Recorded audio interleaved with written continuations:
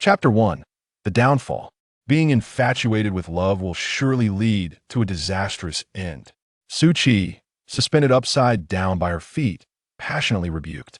Lin Feng, who was holding her, halted his actions and coldly inquired, "What nonsense are you mumbling? Are you willing to withdraw or not?" As blood rushed to her head, making it hard to breathe, Sui Qi felt the world's cruelty weighing heavily upon her. Once a chef with a fervent love for wilderness survival, she had painstakingly saved up 200,000 for a down payment on her own small home. Just as she was about to embark on renovations, a sudden flash flood during an expedition claimed her life in a narrow, steep canyon. Upon awakening, she found herself transformed into the malicious love-struck Sui Qi of the interstellar realm. The original owner was a wealthy heiress who, after being handed an umbrella by the campus heartthrob Lin Feng on a rainy day, fell hopelessly in love with him and launched an aggressive pursuit. While there is nothing inherently wrong with pursuing one's affections, she became obstinate after being explicitly rejected, proclaiming herself as Lin Feng's current girlfriend and forbidding any other girls from approaching him. She even went so far as to buy his photographs at exorbitant prices and pry into his personal life, severely disrupting his school experience. In desperation, Lin Feng sought help from his childhood friend Lu Rong, asking her to pretend to be his girlfriend in hopes of deterring the original owner. To his dismay, instead of retreating, she became increasingly jealous, bribing Lu Rong's classmates to bully and isolate her, to the extent that Lu Rong was too afraid to attend school. Overwhelmed with guilt, Lin Feng intervened, dealing with the bullies and approaching the original owner to demand an apology from her. However, she remained unrepentant, claiming Lu Rong deserved it, hurling insults and baseless accusations, and relentlessly pursuing Lin Feng. Frustrated by her unreasonable nature, Lin Feng wished to distance himself from her as soon as possible. Just then, the highly popular large-scale survival game, Apocalypse, Survival on the Wasteland, launched its second season. Participants would be dropped onto a desolate planet with harsh climates, where they had to survive for 21 days to complete the challenge. Season 2 featured 10 challenges, with the specifics of the desolate planet kept confidential, leaving players in the dark. Each successful completion would reward players with a hefty sum of 10 million interstellar coins. The first season saw 2 million participants, yet only 776 emerged victorious, illustrating the challenge's difficulty. However, Lin Feng had long been captivated by this game, and entering the desolate planet would provide him with a perfect escape from the original owner. Thus, he applied for an extended leave from school, enlisting Lu Rong and 2 other friends, siblings Jiangchun and Jiangning, to join him in the game. Yet, on the day of the game's commencement, aboard the spacecraft heading to Shine Star, he encountered the ever-persistent original owner. Before he could voice his concerns, an announcement echoed through the ship. The first game of survival in the apocalypse will be a team survival mode. Players must form their own 4-member teams. Those who have not successfully formed a team by the time they reach the desolate planet will be randomly assigned by the system. Upon hearing this, the original owner clung to Lin Feng, insisting on forming a team with him. Lin Feng, unwilling, coldly instructed her to withdraw from the game. True to her malicious reputation, she seized the opportunity when the spacecraft paused for energy replenishment to attempt to shove Lu Rong out of the ship. Fortunately, Lu Rong had anticipated her treachery and thwarted her plans. This act ignited Lin Feng's pent-up emotions, and he forcefully flipped the original owner onto the ground, hoisting her upside down and compelling her to withdraw from the game. With all his strength, Lin Feng's kick sent the original owner's head crashing against a hard metal wall, blood staining her short black hair.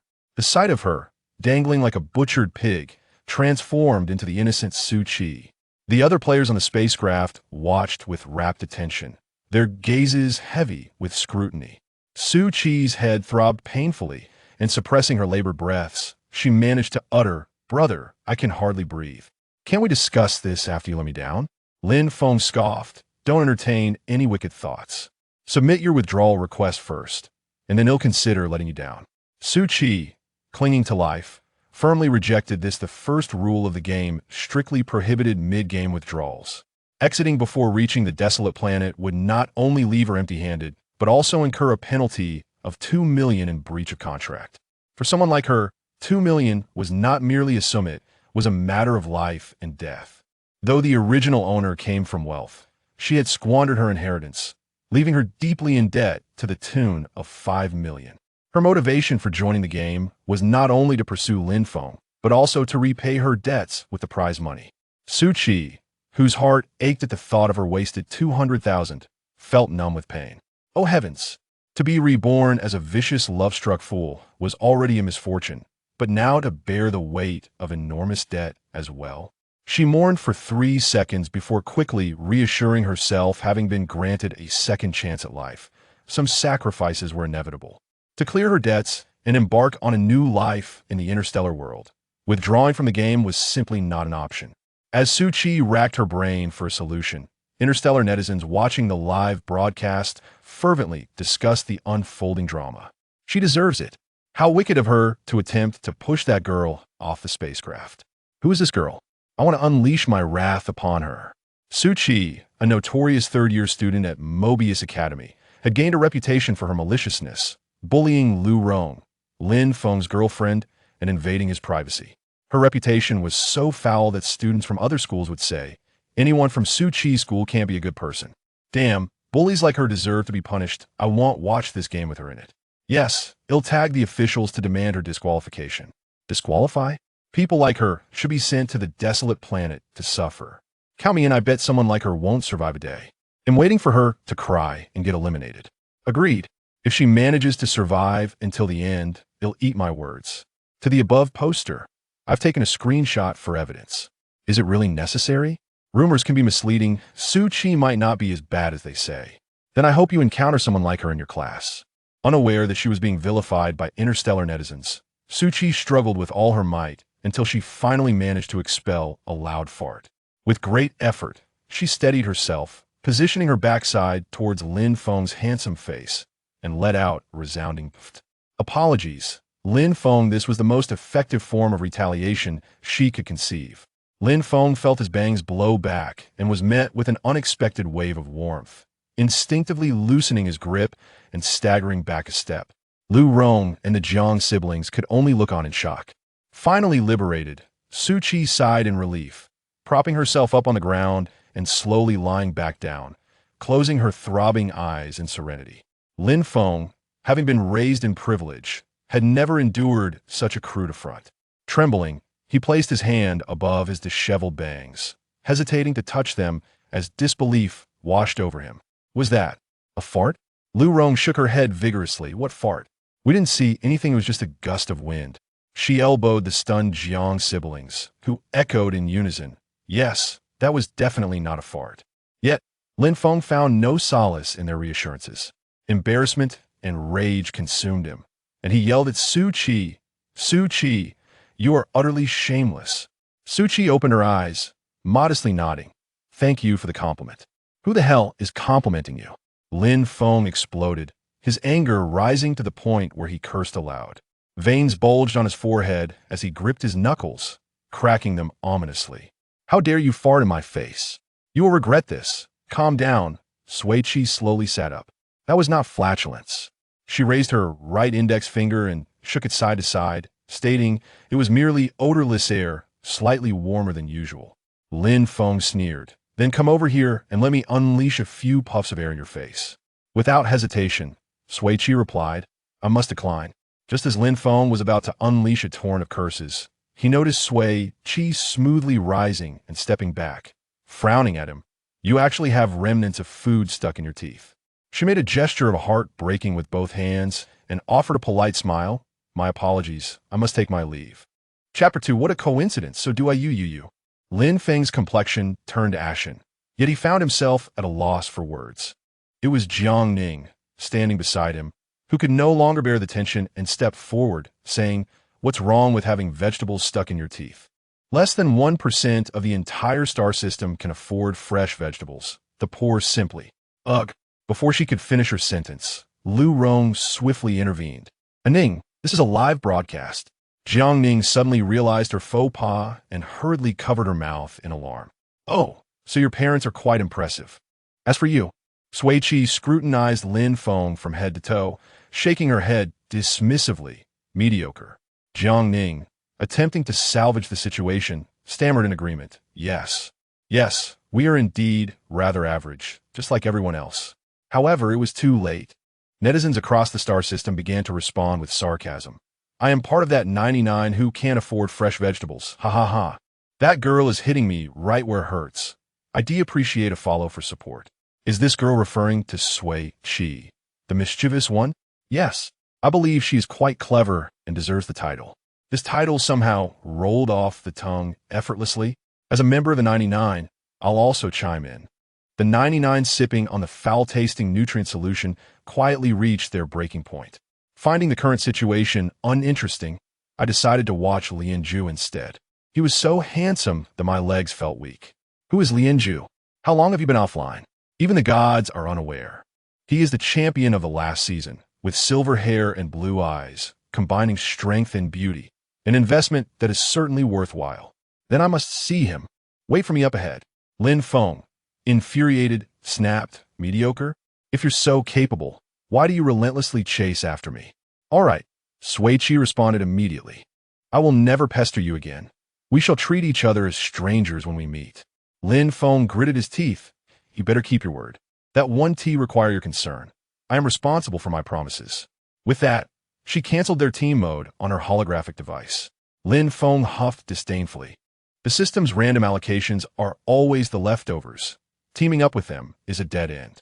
3 years ago, the game Apocalypse, Survival on a Wasteland, emerged, attracting a staggering 260 million registrations from Star System players.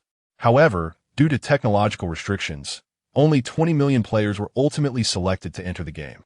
At that time, the game had no rules, only one principle: survival above all. The officials thought, since they dared to come, they certainly were not afraid of death. Players assumed, since they dared to launch it, they were guaranteed survival. This resulted in nearly 30,000 players meeting untimely deaths. And the game was subsequently suspended after the third arena, mandated to undergo rectification. In this new iteration, the officials added only one rule to the existing principle: killing other players is prohibited.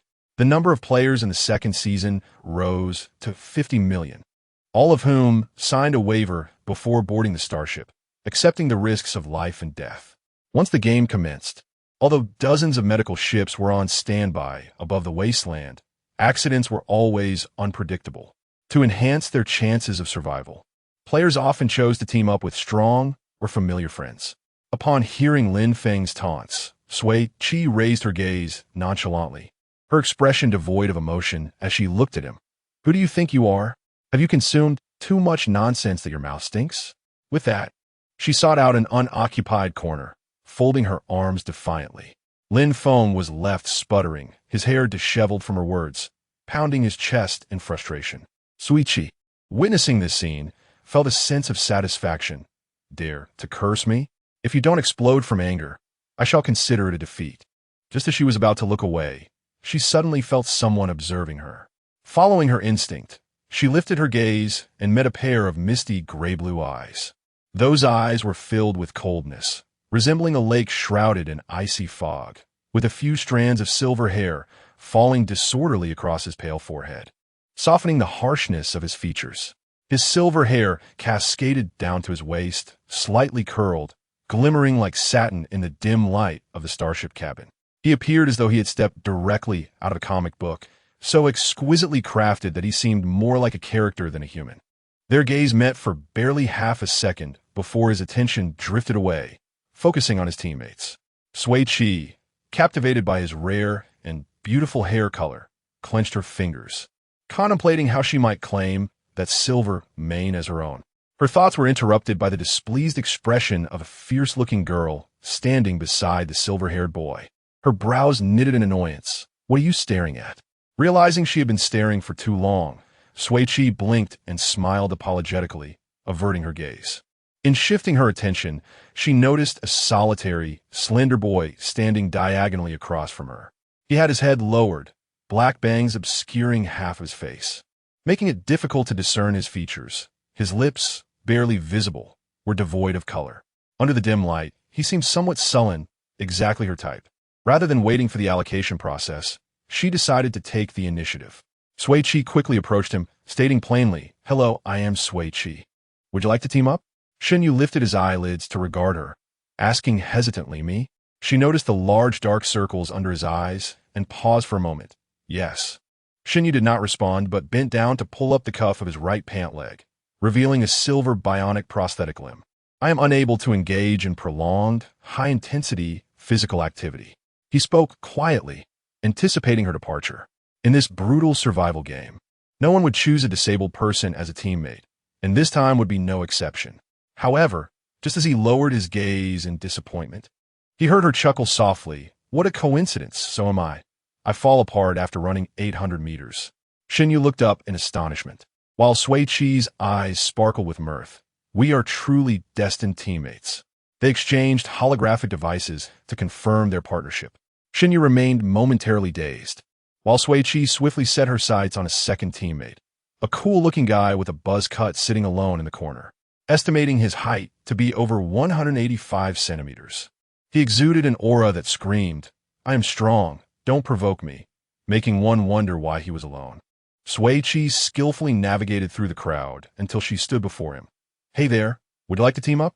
Before the young man could respond, a burly man nearby hastily interjected, I advise you not to team up with him. He has all show and no substance, fainting at the slightest hunger. He's of no help. Sui Qi raised an eyebrow. Low blood sugar? That's manageable. Shun had no intention of hiding his dissatisfaction. He shot a glare at the burly man. No need for your unsolicited advice.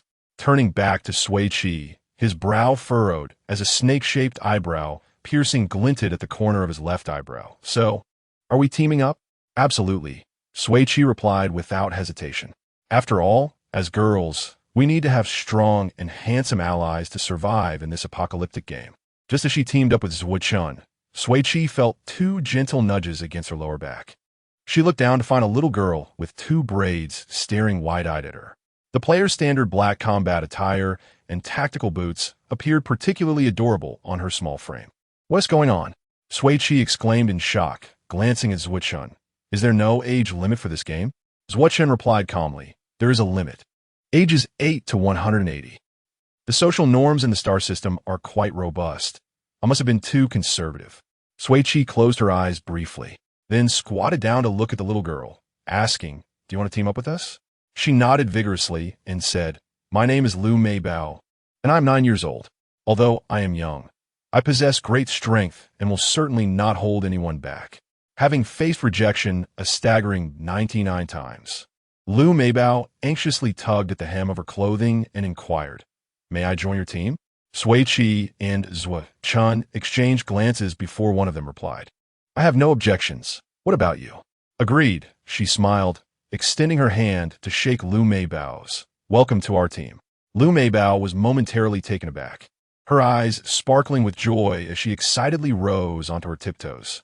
Chapter 3, A Bet. Sui Qi, accompanied by Shun and Lu Mei Bao, approached Shinyu to unite their party. After a brief introduction, the four exchanged friend requests and established a group chat. Sui Qi felt quite pleased with her teammates, though the expressions of other players were less than favorable. They comprised a venomous heiress, a brooding disabled youth, a frail boy with a buzz cut, and a 9-year-old lowly in the midst of losing her baby teeth. This seemingly ragtag assembly, frail and lacking in strength, epitomized a substandard team likely to survive no more than 4 days in the game, 1 casualty per day, undeterred by the judgment of others. The quartet engaged in lively conversation through their holographic devices. Let us create a team name worthy of us, Sui Qi suggested. I'm here. You are all the grandsons team, Shun replied. That name is already registered, came the retort from the diligent little girl. Let us crush the Wild Star team. That name is also registered. Shinyu does not protect the weak, the hazardous space junk team. That name is registered too. Can names really overlap? Shun mused. Listening to her teammates' suggestions filled Sui Qi with a sense of comfort, indicating their spirits were high. She calmly typed in her ideal team name, escaping from the asylum team, and upon submission, it was successfully registered. The others fell silent for a moment before expressing their approval. Soon, an electronic announcement echoed throughout the ship. We have arrived at Sandstone Star. All players have successfully formed teams. As per tradition, we will now enter the prize quiz segment. This segment consists of a singular question, and each player has only one opportunity to answer. The first team to submit the correct answer will receive an initial equipment pack. Shun swiftly prepared his device to receive the question, eager to demonstrate his speed. Noticing her teammates focused intently on their screens, Sui Qi mimicked their seriousness. As the prompt-generating question appeared, she quietly inquired, "Why isn't it a test of intelligence?" This question seems trivial. Lin Feng, who had approached unnoticed, scoffed. Being malicious is one thing, but at least have some self-awareness. To think someone who has consistently ranked at the bottom would want to compete in intelligence is laughable. Lin Feng, the school's popular figure, was indeed adept at looking down on others. Sui Qi retorted without hesitation. "How can you speak so harshly?" Lin Feng was infuriated. "Why are you so cruel with your words?" Sui Qi replied with a smile. "You called me a venomous woman. Did you expect me to speak kindly?" "Enough of Feng," Lu Rong interjected, pulling the shaking Lin Feng behind her. She turned to Sui Qi, stating, "We would like to leverage this quiz for a bet. If we answer correctly, you must publicly apologize to me on the school forum and promise never to bother me or Lin Feng again." Sui Qi sighed inwardly, recognizing the mess left for her by the original owner of this body. While feeling sorrow, she maintained a calm demeanor, asking, "And if I answer correctly?" Given that this was a survival game, the official question would likely pertain to survival skills. If it were about interstellar knowledge, she might struggle. However, when it came to survival, she was confident that no player on the ship could surpass her. Lu Rong paused, her expression betraying disbelief at the absurdity of Sui Qi's confidence. She exchanged glances with Lin Feng and others, their eyes glinting with derision. The official quiz was notoriously challenging. How could a waste of space like Sui Qi possibly succeed? Ugh, Shun, unable to tolerate their demeanor, stepped protectively in front of Sui Qi, his eyes twitching with irritation. Shin Yu also advanced, his expression stoic. "You all do not provoke trouble." Lu Mei Bao clenched her fists, ready to defend their team. "It's all right. No need to worry." Sui Qi softly reassured her teammates before coldly addressing Lin Feng. "If I answer correctly, I want a Supreme VIP shopping card from Lin's Star Domain department store." The Lin family's stores were scattered across the entire Sarah Star, and the Supreme VIP card boasted a limit of 5 million interstellar coins. Sui Qi knew Lin Feng would reject this condition, but that was fine. Her true aim was a red diamond card with a limit of 100,000. Starting with an outrageous demand would give her leverage. "You're dreaming." Lin Feng's furious shout shattered her daydream. "You'll never get the Supreme VIP card." Sui Qi shrugged. "In that case, I won bet with you." Lu Rong immediately interjected. "That's not acceptable." She would never pass up an opportunity to rid herself of Sui Qi. "I have a blue diamond shopping card from Lin's Star Domain department store with a balance of over 260,000. I'll wager it. Do you accept?" Ecstatic at the prospect of a windfall, Sui Qi feigned reluctance, furrowing her brow for a moment before agreeing. "I suppose I'll reluctantly accept your wager." Lu Rong discreetly sighed in relief as she drafted a betting agreement on her holographic device and sent it to Sui Qi. After both parties signed, the contract was solidified. The quiz question was dispatched to all players' devices. "What will the weather be like tonight on Sandstone Star?" Shun instantly typed his answer. This question is surprisingly simple. The weather on Sandstone Star is either hot or dry. Shin Yu and Lu Mei Bao echoed similar responses. However, Sui Qi, catching the scent of moist air wafting through the porthole, furrowed her brow. There was the unmistakable scent of a storm brewing. Since childhood, her sense of smell had been unusually acute, allowing her to predict rain by the day's air quality. She had never been wrong. To confirm her suspicion, she approached the porthole and observed the solar halo and the massive clouds forming, prompting her to input her answer. Just as she clicked submit, the countdown timer in the top left corner of her screen paused at 7 seconds, and a jubilant electronic voice resonated throughout the ship. "Congratulations to the escaping from the asylum team for answering correctly. Your combat readiness pack will be distributed shortly. Please check your inventory." Before Shin Yu and the others could fully comprehend what had transpired, a small black combat readiness pack appeared in their hands. containing a folding knife and a silver, multifunctional alloy water bottle. Wow, Sui Qi exclaimed. Impressive, Sui Qi. Shen Yu and Lu Meibao gave her thumbs up in approval. Meanwhile, Lin Feng and Lu Rong, having heard the announcement, stood in stunned silence, gazing at Sui Qi in disbelief. Lin Feng incredulously asked, "How is that possible? What did you write?" Sui Qi ignored his question, instead smiling at Lu Rong. "Please send me the blue diamond shopping card after the game concludes."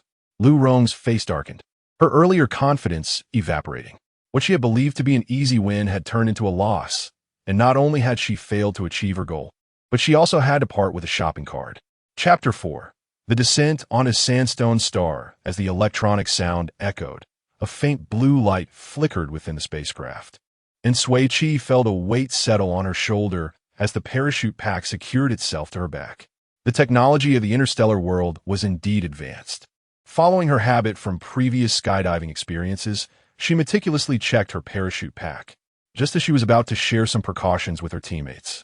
She felt the ground vanish beneath her feet. A sudden wave of weightlessness and powerful wind pressure engulfed her. The spacecraft had unexpectedly opened its hatch, and she was plummeting from an altitude of 3,000 meters.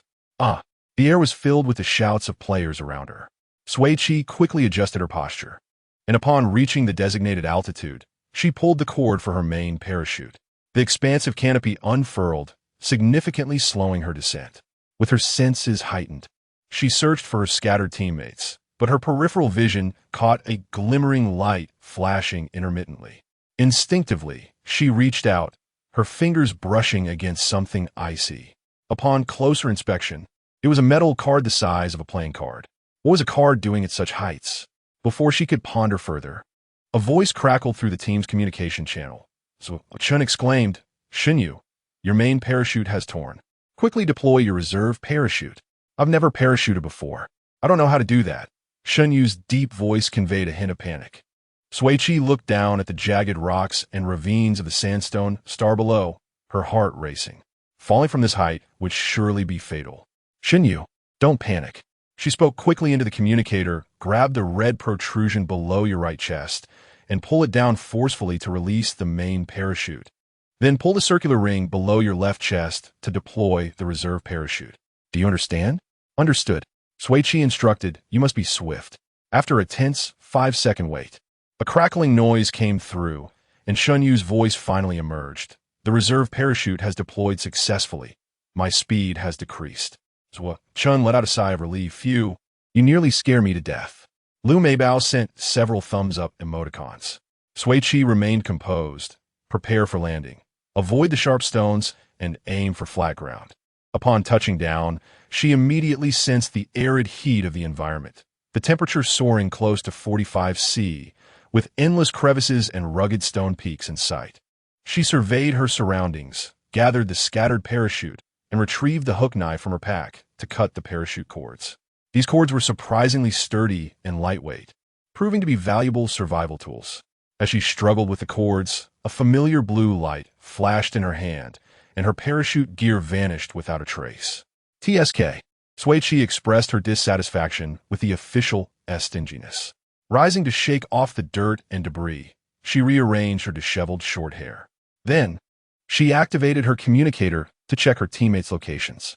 Finding that all three were approaching her, she decided to remain still. Moments later, the four members successfully reunited. "Thanks. I owe it to you all," Shen Yu said softly, though sincerity shone through his tone.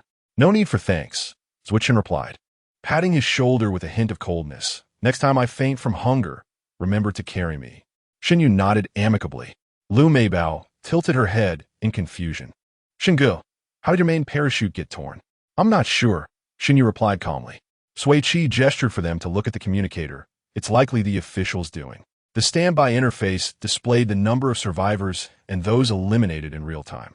Merely at the beginning of the skydive, 372 players had already been eliminated.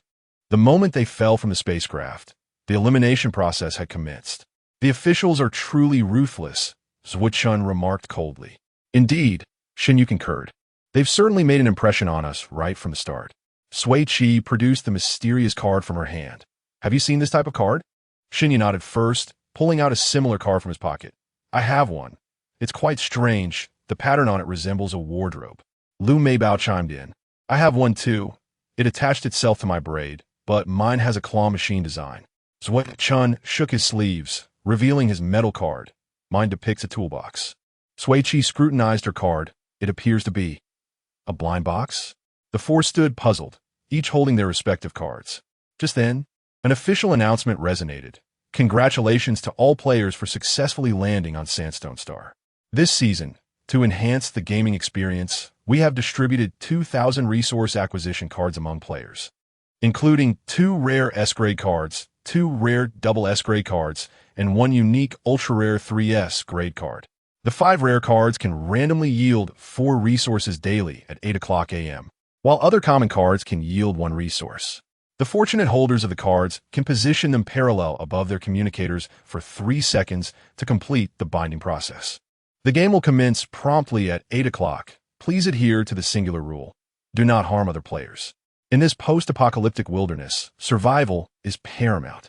Sui Qi exchanged glances with her teammates, quickly forming a circle to shield their cards from the gaze of other players, discreetly binding their cards. What's going on? Why didn't they mention the rare cards earlier? Our team only has 1. How unfair. Having 1 is better than none. We haven't even seen a shadow of a card. Amidst the collective grumbling of players, Sui Qi's communicator erupted with electronic fireworks. Congratulations. You have successfully bound the ultra-rare SSS blind box card.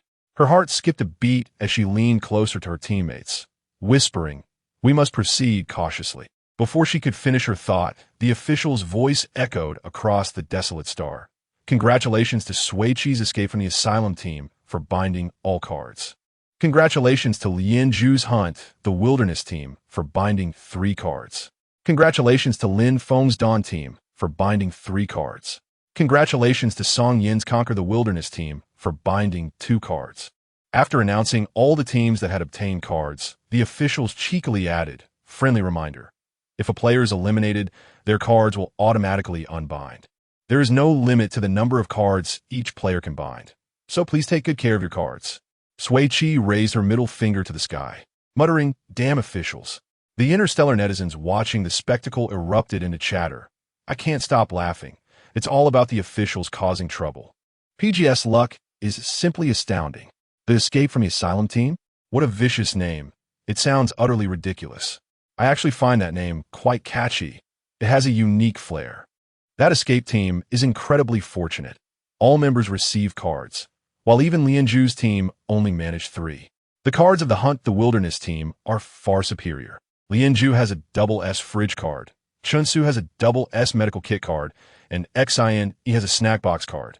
They're well equipped. That escape team is a complete waste. With so many cards, they only be chased down later. I agree. None of the 4 can fight. They want to be able to hold onto their cards. The only SSS card is in Sui Qi's hands. A comeback ISNTA dream. So what? The blind box card as contents are unknown. How does it compare to Lian Zhu's fridge card?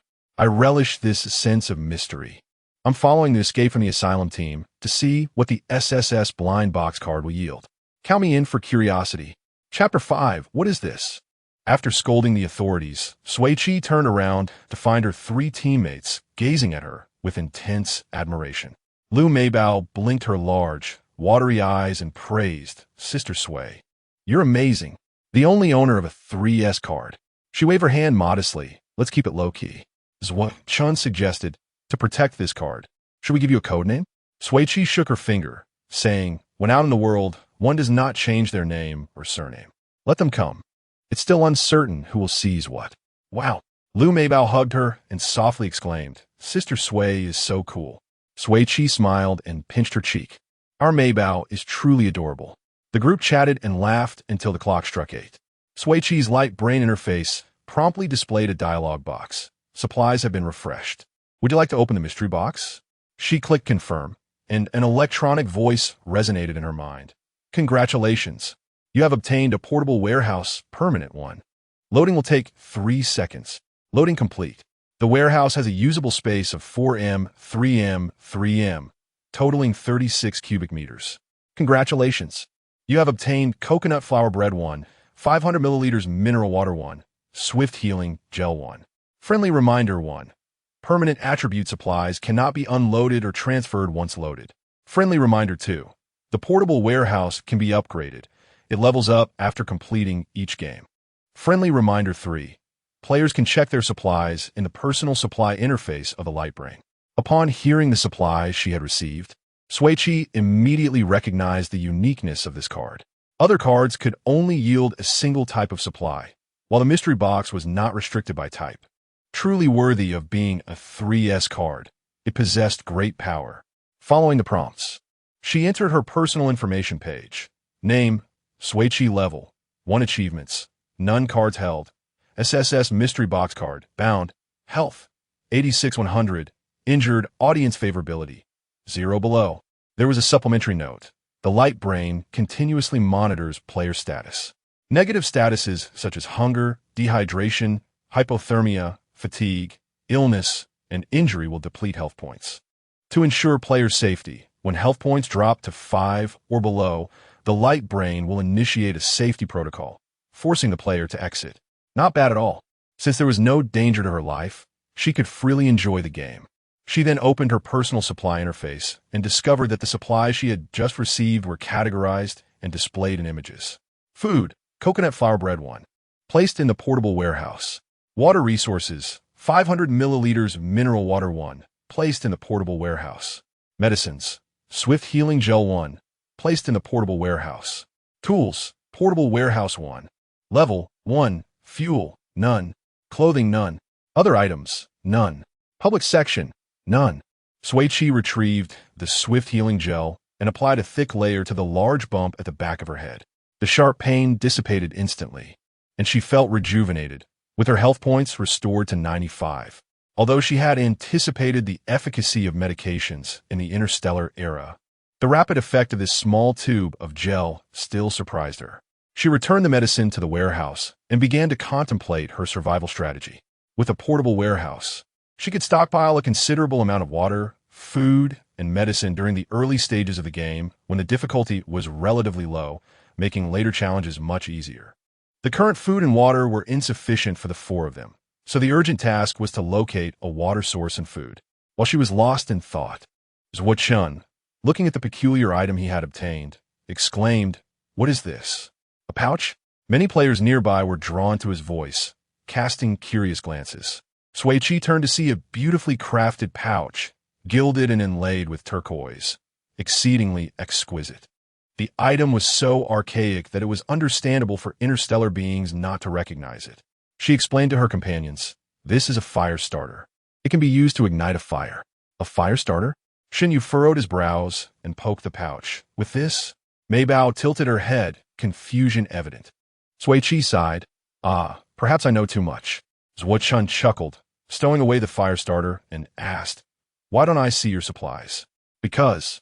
Sui Qi lowered her voice. "Sister has obtained the portable warehouse." Shun exclaimed, "Damn, that's impressive." Shin Yu added, "As expected of a 3S rare card." Lu Meibao exclaimed, "Wow." The advantages of the portable warehouse in this apocalyptic survival game were immense. It provided a completely safe storage space, eliminating concerns about weight and mobility, allowing them to stockpile vast amounts of supplies. This significantly heightened the survival probability for the 4-man team. Shin Yu frowned, shaking the thick blanket he had acquired. This blanket for 4 people is utterly useless on Sandstone Star. How could that be? Sui Qi sniffed the increasingly noticeable scent of rain in the air. With only 2,000 rare cards in existence, the supplies obtained must have their uses. Sister Sui, then what about this doll? What use does it have? Meibao tugged at the ears of the rabbit doll she held, looking dejected. It's just a cute piece of junk. Sui Qi found it amusing as she playfully tugged at her messy hair. The cotton inside the doll is flammable. It can be used to start a fire, serve as tinder, and even filter unclean water in the wild. It's quite useful. Really? She suddenly perked up, her eyes shining as she looked at Sui Qi. Of course, Sister Sui never lies. She continued, "Since it's a team survival game, your supplies should also be able to fit into my portable warehouse." The group opened their personal supply interfaces and discovered that by clicking on the supply images, A dialogue box would pop up. Would you like to place this supply in a teammate Sui Qi's portable warehouse? Shin, clutching the heavy blanket, sighed in relief. That's great, is what Chun cautioned. Now that there are many eyes around, let us wait until we reach a secluded area to store them. Mei Bao observed the other players beginning to move and said, shouldn't we set off to find the city? Other players are already taking action. The authorities would release a large quantity of supplies in cities such as Hongsha City, Mingfeng City, and Hanyang City at 8 o'clock on the 7th night after the game commenced. No rush. Let us take advantage of the daylight to gather some food and water.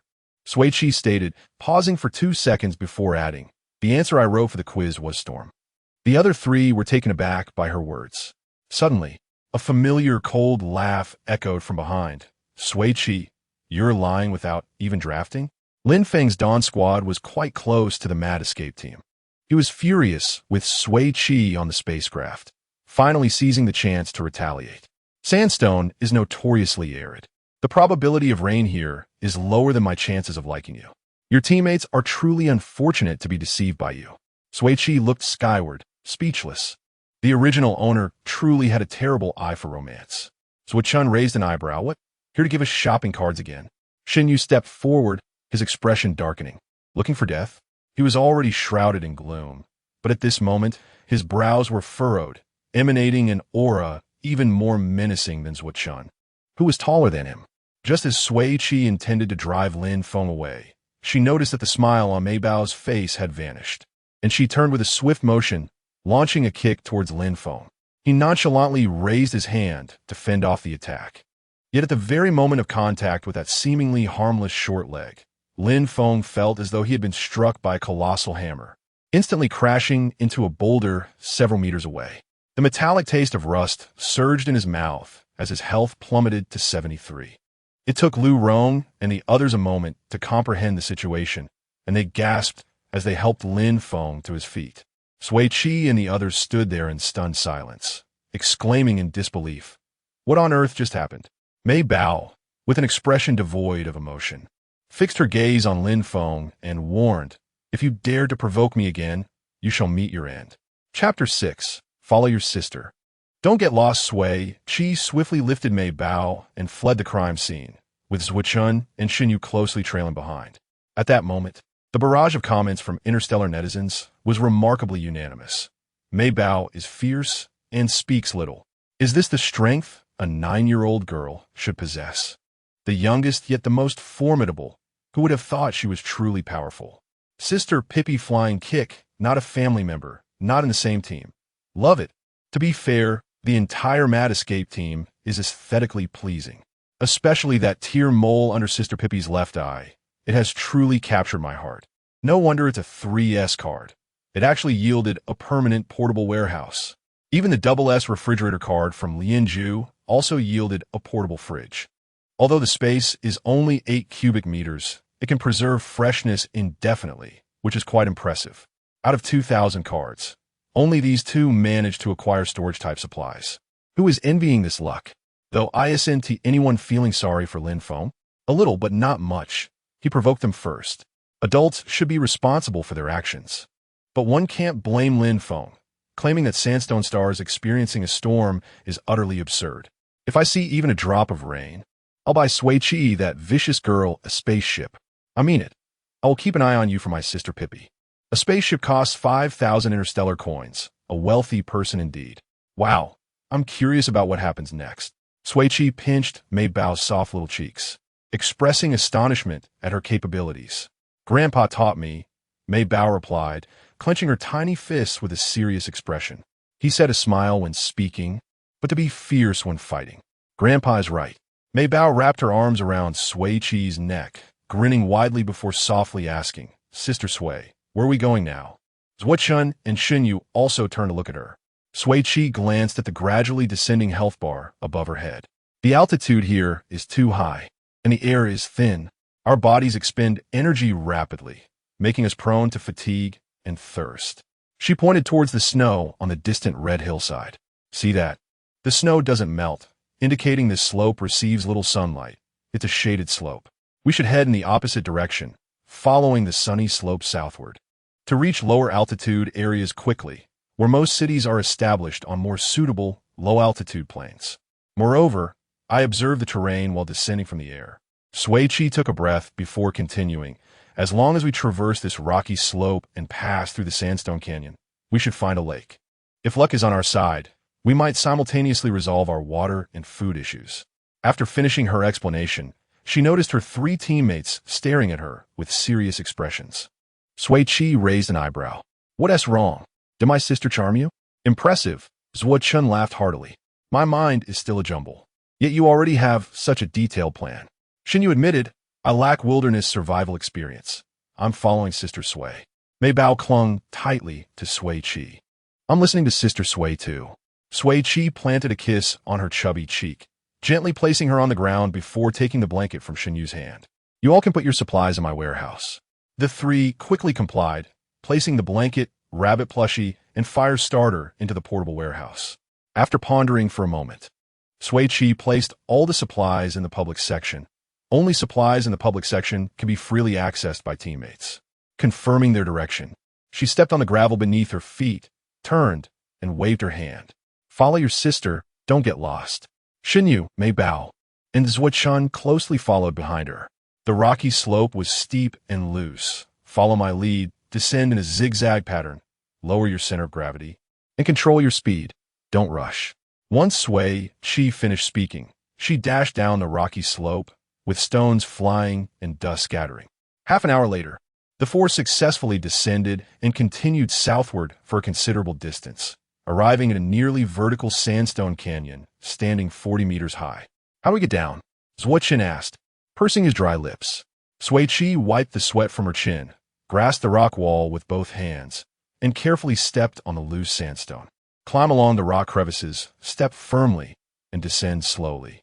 Mei Bao, stay close to me. No sooner had she spoken than Mei Bao jumped down from Chin's back, gripping the rock top with one hand, dangling from the vertical sandstone wall, swaying in the wind.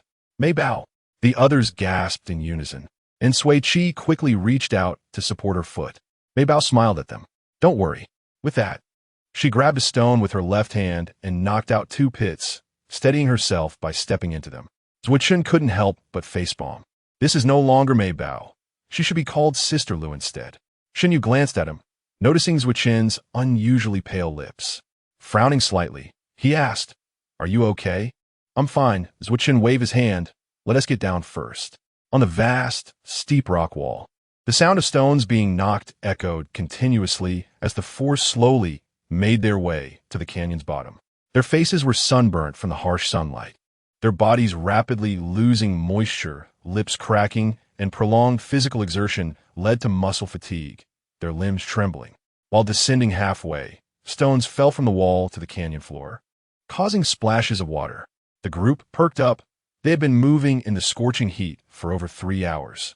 The constant reminders of thirst echoed in their minds, and their health points continued to decline, urgently needing rest and hydration.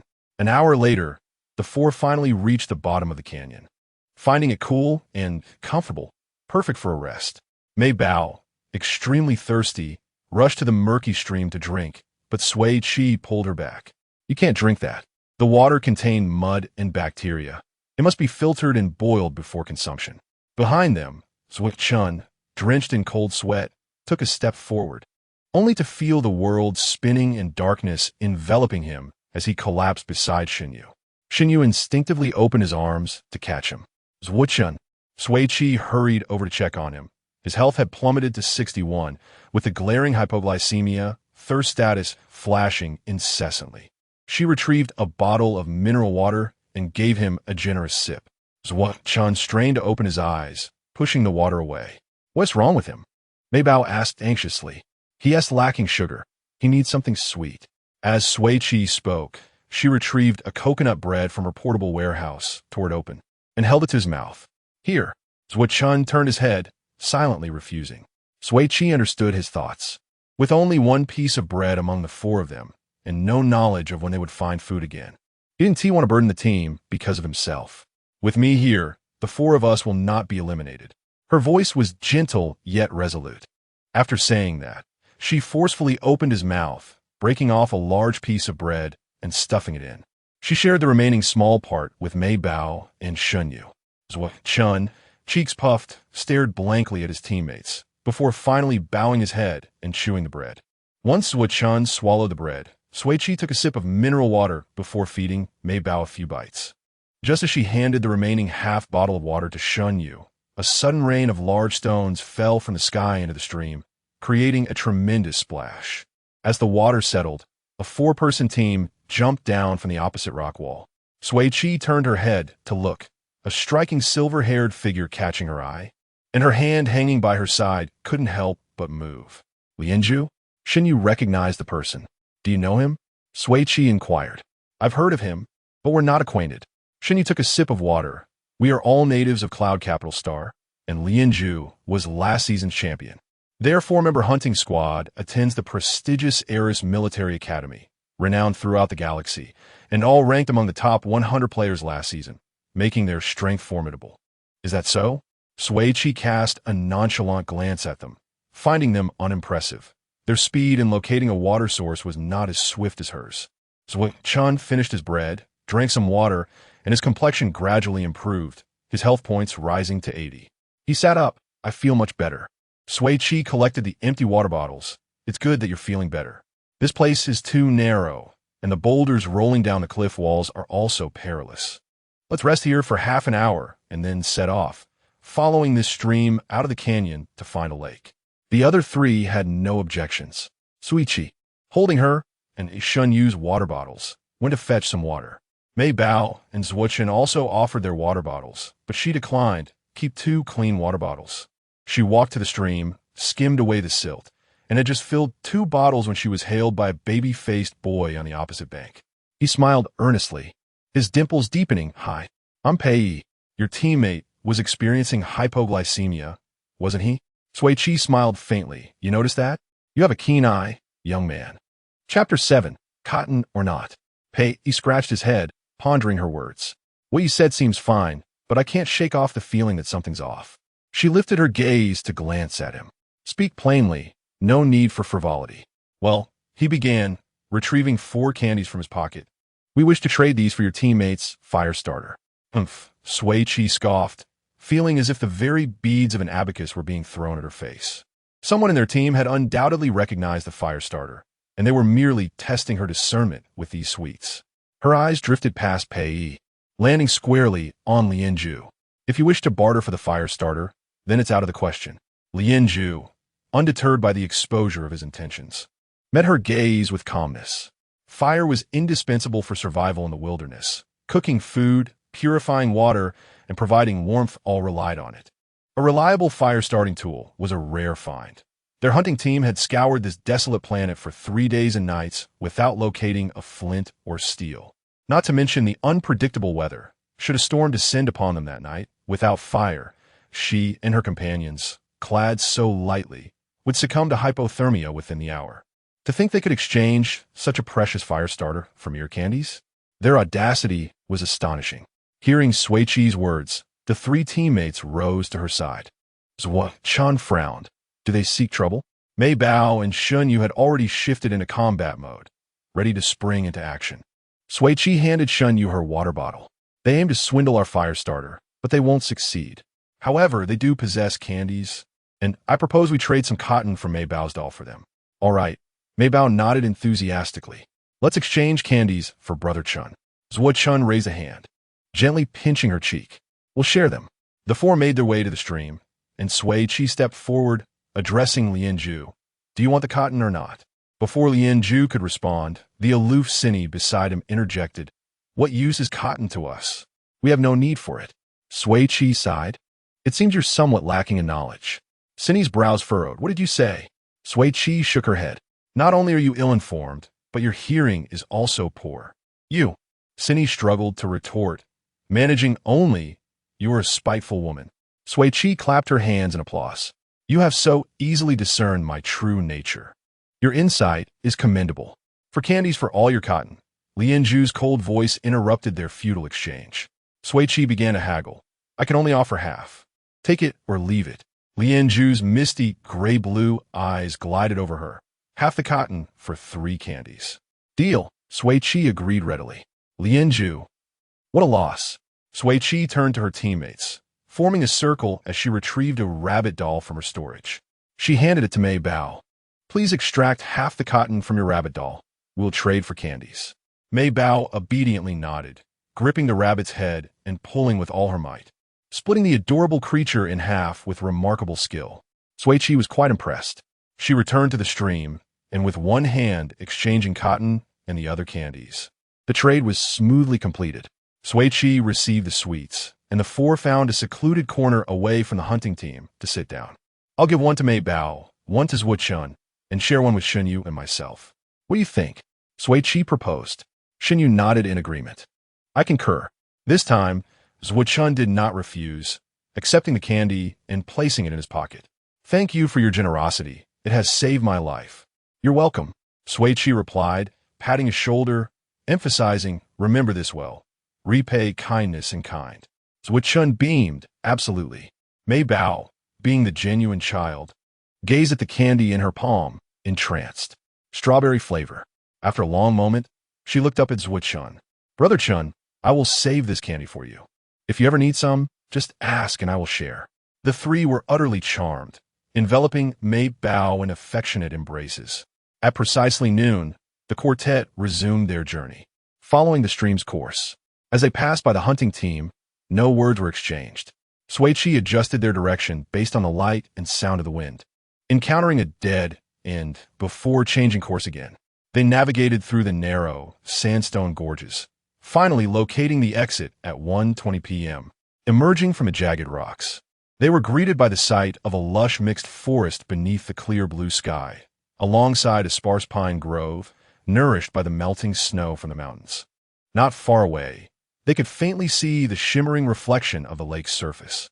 The anxiety that had gripped their hearts finally subsided, and they burst into jubilant cheers. Sprinting towards the lakeside, Sui Qi felt an overwhelming sense of relief, grateful not to have betrayed her teammates' trust. Zhuo Chun dove headfirst into the refreshing lake water, exclaiming, refreshing. Shun Yu scooped up water to wash away the sticky sweat on his face, suddenly catching a glimpse of a fleeting fish beneath the surface. His voice, usually low, took on a hint of excitement. There are fish in this lake. Zhuo Chun rushed over. Where? Sui Qi and Mei Bao joined him, and the four of them huddled at the lake's edge, spotting numerous fish. Sui Qi quickly devised a plan. Zhuo Chun and I will gather firewood and filter the lake water, while Shun Yu and Mei Bao will catch fish. They swiftly set to work. Sui Qi produced an empty mineral water bottle, removing the cap and cutting off the bottom. She stuffed the bottle with cotton, small stones, and dry twigs, layering more cotton on top. Inverted, the makeshift filter was ready. Zhuo Chun filled a water bottle with murky lake water and poured it into the bottom of the mineral bottle, watching in astonishment as clear droplets emerged. How can such dirty lake water become so clean? The water in this lake was not excessively polluted. Sui Qi handed the filter and water bottle to Zhuo Chun. This water needs to be boiled before drinking. You filter it here while I go start the fire. All right, I've got this, he replied. She gathered a good amount of dry twigs and collected some pine resin from the trees. Pine resin not only served as an accelerant, but also had preservative and insect-repelling properties. On her way back, she spotted Mei Bao at the shore, hoisting a boulder nearly 3 times her size and crashing it into the lake. Several fish were sent flailing onto the bank. Shun Yu, wielding a stick, expertly knocked the fish unconscious before spearing them on the branch. Their teamwork was seamless, yielding impressive results. Sui Qi dug a small pit not far from Zhuo Chun, crushing the pine resin and laying it on a bed of dry grass. She then took out her fire starter, placing flint on the cotton and striking it with the steel, creating sparks that easily ignited the cotton. Fully engrossed in her task, she remained oblivious to her 3 teammates, watching her from behind. Carefully, she blew on the sparks, nurturing them until they caught on the resin and dry grass. A fierce fire blazing to life.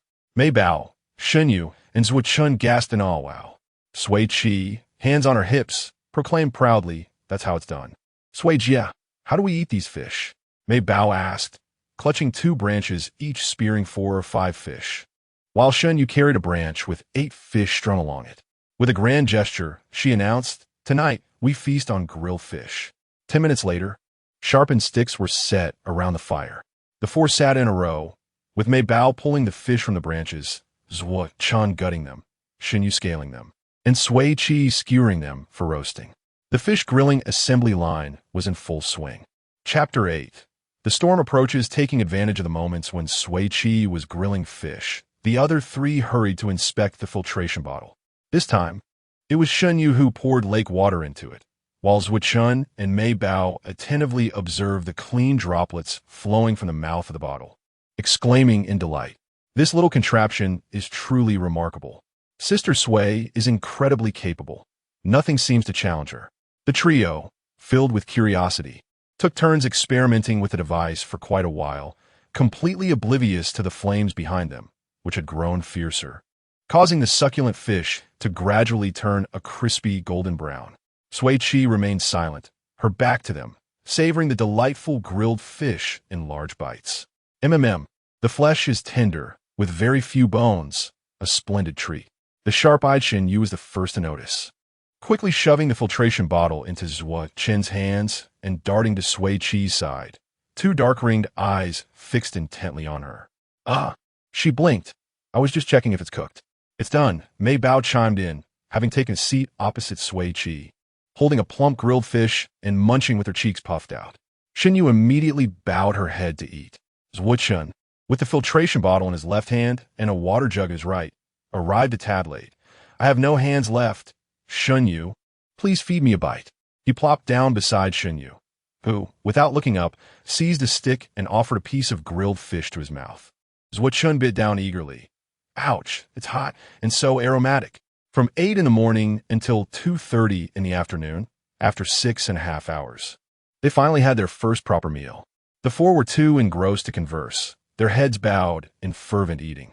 Sui Qi quickly finished off 2 grilled fish, wiping her mouth in satisfaction before taking the filtration bottle and water jug from Zhuo Chen. I'll hold these. You eat. Zhuo Chen was profoundly touched. I adore you, Sister Sui. The four relished their 9 fish, while the remainder was stored away. After filling her water jug with clean water, Sui Qi sat cross-legged, tightened the cap, and disassembled the jug. This multifunctional water container served 3 purposes, akin to the 78-style jug. The outer casing was a pot of the same size, with a matching small lid at the bottom. It functioned as a water jug, a small pot, and a lunchbox, making it exceptionally practical. Sui Qi placed the filled jug into the fire to boil, allowing it to cool before distributing it among her teammates. After a long day of labor, the four finally felt satiated, their vitality restored to above 90. After a brief rest, they began to stockpile supplies. Sui Qi dipped the jug into the lake, intending to collect some water for storage. However, her light brain prompted. Lakes are classified as immovable resources and cannot be stored in your personal warehouse. As expected, Sui Qi remarked, not surprised. After pondering for a moment, she and her teammates used stones to outline 2 reservoirs, each about half a meter in diameter and half a meter high, filling the gaps between the stones with a mixture of lake water and gravel. Once dried, they became quite sturdy. She also instructed Mei Bao to craft a few stone ladles, and within half an hour, the 4 of them filled both reservoirs with lake water. This time, Sui Qi placed her hand directly on the reservoir. Detected collectible resources. Would you like to place them in your personal warehouse? It's a success, Sui Qi declared, storing 1 reservoir while leaving the other for fish. Their efforts had not been in vain. Zhuo Chen rolled up his sleeves and pointed to the pine forest. I'll gather some firewood. Mei Bao lifted a large stone. I'll go catch fish. Xinyu, I'll pick up the fish. Sui Qi, I'll filter some more lake water. The group busily gathered supplies until 5 in the afternoon, during which Sui Qi filtered 3 full jugs of lake water. Zhuo Chen, with a piece of candy in his mouth, doubled his energy, nearly stripping the entire pine forest bare, filling a quarter of his personal warehouse with dry wood, while the fish in the lake were quickly scooped up by Mei Bao and Xinyu. Suddenly, Sui Qi caught a distinct whiff of impending rain. She looked up to see a massive, fluffy cloud looming overhead. She called Zhuo Chen back from the pine trees and approached Xinyu and Mei Bao. We need to move. Xinyu tossed the fish in her hand into the reservoir and swiftly packed her gear. Mei Bao also dropped the large stone she was holding and joined Sui Qi. Switchin cautiously scanned the surroundings. What is happening? Look at the sky. The three of them tilted their heads upward. Zhuo remarked, the sunlight is blinding. Shen Yu added, clear skies with some clouds. Mei Bao observed, that big cloud looks rather gray. Indeed, it was that very cloud. Sui Qi explained that its large, fluffy shape and deep gray bottom indicated it was a cumulus cloud forming into a thunderstorm cloud. They needed to pack up quickly and leave. The area was too exposed and unsafe. They had to find a secure shelter before the storm struck. Sui Qi stowed all supplies in the warehouse, covering up the traces of their stay before setting off. The three teammates followed her without a hint of doubt, hastening to leave the pleasant oasis and venture towards the southern sandstone wilderness. The four traveled at full speed for an hour, surrounded by towering sandstone, boundless gravel plains, and bizarre wind-eroded landforms, with not a hint of greenery in sight. They gasped for breath, seeking shade beneath a sandstone cliff to rest briefly, only to discover a black dust beast carcass wedged in a crack. Its insides and flesh had been hollowed out, leaving only the skin and bones. The black dust beast was a species from the planet Charis. How could it have appeared on the sandstone planet? Shen Yu pondered in confusion. Zhuo placed a hand on his shoulder. Thousands of gaming bases cover this barren planet, providing technical support. Transporting an animal carcass from another planet is not particularly difficult. You have a point, Shen Yu nodded but couldn't help frowning. But why go through such trouble to bring the black dust beast's corpse here? Sui Qi had already formed a hypothesis in her mind. This should be a randomly dropped resource from the officials. Is a carcass without meat still considered a resource? Zhuo questioned. Did none of you do any research before signing up for this game? She asked, perplexed. How can you lack even the basic wilderness survival knowledge? Shen Yu scratched his face. I thought it was just a day trip, so I didn't prepare much. I was also planning a day trip. Zhuo cleared his throat. It's already the 31st century. This wilderness survival knowledge hasn't been preserved, and we have no means to learn. He looked at Sui Qi. Someone like you is truly rare. I feel that even the decision-makers don't know as much as you do. Mei Bao chimed in. Brother Chun is right. Sister Sui is indeed impressive. Sui Qi maintained her composure, but inwardly, she was elated. After the game, becoming a wilderness survival blogger in the interstellar world would surely be lucrative. The fat could be used to start a fire, the skin for warmth, and the bones to set traps. After briefly educating her three teammates, she stored the black dust beast carcass in her warehouse and continued on their journey. Half an hour later, Sui Qi finally spotted signs of a cave on a sandstone cliff. Look, isn't there a cave up there? Mei Bao followed Sui Qi's finger and vaguely saw a dark entrance. It seems there is, but it's not clear. Where? Zhuo leaned in, but couldn't find it after a long look. There are many. Shen Yu, as always, had keen eyes. Those must have been the caves where the original inhabitants of the sandstone planet lived. Sui Qi quickly made a decision. Let us go. We need to climb up and take a look. With a call and response, the sandstone was steep but had a gentle slope, with many protruding stones making it easy to climb. Just as they reached halfway, the previously clear sky suddenly darkened, the clouds obscuring the sun, and a fierce wind swept across the desolate plain, howling through the jagged sandstone. The four clung tightly to the rock face, not daring to relax for even a moment. The young girl, endowed with great strength yet weighing lightly, was swayed by the fierce winds and, in a moment of misstep, nearly slipped off the cliff. Ever vigilant, Sui Qi swiftly grasped her arm, positioning himself on her left, while Shen Yu accelerated to shield her on the right. Meanwhile, Zhuo stood guard directly beneath her. Seizing the brief lull in the tempest, the four ascended rapidly. Just as they all entered the cave, a brilliant flash of lightning cleaved through the ominous clouds, followed by a deafening clap of thunder, as torrential rain cascaded from the heavens like a waterfall. The arid sandstone planet, known for its droughts, was instantaneously engulfed by the ferocious storm. Chapter 9. Gratitude to all the bosses. Shen Yu and her companions stood in stunned silence, gazing at the pitch-black curtain of rain. Momentarily lost in thought, Sui Qi snapped her fingers, breaking the spell. Don't dawdle. Zhuo turned to her, bewildered. You actually predicted the rare storm on Sandstone Star. Xinyu leaned against the rock wall, chuckling softly. It nearly turned into a day trip. Mei Bao, leaning against Sui Qi's leg, shivered from the cold wind seeping through the cave entrance. Sui Qi guided her further inside and retrieved the carcass of a black dust beast from her storage, swiftly skinning it to obtain its thick fur. She then found a few sharp, elongated stones to serve as nails and affixed the fur at the cave entrance, shielding them from the biting wind and torrential rain. As Mei Bao explored the cave, she discovered a circular depression that seemed ideal for starting a fire, and hurriedly informed Sui Qi. "Great job, Mei Bao. Let us get a fire going." Zuochun and Shunyu were not idle either.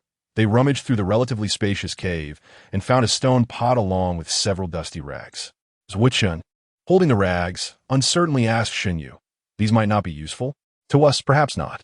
But Sui Qi will surely find a use for them," Shunyu replied confidently. Zuochun nodded, convinced. That makes sense. When they presented the stone pot and rags to Sui Qi, she had already ignited a fire, illuminating the dim cave. The stone pot fit perfectly atop the fire pit. "Wonderful. After a wash and a bit of disinfection, we can stew some fish soup," Sui Qi declared. "So, are these rags useful?" Zuochun inquired curiously. "Absolutely," Sui Qi said, launching into a mini lesson. She tore the rags into strips, soaked them in melted black dust beast fat, and wrapped them around branches. Once lit, they would make excellent torches. Her 3 teammates gave her a thumbs up. Viewers watching the live stream expressed their admiration. Wasn't she supposed to be a malicious, love-struck fool? How does she seem like a survival expert on a desolate planet? Who knows? In our school, there isn't a single tale of her survival skills, and she doesn't seem bad, just an ordinary college girl. Having witnessed Sui Qi's notorious behavior firsthand, her former desk mate was also somewhat bewildered. She truly is quite capable. The crazy escape team made a strong impression right from the start.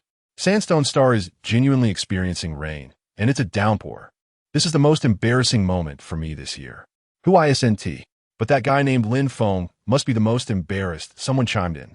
With fish, water, fire, and a warm shelter, the once ridiculed team was surprisingly thriving, which was hard to believe. The wilderness hunting team and the crazy escape team were the only 2 groups to find refuge in the sandstone cave. Although they were headed in completely opposite directions, their outcomes were the same. The crazy escape team has some potential. Teams racing across the wasteland were indeed suffering, relying solely on their morale to weather the storm, their health plummeting like a falling star. Sui Qi is impressive. She gained her first fan the day she joined the crazy escape team, as the barrage of comments indicated. Speaking of which, that wealthy viewer who promised to gift Sui Qi a flying ship upon seeing rain, surely he hasn't been scared off, has he? Hey, I keep my promises. Just a flying ship? I'll send her 2. What a spendthrift, truly a tycoon. I'll just throw in a bicycle for good measure. The financially challenged interstellar workers sent their shallow support as a token of goodwill. In a live stream, Sui Qi's exclusive flying ship soared across the screen repeatedly. Gifts from viewers poured in one after another. The crazy escape team, sipping on fish soup, was shaken by their vibrating light brains, all exhibiting symptoms of Parkinson's. "What is the use of this audience popularity score?" Sui Qi asked her teammates. They shook their heads. Zuochun replied, "I don't know. It's a new attribute this season. Seems rather useless." Xinyu added, "If the light brain is broadcasting it, it must have some significance. We just need to discover its purpose." Mei Bao chimed in, "I vote for Shungo." "I'll second that," Sui Qi said. Viewer deposit machine illegitimate child has followed the crazy escape team. Viewer defense group leader has followed the crazy escape team. Viewer no one in the tomb has followed the crazy escape team. The influx of followers continued. Sui Qi set her fish soup down, straightened her posture, elegantly wiped the soup from her lips, and switched to her standard 8-toothed smile. "Thank you, esteemed bosses, for your attention and gifts." Mei Bao, Shunyu, and Zuochun echoed, "Thank you, esteemed bosses, for your attention and gifts." The 99 of viewers who couldn't afford fresh vegetables remarked, "I've made it. I'm also a boss on the Star Network now." 5 minutes later, a flurry of virtual fireworks erupted before the 4. Congratulations to the crazy escape team for surpassing 10,000 fans, earning one chance to spin the material lottery wheel. As the fireworks faded, A blue virtual circular wheel gradually emerged, divided into 10 prize sections, each marked with no specific material types indicated. Sui Qi was pleasantly surprised by the lottery. The officials are quite humane.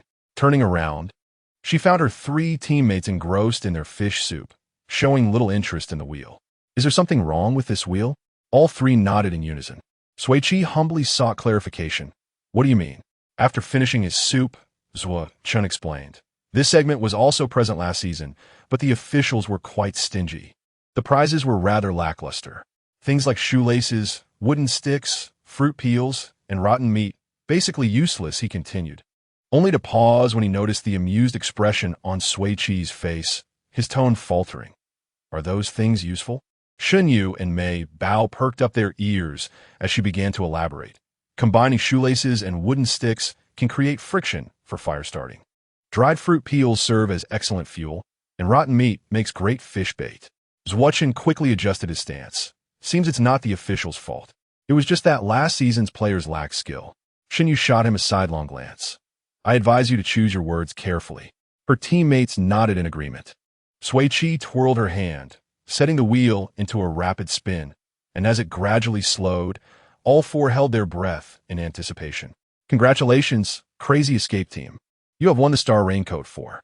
When worn during rain or snowfall, the rate of health decline is reduced by 20. As the wheel dissipated, a silvery, standard raincoat appeared before the quartet. Sui Qi received the raincoat. Not bad. It was her favorite color. Mei Bao clutched the radiant raincoat, unable to resist its allure. So beautiful. Sui Ji's luck is truly remarkable, she exclaimed. Shun Yu's lips curled into a faint smile. Zhuochen, astonished by her good fortune, remarked, It's all thanks to you. He added, Those players who Haven Tea found shelter must be in dire need of a raincoat. A raincoat 1T saved them, Sui Qi murmured, listening to the howling wind outside. The temperature outside has likely dropped below freezing.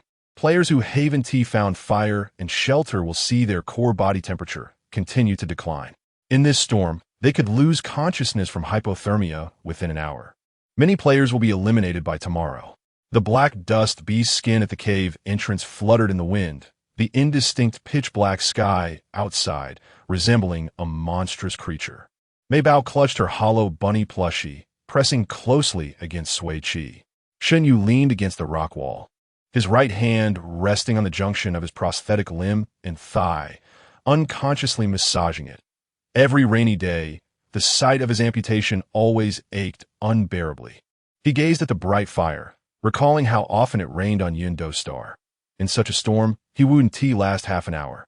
Zhuochen leaned back, his voice laced with a lazy chuckle. You're still impressive. A low blood sugar person like me could only last 10 minutes at most. Shun Yu chuckled softly, sensing the chill seeping in from the cave entrance. He retrieved a blanket meant for 4 and unfurled it. The closest to him, Zhuochen, was the first to crawl underneath, followed closely by Sui Qi, who embraced Mei Bao tightly. The 4 of them huddled together, leaning against the rock wall. The thick blanket draped over them, with the comforting glow of the fire before them. Sui Qi buried half her face in the blanket, squinting her eyes as she sighed. So cozy. Zhuochen nestled closely against Shun Yu and remarked, Brother Shun, this blanket is the hero of the night. Mei Bao snuggled deeper into Sui Qi's embrace, exclaiming, It's really warm, hee. Shun Yu gently ruffled her fluffy little head and accessed the holographic interface, scrolling through it. I wonder if anyone has exchanged for milk. Mei Bao is so small and needs some nourishment. Sui Qi, pinching Mei Bao's plump cheeks, paused at Shun Yu's words. Where can we find milk? How do we exchange for it? Shun Yu was taken aback and leaned in with the interface at the player trading center. She glanced at the sparse exchange information displayed, her brow slightly furrowing. With such heavy rain outside, how will we retrieve our supplies after the transaction? Zhuochen, whose eyelids were heavy with sleep, chuckled softly. Our Sui sister is a survival expert, yet a novice at technology. The trading parties can scan the items they wish to exchange with their holographic devices, allowing for instantaneous transfer, Shun Yu replied in a low voice. However, the game imposes restrictions. Each team is limited to 3 trading opportunities per day. So when you shop on the StarNet, you receive your goods in a heartbeat? Pretty much. The The light chain teleportation technology is quite advanced now, Shun confirmed. If the shipment is from the same planet, it arrives within a minute at the latest. If it's from another planet, it takes an hour. How remarkably advanced. Sui Qi remarked with admiration. Chapter 10. A life-saving gesture, she cradled her little sister in her arms, soothing her heart, which raced from the stark technological disparity. So Chun leaned closer to Shunyu, his voice slightly hoarse as he inquired. So, has anyone brought any milk? Shunyu shook her head. No. Alas. Zhua Chun sighed lightly. This trading hub is likely as useless as last season's, merely for show. The players are hoarding their supplies tightly, and when they encounter other living souls, they would rather strip them bare than trade resources. What? Sui Qi expressed her dismay. You possess such a rapid trading system, yet it remains idle. What a waste. Zhua Chun chuckled. Do you remember the motto from last season? Shunyu and Mei Bao chorused. Heads can break, blood can flow, but supplies must not dwindle. Is that so? Sui Qi's eyes sparkled with the flickering firelight. Today, I shall make them willingly relinquish their supplies. She emerged from the blanket, picked up the tattered cloth that Zhua Chun had found, and handed it to her teammates. Help me tear this in strips. The other three, puzzled yet obedient, began to rip the cloth, their faces adorned with question marks. Sui Qi, what are you planning? Zhua Chun queried. Sui Qi gazed at the rapidly increasing number of eliminated players on the holographic interface and smiled. We shall make torches to exchange for supplies. Half an hour later, the 7 fairies selling torches posted a trading message at the trading hub stating, resource name, life-saving kit. Resource details, 1 burning torch plus 8 pine branches, approximately 1.5 meters in length, accompanied by images. Desired items, priority given to those with milk, candy, or pain relief medications. Note, each team may trade only 3 times daily. Supplies are limited, and the highest bidder wins. At the moment the post was published, the 4 members of the Dawn Squad, led by Lin Feng, huddled together beneath a sandstone cliff, trembling. They had endured the storm for 20 minutes, and their health points had plummeted below 50.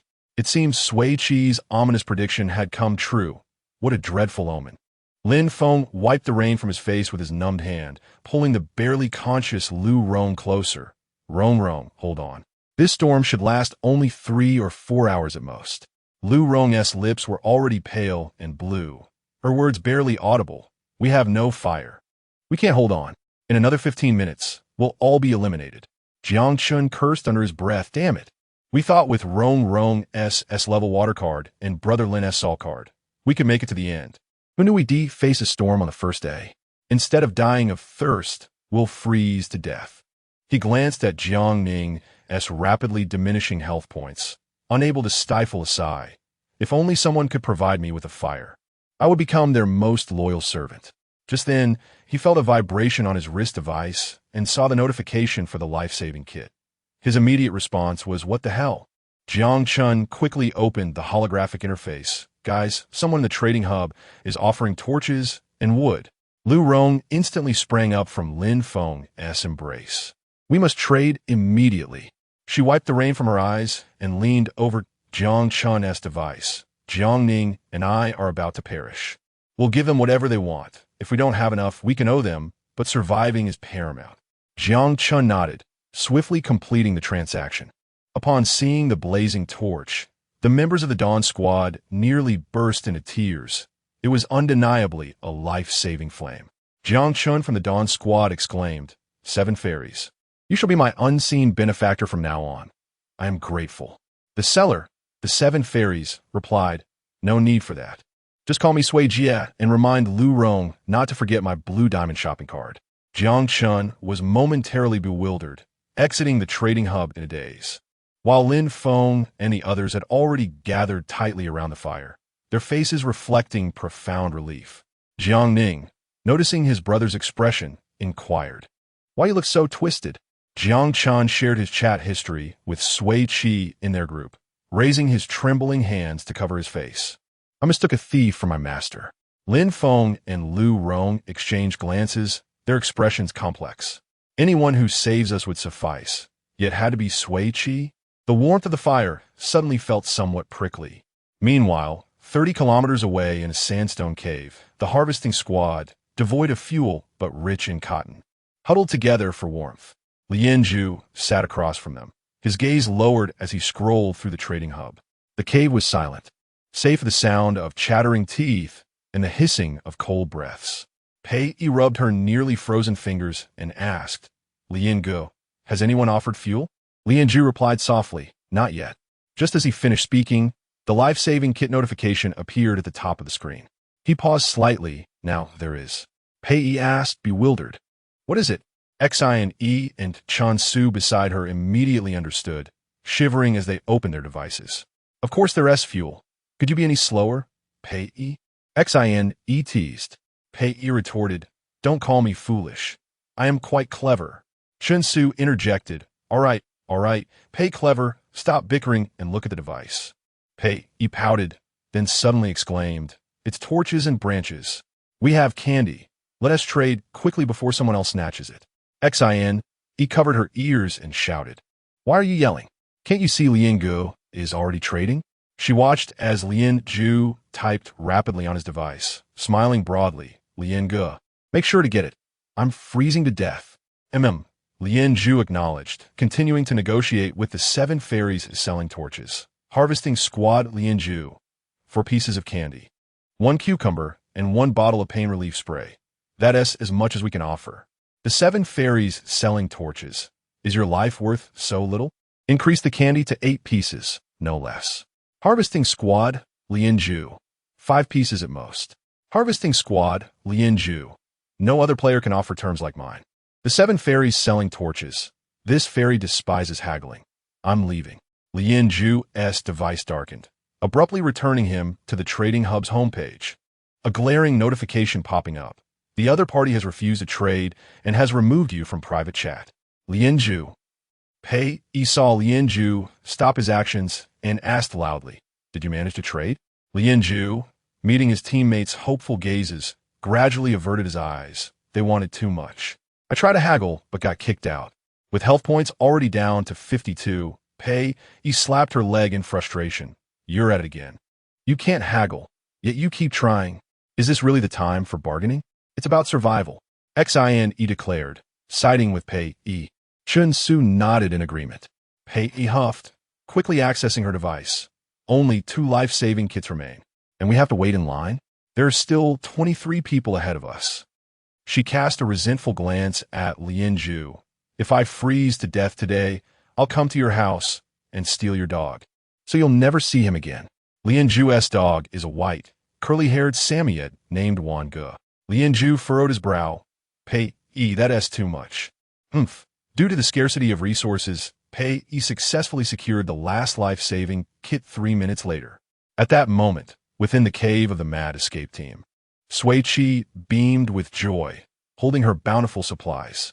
Clearing her throat, she announced her eagerly glimmering teammates. Harvesting squad, 8 pieces of candy, 1 cucumber, and 1 bottle of pain relief spray. Dawn squad, a bottle of 200 milliliters pure milk, a bottle of 30g salt. Additionally, on credit, a bottle of 500 milliliters mineral water, a bottle of 300 milliliters orange juice, and a can of 30g salt, to be settled within 3 days. Wilderness squad, 2 warming patches and half a pack of tissue paper. Furthermore, on credit, 2 steamed buns, a pack of tissue paper, and a bar of soap, also to be settled within 3 days. Sui Qi received a chorus of admiration. Shun was completely devoid of drowsiness. Sister Sui's maneuver was indeed impressive. Sui Qi shrugged, just basic skills. She stored the acquired supplies in the warehouse, approached Xunyu, and handed over the pain relief spray. Spray it on your leg. My health points have dropped to 76 due to the pain. On her personal holographic interface, she could see her teammates' health points as well as their current negative statuses. Thank you, Sister Sui. Xunyu smiled as he accepted it, rolling up the right leg of his trousers to reveal a silver metallic prosthesis that connected to the lower part of his thigh. Unbeknownst to him, Shun and Mei Bao were both taken aback at the sight of his prosthetic limb. Chapter 11. Sudden drop in temperature. Mei Bao tugged at the ears of the rabbit in her hand. Her eyes slightly reddened as she nestled beside Xunyu. Shun, snapping back to reality, took the spray from Shun Yu's hand and lightly misted it over the inflamed skin at the junction of his cold prosthetic limb. How often should this be applied? Shun Yu lowered his pant leg. Every 4 to 5 hours should suffice. Understood. Zuo-chan casually tucked the spray into his pocket. I'll make sure to apply it on time in the future. I can manage myself. Shun Yu lifted his heavy eyelids, his gaze landing on the serpentine eyebrow piercing at the tail of Zuo-chan's brow. You're only a month older than I am. And what's wrong with that? Sister Sui is a year younger than us. Zuo-chan teased, ruffling Shun Yu's hair. You have a thin skin. If it hurts, you might hesitate and waste our time. Sneaking off in pain. Sui Qi, who was tending to the fire, chimed in. To be honest, it's quite possible that Shun Gu would do such a thing. A hint of amusement flickered in Shun Yu's eyes as he ceased to protest. Then I must trouble you, Brother Chun. Having said that, he yawned, his eyelids growing heavy, and soon fell asleep. Zuo-chan pulled up a blanket and covered the two sleeping figures, softly calling out to Sui Qi, Sister Sui, aren't you going to sleep? You all rest first, she replied, sitting cross-legged beside the fire, a pile of twigs at her side. I'll organize our supplies and keep an eye on the fire. All right.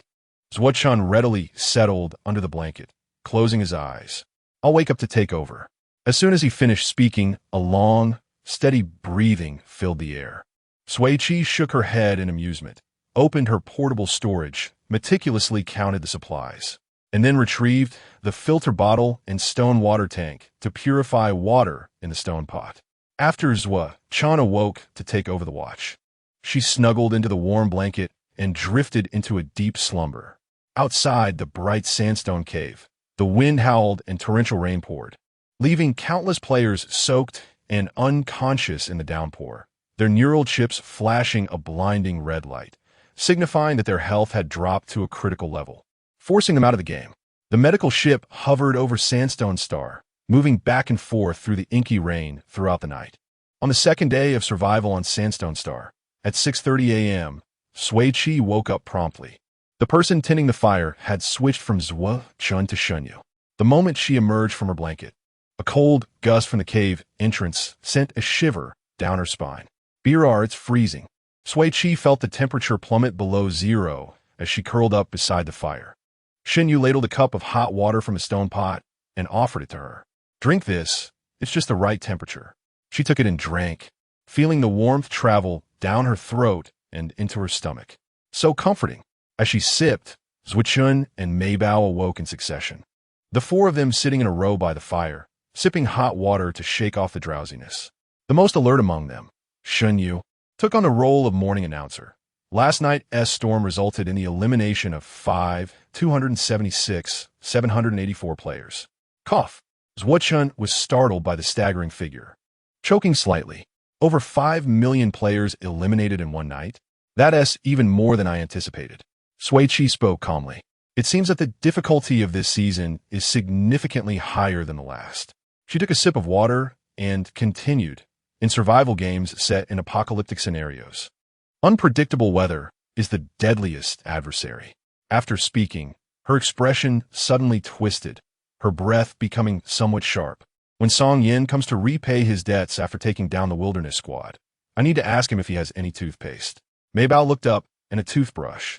Sui Qi nodded in agreement, then retrieved a pile of supplies from her storage. Let's split this half-pack of tissues. Everyone gets 20 sheets.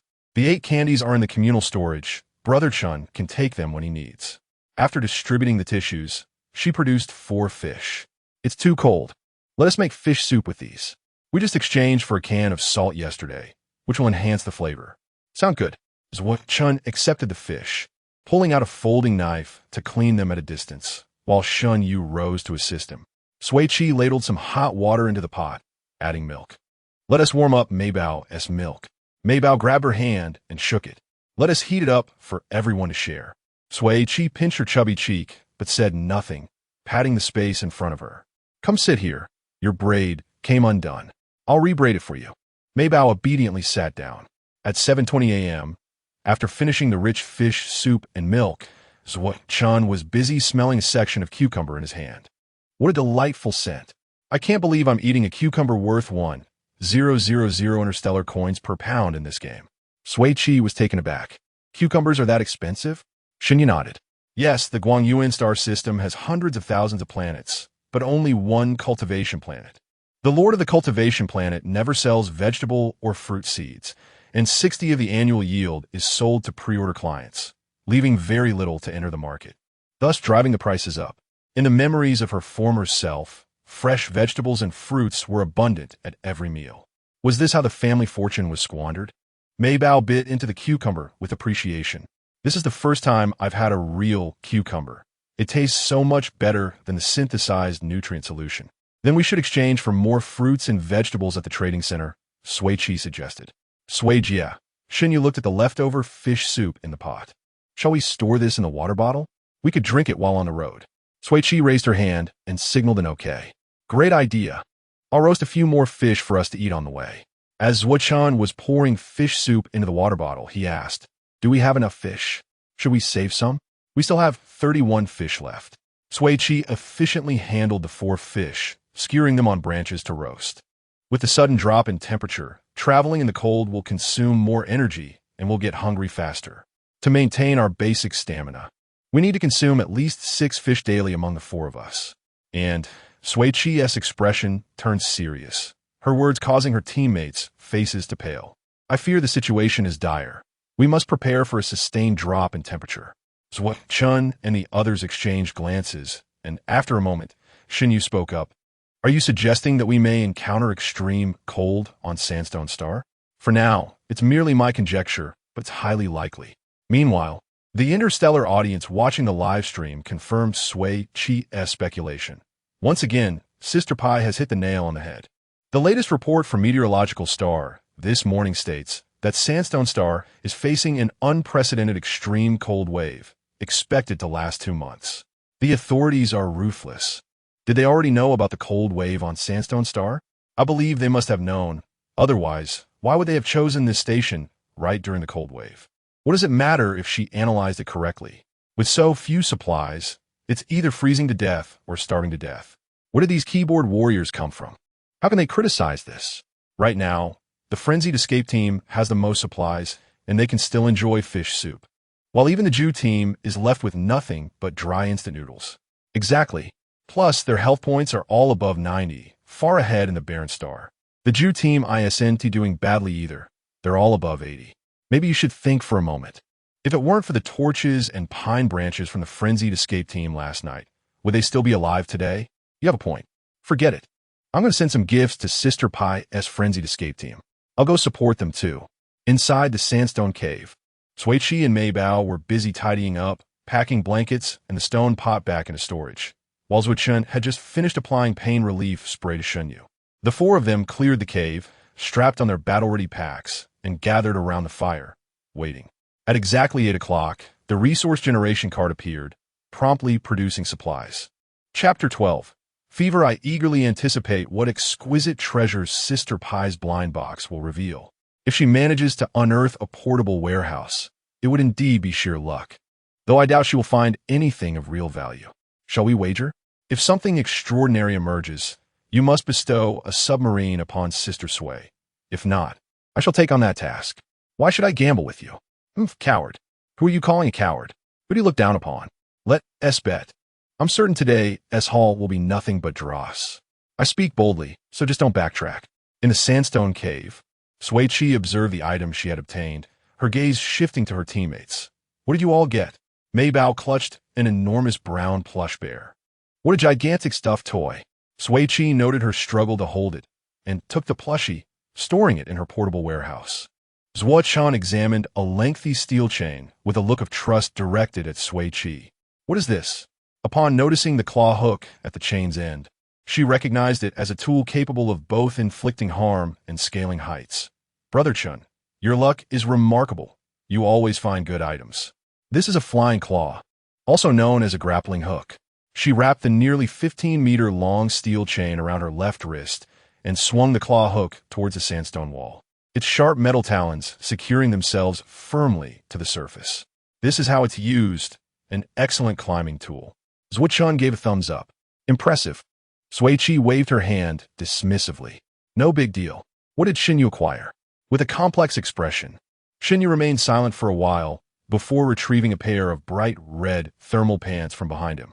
Shun and Sui Qi couldn't help but applaud, smirking. Shun remarked, "With those red pants, Shin will be the most fashionable on Sandstone Star." Sui Qi added, "Wearing those red pants, he shall enjoy a warm life." Mei Bao chimed in, "Red thermal pants, the best fashion item on the wasteland." Needing warmth, Shin quietly retreated to a corner to put on the red pants. The only two heating pads available were shared between Mei Bao and Sui Qi. Shun, feeling sympathetic, hugged himself and urged Shin, "Once you're dressed, hurry and see Sister Sui's 3S supplies." The blind box yielded a steamed bun, a roll of bandages, and a bottle of 500 milliliter soda. Additionally, they uncovered a significant piece of equipment. "Bravo!" The teammates applauded enthusiastically. Sui Qi unveiled her holographic interface, weather system. Instantly, the three crowded around her, exclaiming in unison, "Sister Sui is amazing." A sudden downpour struck Sandstone Star, the weather shifting unpredictably. The advent of the weather system provided the escape team with a much-needed reassurance. Shun, eager, stated, "Let us see the forecast for the next month." Sui Qi explained, "The game has restrictions. We can only view the weather for today and tomorrow." Shin and Mei Bao rationally noted, "That is still quite good." "Ha ha ha, a bet is a bet. Remember to send the submarine." "Hey, where did he go? I can't see him." "He logged off. Just as I thought, a coward." "Well, I'll pamper my own treasure. I'll go send Sister Sui's submarine." The overcast sky brought a wind of level 4, today's temperature ranging from 1C to 11C, with the current temperature at 3C. Shun read from Sui Qi's holographic display. After a brief silence, he turned and grasped Shin-Yu's hand. "Can I borrow your red pants for a day? I'll wear them one day, and you wear them the next." Shin-Yu pried his hand away. "I must decline." Sui Qi glanced at tomorrow's forecast. Colder still. -4C to -6C, plunging below freezing. If we truly enter extreme cold, supplies will be even harder to find. We must hasten our journey to reach Mingfeng City before the official supply drop. She stored Zhuo Chun's flying claw in the warehouse and proceeded to gather the heavy black dust bee skin and stone nails at the entrance.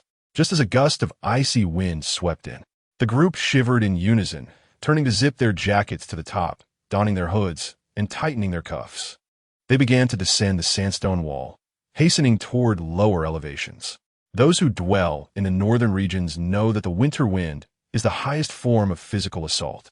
After nearly 2 hours of rapid movement, their breaths grew labored and their steps slowed. "Shin-Yu, can you conjure some woolen hats tomorrow? My head feels like it's freezing solid."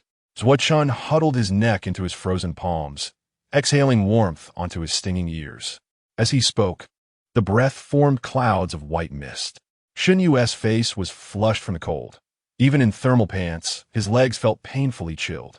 Each breath seemed to invite the biting wind into his mouth, rendering him speechless, only managing a few inaudible grunts. Sui Qi had lost all sensation from head to toe, save for the slight warmth in the hand she held with Mei Bao. She opened her holographic device and discovered that all four had acquired the cold negative status. Their health reduced to around 70, while Mei Bao's health had dropped to 62, compounded by an additional fever status. Mei Bao, who hailed from Malia Star, where the temperature remained a steady 20 degrees year-round, had never endured such cold. Sui Qi rubbed her numb face and ears with her free hand, lifting the breathless Mei Bao into her arms. "Let us find a place to rest ahead." Shin-Yu, ever observant, quickly spotted a sheltered nook behind a sandstone rock. The four hurried over, huddling closely together for warmth. Sui Qi retrieved the oversized plush bear from her portable warehouse, placing it behind them to create a barrier against the howling wind. In the quiet space, the only sounds were the frantic rubbing of hands and the exhalation of breath. Sui Qi bit her lip, gazing at Mei Bao's flushed face, and reached out to touch her forehead, feeling the heat radiating. "You have a fever." Mei Bao shook Sui Qi's hand playfully, smiling. "Sister Sui, I'm fine." Shin-Yu and Shun moved closer to shield her from the cold. Sui Qi accessed the trading center and saw that the Dawn team had sent a bottle of 30G salt, while the Wilderness team had sent a bar of soap. She accepted the items, which were immediately transferred to her portable warehouse. After pondering for a moment, she opened the chat with Lianju. The wilderness team had the richest supplies. Perhaps they had medicine. Sell torches, 7 fairies. Captain Lien, do you have any antipyretics? Hunting team, Lien Zhu. I have antipyretics. What will you trade? Sell torches, 7 fairies. A can of 30G salt. Hunting team, Lien Zhu. That works. Lien Zhu's sudden willingness to trade left Sui Qi somewhat taken aback. Unbeknownst to her, the previous night, while the hunting team gathered around a warm fire, Pei Yi had fiercely threatened Lien Zhu regarding the stealing of Brother Wan, compelling him to agree to avoid haggling during the game. The 30G of salt successfully exchanged for a 20G bottle of antipyretic. As a medicine was suitable for adults, Sui Qi only administered 5G to Mei Bao, and fortunately, the medication took effect swiftly. 20 minutes later, Mei Bao's fever subsided, her complexion returned to normal, and her stomach began to grumble with hunger. The three finally felt relieved. Xinyu ruffled her hair, while Shun offered her strawberry-flavored candy. Sui Qi produced 2 grilled fish from her portable warehouse. The passage of time in the warehouse was the same as outside, so the fish had cooled, but the thermos maintained the heat of the fish soup. The 4 shared the hot fish soup, finishing the 2 grilled fish. Shun sprayed Xinyu with pain relief spray, and after a brief rest, the escape team pressed on. Shun popped a candy into his mouth, carrying the recently recovered Mei Bao on his back. If you tire, let me carry you, Xinyu remarked from the side. Rest assured, Shun patted the candy in his pocket, believing that the sweet morsels would sustain him, with candy in hand. He felt invincible. Chapter 13. 60 kilometers away from Mingfeng City, the frantic escape team pressed on, their footsteps unyielding against the biting cold. They had traversed the barren landscape for an entire day, uncovering no resources nor any signs of civilization. Gazing upwards revealed an endless expanse of crimson sandstone. While lowering their gaze, they were confronted with the rapidly increasing number of eliminations displayed on their holographic screens. Exhaustion enveloped their bodies and spirits. The last 2 grilled fish had been consumed. Their water bottles were utterly depleted, and the soda water procured in the morning had also been finished. By 6 in the evening, the 4 were utterly fatigued, seeking refuge in a sandstone cave, aided by their grappling claws. Sui Qi and Mei Bao gathered their supplies to start a fire and boil water, while Shun and Shunyu secured the entrance with the hide of a black dust beast, eagerly settling beside the warmth of the flames. With disheveled hair and flushed faces, they wrapped themselves in blankets and, in unison, retrieved tissues to blow their noses. As the fire thawed their numbed hands and feet, Sui Qi shakily extracted 3 sizable fish. Shun and Shunyu busily prepared the fish, while Mei Bao nervously placed the fish meat into a stone pot. Once they savored the warm fish and broth, the cold that had seeped into their bones receded, revitalizing their weary bodies. Achoo, achoo, achoo. Sui Qi sneezed thrice in succession, a sign that she too was succumbing to illness. After all, it was a challenge for a pampered young lady's body to endure such trials. Xinyu, feebly, remarked, I've begun to run a low fever. Shun, leaning heavily on Shunyu's shoulder, lamented after being exposed to the cold all day in just light clothing. I can barely hold on. The trio, now feverish, turned their gaze towards their only healthy companion, Mei Bao. Meeting their expectant eyes, she nodded resolutely, Don't worry. I'll keep a close watch on the fire. Reassured, the 3 shared the remaining fever-reducing medication before wrapping themselves in blankets and drifting off to sleep. Mei Bao remained vigilant by the fire, adding logs and tending to the flames. She even requested Sui Qi to place the water container beside her, filtering clean lake water into the stone pot with a filtration bottle, ensuring that they would have hot water upon waking. 3 hours later, Shun, the first to recover from his fever, quietly lifted the blanket and approached the fire, gently rubbing Mei Bao's round head. Brother Chun, are you feeling better? She whispered. Much improved. I'll keep the fire safe. You should get some rest, he replied. Mei Bao murmured her agreement, rubbing her tired eyes before snuggling back into her blanket. Falling into a deep slumber, Sui Qi slept soundly, awakening at 7 o'clock in the morning, her fever completely abated. Shun, Xinyu, and Mei Bao were gathered around the fire, simmering fish soup. Sui Jia, come sit here. Mei Bao scooted over, making room beside her. Sui Qi squinted and made her way over. Shin Yu handed her a damp tissue, which she used to wipe her face, shaking off the remnants of sleep. Zhuo Chun then offered her warm water. Rinse your mouth and prepare for breakfast. Okay, she replied, moving to a corner to rinse her mouth before returning to her spot. Breaking apart the leftover steamed buns from yesterday, the four enjoyed a hearty meal of buns, fish, and soup. At 8 o'clock, the resource generation cards refreshed on schedule. This time, Sui Qi did not receive any special items, but instead acquired a nail clipper, an egg, a Band-Aid, and a bottle of 500 milliliters fresh pear juice. Zhuo Chen finally obtained something he recognized, a box of safety pins. Mei Bao received an oversized black dog plush toy, while Xinyu received a knitted sock. Sui Qi decided to keep the toothbrush, placing the rest into her portable storage. She then accessed the trading center, intending to inquire if Song Yan had toothpaste, when she noticed the Dawn Squad had sent a bottle of 500 milliliters mineral water and 300 milliliters orange juice to settle their account. The overturned Wild Squad sent a pack of tissues and a large steamed bun, still owing one bun. Sui Qi opened the chat window for Song Yan from the overturned Wild Squad and politely asked, "Do you have any toothpaste? If so, I'd like to trade it for the owed bun." "Yes, I have some. I'll send it over," replied Song Yan. "Thank you. I appreciate it," Sui Qi responded. After receiving the toothbrush and toothpaste, the four brushed their teeth for a solid 5 minutes before continuing their journey. On the 5th day of survival on Sandstone Star, temperatures plummeted to between -14°C and -5°C, with the number of eliminations rising to over 25 million. The frantic escape team, wrapped in blankets, trudged through the biting winds, stopping every hour to rest and replenish their energy. At 5:10 in the afternoon, Shun Yu fortuitously spotted a sign that read, 60 kilometers to Mingfeng City.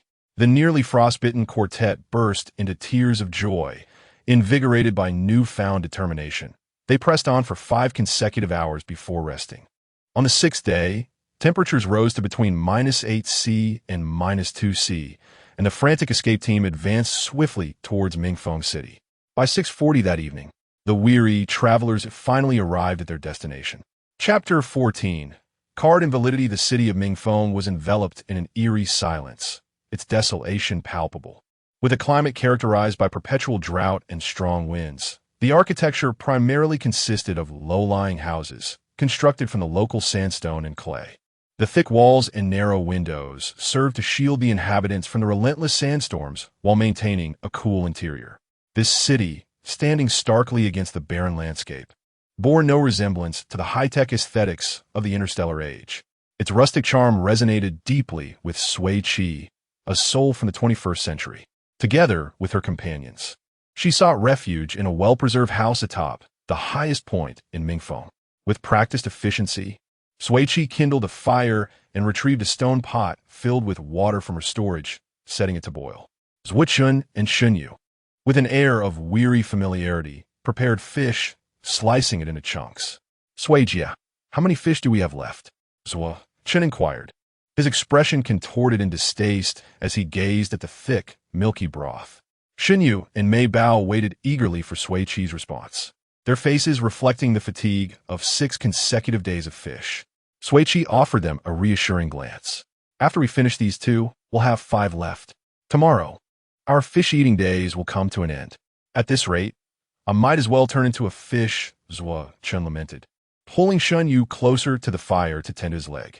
Mei Bao, rubbing her frostbitten hands together, worriedly asked, "What if we can't find supplies tomorrow?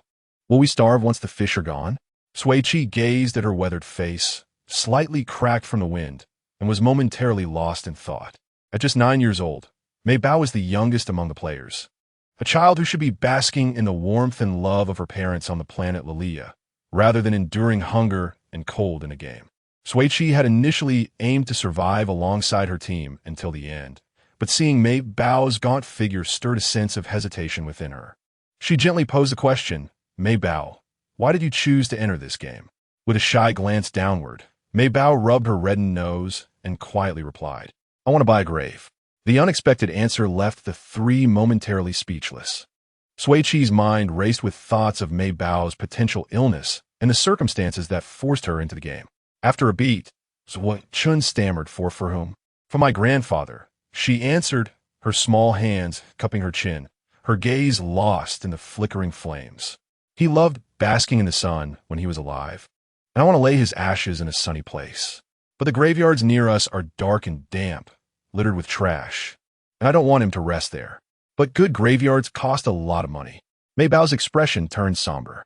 Sui Qi playfully tapped her nose. So, our Mei Bao has come to the game to earn money. Yes, Mei Bao nodded, her eyes sparkling, then nestled closer to Sui Qi. Sui Jia, did you also join this game because you need money? Sui Qi felt a sigh rise within her. Having traversed into this world only to labor for the debts of her former self was quite the irony. With a weary nod, she admitted, yes, my parents are gone. The inheritance is spent, and I still owe 5 million. But, her expression brightened, I have a grave that perfectly fits your requirements. It's sunny with fresh air, and best of all, it's free. Really? Mei Bao's eyes widened with curiosity. Where is it? With a slight lift of her brow, Sui Qi replied, in my backyard. After all, the original owner had once lived in luxury, in a grand villa. There, not only was there sunshine, but also an expanse of hydrangeas. They could even build a glass house for her grandfather, ensuring a panoramic view of the beautiful scenery. Wow, Mei Bao marveled, Grandpa would love that. Save me a spot next to him. Shin Yu chimed in unexpectedly, I want to stay there when I pass too. Leave me a nest as well, Mei Bao insisted, not wanting to be left out. Sui Qi laughed, of course, I'll save 4 spots next to Grandpa. We'll all be buried together. Chun chuckled. What a hellish conversation this is. He tousled Mei Bao's hair, leaning back against the wall. My mom passed away early, and my dad, a gambling addict, jumped to his death after accruing over 9 million in debt. The debt collectors nearly drove me to madness. Sui Qi placed a comforting hand on his shoulder. Then she turned to the still silent Shin Yu. What about you, Shingu? Shin Yu pointed to his prosthetic leg and succinctly stated, orphan, working to earn a new leg. Sui Qi was taken aback. It was surprising to find a teammate with a background so similar to her own in this strange world. The audience watching the live broadcast of the Crazy Escape Squad began to weep, each member's tale more tragic than the last, lamenting the absence of parental figures. Sui Qi, who had always been perceived as a wealthy girl in her school, was now revealed to be in debt. Yet, what did debt matter in this era? After all, couldn't T carry some burden? At least she was striving to repay it. If not for Sui Qi's knowledge, the other 3 struggling children in the Crazy Escape Squad might not have lasted as long. I had been too harsh with these children, one viewer confessed. I feel so guilty. I want to gift them a spaceship. I want to send them some gifts too, ever since I had a grandson. I can't bear to see these kids suffer. Following her lead, the gifts began to flow. Chun, lazily leaning against Shun Yu, mused, no wonder the 4 of us came together. We're all equally unfortunate. As the group settled into a comfortable routine, they enjoyed their meal, and after finishing, they resolved to explore the small city before a rush of players descended upon it. This way, they could secure supplies more swiftly once the official distribution occurred the following day. Sui Qi and Shin Yu teamed up to cover the north, while Zhui Chun and Mei Bao took the south. The 4 diligently scoured the town until dawn broke, resting only around 5 in the morning. By 1 in the afternoon the next day, the Crazy Escape Squad began to awaken one by one. Sui Qi instinctively checked her light brain, noting the rising number of eliminated players, over 31 million. Upon accessing the supply interface, she refreshed the page, but her storage revealed no new items as expected. A moment of confusion passed before she quickly checked her personal card status. Her 3S blind box card remained bound, showing no abnormalities. My card hasn't generated any supplies today. What about yours? At this revelation, the others snapped to attention, checking their interfaces to find them equally barren. Zhui Chun frowned. What is going on? Has the car become invalid? Sui Qi moved to the window and peered outside. The once empty streets were now bustling with players moving in groups. She squinted, sensing that the officials were up to something again. Chapter 15. The official canine on the 7th day of survival on the Sandstone Star, interstellar time 1950. The 4 members of the frenzied escape team were preparing for battle. Sitting cross-legged on the ground, Sui Qi had bandages wrapped around her right hand, while a spiked wolf fawn club leaned ominously against her leg. Shun Yu gazed solemnly at the gleaming axe in his hand, his resolute eyes reflected in its polished surface. Sui Qi grappling hook was firmly embedded in the wall, and with a powerful tug on the steel chain, the sturdy sandstone wall crumbled, sending debris raining down like a storm. Mei Bao swung her iron shovel, slicing through the air with a whoosh. At precisely 2000 hours, the frenzied escape team stood shoulder to shoulder, fully armed. A familiar electronic voice echoed in the air above Sandstone Star, resonating in the ears of millions of players. A large supply package is being deployed. Deployment complete. Players, feel free to scramble for it. A beam of blue light shot up from the southeast of the small town, piercing the sky. Having scouted the area the previous night, Shun Yu dashed towards the supply point, instructing, "Stay close to me." The four sprinted ahead, surrounded by players racing towards the supply point. The wind howled past Sui Qi's ears when suddenly an official announcement resounded. Effective immediately, 2,000 resource generation cards will revert to a bindable state, with rebinding occurring tomorrow morning at 8. During this unbinding period, players holding these cards will be marked by the system's crystal light until they are rebound by 8 tomorrow morning. In the next 12 hours, what you seize is yours. Best of luck to the fortunate ones. Enjoy the game. At that moment, Sui Qi noticed her 3 teammates glowing with a red light. Glancing down at herself, she was taken aback to see a brilliant golden aura around her. She was indeed the brightest star of the night. This blatant marking was akin to throwing a rabbit into a wolf's den. Players racing towards the supply point halted abruptly, their gazes fixated on the frenzied escape team, their stares glowing fiercely in the darkness. "Unbelievable," Sui Qi exclaimed in frustration. "Damn the officials. I'll curse you for eternity." They dashed after Shun Yu towards the supply point, pursued relentlessly by dozens of players whose eyes gleamed with greed. "Don't think you can escape. Leave the car behind. The one emitting the golden glow must possess an S-level card. We must catch her." Sui Qi turned in anger. "Why pursue me? Why must players make things difficult for one another? Stop the nonsense," shouted a burly man, his face flushed and muscles bulging, as he chased her. "My squad is down to just me. Possessing an S-level card is enough for me to survive to the end." He exerted every ounce of strength to close the distance. Now, just 2 meters behind Sui Qi, reaching out to grab her collar. Sui Qi ducked, swinging her Wolfong club and striking him squarely in the groin. He recoiled, sweat pouring down his face. "Damn, I just want to snatch a card, and you nearly made me sterile. How vicious." As Sui Qi ran toward the supply point, she heard his complaints, glancing back to raise her middle finger. "If you dare come for me, go ahead and try." The players, trailing her, scattered at once. "This girl is too fierce. Let us target someone else." The burly man replied, "There's a little girl who looks weak. Let us rob her." Sui Qi, Sui Qi, and Shin Yu all shook their heads. Players, resembling wolves and tigers, lunged towards Mei Bao. With swift agility, she spun around, her iron shovel tracing a fierce arc through the air, and with several resounding thuds, the nearest players were sent crashing to the ground like stones flung from a catapult, kicking up clouds of dust. The fortunate ones who escaped stared in disbelief, murmuring among themselves, "This little girl is so fierce. I'd better save my skin and retreat." "Of course, that's my sister." Straight to the point, they chuckled. It was astonishing to see the seemingly weak and helpless team gaining the upper hand in such a chaotic melee. They initially thought the frenzied escape team would be utterly defeated, but their combat prowess was formidable. They realized their previous underestimation had been a grave mistake. Other players with cards were also in hot pursuit. Even the Jew squad was surrounded, yet they fought valiantly, holding their ground against multiple opponents. The frenzied escape team was no less impressive, wielding their weapons with remarkable skill. The spectacle promised excitement, and by tomorrow, players possessing resource cards would likely see a significant upheaval. Tonight was destined to be a night of chaos. With over 6,000 players gathered in Mingfeng City, there would be insufficient resources to go around. It would be a test of skill, as the officials had declared. What one seized was theirs, and resources would be up for grabs as well. Sui Qi, Mei Bao, come quickly. Sui Qi, who was leading the charge alongside Shin Yu, shouted. They've already begun to grab the resources. The four quickened their pace and finally reached the supply point, where the not-so-spacious square was already packed with players.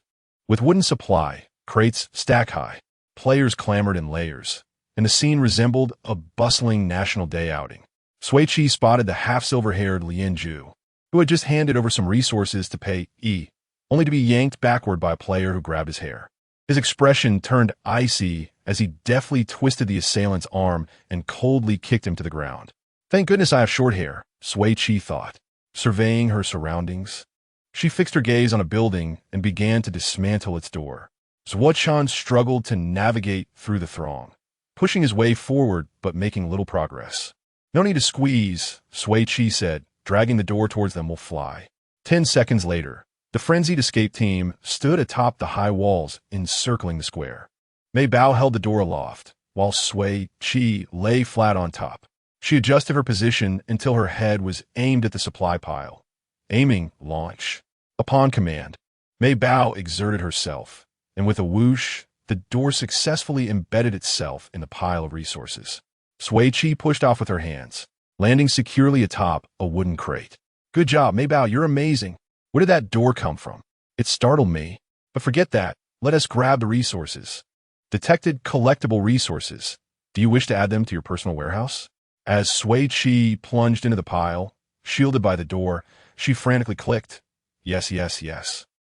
The resources around her visibly vanished. Meanwhile, Sui Qi was not idle. He retrieved his grappling hook and cast it towards the supply pile, its sharp claws securely snagging a crate. With a powerful tug, Shinyu expertly flung a sack, successfully acquiring a resource. Mei Bao, small yet mighty, bulldozed through the crowd, swiftly stuffing resources into the bulging belly of a plush toy. Once the toy's stomach was distended, she zipped up its back zipper, slung it over her shoulder, and wielded her shovel as she charged back through the throng. Along the way, she encountered players attempting to snatch her resources, and with a precise swing of her shovel, she knocked them senseless, leaving them dazed and confused. The frenzied escape team each displayed their unique skills and strength. Just as Sui Qi was gleefully gathering resources, a dire notification suddenly popped up on her holographic interface. Personal warehouse full. Unable to add more items. A storm of despair struck. Chapter 16. What sister has acquired? Sui Qi, with a weary sigh, entered her personal storage space, exclaiming, "Ah, this is the essential tool for zero-cost acquisition. You must hold strong." Clutching the supplies in her arms, she was reluctant to part with them. Since the personal storage is a product of the game, it must surely have a one-click organize feature. Let me search for it. With extraordinary speed, Sui Qi scoured the space, her fingers moving so quickly they appeared to leave trails. At last, she found it. One-click organize. I knew this feature had to exist. With a decisive tap, the chaotic storage space instantly expanded by a third. Detected collectible supplies. Would you like to store them in your personal storage? A delightful prompt appeared once again. Sui Qi eagerly continued to gather supplies, but as she added another item, her vision suddenly brightened, and she found herself unexpectedly locking eyes with Lianju, who was also radiating golden light. Lianju, still in the midst of moving supplies, watched as the wooden crate he had just grasped vanished into thin air. His icy gaze swept over Sui Qi. What a coincidence, we meet again. Sui Qi greeted him with a smile, feigning confusion as she inquired, what happened? Why did the supplies just disappear? She recalled that Shinyu had mentioned that Lianju and his companions were from the martial arts academy and possessed formidable strength. Even with a wolf-tooth club in hand, she lacked the confidence to confront him. The official markers had already revealed her possession of a rare card. If she exposed her personal storage as well, she feared for her very life. Lianju's penetrating gaze weighed heavily upon her, prompting Sui Qi to grip her wolf-tooth club tightly and turn a flee. Lianju leaped into action, supporting the supply crate with one hand, and called over his shoulder to Pei Yi, I have identified a 3S cardholder with personal space. I will pursue. You all continue gathering supplies. What? A 3S card? Pei Yi remained in shock, but Lianju had already darted after her like a gust of wind. Sui Qi felt as though she were flying as she sprinted. However, within 100 meters, Lianju had seized her collar from behind, restraining her. Damn! The distance between them vanished in an instant, and Sui Qi noticed a faint, pleasant fragrance emanating from him. like a cold fir forest blanketed in snow, exuding a piercing freshness. It was delightful. Unable to resist, she inhaled deeply, only to feel Lianju's arm tighten around her waist, causing her to gasp in pain. Ouch. Lianju sidestepped the attack aimed at his back. But Mei Bao's shovel came crashing toward his left leg, while Shen Yu's axe gleamed menacingly as it swung toward his right arm. He had no choice but to release Sui Qi and retreat to evade the onslaught. The trio had not intended to attack. Upon seeing Sui Qi rescued, they quickly grabbed her and fled. Zhuo took a moment to say, "When we came to rescue you, we stored all the supplies in the personal space. Check to see what you have." After examining her storage, Sui Qi nodded. "I got them." After running a distance, she tucked her right hand into her pocket and glanced back at Lianju, who was moving towards the supply point, smiling slightly. Observing the path illuminated by the glimmering light of the four, she turned her steps. "We stand out too much. While they are busy collecting supplies, we must distance ourselves. Otherwise, once the supplies are finished, we shall be the ones besieged." Sui Qi glanced specifically at Shen Yu. "If your leg hurts too much, remember to speak up, right?" Zhuo Chen smiled at Shen Yu. "Brother Chen will carry you if you're in pain." Shen Yu punched him playfully. "Cut it out. I can manage." The four fled into the cold night, heading south until 3:30 in the morning, when they finally escaped Mingfeng City and found a dilapidated low-roofed house to rest. As they pushed the door open, the exhausted quartet collapsed onto the floor, disregarding the dust, gasping for breath. Once their breathing steadied, Sui Qi retrieved the card from her right pocket, raised her arm, and waved it between her index and ring fingers, saying, "Look what I've got." Upon seeing the striking double S on the card, the three sprang up as if propelled by springs. Mei Bao gazed at Sui Qi with wide, sparkling eyes as she smiled and handed the card over for her to examine. Zhuo Chen, his voice hoarse from running, exclaimed, "A double S refrigerator card. How did you manage to get it?"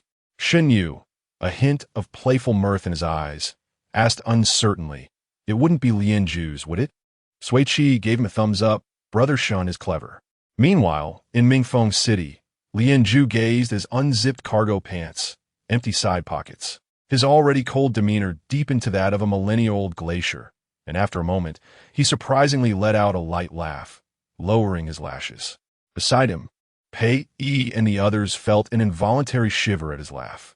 Pei Yi swallowed hard and whispered, "We're doomed. The last time Brother Lien discovered I let June call me daddy, he laughed like that. After that, my allowance was cut off for 6 months. I'm not about to suffer again." Xin whispered back, "Don't worry. This time, you're not the target." With a stern face, Lianju approached, collecting the supplies from the others into his personal refrigerator. "There are too many players in Mingfeng City, which is unfavorable for us. We need to exit now." He lifted his gaze towards the distant darkness, where a small but bright golden light shone. "And we shall retrieve the card as well." "I'm truly impressed." Zhuo Chen brushed his sweat-soaked hair from his forehead, shaking his head in disbelief. "You got your neck grabbed and still managed to acquire a card. That's quite something. Who knew he was so nonchalant?" Sui Qi shrugged. "Such an important double S card, just casually tucked in his side pocket. I was just caught by Lianju when it bumped against my hand. How could I not take it when it practically offered itself to me?" As Zhuo Chen took out a pain relief spray for Shen Yu, he chuckled softly. "I really want to see Lianju's expression when he finds out." Sui Qi accepted the card back from Mei Bao, her mind flashing to Lianju's cold face. "I want to see it too." "Stop thinking about it, Sister Sui. Lianju is already leading the hunting team this way. You'll soon face the embodiment of ice itself." Lianju, having lost the card, faced a humiliating defeat. Oh, how I laughed when I saw that refrigerator card in Sui Qi's hand. Though the escape team's methods were a bit reckless, they were undeniably effective. They had certainly gathered the most supplies. Indeed, that entire circle of supplies had been completely cleared by Sister Sui.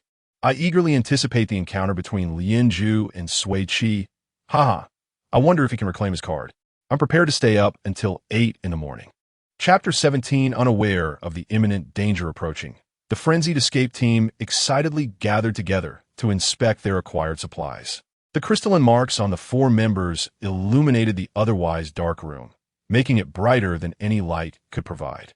Sui Qi, neglecting even to start a fire, activated her holographic brain to display a 3D model of her personal warehouse, allowing it to hover in the air and showcase their current assets from all angles. Instantly transformed into a kettle boiling with excitement, the four members erupted with exclamations within the low-ceilinged room. Sui Qi's smile was radiantly mischievous. The thrill of sudden wealth was absolutely exhilarating. This round of resource competition, we, the frenzied escape team, have triumphed, declared Sui Qi, clenching his fist in triumph. Mei Bao, linking her arm with Sui Qi's, giggled. With so many supplies, I feel so secure. However, Shun Yu, whose gaze was darting around the holographic display, suddenly paused in his delight. Is that box filled with down jackets? The others, having been chilled to the bone by the relentless cold winds for several days, quickly followed Shun Yu's line of sight. There, on the side of the wooden box he pointed to, was a conspicuous emblem of a down jacket. It really does look like it. Sui Qi swiftly clicked into the clothing section of her personal inventory, scrolling down to confirm her suspicion. Indeed, she found several down jackets. How wonderful! We truly have down jackets. We are saved. Sui Qi exclaimed, reaching out to high-five her three teammates, then continued scrolling. Her excitement building. There are also wool socks and fleece-lined combat boots. Our feet will be protected too. In total, there were 9 down jackets, 13 pairs of fleece socks, and 6 pairs of combat boots. Sui Qi perused the clothing section thoroughly and discovered an abundance of cashmere underwear and sweaters, all in black but with varying styles. The 4 of them leaned over Sui Qi's holographic display, selecting their preferred styles. Once worn, these garments would automatically adjust to fit the wearer, making it exceedingly convenient. Mei Bao, unconcerned about fit, meticulously chose a down jacket with a fluffy hood. I want to wear this one. Sui Qi playfully ruffled her hair. Let us get this for our Mei Bao. Just as she was about to retrieve the chosen jacket for Mei Bao, a gust of cold wind swept through the door crack, bringing with it a scent of fur that she had encountered not long ago. Having developed a sensitivity to that unique fur scent since smelling it on Lianzhu, Sui Qi grasped the spike club at her feet, her gentle demeanor turning fierce. The hunter team is closing in. In an instant, the tightly shut door was kicked open with a loud bang by an intruder. A blast of cold air mixed with heavy dust rushed in, prompting the frenzied escape team to grab their weapons and retreat for cover. Xin retracted her right leg and sternly commanded, "Hand over our cards." Ugh. Sui Qi waved away the dust in her face, looking up at Xin with dissatisfaction. I initially thought your ignorance was amusing, but now it seems you lack basic decorum. Seeing Sui Qi's expression, Xin became even angrier, hands on her hips as she shouted, "You have no decorum, stealing Lianzhi's cards and running off, and you dare to say." Xin. Lianzhu interrupted her coldly. Pei tugged her back. Sister Xin, let us keep it down. Xin, displeased, shook off Pei's hand and shot Sui Qi a fierce glare, but refrained from retorting. Sui Qi, unwilling to let Sui Qi be disparaged, swung his claws toward Xin. If you can't speak wisely, then be silent. Our Sui Jie is simply taking what's rightfully ours. Pei stood proudly. We are here to claim the cards openly as well. We are all students of the Heiress Martial Academy, possessing formidable strength. I advise you to hand over the cards willingly to avoid further punishment. Watching Pei Yi's smug demeanor, Sui Qi couldn't help but recall a famous saying, "Damn it. I detest pretentious people." She leaned closer to her teammates and whispered, "Do you know how to handle these opponents who are powerful yet verbose?" Before she could reveal the answer to her zero-frame initiation, her 3 teammates had already harmoniously chuckled and unanimously declared, "Let's just fight." With that, they charged like the wind towards the hunter team. Sui Qi felt a surge of luck. Encountering you all is my blessing. She swung her spike club, eager to join the fray, but before she could dash out, Lianzhu's fist, propelled by the wind, stopped her. Sui Qi bent down to evade, simultaneously bringing her spiked weapon down toward his foot, but he deftly sidestepped, launching a relentless offensive against her. Though merely a student of the Martial Academy, Lianzhu had previously won a championship in an interstellar fighting competition and possessed considerable real combat experience. In contrast, Sui Qi's combat prowess was the weakest within the frenzied escape team. The encounter was akin to a heavyweight facing a novice. In just 5 minutes, Xin was struck in the abdomen by Mei Bao's shovel, her face pale as she struggled to evade. Jian Su, over Gonfin, had a large chunk of flesh torn from his right arm by Zhuo Chen's claws, blood gushing forth. The one who spoke the fiercest words, Pei Yi, was now frantically dodging Shun Yu's relentless attacks aimed at his life. Meanwhile, Sui Qi found herself pinned against the wall, her left arm twisted behind her back. Her legs restrained by Lian Zhu, leaving only her right hand free. Where are the cards hidden? Lian Zhu's voice was low and cold, a threat lingering in the air. Inhaling the fur scent emanating from him, Sui Qi retorted with a playful question. Captain Lian, your cologne is delightful. Could you share a link? Momentarily taken aback, Lian Zhu, who never wore cologne, was perplexed as to why someone would ask such a bizarre question in the midst of conflict. His tone grew even colder. Do not change the subject. Very well. With no answer forthcoming, Sui Qi sighed. Then release me, and I will retrieve the cards for you. Lian Zhu regarded her for a moment before loosening his grip on her hands. You cannot defeat me. Do not attempt any tricks. Rubbing her reddened wrists, Sui Qi looked up at Lian Zhu, who was intently watching her, and unexpectedly puckered her lips to kiss him. Stunned by her sudden action, Lian Zhu instinctively stepped back, barely regaining his composure when Sui Qi had already produced her self-defense spray and pressed the nozzle. Quick to react, he raised his arm to shield himself. Yet some liquid still managed to seep into his eyes, causing them to turn red and tears to flow uncontrollably. I apologize, Captain Lian. Seizing the opportunity, Sui Qi dashed outside to rejoin her teammates. Her companions had proven to be more formidable than she had anticipated.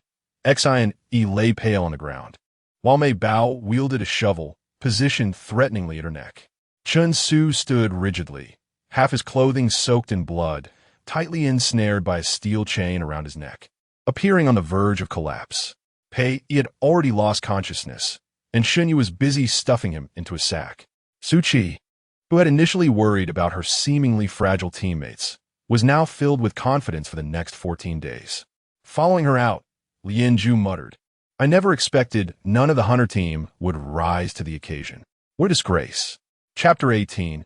An overnight stay, it was truly a sight to behold. Lian Zhu's expression a mix of speechlessness and bewilderment. Who could have foreseen that the esteemed quartet from the Martial Arts Academy would be bested by this ragtag group of underdogs? The audacity, a predictable start, yet an unforeseen conclusion. Fear not, Lian, for it is no disgrace to be outmatched by a team of weapon-wielding maniacs while unarmed. It merely highlights the contrast between academic training and raw, untamed resourcefulness. The Mad Dash crew lives up to its name, displaying ferocity in combat. With the exception of our gentle Sue, of course. But one must question, where lies the gentleness in someone who would deploy pepper spray on Lian Zhu's divine countenance? Truth be told, Lian's teary-eyed visage was quite captivating.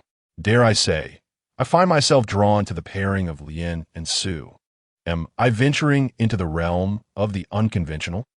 Lian Zhu, observing his teammates' battered states, tightly sealed his stinging eyes, only to reopen them moments later, devoid of any trace of tears. Release them, return the card, and name your price, he declared. Sui Qi's brow arched subtly as her gaze lingered on his silver locks. Any price? She inquired. Lian Zhu met her gaze head-on, proclaiming, dare to name it. Sui Qi, taken aback by his audacious tone, recognized an opportunity too good to pass up. Chun, Shun, Mei, she addressed her teammates, released them. Mei promptly retrieved her shovel and approached Sui Qi. Xin, pale and clutching her abdomen, slowly rose as Lian Zhu offered her a bottle of restorative spray. Shun Yu extracted Pei Yi from the sack and placed him at Lian Zhu's feet. Zhuo Chun released the steel chain from Chun Su's neck, patting his shoulder. Practice makes perfect, brother, he quipped. Chun Su, scowling, approached Lian Zhu, accepting the hemostatic gel to apply to his wound. With his life force restored to 33, he exhaled in relief. That was a close call, he muttered. Lian Zhu, eyes downcast, simply stated, return and train harder. Chun Su remained silent. Sui Qi, having observed Lian Zhu's seemingly magical appearance of the medication, exchanged glances with her teammates, huddling together to whisper. Did you all see that? She inquired. Shun and Mei, their faces flushed with cold, responded with puzzled expressions. Only Xinyu nodded subtly, confirming Lianzhu also possesses a storage space. What? Chun exclaimed in a hushed tone. How did you discern that? Mei, glancing at the healing Lianzhu and his companions, had a sudden realization. I understand, she exclaimed. They also acquired supplies, but the wooden crates have vanished. Could it be that they, too, have stored them away? Our Mei is as sharp as ever, Sui Qi complimented, tapping her nose playfully. Though his may not be a warehouse, but rather a colossal refrigerator. Shun finally comprehended. So that's it. I assumed they hadn't managed to acquire anything. He then turned to Sui Qi, his brow furrowed in confusion. If they possess storage spaces, they must have amassed a considerable amount of supplies. Why then did they pursue us for the card? Sui Qi shrugged. Perhaps they felt humiliated by my acquisition of the card? Mei chimed in, but now, not only have they failed to reclaim the card, but they have also suffered a beating at our hands. It seems even more humiliating. The quartet exchanged glances, suppressing their laughter, mindful of the lurking hunter squad. After a few moments, they managed to regain their composure. Zuochen nudged Xinyu. You and Lianzhu hail from Cloud Capital Star. What is his family's financial standing? Is there anything we can exploit? Xinyu's gaze passed over Sui Qi's head, settling on Lianzhu, signaling his teammates to draw closer before whispering. Do you recall my mention of the Soul Cultivation Star in the Photon Galaxy? The trio nodded in acknowledgement. That cultivation star belongs to Lianzhu's family. He is the only heir of the cultivation star's lord. Xinyu's revelation elicited gasps of astonishment. Sui Qi couldn't resist turning to gaze at the radiant Lianzhu. So, he is a genuine aristocrat, she mused. Mei's eyes widened. He must have an endless supply of fruits and vegetables. Sui Qi chuckled, pinching her cheek. Chan exhaled into his hands, declaring, what if we persuaded Lianzhu to convince his father to adopt us as Lian's children? Is that feasible? Xinyu touched his forehead. If you're not delirious, refrain from speaking nonsense. I have a proposition, Sui Qi whispered. Let Lianzhu invite us to his cultivation star for a day of harvesting each month, with all the fruits and vegetables we gather belonging to us. What do you think? This way, we can revel in the joy of harvesting while enjoying an abundance of both vegetables and fruits. It's perfect. Mei's eyes lit up. That's a brilliant idea. Shun and Xinyu concurred. Having concluded their deliberations, the Mad Dash crew approached the hunter squad. Sui Qi, acting as their spokesperson, conveyed their terms to Lianzhu. As expected of the heir of a wealthy family, she thought. He agreed readily. Agreed, he said, but harvesting will be confined to my private estate. Sui Qi remained silent, turning to Xinyu for input. Xinyu whispered in her ear. His private estate spans 1,200 acres. Sui Qi promptly unzipped her combat jacket, retrieved the double S refrigerator card from an inner pocket, and presented it to Lianzhu.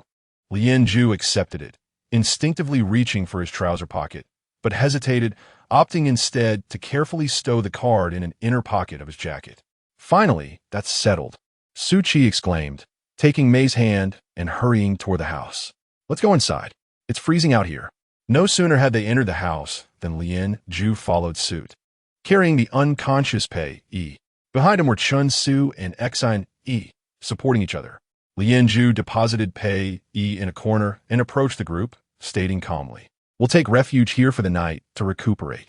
Are we to share quarters so soon after a conflict? Zuochen inquired.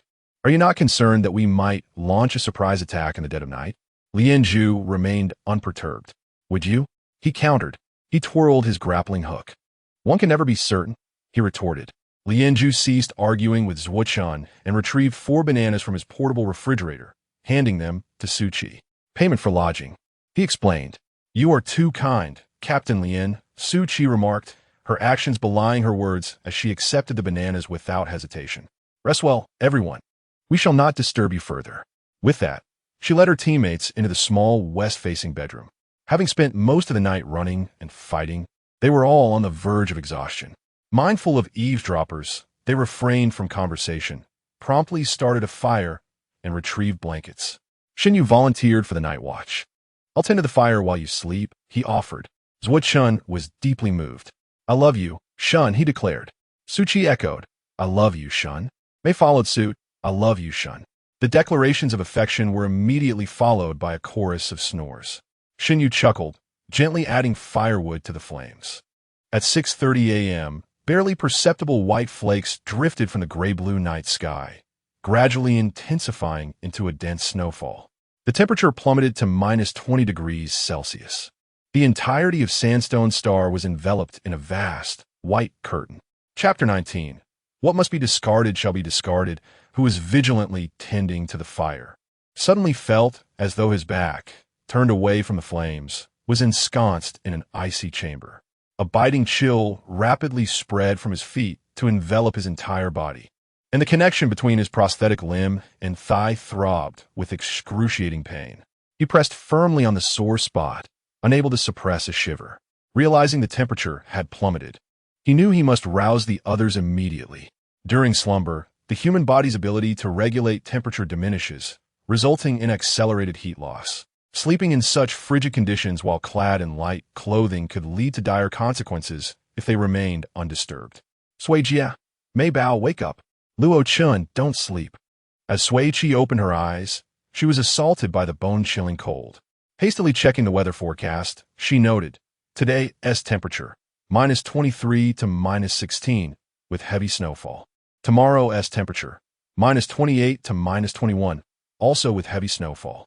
Just awakened, Luo Chun stammered, why is it suddenly so cold? Meanwhile, Mei Bao trembled beneath her blanket. Sui Qi rummaged through her storage for cashmere underwear, sweaters, thermal socks, cotton boots, and down jackets. Change your clothes first.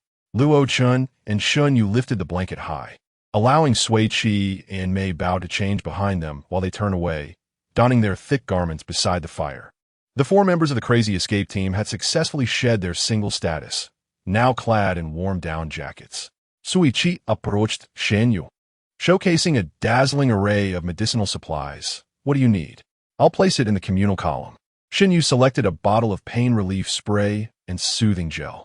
She promptly deposited 10 bottles of pain relief spray and 6 tubes of soothing gel into the communal stash. Shen Yu, let me apply the medication for you. Luo Chen offered, adeptly rolling up Shen Yu's pant leg and applying the spray and gel. Sui Qi zipped her down jacket to the top and remarked as she exited, I'll check if Lian Zhu and the others are awake. Upon reaching the door, a faint scent of fur reached her nostrils, and just then, Lian Zhu turned the corner.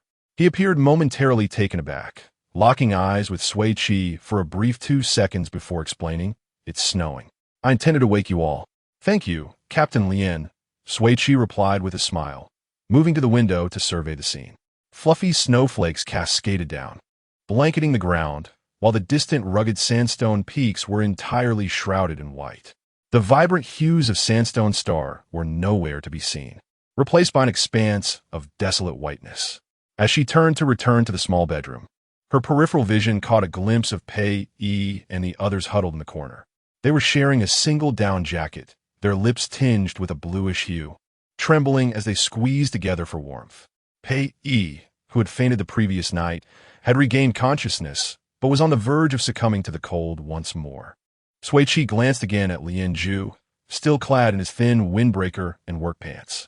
His expression was calm, seemingly unperturbed by the cold, though the silver ends of his hair trembled slightly. Sui Qi, Luo Chan called out from the bedroom door, gesturing for her to come in and warm herself. Pei, momentarily dazed by the cold, suddenly perked up, exclaiming, Fire! Where's the fire? Luo Chan turned to see their shivering forms and couldn't help but empathize. How tragic. The strands of Lian Zhu's hair quivered even more violently. Sui Qi, with her hands tucked into her pockets, looked up at him, if you don't mind. Shall we gather around the fire together? Lian Zhu, now numbed by the cold, accepted without hesitation. Thank you. Thus, the cramped bedroom was illuminated as if it were midday by the gleaming presence of 7 individuals, with the cardless Pei Yi appearing rather dim in comparison. Sui Qi added more wood to the fire, intensifying its warmth. Sheng Yi felt a twinge of embarrassment at being bested by a young girl. Yet as she settled before the comforting flames, her reluctance dissipated entirely. One's pride should be cast aside. One must learn to forgive oneself and embrace the present. Pei Yi, overwhelmed with gratitude, extended his hand toward the fire, tears brimming in his eyes. The brush we collected for kindling was used up yesterday, and now a blizzard has descended upon us. I thought I might freeze to death. Thank you for saving our lives. No need for such formality, Sui Qi replied as she tidied Mei Bao's disheveled braids with a smile. A small fee for the warmth will suffice. All right. Pei Yi was still in a daze, but Lien Zhu had already acquiesced. Rather than accept kindness unilaterally, he preferred a mutually beneficial exchange. Simple and efficient, with no strings attached. I'll give you each 50,000 interstellar coins, redeemable after the game ends. True to his affluent lineage, he was generous with his offer. Okay, Sui Qi readily agreed. Upon realizing that the crazy escape team was in dire need of funds, she covered her mouth and conspired with her teammates before deciding to sell some clothing to the scavenging team.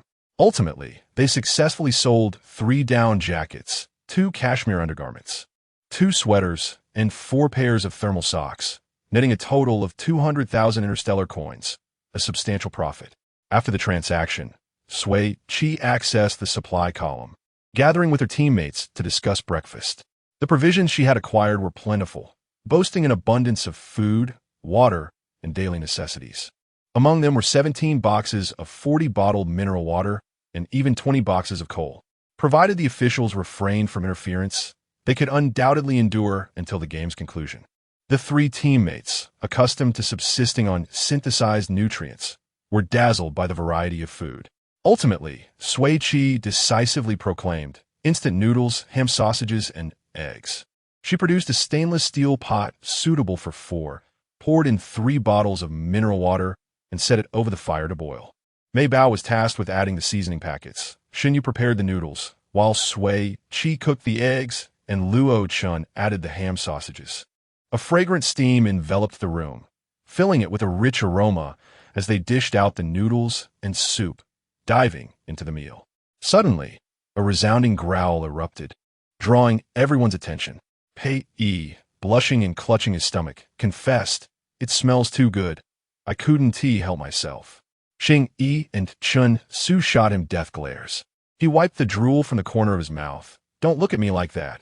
I've been eating dry rations for 7 days. Don't you want a taste of something warm?"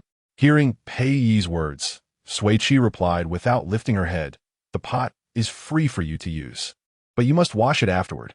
"Wonderful, thank you."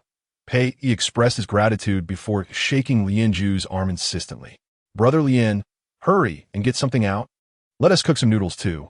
After half an hour of bustling, the scavenging team's plain egg noodles were ready. The 4, enticed by the aroma of instant noodles, enjoyed their meal thoroughly. Having finished her portion, Sui Qi comfortably leaned against Mei Bao, checking the player elimination status on her light brain. On the 8th day of survival on Sandstone Star, the number of eliminations reached 4,236,000. Such a rapid rate of elimination, Sui Qi murmured. After their meal, the scavenging team washed the pot and returned it. The presence of both teams fostered a sense of silence, and the bedroom gradually quieted, save for the crackling of burning wood. Time passed, and at 8 o'clock, the group, having glowed through the night, finally returned to normalcy. They placed their cards atop the light brain, awaiting rebinding. However, the 4 members of Sui Qi's team did not receive the binding success notification. Instead, they were met with a cold announcement echoing across the skies of Sandstone Star, detected that the crazy escape team possesses ample supplies. To maintain game balance, effective immediately, the cards of this team's 4 members will remain unbound until another player successfully binds. We will promptly send the location of the escape team from the insane asylum to all players at 8:30. Players without cards should seize this opportunity. Chapter 20. The Feeble Escape Team. How laughter often emerges in moments of silence. Upon hearing this news, players on Sandstone Star turned green with envy. Damn it, here I am, struggling on the brink of life and death, while they have already amassed ample supplies. Curse be it, they possess both cards and resources, while I lie in the snow, consuming flakes. We are all players of the same generation. Why is there such a vast disparity? In half an hour, I shall charge forth and seize their provisions. At this moment, in a cellar of Mingfeng City, Jiangchun, clutching a supply box, dared not open his eyes, hoping it was merely a figment of his imagination. Lin Feng peeled back his eyelids. Don't be so timid. To his surprise, Sui Qi proved to be remarkably adept. Jiang Chun stared vacantly at the rough walls of the cellar. How fiercely we had rejected her on the flying ship. Now, our faces bear the scars of that encounter. Lu Rong buried her chin in her collar. Who would have guessed that a rich young lady would possess knowledge of survival on the barren stars? She murmured, if we had let her team up with us back then, perhaps Jiang Ning would not have been eliminated. Have you forgotten that she attempted to push you off the flying ship? Lin Feng tightened his coat, asserting that if she had joined us, you would have been the first to be ousted. Lin Feng was indeed correct. Jiang Ning stuffed his hands into his sleeves. However, we should still vie for the cards. We could exchange shopping vouchers with her. Jiang Chun theorized. Her team must possess some means of storage, given how they managed to carry away so many supplies unscathed. If we could obtain their cards, perhaps we might also unlock a storage space. He patted the wooden box beneath him. These resources are not to be feared as they can be snatched away. Lin Feng and Lu Rong exchanged a brief glance, recognizing the spark of desire in each other's eyes. United in their resolve, the trio opened the trading center and initiated a private chat with the 7 fairies selling torches. Upon reading Sui Qi's message, just call me Sister Sui from now on, he hesitated for a while before finally mustering the courage to type, Sister Sui, where are you? We would like to trade a card for shopping vouchers. At the very moment he sent this message, a familiar electronic voice echoed in his ear. The 4 card belonging to the escape team had been bound, and in 20 minutes, their location would be promptly disclosed to all players. Who the hell acted so swiftly?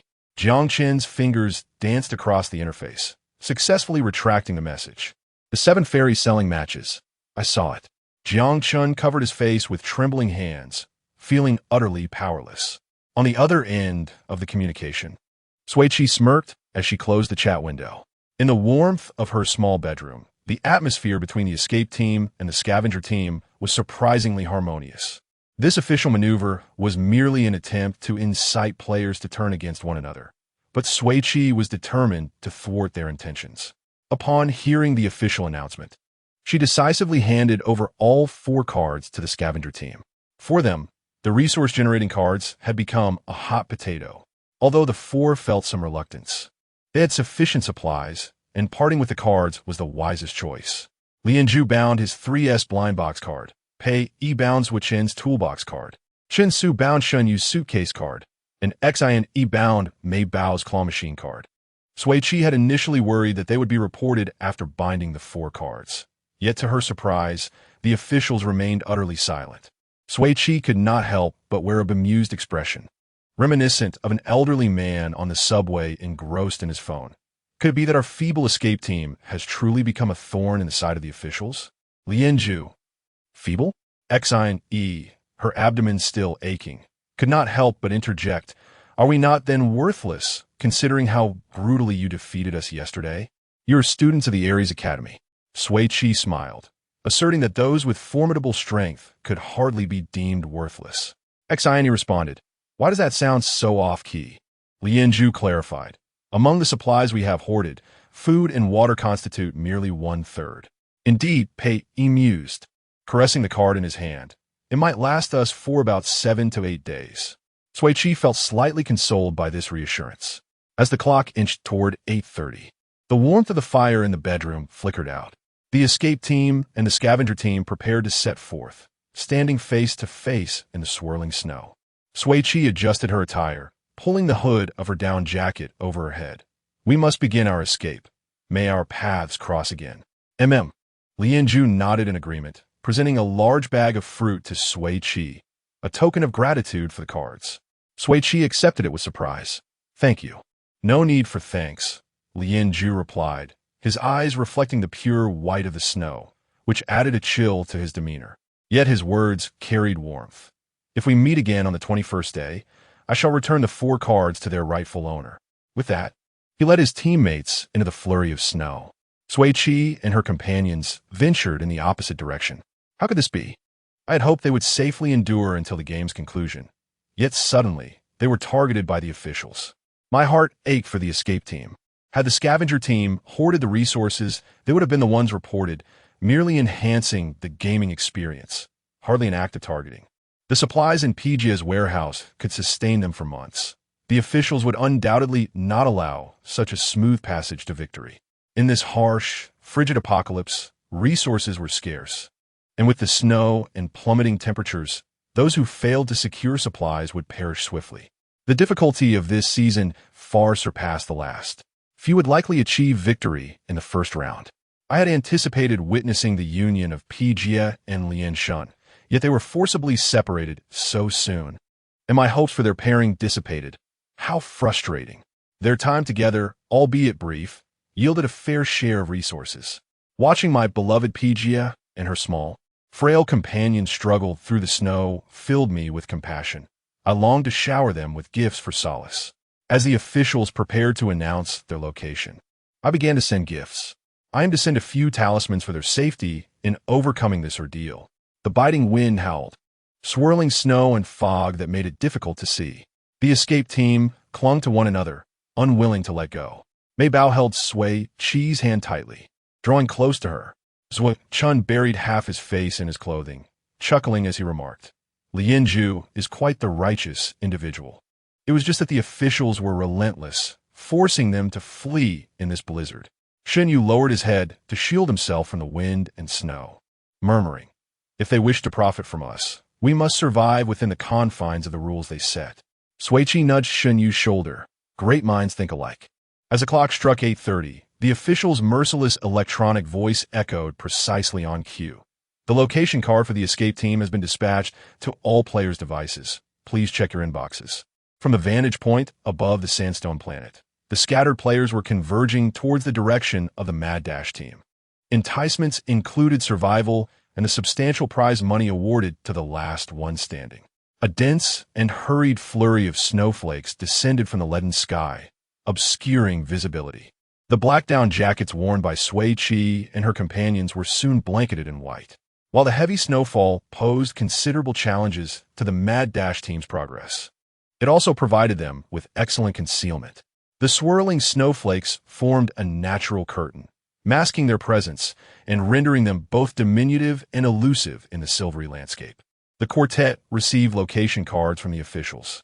Sui Qi opened hers and examined the blue icon, which represented their current position.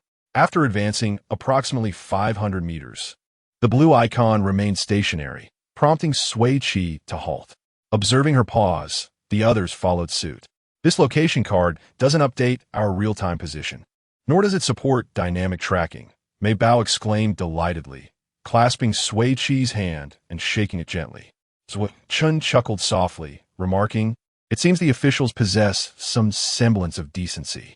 "So," Shen Yu began, inadvertently ingesting a mouthful of snow-laden wind.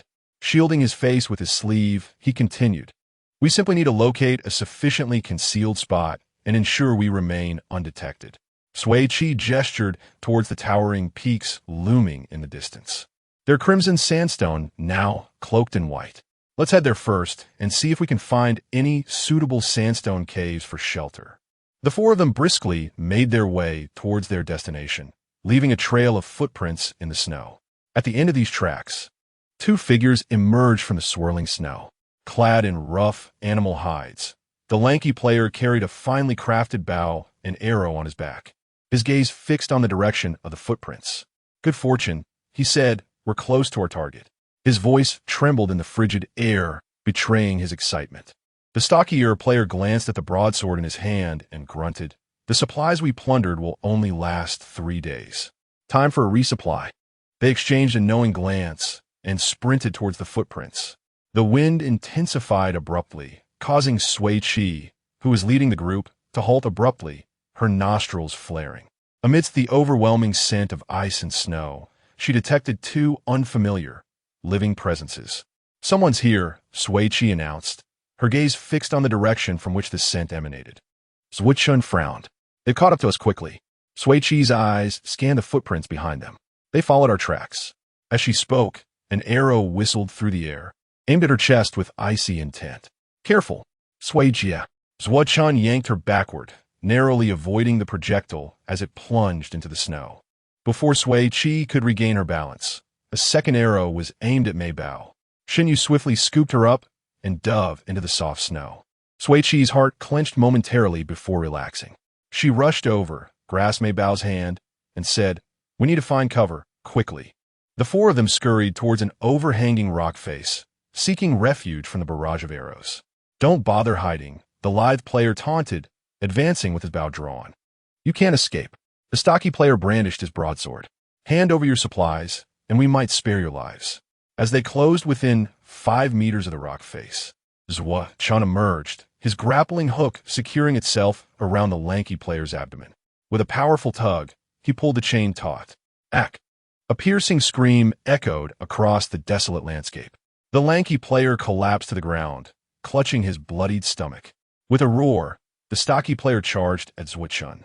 Shen Yu, anticipating the move, hurled his axe, sending it spinning towards the attacker. The stocky player parried with his broadsword, deflecting the axe. Before he could recover, Sui Qi charged forward, wielding a spike club. He braced himself, attempting to block the attack. However, Mei Bao had silently circled behind him, gripping her shovel. She leaped into the air and brought it down on his head with considerable force. The stocky player crumpled to the ground, unconscious. Silence returned to the snow-covered wasteland, broken only by the gentle fall of snowflakes. Crimson blood stained the pristine snow. The two players' optical devices emitted piercing warnings. Player life values detected below 5. Forced elimination in 3 seconds. Emergency rescue signal sent to the medical frigate. Sui Qi retrieved her spike club and approached the fallen players, stripping them of their animal hide clothing. Mei Bao scampered over to assist. The lanky player, still conscious, protested weakly. "You're too shy," Sui Qi quipped, prying his hands from his collar. "I'll close my eyes." You. The lanky player, now stripped bare, lay shivering in the snow. The medical frigate arrived swiftly to retrieve the incapacitated players. Sui Qi retrieved the bow and arrow, while Shen Yu brandished the broadsword, handing the spoils to Sui Qi, who stowed them in her personal inventory. The quartet continued their ascent towards the towering peaks. The wind intensified, buffeting them fiercely. Sui Qi retrieved a 15-meter nylon rope, secured it around their waists, and bound them together. After half an hour, the snow-covered sandstone peaks loomed before them. The mad dash team pressed on, scanning the mountainside for suitable sandstone caves. "We're still some distance away," Shun Yu said, squinting at the mountain face. As he spoke, the ground beneath his feet vanished, and he tumbled down the steep slope. Sui Qi and the others were pulled along by the rope. At the bottom of the slope lay a bottomless chasm. Chapter 22. Are we alive? The frantic escape of the four, hurtling down at a velocity exceeding 100 meters per second, sent plumes of snow cascading around them. In mere seconds, they would plunge into the abyss, and to survive, they had to halt their slide immediately. Sui Qi rapidly adjusted her posture, shouting, "Lie flat on the snow, and dig your hands and feet into it." Shen Yu, Sui Qi, and Mei Bao promptly complied, retrieving their weapons to anchor themselves in the snow. Sui Qi brandished her spiked club, its hardened tips scraping against the underlying sandstone, producing a jarring sound. "Watch out for the rocks," Sui Qi warned, her voice quickened. Colliding with protruding sandstone during their descent could prove fatal. Ugh! As her words fell, a cry of pain echoed, followed by warm blood splattering onto her hand.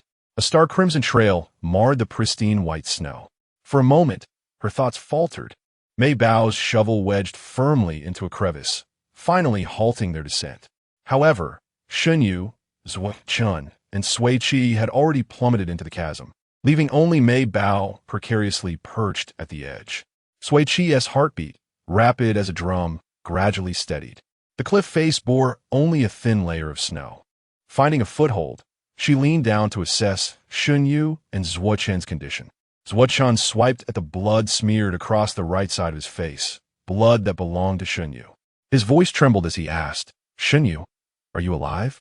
They had nearly fallen together, and Shen Yu, when injured, had been enveloped by the cold wind and blood that covered his face. Sui Qi couldn't discern the exact location of Shen Yu's injury, only aware that he had lost a copious amount of blood. At that moment, Shen Yu, who had fallen furthest, was unable to speak, his complexion as pale as parchment, struggling to remain conscious despite the pain. His entire left arm had been violently scraped against the sharp, protruding rocks. Even his palm was not spared. The down jacket on the inner side of Shin Yu's arm was torn from wrist to shoulder, the white down stained a startling red. Streams of blood dripped from his fingertips into the abyss below. Chun emulated Sui Qi's position against the rock wall, grasping the rope around Shin Yu's waist. He slowly and laboriously hoisted him onto his back. Sensing the warm breath escaping Shun Yu's nostrils, Chun finally relaxed, murmuring, "At least you're alive." "I think I saw." Shin Yu gasped lightly, his voice faint. "There's a sandstone cave in the cliff." Chun couldn't help but chuckle. "I must commend you. Your eyes are quite keen." He relayed the information to Sui Qi, Sister Sui. "Shin Yu says he spotted a sandstone cave." Sui Qi expressed her sincere admiration. "That's my brother Shin for you. Let's ascend first, and we'll return to investigate later." She was merely a meter from the cliff top, and quickly climbed up, joining forces with Mei Bao to pull Chun and Shun Yu to safety. Having narrowly escaped death, they did not have the luxury to calm their emotions. Shin Yu's vitality had plummeted to 55 and was still dwindling. Sui Qi produced a folding knife, decisively slicing open the fabric on Shun Yu's left arm, revealing a jagged gash that extended from his armpit to his palm. Due to their rapid descent, the sharp stones on the snowy slope had sliced through Shun Yu's skin and muscle, the wound raw and oozing blood that stained the snow a deep red. Fortunately, it had not struck bone. Chun used antiseptic to cleanse Shun Yu's wound, while Mei Bao delicately applied a healing spray to it, softly reassuring Brother Shun, "This will numb the pain. Just hold on for a bit longer, and it will ease."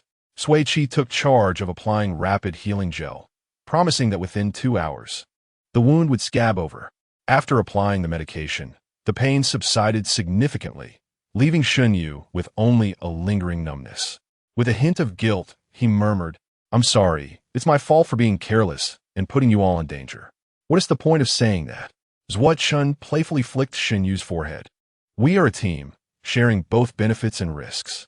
Shun Yu was momentarily stunned by the flick, rubbing his aching head in silence. Mei Bao clapped her hands, exclaiming, "Brothers Wa, that is quite profound." "Well said, Brothers Wa." Sui Qi smiled, and they exchanged a high five, only to wince in unison as their palms stung from the numerous cuts they had sustained during their descent. Sui Qi shook her sore hands. Squeezing the healing gel into her palm, the small wounds quickly alleviated and scabbed over. She took Mei Bao's hand to inspect it and discovered the flesh around her right hand's web had been ground raw. It looked painful, yet Mei Bao had endured in silence. Sui Qi gently blew on her wound, applying a generous layer of gel and extending her pinky, saying, "Promise me. If you get hurt, you'll tell me immediately, all right?" Mei Bao looped her pinky around Sui Qi's, spinning it clockwise and then counterclockwise with a smile. "Understood, Sister Sui." Chun grinned as he took the gel from Sui Qi and applied it to his own wounds, then to Shun Yu's right hand. After they had treated their injuries, they rested briefly. Once the wind died down a bit, Chun resolved to descend the cliff with Shun Yu to explore the sandstone cave.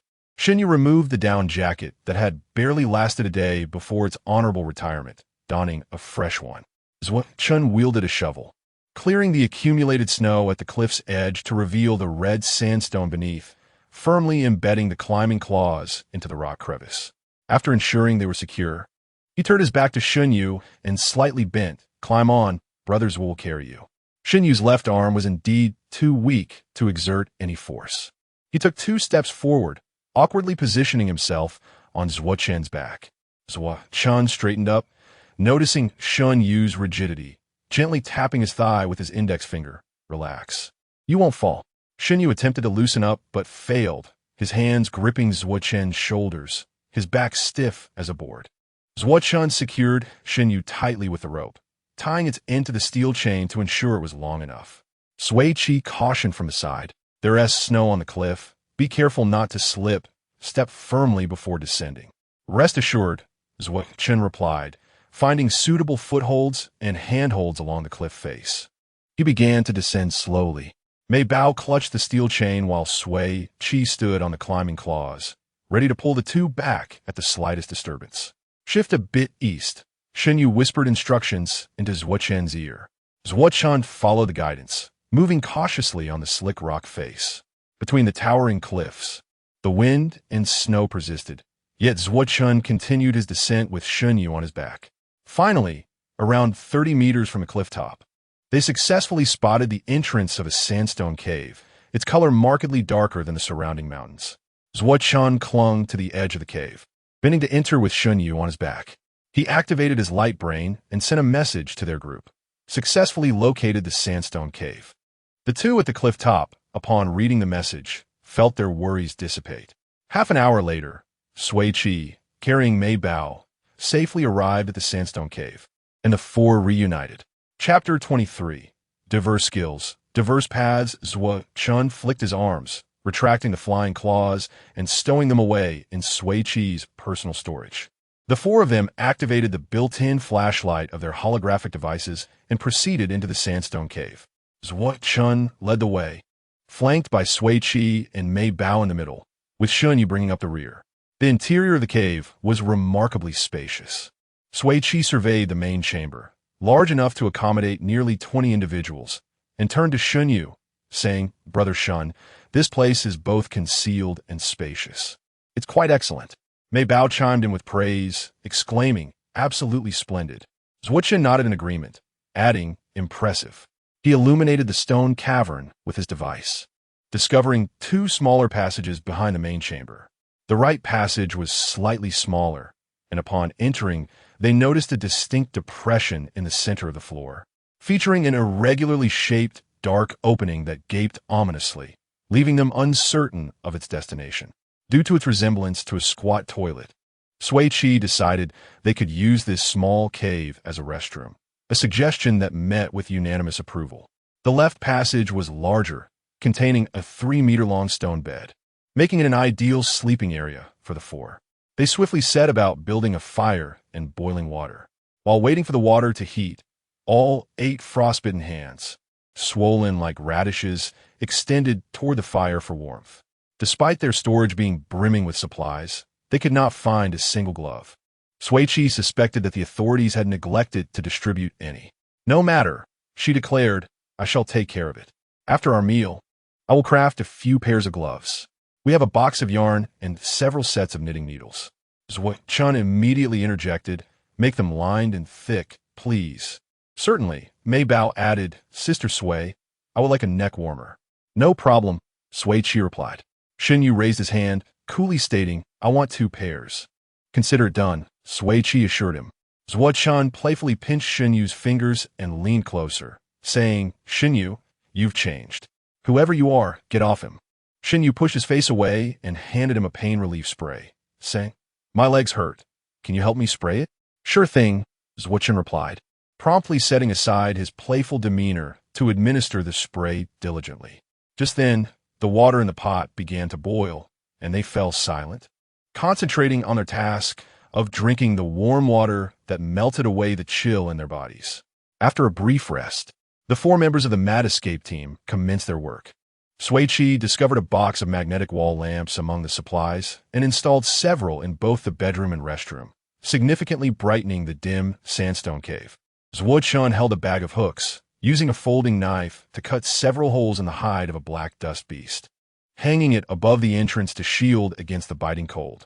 The beast skins stripped from the 2 players, both plump and lean, were also put to good use, draped over the entrances of the bedroom and restroom. Sui Qi intended to arrange the spacious stone platform in the corner as a kitchen prep area, and was working with Mei Bao to set up cutting boards, seasonings, and everyday ingredients. Meanwhile, Yu was tasked with organizing the stone bed. He rummaged through his storage to find 2 double-sized heating blankets, which activated upon exposure to air and were reusable. He laid the heating blankets on the stone bed, topped it with a fleece blanket, and placed 2 down comforters at the foot of the bed, with a hugging bear plush positioned in the center to separate the 2 sides. The once cold stone bed was transformed into a cozy haven, appearing quite inviting. The 4 of them busily attended to their respective tasks. "What shall we have for lunch?" Sui Qi inquired, sifting through the abundant ingredients. Zhuo announced, "I crave meat." Yu expressed his desire for something soupy. Mei Bao chimed in, "I want vegetables." Sui Qi replied, "Consider it arranged." 50 minutes later, a fragrant stew emerged from the pot, brimming with meat, vegetables, and broth. The four of them indulged heartily, scarcely lifting their heads from their bowls. After satisfying their appetites, Mei Bao, her belly round and full, remarked, "Sister Sui, this is the best meal I've had in the past 9 years." Sui Qi gently rubbed her belly, assuring her, "There will be even tastier meals to come. This is merely a glimpse. We have yet to showcase the tip of the iceberg of Chinese cuisine." Shun, having eaten to his fill, let out a contented burp, reflecting on the hardships of his previous life where he subsisted solely on nutritional liquids for every meal. Shinyu, lazily leaning against the rock wall, asked, "Sister Sui, are you planning to open a restaurant in the future? I would like to join you." Shun raised his hand, exclaiming, "Count me in." Mei Bao added, "I want to join too." As an enthusiast with a professional chef certification, Sui Qi felt quite confident in her ability to win over the appetites of interstellar beings with Chinese cuisine. She readily agreed, "No problem. When I venture into the culinary industry, I will be sure to bring you all along." After washing the dishes, they gathered around the fire, engaging in pleasant conversation. As Sui Qi spoke, she retrieved knitting needles and a ball of black yarn from her storage, beginning to knit gloves. She deftly intertwined the needles with the yarn, skillfully casting on stitches, and soon commenced a rhythmic knitting motion, the black yarn weaving in and out between the needles. Shun, Shinyu, and Mei Bao gradually silenced their chatter, captivated by Sui Qi's nimble hands. Mei Bao tilted her head and asked, "Sister Sui, what are you making?" Sui Qi snipped a length of yarn and replied, "Knitting gloves." Shun picked up the yarn ball, inspecting it from various angles. "With this yarn and 2 needles, you can make gloves?" "Not just gloves. Anything can be knitted," Sui Qi responded. Shinyu gazed at the gloves forming in Sui Qi's hands, expressing his admiration. "Sister Sui, you truly excel at everything. I've only seen this technique in vintage films." Shun squatted in front of Sui Qi, observing intently for a while, mesmerized by her rapid hand movements. "Weren't you a former wealthy young lady? How are you so proficient in such crafts?" "My life motto," Sui Qi smiled, "is that as long as there is life, there is learning. Diverse skills pave multiple paths." "How insightful," Shun conceded, picking up a spare knitting needle at his feet, declaring, "I want to learn to knit too." Although Shun appeared somewhat clumsy, Sui Qi was more than willing to teach. She shifted to make space for him to sit beside her and began to instruct him hand in hand. Shinyu and Mei Bao also grabbed yarn and needles, crowding around to join Sui Qi's knitting class. The Mad Escape team exuded warmth and camaraderie, marking the first time in a survival game that a sense of domesticity was palpable. "Oh, how I wish I could dive into the screen and live in a cave with them." A voice echoed, "You can paste warm patches all over yourself, just like the Hunter team." As a devoted fan of Sui Qi, one couldn't help but long for a pair of gloves crafted by her own hands. Unable to resist, they attempted to make a stew, only to find it inedible, leading to tears, wishing for Sui Qi to send her culinary skills and recipes their way. The official account of survival of the apocalypse could certainly prepare merchandise and open a restaurant. Observing Shun knitting with yarn, his demeanor was unexpectedly charming and delightful. Thankfully, Shinyu had discovered the sandstone cave. The location provided by the authorities had already attracted several groups of players. Unfamiliar with the Mad Escape team, they resorted to theft, resulting in many players being eliminated. This was precisely the scenario the authorities had hoped to see. So long as no lives were lost, players could battle freely. The extremely frigid weather posed a significant challenge. Few players were likely to survive until the end. Sui Qi had not anticipated that the one who successfully mastered the craft would be Shun, who seemed the least adept at handiwork. His fingers proved unexpectedly nimble, and he learned quickly. While his speed could not match hers, his technique was exceptional, with tight and precise stitches. Sui Qi praised him with satisfaction. "Brother Shun, you have a natural talent." Shun deftly maneuvered the knitting needles, nodding in acknowledgement. "Looks are the least of my merits." Mei Bao and Shinyu, on the other hand, displayed similar levels of skill, struggling with dropped stitches and erratic techniques, proving inadequate for the task at hand. Finally, Sui Qi and Shun sat side by side under the light, diligently knitting gloves while occasionally leaning in to whisper a few words to one another. Having failed in his artistic endeavors, Shun returned to the fire pit, resuming his role as the one who tended to the flames. Meanwhile, Mei Bao, with a cheerful demeanor, cradled a ball of yarn, dutifully assisting the two artisans by managing the threads. Chapter 24. From the afternoon until nightfall. Sui Qi successfully knitted a pair of halter neck gloves for Mei Bao, who, upon wearing them, found it hard to take them off. "Wow, they are so soft and warm," she exclaimed, cradling her face in her hands, her eyes sparkling with delight. Sui Qi chuckled, playfully ruffling her hair for a while. Meanwhile, Zhuo had nearly completed his own knitting project, having worked tirelessly throughout the afternoon, his stomach growling in hunger. Knitting proved to be quite exhausting. He leaned back against the rock wall, waiting to continue after their meal. Sui Qi suggested, "How about we have rice and braised pork ribs for dinner?" Without hesitation, Mei Bao agreed, and Zhuo, as the chef, was in charge. Shinyu expressed his willingness through action, rising to wash the rice. The four of them collaborated to prepare a feast fit for 8, and after finishing, they leaned against the walls, feeling stuffed. As they paced around the sandstone cave to aid digestion, Zhuo sighed. "At this rate, I might gain 10 pounds by the time the game ends." Sui Qi, understanding his concerns, replied, "Then let's have dry rations tomorrow." The others simultaneously protested. No, gaining 10 pounds was trivial. They couldn't resist the allure of delicious food.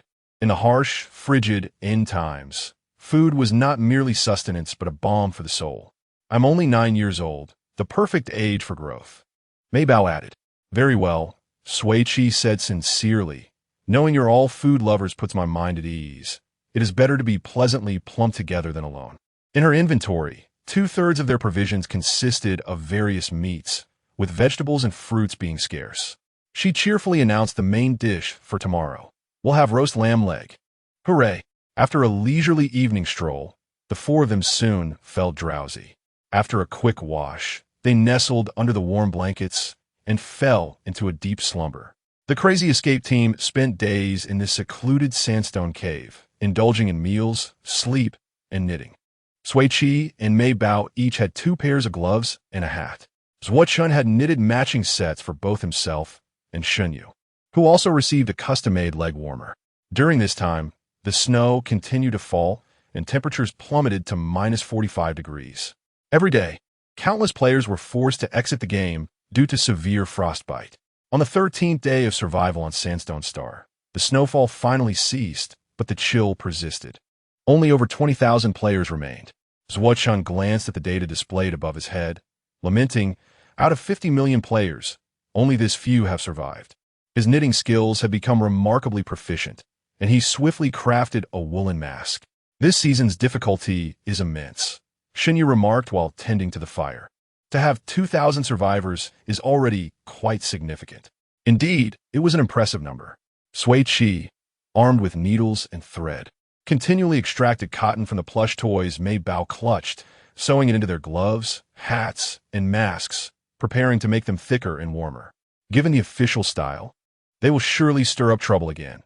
I doubt the number of players who survive to the end will exceed 1,000.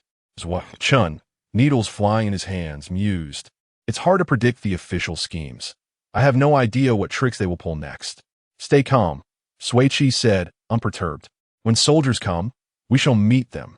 When water comes, we shall cover ourselves." The Crazy Escape Quartet did not wait long. That very evening, on the 14th day of survival on Sandstone Star, at the stroke of midnight, the over 20,000 players were awakened from their slumber by an official announcement. "Good evening, players. In 30 minutes, 1,000 carefully selected star velvet beasts will be randomly teleported to your locations. They possess sharp claws, are of massive size, and are ravenous. We hope you enjoy your time with these distant interstellar visitors. A friendly reminder, star velvet beasts are the apex predators of the snow domain and are classified as interstellar-level protected animals. Killing them will result in life imprisonment." Zhuo clenched his fist, exclaiming, "What nonsense!" Shinyu quipped sharply, "Enjoy? More like die happily." Mei Bao, nestled in Sui Qi's embrace, murmured how unfair. "Players who encounter the star velvet beasts can only be eliminated." Sui Qi chuckled softly, The official's shameless persona remains unshaken. This move by the official sparked widespread criticism among players, while interstellar viewers watching the live broadcast passionately voiced their opinions. Official Desolate Star. End Times Survival Battle. This is utterly shameless. If I encounter such a beast, I would likely faint from fright. To actually see a live star velvet beast on Sandstone Star, what a sight. Encountering a star velvet beast, unable to kill or escape, is surely a dead end? This is outrageous. Are they truly trying to incite casualties? Calm down, everyone. I have insider information. The star velvet beasts selected this time were all rented from the Snow Domain Zoo at a premium. They are quite gentle and friendly. Even if they are friendly, players' instinctive reactions to beasts are either to flee or attack. If attacked, won't they retaliate? Moreover, they're starving, which means they could very well harm someone. They've only missed one meal. They're accustomed to cooked food and won't eat humans. The surviving players are probably hungrier than the star velvet beasts. I fear they might resort to killing them for meat. That would be quite a punishment for them. The officials are more cautious than we think. Losing a single star velvet beast would require them to compensate the Snow Domain with 100 million interstellar coins. Each star velvet beast is fitted with a teleportation device. If they detect any injury, they will be instantly transported back to the Snow Domain. Inside the Sandstone Cave, Sui Qi sat up. Based on our experiences over these past days, one of those 1,000 star velvet beasts will certainly be teleported right here. She tucked the blanket around May Bao more snugly, dressed quickly, and approached the stone platform, pulling out a pile of meat to prepare. The others were slightly puzzled but instinctively followed her lead, getting up to dress as well. Shun casually asked, Sui Qi, what are you planning to do? Preparing some food for our hungry interstellar visitors, she replied, pausing momentarily before casting a tentative glance at Shinyu. Star velvet beasts are carnivorous, right? Indeed, Shinyu confirmed, adding more charcoal to the fire. They're strictly carnivorous. That's good, Sui Qi said, relieved. Mei Bao darted to Sui Qi's side to assist, exclaiming, Sui Qi is so clever. With food, they won't see us as prey. Chun joined them at the stone platform. Sui Qi, you really think ahead. As the aroma of the 2 roasted chickens and 5 large cuts of beef began to waft through the air, Sui Qi, gripping a spike club, suddenly lifted her head. Her senses sharp as she focused on the cave entrance obscured by animal hides. She placed a finger to her lips, and the others fell silent. The quiet sandstone cave was devoid of any sounds, yet she detected a distinctly unfamiliar scent mingling with the aroma of the roasting meat, a unique, beastly odor. Sui Qi mouthed the words, it's a star velvet beast. The 4 exchanged glances and quietly rose to gather behind the fire. Chun deftly threw aside the animal hide curtain that concealed the entrance. Behind the curtain lurked a massive, snow-white beast. Its gaping maw opened wide as it let out a fierce roar, lunging swiftly towards the 4 of them. Chapter 25, Earthquake the Starry Fluff Beast. With a head 10 times larger than an ordinary cat, became stuck at the entrance of the cave as it attempted to squeeze in. Meow, it exclaimed, its fierce expression suddenly turning to one of shock as it struggled desperately, unable to move its trapped head, neither able to enter nor escape. The 4 frantic companions stared in disbelief. What in the world? The pinnacle predator of the snowy realm. And it's like this? Sui Qi gazed at the beast's thick, snow-white fur, suppressing the urge to bury her hands in it and give a good rub. With an impassive expression, she brought her spike club down hard against the side of its face. Huh! The starry fluff beast's fur bristled, its ears flattened back, revealing sharp teeth as it issued a warning growl at Sui Qi. Confirmed, it was a large feline. Sui Qi lowered her guard, tearing off a fragrant roasted chicken leg and bringing it to the beast's nose. Choose wisely, meat or death. Meow. The fierce creature immediately surrendered to the allure of food, its menacing growl transforming into a soft purr. Its fluffy head nudged against Sui Qi's hand holding the chicken leg. Oh my, who could resist such a charming feline? Certainly not Sui Qi. She scratched its shin, saying, be good, don't attack us, and I'll feed you meat every day. If you agree. Loud a couple of meows. Meow, meow, that infuriatingly delightful sound. Sui Qi felt her heart melt as she fed the beast the entire chicken leg. giving her anxious teammates an okay sign. Negotiation successful. Crisis averted. Is that all? Sui Qi raised an eyebrow. How did you manage interspecies communication? Sui Qi pointed to the roasted chicken. Through our shared love, food. After the crisis was averted, the four of them took half an hour to break open the cave entrance, successfully rescuing the trapped starry fluff beast and naming it Big Meow. After taking turns feeding it 2 roasted chickens and all the grilled meat they had, Big Meow, with its tail held high, confidently entered the cave, occupying the warm stone bed and yawning before falling asleep. The 2-meter-long, 1-meter-high cat nearly filled the entire stone bed. The 4 humans rejoiced, diving into its soft fur and falling into a deep slumber beside it. The interstellar netizens were left in silence. The frenzied escape team always had such a unique style. The officials sent a warm pack to the frenzied escape team, which was quite amusing. How could Pai Jia so easily tame the starry fluff beast, while those players who were scared out of the game, chased by 2 beasts and smacked against the wall, were deemed unfortunate? They were simply unlucky. Look at the scavenger team. They didn't even encounter a starry fluff beast. Many starry fluff beasts frolicked in the snow without encountering players. Pai Jia's tactics were not replicable among the surviving players. No one had as many resources to care for Big Meow. The starry fluff beast caretaker 789 solemnly declared, "Its name is Sunny Lilith, not Big Meow. It is not called Big Meow. Big Meow sounds quite charming to me. I reiterate, it is not called Big Meow. If you repeat that, the netizens will remember it as Big Meow." The next morning, Sui Qi was awakened by a paw slapping her. The instigator jumped down from the stone bed nonchalantly, stretching and lounging by the fire. Drowsily opening her eyes, she glanced at the time. It was already 9:30. Sui Qi, Shun Yu, and Mei Bao were awake, sitting by the fire and chatting quietly. After lingering in bed for a while, Sui Qi slowly donned her coat and got up.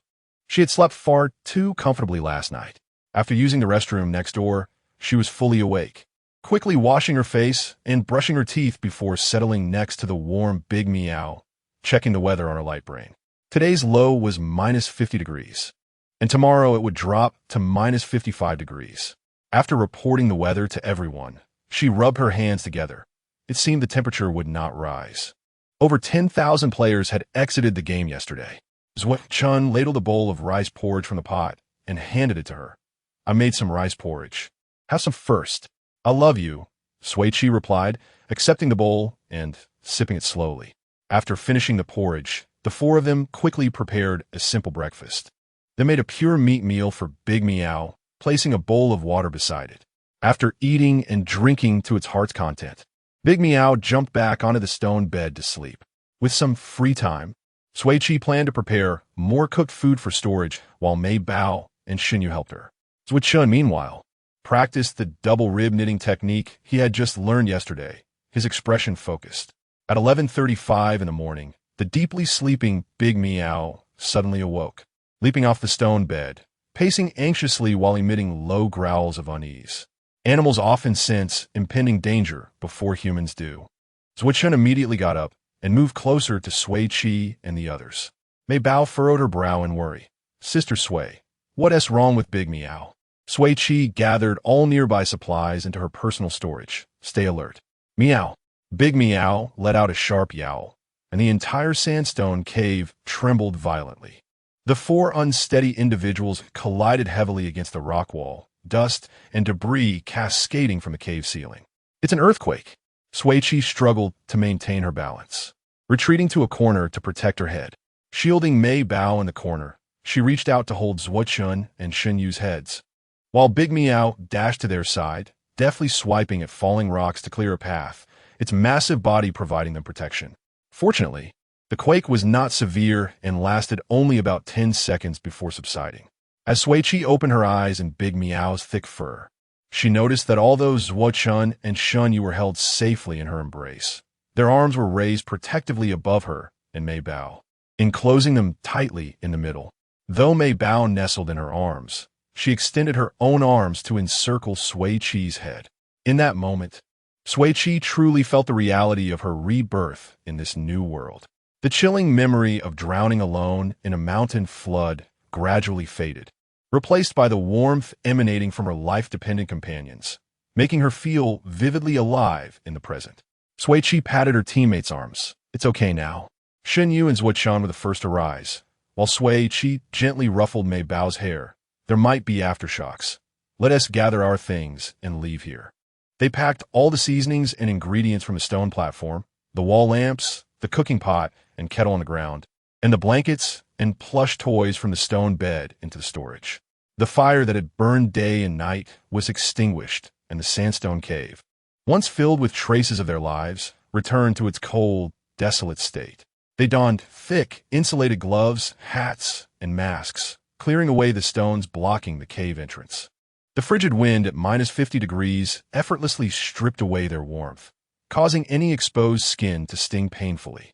As Zhuo pulled his hat brim down and leaned partially out of the cave, poised to throw his grappling claws against the cliff wall, he suddenly felt the rope tied around his waist being tugged firmly.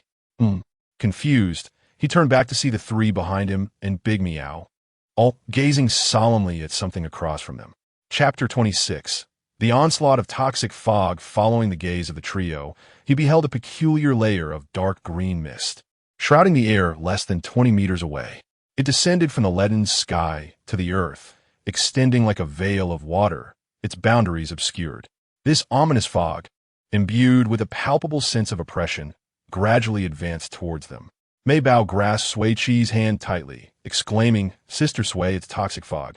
Zhuo clenched his fist against his forehead, muttering of all things, "Why this?" Shen Yu explained to the perplexed Sui Qi. On the 14th day of the game, toxic fog descends, and the safe zones begin to shrink. Players can only survive in areas not engulfed by the fog. His brow furrowed with concern. This was a mechanic from the previous season. I didn't expect it to carry over. Zhuo observed the fog, which would engulf them within 10 seconds, and his tone grew somber.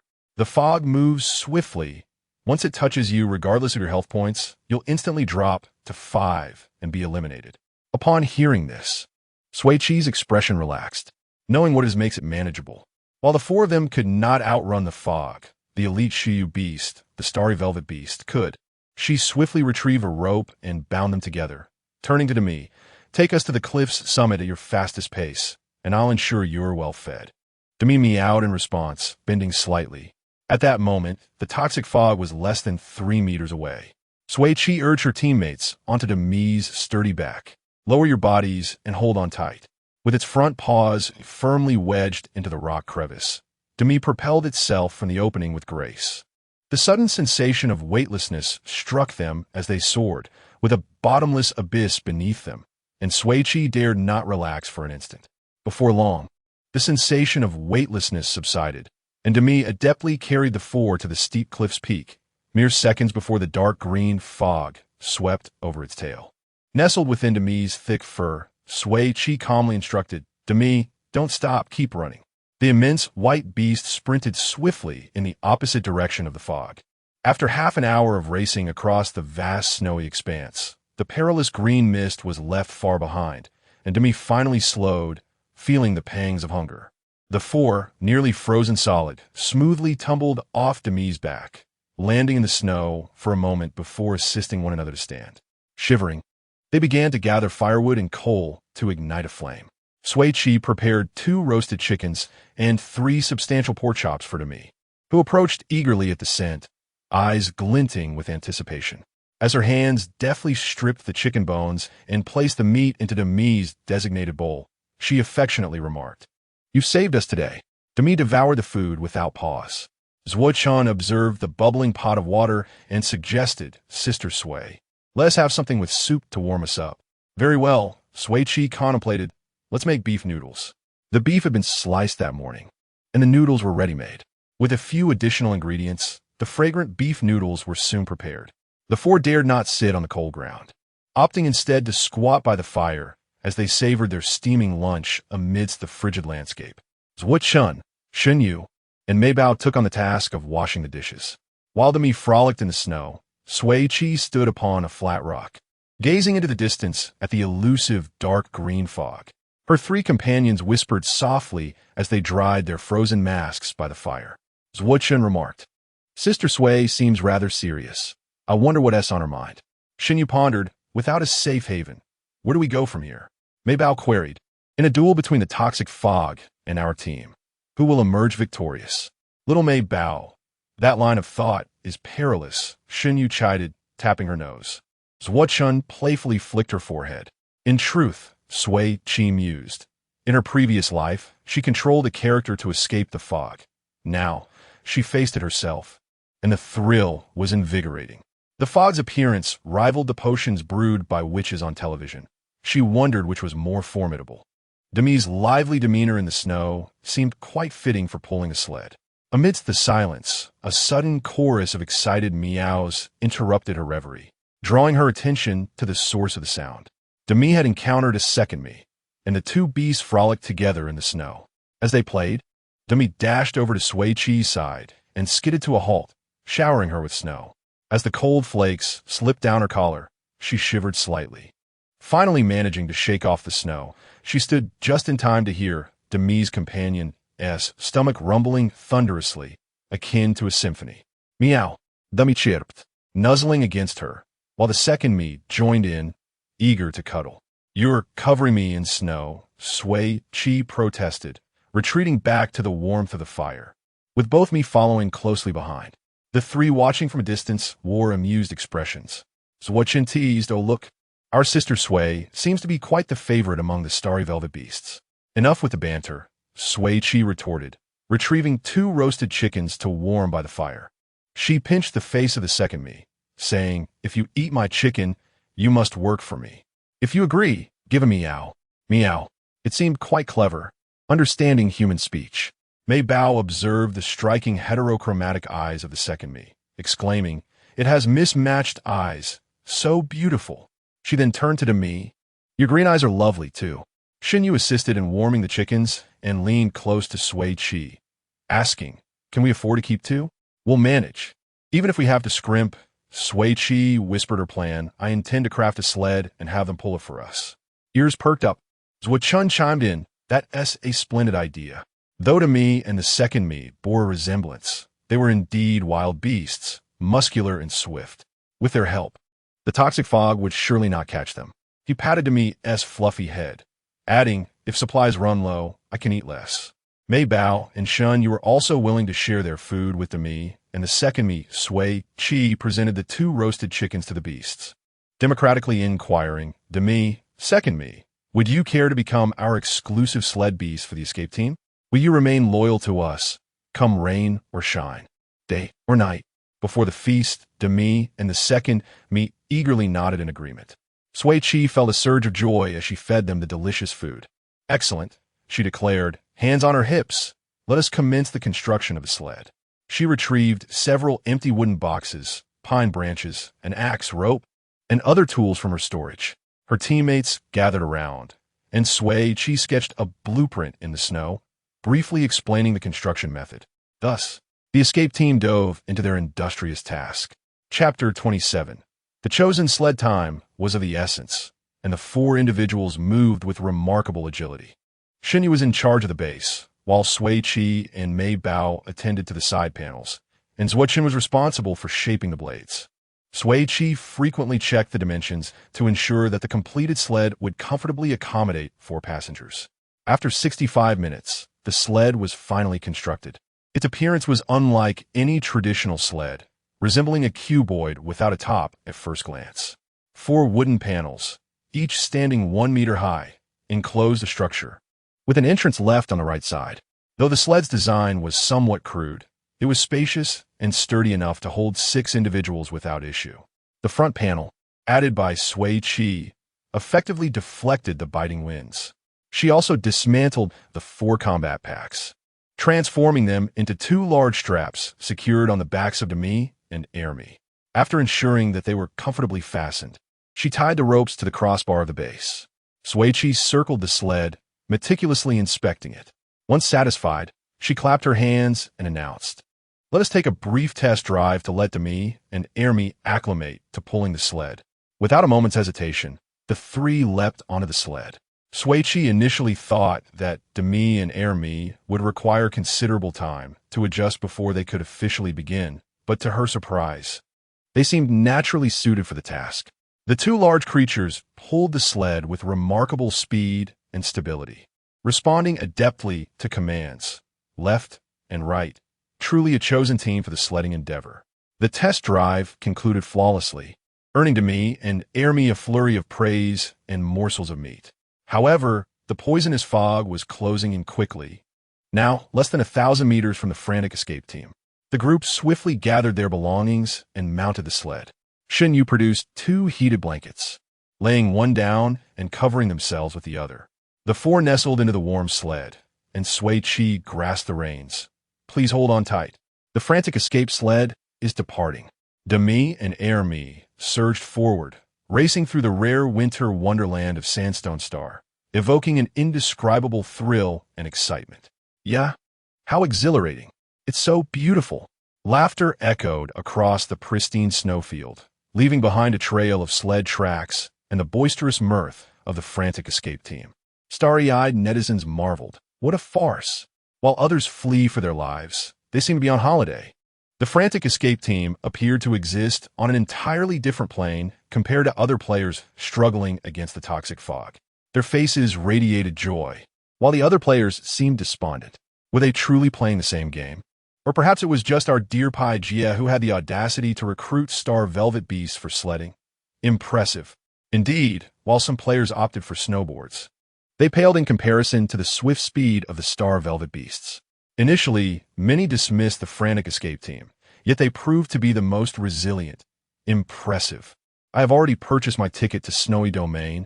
I too wish to sled. Envious, those unable to afford tickets could only indulge in fantasies. However, as Ermi's caretaker, I am quite curious how they know Ermi's name. Confused, scratching head, they are even wrapped in heated blankets, resembling tourists. It makes me want to sign up for the game myself. Go ahead and register. The next game opens for sign-ups tonight. After all, it's not like we can die. Experiencing it would be delightful. Be cautious. Although death is not a concern, severe injuries could lead to lasting repercussions. No witties. I'll sign up first. It's uncertain if I'll even be selected. I'll keep an eye on the official site to ensure I can sign up immediately. It will be fantastic to encounter the frantic escape team in-game. If you say so, I will register too. Wait for me. As the thrill of speed and excitement faded, life returned to its initial tranquility. The exhilaration among the 4 members of the frantic escape team had diminished.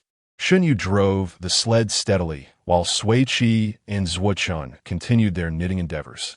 Mei Bao, being the youngest, slept soundly under the heated blanket. Zhuochun knitted gloves while Sui Qi crafted shoulder pads for Demi and Ermi, pausing occasionally to admire the enchanting snow-covered landscape, finding immense contentment in the moment. Days turned to nights, and nights to days. On the 17th day of survival on Sandstone Star, with a minimum temperature of minus 60 degrees Celsius, the number of surviving players stood at 3067. With their padded shoulder straps, Demi and Ermi exerted even more effort in pulling the sled. Today, Sui Qi was at the helm, guiding Demi and Ermi over a hill when a familiar dark green fog loomed ominously ahead. Just as she prepared to steer the sled away from the encroaching mist, a piercing wail shattered the air. The 3 others, previously dozing, were instantly alert. What is happening? Shun inquired, stepping forward. Shun Yu and Mei Bao emerged from their blankets, moving closer to Sui Qi. The mournful cries continued, and Sui Qi spotted 2 figures in the distance, soon to be engulfed by the toxic fog. It appears to be players, she remarked, handing the reins to Shun Yu and Mei Bao. Zhuochun and I will investigate. The 2 accepted the reins, and Shun Yu cautioned, be careful. Understood. Sui Qi and Zhuochun leapt from the sled and sprinted towards the direction of the poisonous fog. As they approached, they discovered that the player who was wailing was a boy roughly the same age as Mei Bao, who was protectively cradling another player in his arms, sobbing hoarsely.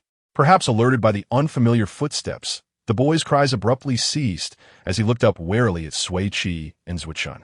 His eyes were round and bright, but unfocused. He clutched the other player tightly, his mouth moving rapidly, unable to form a coherent word.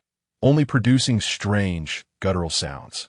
Zhuo Chun, feeling a loss, nudged Sui Qi. Sui Qi, what should we do?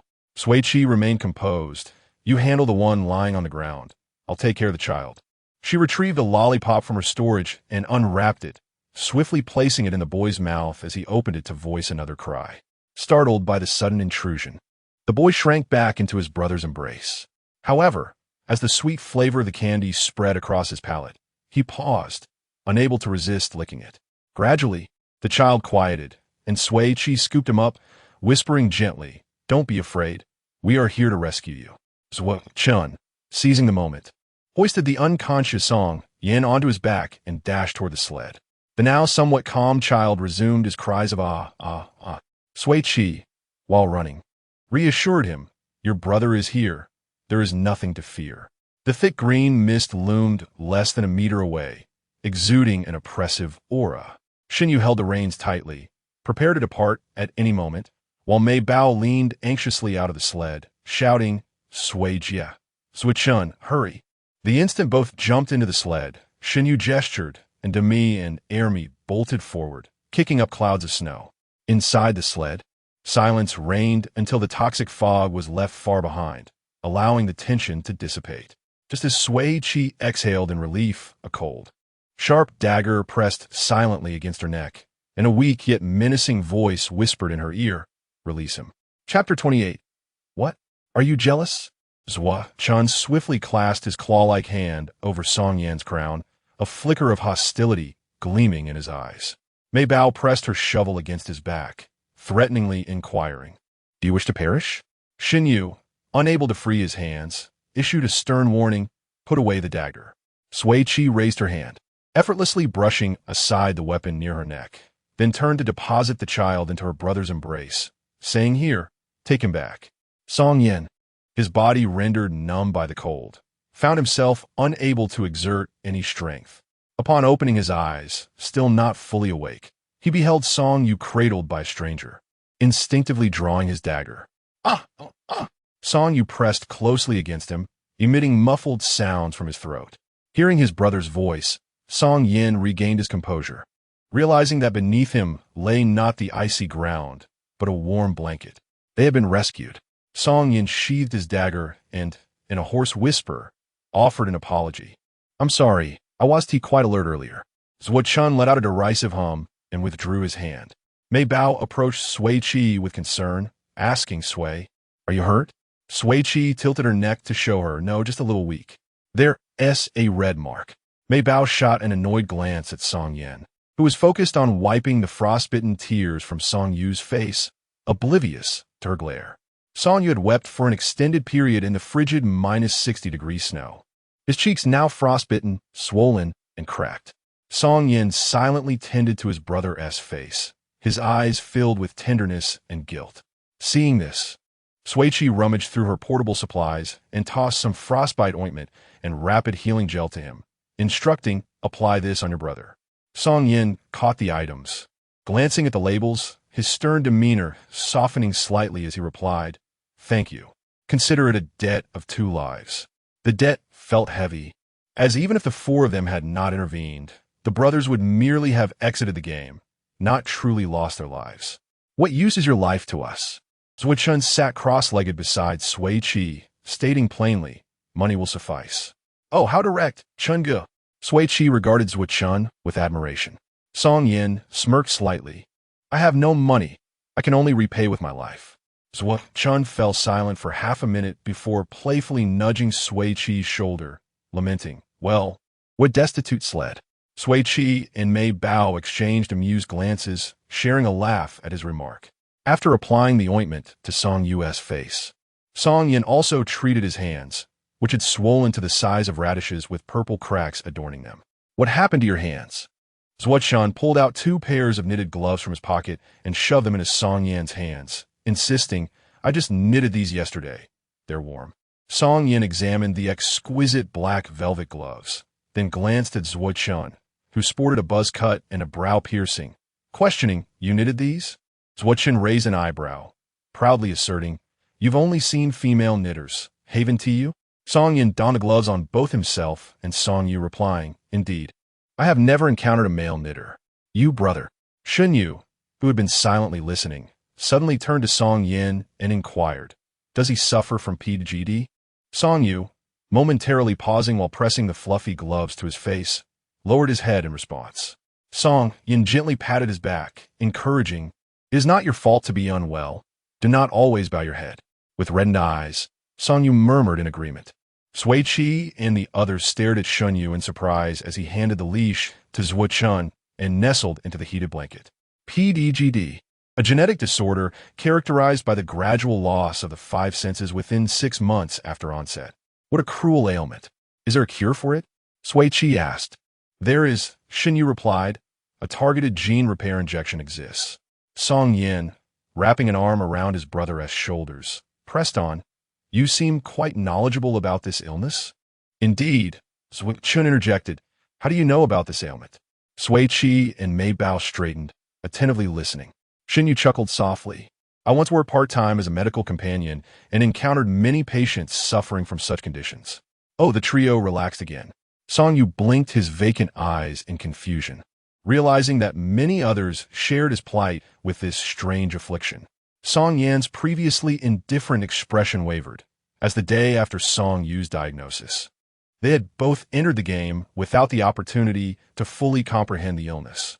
All he knew was that treating PGD required 5 injections of gene correction within 3 months, each costing 10 million interstellar coins. Most afflicted individuals, unable to afford treatment, chose suicide before completely losing their senses. Upon discovering his own illness, Song Yu had also contemplated ending his life by drowning, but was fortuitously rescued by a passerby. Unable to ease his worry, Song Yin brought him into the game, ensuring he was always within sight. At the game's onset, Song Yu's eyes had still been healthy, but within a mere 20 days, Song Yin had watched as his brother's once vibrant eyes dulled and clouded. The deterioration of his condition exceeded Song Yin's worst fears. Yet he had to suppress his own panic to reassure Song Yu. Do not fear. I will ensure your recovery. Upon hearing Shun Yu's words, Song Yin voiced the question that weighed heavily on his heart. After completing the 5 gene correction injections, will Song Yu's vocal cords and eyesight be restored? Shun Yu nodded affirmatively. Once cured, he will be able to speak and see normally. A breath of relief escaped Song Yin as he gently ruffled Song Yu's hair, declaring, Did you hear that? You can be healed. A hint of light flickered in Song Yu's dim eyes. At that moment, Shun Yu introduced a crucial twist. However, Song Yin abruptly turned his head, the sound of his neck crackling in the silence. However, Shun Yu took a sip from the water bottles Zhuo Chun had offered before continuing. You will need to receive an additional injection each year, or the condition may relapse at any time. Ugh. Zhuo Chun inhaled sharply, realizing the exorbitant costs of the illness. Indeed, PDGD is the only curable disease in the entire galaxy, yet its mortality rate remains alarmingly high. That is understandable, Zhuo Chun shrugged. Who can afford such treatment when earning only 3,000 to 4,000 interstellar coins a month? If it were me, I would choose death. Before he could finish, Sui Qi, Shun Yu, and Mei Bao simultaneously delivered a punch to his arm. Zhuo Chun clutched his stomach, grinning sheepishly as he turned to Song Yin. Brother, I didn't mean it that way. Please forgive me. Song Yin, magnanimous, chose not to hold it against him. Following this, Song Yin posed numerous questions to Shun Yu, who meticulously addressed each one. Zhuo Chun leaned in to whisper to Sui Qi and Mei Bao. It's the first time I've heard Shun Yu speak so much. Sui Qi jested. What? Are you jealous? That is out of the question, Zhuo Chun retorted, redirecting the conversation. In my dictionary, the word jealous does not exist. Mei Bao enthusiastically chimed in. Chun Gu is magnanimous. Sui Qi concurred. From that day forth, Song Yin and Song Yu, the 2 brothers, began sharing a sled with the 4 reckless adventurers. Sui Qi, unconcerned about hiding her abilities, and Song Yin, perceptive enough to notice, quickly realized she possessed a portable space but refrained from inquiring further. Traveling together, they shared meals and rest. During dining times, Sui Qi often invited them to join. Initially, Song Yin declined several times, but when Mei Bao offered warm milk to Song Yu, he immediately abandoned his adult pretenses. Why should his brothers suffer? They owed their lives to these people, so why be so finicky? Of course, he did not take advantage of their generosity. He took on the responsibilities of meal preparation, post-meal cleaning, and feeding the sled dogs. Sui Qi, Shun Yu, and Mei Bao found themselves idly twiddling their thumbs after their tasks had been usurped by others. Each of them, in their desperation, insisted on clinging to Sui Qi's side to lure the art of cooking, creating chaos in their clumsy attempts, only to be unceremoniously kicked into the snow by Sui Qi. On the 18th day of survival on the Sandstone Star, the temperature had stabilized at a frigid -60 degrees, leaving a mere 188 players alive. Across the boundless snowfields, Sui Qi and the others were being pulled by sleds to evade the toxic environment. However, the swift-moving Bigme and Airme suddenly came to an abrupt halt. Amidst the flurry of snowflakes, the teleportation stones around their necks flickered, emitting a frantic blue light. Chapter 29. I want to eat too. Thud, thud, thud. 6 swollen foreheads emerged from the sled. Demi and Airme were meowing and grumbling, seemingly in a quarrel with someone. Sui Qi and the others jumped off the sled to investigate, only to see the blue light from the necklaces around their necks continually expanding, enveloping their bodies. What happened to Demi and Airme? Mei Bao asked worriedly. It's the teleportation stones, Shun Yu remarked, his gaze fixed on the gem at the center of the necklace. They were about to be sent back to the Snow Domain Star. Meow. The 2-star fluff beasts softly called in response to Shun Yu's words. Sui Qi scratched their chins and chuckled. So you're going home.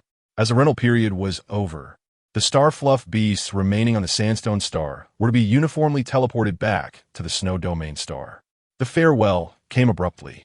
Sui Qi removed their harnesses and padding and fed them roasted chicken one last time. Demi and Airme hadn't had enough playtime, and the meat in their mouths lost its flavor. Mei Bao and Song Yu, the 2 children, clung to them, reluctant to let go. Shun Yu patted Demi and Airme's heads, saying, "We owe you a lot these past few days." Zuo Chun affectionately embraced both fluff beasts, saying, "Don't forget us when you return." Sui Qi scratched their chins again. "Be good. And your older brothers and sisters will come to play with you in the Snow Domain Star." Demi and Airme rubbed against their faces, and with a flash of blue light, the 2 white giants vanished without a trace, leaving only a few plump, blossom-shaped footprints in the snow. Sui Qi smiled at the adorable footprints and raised her hand to store the sled into her portable warehouse. Zuo Chun sighed softly. "From now on, we can only rely on ourselves." Mei Bao picked up a few tufts of white fur that had fallen in the snow. "I missed Demi and Airme already." Sui Qi walked between the 2, patting their shoulders. "Come on, let us get to work." Having lost the sled, Sui Qi, the pragmatic one, prepared to make some snowboards. Without tools, they wouldn't be able to outrun the poisonous mist. She retrieved some empty wooden boxes from the warehouse, and each person took a tool to start chopping away. Before long, 5 rudimentary snowboards without bindings were completed. Sui Qi, Zuo Chun, and Song Yin made single boards, while Shun Yu and Mei Bao, both novice snowboarders, crafted double boards. Song Yu had none, so Song Yin carried him. The feet of the 5 were tightly bound to the boards with ropes. After distributing some pine branches, Sui Qi took Mei Bao aside for one-on-one instruction. Zuo Chun and Song Yin were responsible for teaching Shun Yu. The 2 novice snowboarders displayed quite a bit of athleticism. After a few clumsy falls on the snowy slope, they quickly grasped the techniques.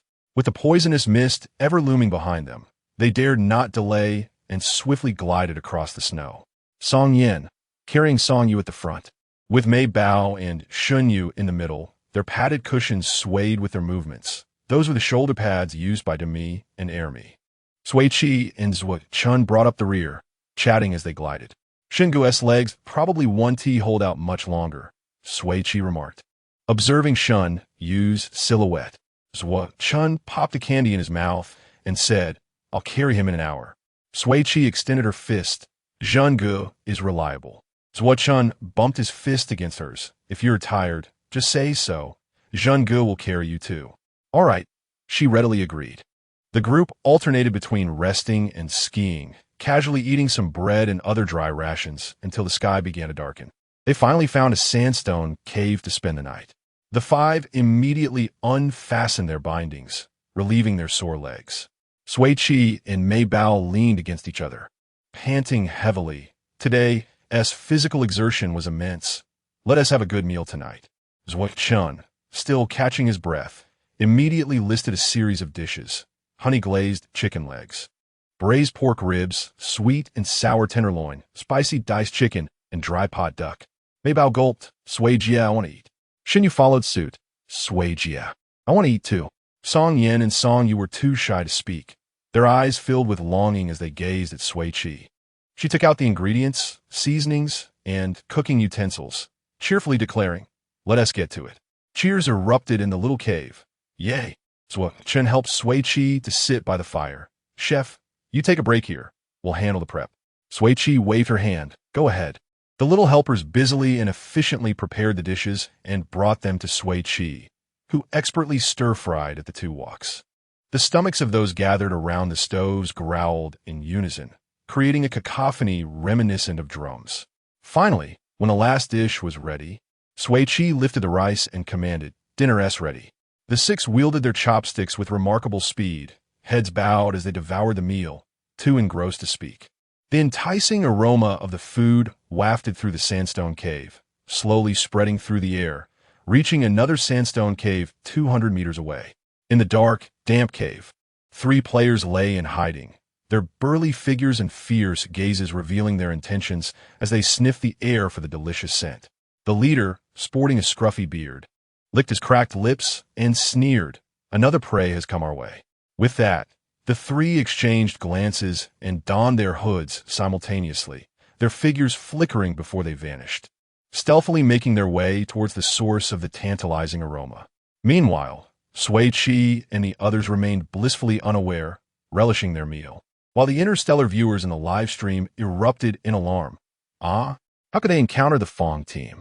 Pai Jierun, damn, it's those 3 scoundrels with cloaking devices. Just seeing them makes me sick. What's going on? What did they do? Can someone explain? They specifically target the weakest in others' teams, capturing them as hostages to coerce teammates into surrendering supplies. Moreover, these 3 scumbags, relying on their cloaking devices, even deliberately harass female players, claiming they were seduced by them. If it weren't for the interstellar livestream, they would surely be even worse. It's as if they've grown a tumor in their brains. I wish I could jump through the screen and put an end to them. Aren't Team Mei Bao and Song Yu in danger? They're doomed. Mei Bao could knock all 3 of them out with one punch, and Pai Jia, Zhenggu, and Xingu are no pushovers. Song Yin is also quite fierce. If they dared to touch Song Yu today, he could easily take them down. There was no sense of worry, even a hint of excitement, as they awaited the scoundrel's downfall. Why the lack of concern? Have you forgotten those 3 scoundrels have potent sedatives? Damn, my sister was eliminated by those 3 scoundrels. If they die today, I'll gift each of Pai Jia's 6-person team a yacht. Sister, you're so generous. Inside the sandstone cave, the satisfied group, having finished their meal, was preparing to sleep. They were utterly exhausted from the day's exertion and needed to rise early the next day to escape the toxins. After a quick wash, Sui Qi swiftly burrowed under the warm blanket, while Mei Bao turned to snuggle into her embrace, showering her with praise for the evening's dishes, providing ample emotional support. Sui Qi playfully pinched her cheek. How can my Mei Bao be so adorable? Mei Bao giggled, burying her face in Sui Qi's arms, before quickly drifting off into slumber. In the middle of the night, Sui Qi vaguely heard Mei Bao whispering about needing to go to the restroom, before she quietly slipped out of the blanket. After an unknown duration, she suddenly caught a faint, sour odor, frowning as she instinctively tightened her arms around Mei Bao, only to find nothing but emptiness. Sui Qi's eyes flew open in alarm. Chapter 30. Do not hold back the precious sister, who should have been nestled in her embrace, was nowhere to be found. Beside the dwindling campfire, Xinyu had also vanished, leaving only the faint glow of embers. Sui Chan was roused by the rustling movement of Sui Qi, rubbing his eyes as he softly inquired, "What is the matter, Sui Jia?" Sui Qi turned her head, the dim light illuminating half of her face. Zhuo Chan was taken aback. He had never seen Sui Qi with such an unexpressive countenance, although her face bore no emotion. He felt as if she were on the verge of wielding a weapon against someone. Mei Bao and Shun Gu are missing, she stated in a low voice. Chun abruptly sat up, glancing in the direction where Mei Bao and Xun Yu had been before he fell asleep. His face turned pale, a chill creeping up his spine. How could they be missing? I didn't hear a thing. Sui Qi activated her light brain to check their life statuses. Mei Bao, 62. Xun Yu, 54. They have not been eliminated, she confirmed, moving closer to the fire where the charcoal had been, now completely empty. Sui Qi detected a lingering acrid scent in the air, a wave of dizziness washing over her. This was the work of players. There must be more than one. They likely used a quick-acting sedative, she hypothesized. A glint of icy resolve appeared in Zhuo Chen's eyes. They must be tired of living. As he spoke, he noticed Sui Qi's gaze fixated on the rock wall opposite the fire. Following her line of sight, he saw a piece of white paper pinned to the wall that should have been bare. Sui Qi approached and tore it down, revealing the message: to save your teammates. Bring 10 boxes of supplies for an exchange. By 8:30 in the morning, place the supplies at the corner 50 meters away. If even one box is missing, I shall strip them of their clothing for all interstellar netizens to behold their nakedness. It was currently 3 in the morning, the night deep and dark as ink, with snow having fallen, completely obscuring any footprints that should have been left in the snow. While traces could be hidden, scents lingered. The faint, sour stench enveloped Sui Qi, who turned and tossed the note into the fire, reducing it to ash. She picked up a burning log to use as a makeshift torch and stepped forward, following the scent. As she passed Zhuo Chun, she patted his shoulder and declared, "Let us go." Zhuo Chun retrieved his grappling claw without hesitation, trailing behind Sui Qi. Song Yin, still groggy, hoisted the sleepy Song Yu onto his back. "I'll go with you." "All right," Sui Qi replied. In the perilous depths of night, it was safer to travel in numbers. In another sandstone cave, a gaunt, sharp-featured member of the Fong team gazed greedily at the charcoal in his hands. "Boss, not only do they have food, but they also possess charcoal for fire. We've struck gold this time. Once we finish this job, we'll surely survive to the end." He cast a glance at Xun Yu and Mei Bao, who were unconscious in the corner. "These two will be out for the day. Shall we just leave them here?"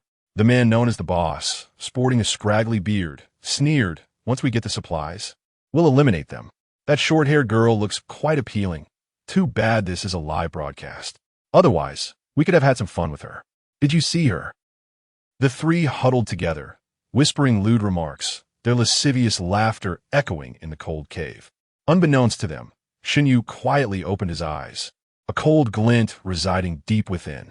Due to a leg injury, Xun Yu had been undergoing medication treatment for years, resulting in a metabolic enzyme activity in his liver several times that of an average person. Any substance entering his body would be rapidly broken down. The Fong team's overconfidence in their potent sedative left their hostages untied, which conveniently aided Xun Yu. He slightly shifted his position to shield the faint light from the light brain. To ensure Shun, you could access medicines at will. Sui Qi had placed all the pharmaceuticals in a communal section. He quickly located a vial of awakening solution, inhaling its scent to clear his muddled mind. Adjusting his posture, he cautiously moved 1 meter closer to Mei Bao, gently waving the awakening solution beneath her nose. Mei Bao's eyelashes fluttered, and she frowned as she opened her eyes. Just as she was about to call out for Shungu, she noticed Xun Yu placing a finger to his lips, signaling her to remain silent. Without uttering another word, she inhaled the awakening solution deeply, finally regaining full consciousness. Recollections flooded back. She remembered being ambushed from behind as she returned from the restroom, a strong, strange odor invading her nostrils, and before she could resist, she had lost consciousness. Seeing her awake, Xun Yu stowed away the awakening solution and handed Mei Bao 3 large stones, instructing, "Throw these at their heads. Do not hold back." No sooner had Xun Yu spoken than Mei Bao sprang up like a carp, swiftly hurling the stones. The 3, struck on the head, howled in agony. Before they could retaliate, Xun Yu's axe struck the scraggly bearded man's skull with a resounding thud. The bearded man trembled, dropping his long knife and collapsing at Xun Yu's feet, gasping for breath. The other 2, faces stricken with terror, exclaimed, "How could you be awake?" As they attempted to flee towards the cave entrance, Mei Bao hurled a shovel, blocking their path. The shovel's sharp edge pierced one man's shoulder, eliciting a scream as he crumpled to the ground. Mei Bao dashed forward, leaping high to deliver a powerful kick to the chest of the remaining assailant. He was propelled backward, crashing into the hard rock wall, blood spilling from his mouth, while a piercing out-of-bounds alert blared from his light brain. Observing this, Shin Yu halted his advance to assist, instead seizing the scraggly bearded man by the hair and forcefully smashing his head against the jagged rock wall. How's that feel? Enjoying it? The bearded man, whose mouth had been spewing profanities, could only emit strained gasps, collapsing helplessly to the ground. Shin Yu withdrew his axe, intending to carry Mei Bao away, only to find her standing at the opposite corner of the cave, pulling aside a black cloth to reveal 5 neatly stacked wooden boxes of supplies. Shingo, it's the supplies, Mei Bao exclaimed in delight. Their swift dispatch of the adversaries was seamless. When Sui Qi, holding the torch, arrived, following the scent, she was greeted by the sight of 3 unfamiliar players lying motionless on the ground. Mei Bao sat atop the supply boxes, swinging her legs and chatting with Shin Yu. Shin Yu stood with arms crossed, lifting his gaze upon hearing her approach, nodding in acknowledgement. You've arrived. Ah, yes, Zwichin replied, somewhat dazed. Sui Qi hurried over, scanning the two for injuries and relaxing her stiff shoulders upon finding none. She raised her thumb in genuine admiration. Impressive. Zwichin stepped up to Shin Yu, giving his shoulder a light punch. Sui Jia and I were worried all the way here. Mei Bao leapt into Sui Qi's embrace, pouting as she recounted, Sui Jia. They're terrible. They knocked me and Shun go out and brought us here. Sui Qi gently patted her back in comfort. We'll strip them and toss them into the snow later. Song Yin placed Song Yu beside Sui Qi and, without hesitation, began disrobing the nearest scraggly bearded man. Zhuochen joined Shin Yu in the task. Before long, the 3 members of the Fong team lay bare in the snow, their light brains blaring incessant out-of-bound alerts. The medical ship arrived tardily, the staff disdainfully dragging them away. Interstellar netizens erupted in exhilaration. Chapter 31. The thrill of sliding Sister Bao is incredible. Brother Shun is amazing. I initially thought they would surely suffer losses in this round, yet they emerged victorious beyond my expectations. My sister has avenged her grievances. I am off to support Pai Jia and the others with flying ships.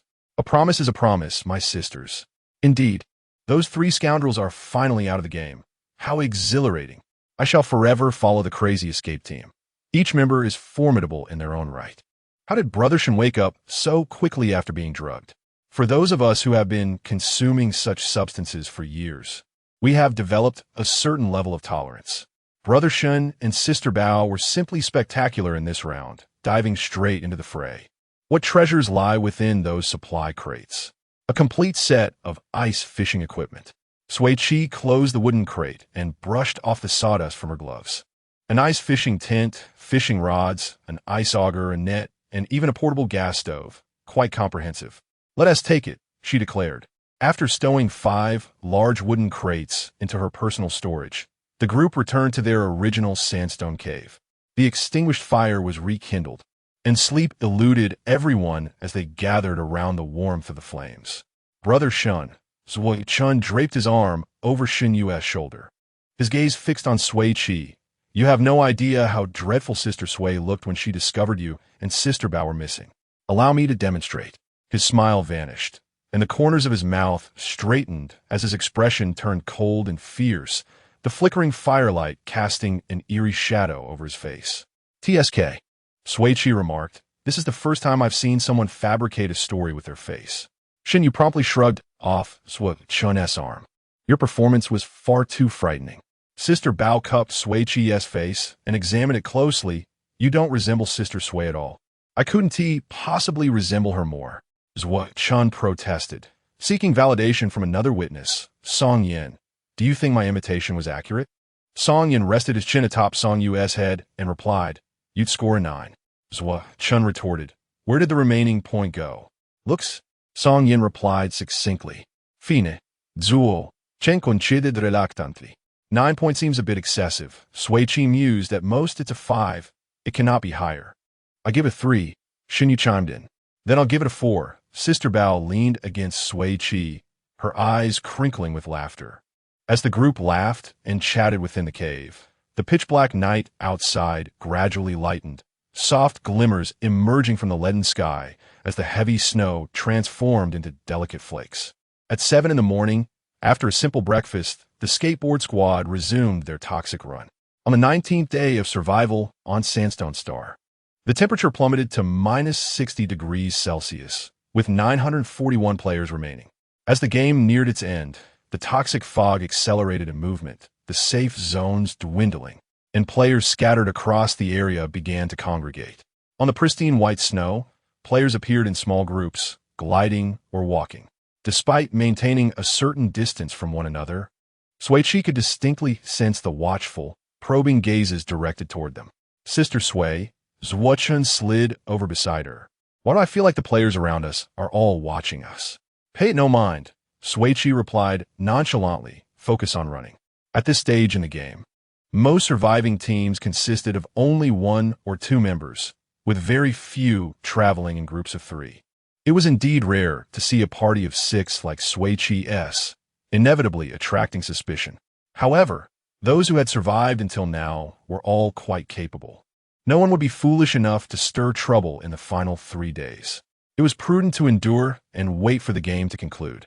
As evening approached, the group found a secluded spot, set up the ice fishing tent, spread out the heating blanket, and ignited the portable gas stove, enjoying a warm meal amidst the icy wilderness. The following morning, the dense, dark green toxic fog loomed less than 200 meters from their tent. Sui Qi stored the tent in her personal warehouse, and the group swiftly donned their skateboards, racing against the toxic haze.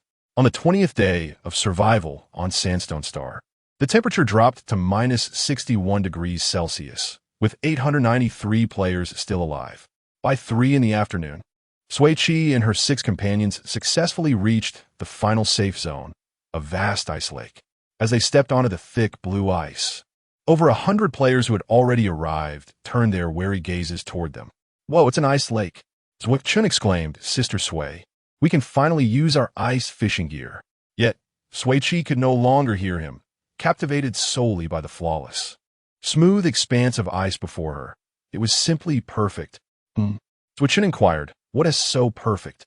She detached her skateboard, lifted her leg, swung her arms, twisting her waist and hips, leaving her companions momentarily stunned.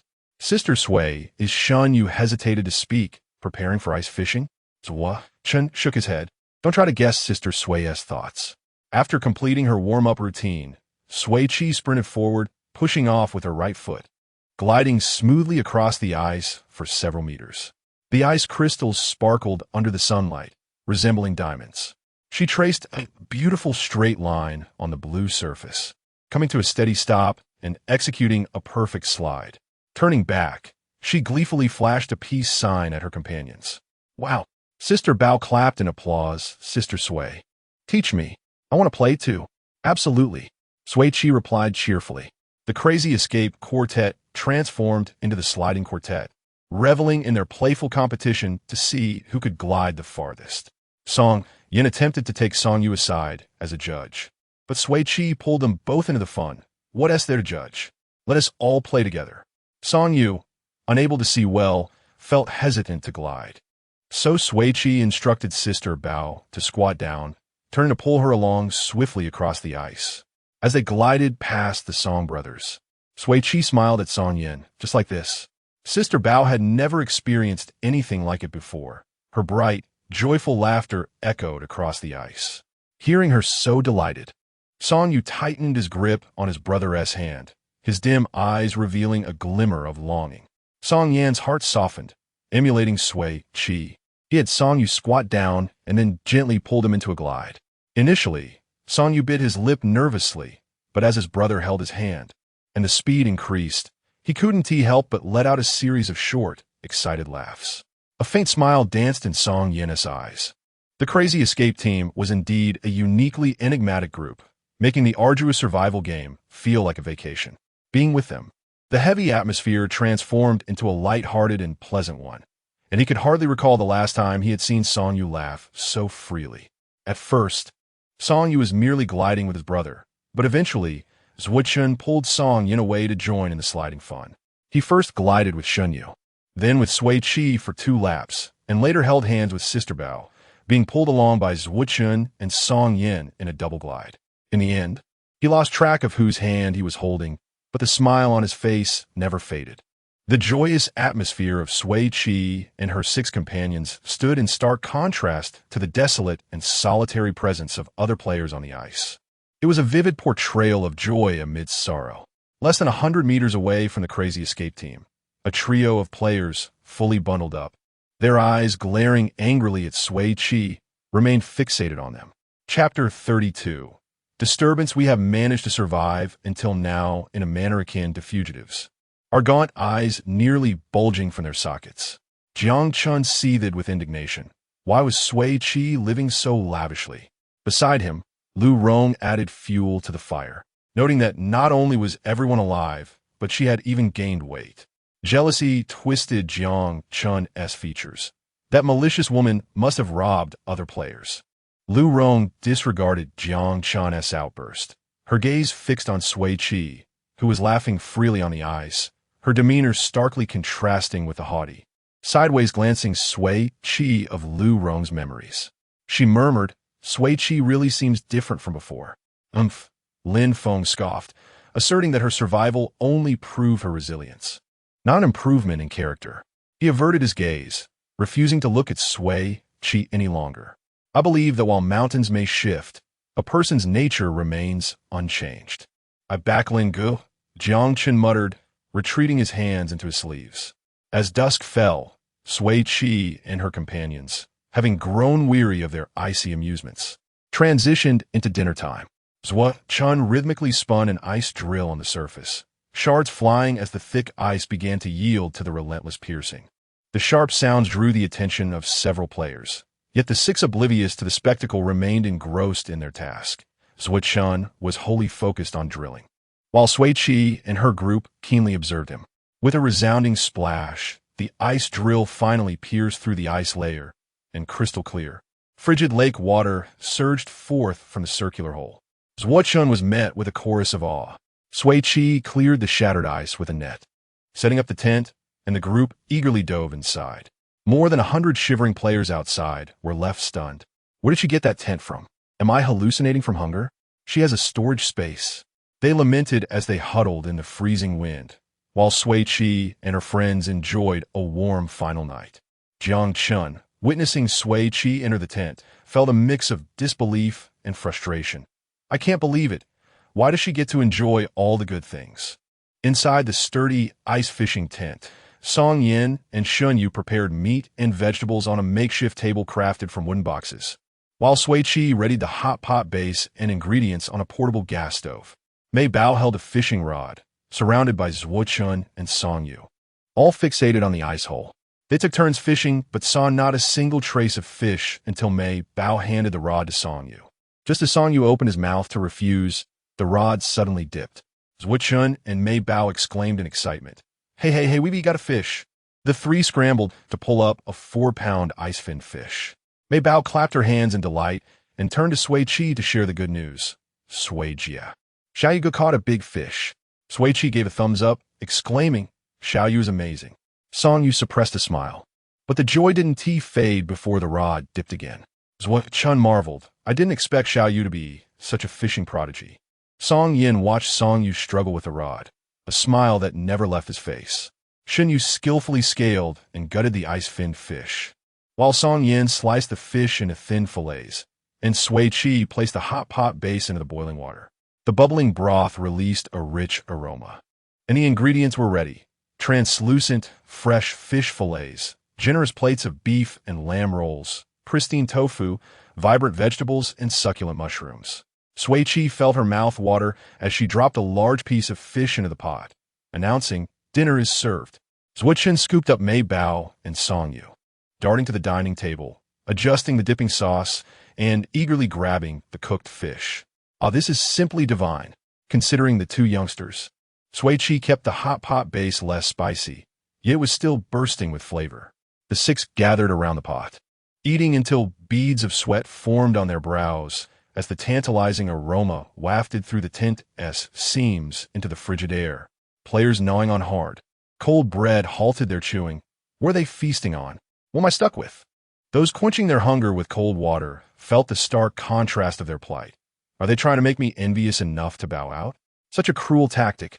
Lin Feng and his companions were further tormented by the tantalizing scent, their hearts heavy with envy.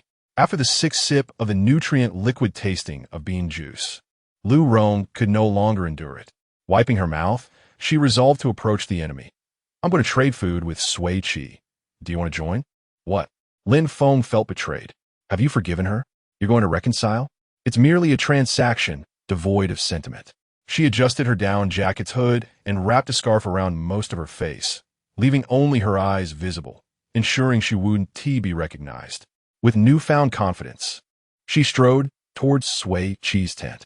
Knock, knock, knock. The tent was rapped upon, and the diners looked up from their meal. A clear, bright male voice called out, "Hello. We would like to exchange some food, if that's convenient." Sui Qi found the voice somewhat familiar, standing to unzip the tent, revealing a smiling, cherubic face adorned with dimples. Pei Yi, upon seeing the familiar visage, paused, then turned to his companions behind him, saying, "Lian Gu, it's someone we know." Without hesitation, he stepped into the tent. Sui Qi grasped Pei Yi's collar, intending to pull him back, but a strand of cool, silvery hair brushed against her hand. The faint scent of fur wafting into her nostrils. As she looked up, she was met by a large can of yellow peach, behind which Lian Zhu revealed half of his stern face, politely stating, "Pardon the intrusion." He then effortlessly took hold of Pei Yi's collar and pulled him further inside the tent. Xian Yi followed closely, holding a box of tripe. "Pardon the intrusion." Shun Su cradled a bag of shrimp paste. "Pardon the intrusion." The four members of the hunting team brought meat to the table, settling down before producing a box of strawberries, a bunch of bananas, and a melon. "Odds you guys, what a coincidence." Zhuchun quickly stowed the fruits from the table, feigning annoyance. "Why must you still be so polite?" Sui Qi chuckled, just as she was about to zip the tent shut when a soft, melodic female voice called out, "Sui Qi." "Yes." Sui Qi turned to the player, shrouded in layers, with only her eyes visible, a faint smile gracing her lips. "What can I do for you?" "I wish to trade for some food." Lu Rong stated plainly, "I will give you 10,000 interstellar coins after the game. Is that acceptable?" "Sure." Sui Qi replied readily, welcoming such a lucrative deal. However, Lu Rong was taken aback, having braced herself for a hostile rejection, never expecting Sui Qi to acquiesce so readily. Sui Qi took the bowl from Lu Rong's hands, filling it to the brim with both meat and broth. "Here you go." Lu Rong cradled the steaming food, dazed as she turned to leave, while Sui Qi poked her head out of the zipper, reminding her, "Don't forget my shopping card worth 280,000. Lu Rong, thinking she had remained unrecognized, felt her face flush crimson, embarrassment radiating from her as she hurried back to her teammates. Chapter 33. Our team does not accept fools. The dining table had gained 4 additional diners, and the food was disappearing at an astonishing rate. 10 pairs of chopsticks clashed like dueling swords, swiftly devouring every morsel.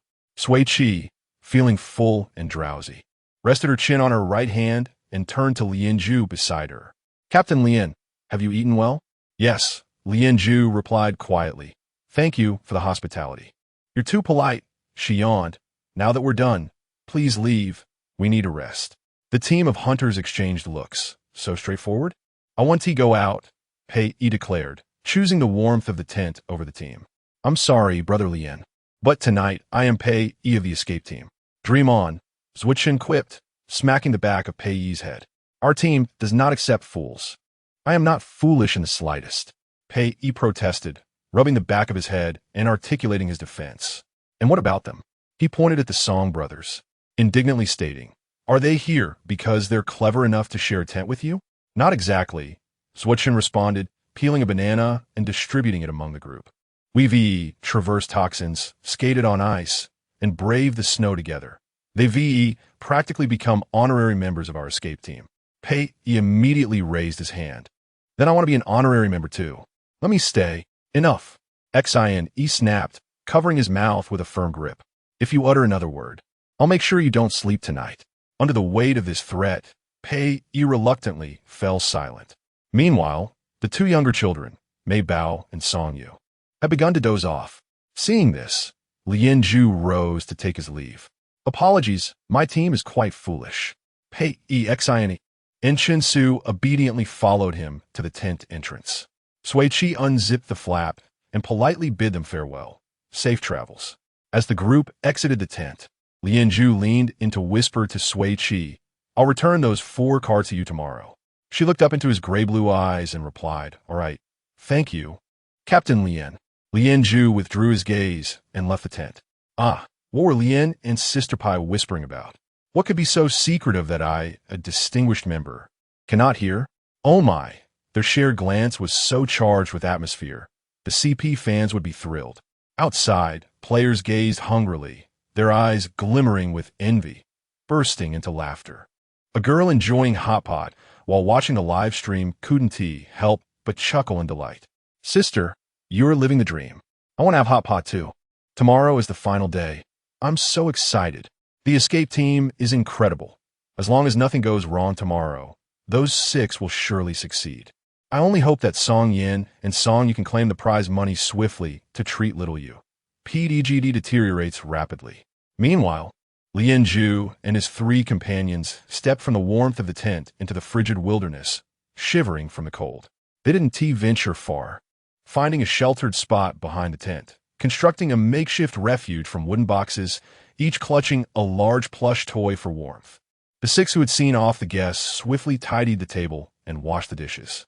Sui Qi and Song Yin spread out a heated blanket, cradling the 2 little ones as they prepared for sleep, while Shun and Shun Yu eagerly fished by the icy hole. "Sui Qi," Song Yin called just as she was about to lie down. She turned to see him toss a small object her way. She caught it steadily, looking down to find a delicate earring, the metallic pendant adorned with a brilliant blue gemstone. Sui Qi was puzzled. "I've been wanting to give you a thank you gift," Song Yin explained softly. "I have an S-grade daily necessities card. The items I've opened recently have been rather ordinary, but this earring is decent enough to gift." He absent-mindedly stroked Song Yu's soft hair, adding, "Consider it a temporary converter. I'm not quite sure of its use yet." "All right," Sui Qi replied, never one to refuse a gesture of kindness. "This earring is quite lovely. It's my favorite style." She promptly put on her left ear and showed it off to Shun and Shun Yu, saying, "Look, it's a thank you gift from Brother Yin." Shun Yu nodded, "Not bad. It looks good." Shun also praised, "It suits you well, Sui Jia. You have received a permanent converter one. Loading requires 3 seconds. Loading complete." Sui Qi froze, her smile faltering. Shun, noticing her sudden change in expression, hesitantly asked, "Did I compliment you incorrectly?" Before he finished, Sui Qi swiftly removed the earring and dashed behind Song Yin, exclaiming, "Brother Yin, do you realize this is a permanent attribute item?" "Song Yin, huh?" Shun and Shun Yu were both stunned, abandoning their fishing rods to rush to Song Yan's side. "What the heck?" Shun poked Song Yan's back, incredulous. "And you just handed it over so casually?" Shun Yu chimed in, "Brother Yin, you're being so generous." After a few playful jabs from the trio, Song Yin, annoyed, swatted at their heads. "Enough already. I'm happy to give it. Now go to sleep." They obediently closed their eyes, while Sui Qi carefully reattached the earring, securing it in place before settling down with Mei Bao for a peaceful sleep. The tent, once bustling with activity, finally fell silent. Outside, the players on the icy surface, shivering in the cold, glared enviously at the tent, wishing to drag the occupants out and claim their warmth. They were utterly jealous. Yet, despite their thoughts, none dared to act. After all, 6 people were asleep inside, alongside the formidable hunting team. On the final day, survival was paramount. On the 21st day of survival on Sandstone Star, Sui Qi awoke to a violent shaking. As she opened her eyes, she heard Pei shouting, "Wake up, everyone. Don't sleep. There is an earthquake. The ice is cracking." Instantly alert, Sui Qi and the others scrambled to dress and stumbled out of the tent. The cold wind hit them hard, while snow swirled in the gloomy sky. The once tranquil ice surface was now chaotic, cracks spreading like spider webs, the heavy ice layers shattering with a roar, and water surging forth. The thunderous sound of the ice quake intertwined with players' cries for help and the howling snowflakes. Sui Qi stored the tent away in her personal warehouse, while Zhuo Chun scooped up Mei Bao, and Song Yin carried Song Yu as the six raced toward solid ground. The vast ice expanse echoed with the screams of players plunging into the water. In such frigid temperatures, survival in the lake was measured in mere minutes. A medical ship hovered 200 meters above, ready to rescue those who fell out of the game. Song Yin, carrying Song Yu at the tail of the group, felt his brother's tight grip around his neck, the cacophony of cracking ice thundering in his ears and racing his heart. A shriek pierced the air, mingling with the sound of ice fracturing. A player behind Song Yu fell through a crack. In the next instant, Song Yu felt a powerful tug on his clothing from behind, pulling him and his brother backward. Realizing that he might drag his brother into the icy depths, Song Yu instinctively released his hold around Song Yin's neck. He barely had time to scream before plunging into the frigid lake, where temperatures plummeted to -60 degrees. Little Yu. Chapter 34. Love You. Song Yan's hoarse shout reverberated across the icy surface. Sui Qi abruptly halted, and upon turning, she witnessed Song Yin leap into the frozen lake without hesitation, swimming towards Song Yu, who was struggling in the water. She swiftly turned back, and both Zhuo Chun and Shen Yu followed suit, racing toward the direction where the two had fallen in. Yan Yi, Siya Yu Yi. Mai Bao. Having slipped from Zhuo Chen's grasp, crouched by the edge of the crack in the ice, calling anxiously, her tender voice tinged with a hint of choking emotion. Sui Qi crawled on the ice, retrieving a long pine branch from her storage, extending it toward Song Yin. Yinge, grab this. I will pull you up. Song Yin, holding the unconscious Song Yu from behind, reached out with his right hand to grasp the branch tightly. Though he believed he was holding on firmly, his fingers had already stiffened, barely resting upon it. His limbs had succumbed to the numbing cold of the lake water, spasming uncontrollably, his soaked clothing weighing heavily and chillingly upon him, dragging him towards the depths. Sui Qi decisively produced a grappling hook.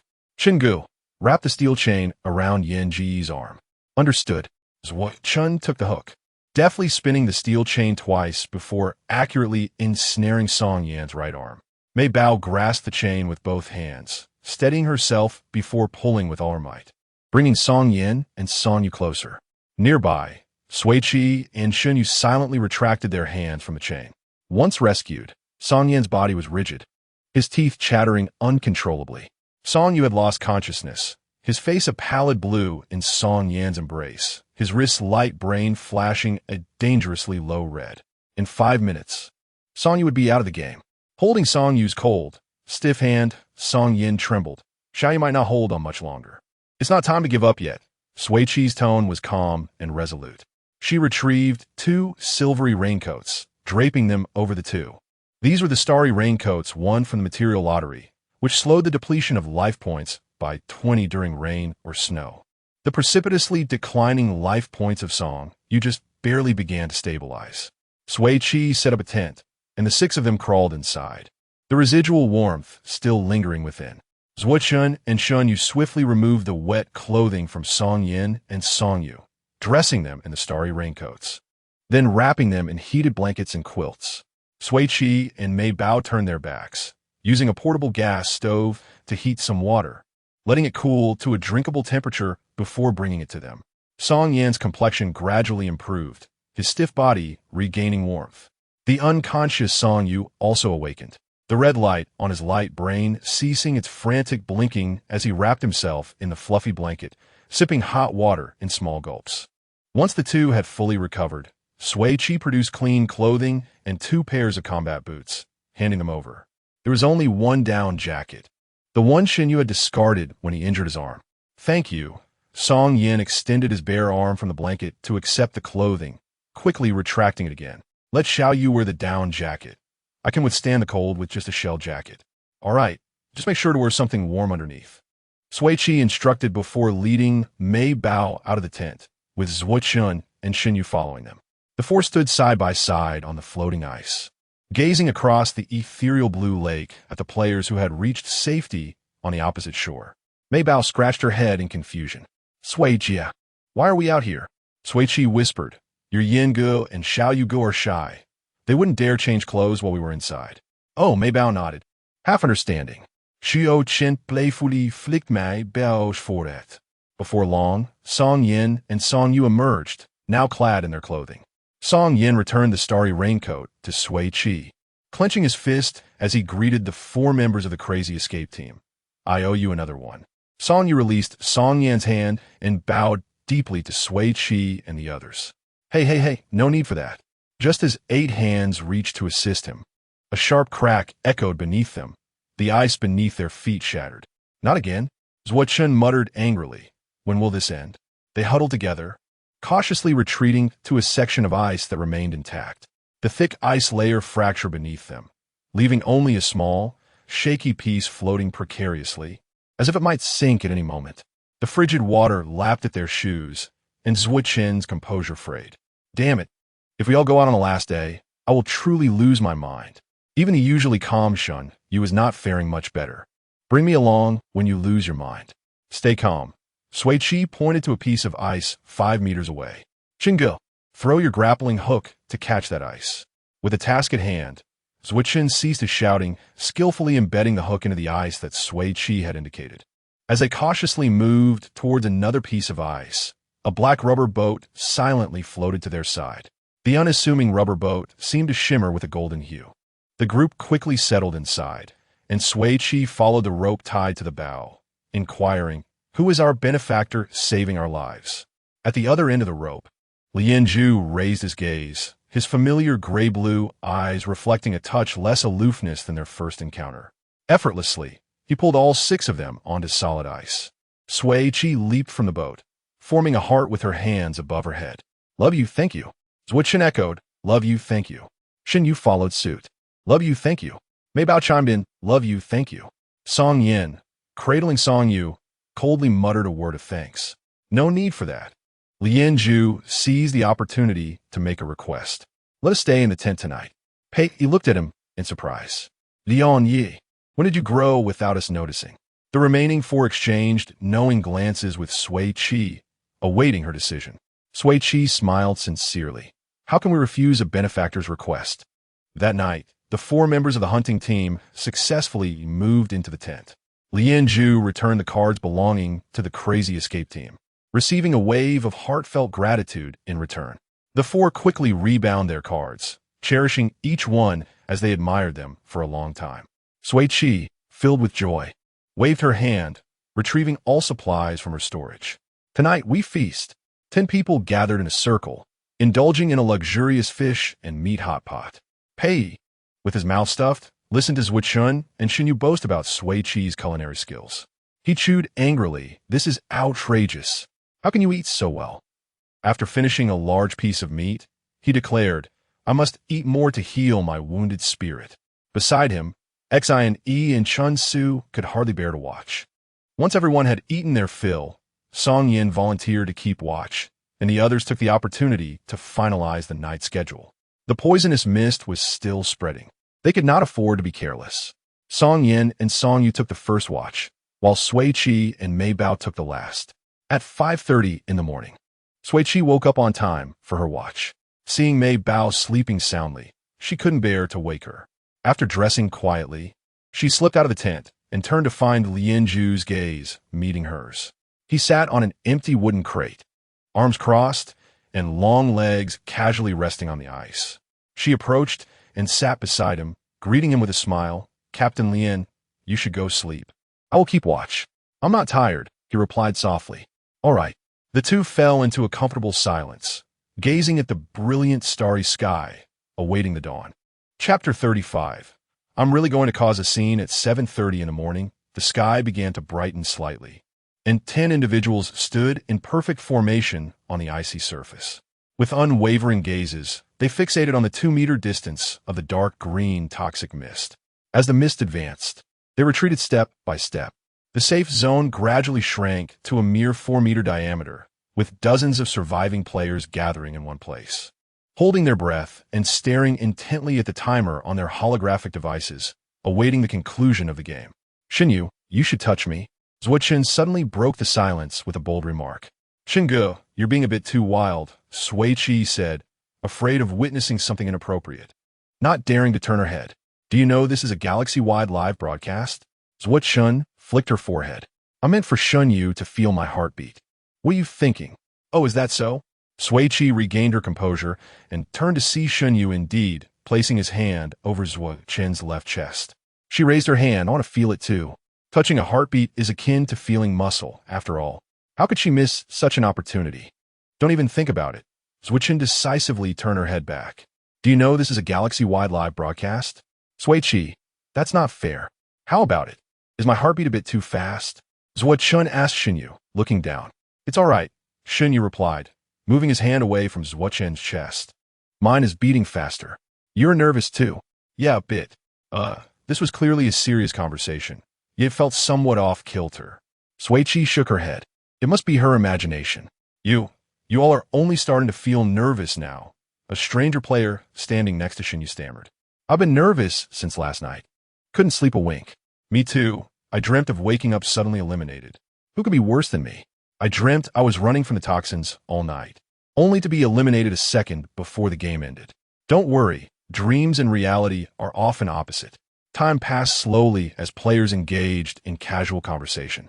At 7:59, the dark green toxic mist was a mere 50 centimeters away from Sui Qi.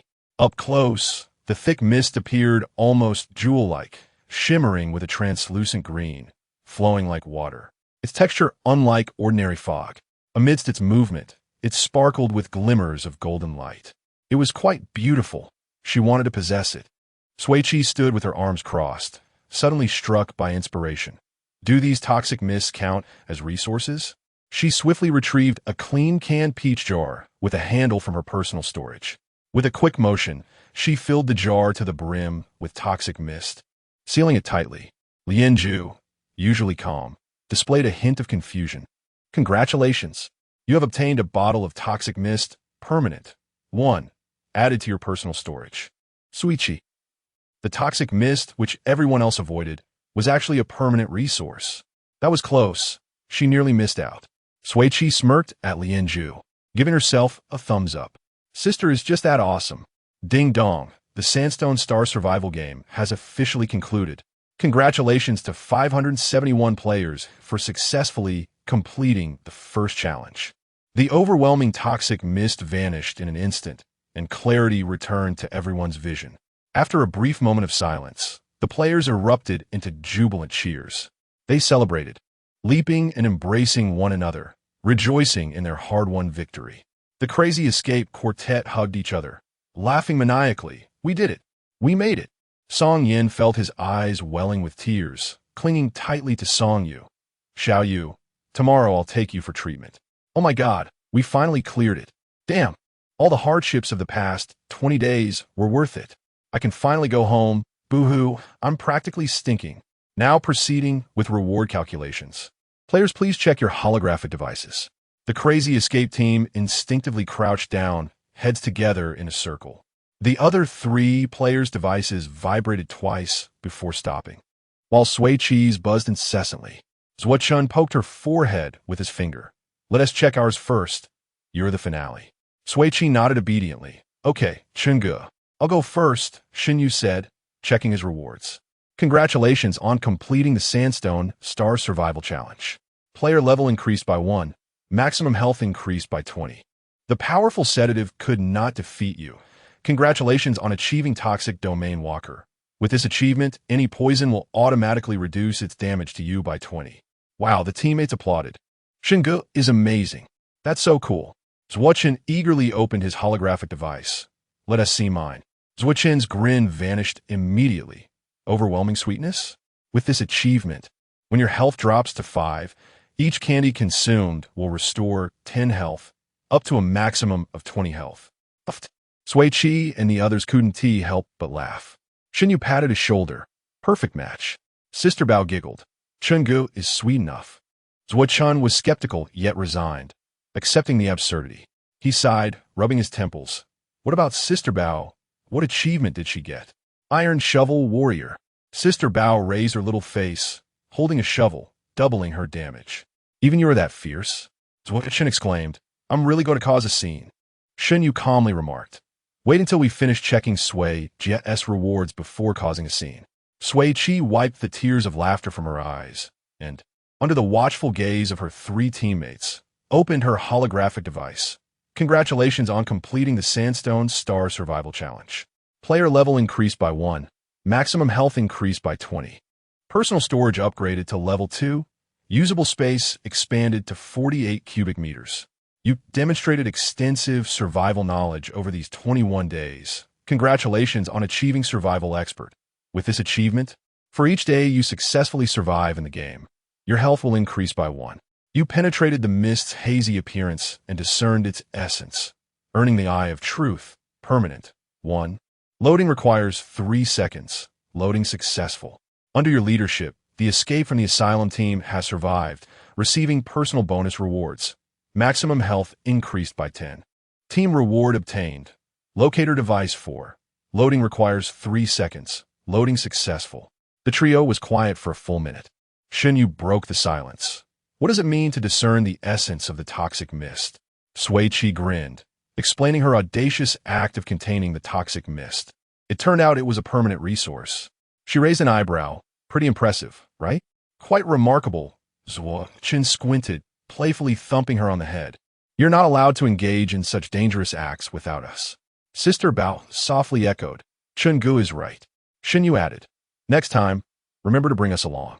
Sui Qi covered her bewildered head, dazedly replying, Oh, okay. She rubbed her head and poked Song Yin behind her. Yin Gu, did you receive any rewards? The word just was still lodged in her throat when her finger was suddenly gripped tightly. Sui Qi turned in surprise, meeting Lien Zhu's cold, azure gaze. Her outstretched finger had inadvertently poked his left hip. Chapter 36. Living so lavishly. Apologies, I misspoke. Sui Qi immediately withdrew her finger. Lien Zhu cast her a fleeting glance, retracted his hand, and stepped away a couple of paces. Standing to her right was Song Yin. Sui Qi rubbed her fingers, about to inquire again, when suddenly the roar of a spacecraft resonated overhead. A small spacecraft descended slowly, hovering a meter above the icy surface. The rewards have been settled. Players are requested to board their respective spacecraft and return home. A bounty of 10 million interstellar coins will be credited to your designated accounts within 12 hours. Please remain vigilant for account changes. The second game will officially commence on June 10th, 7 days from now. Players, please prepare accordingly.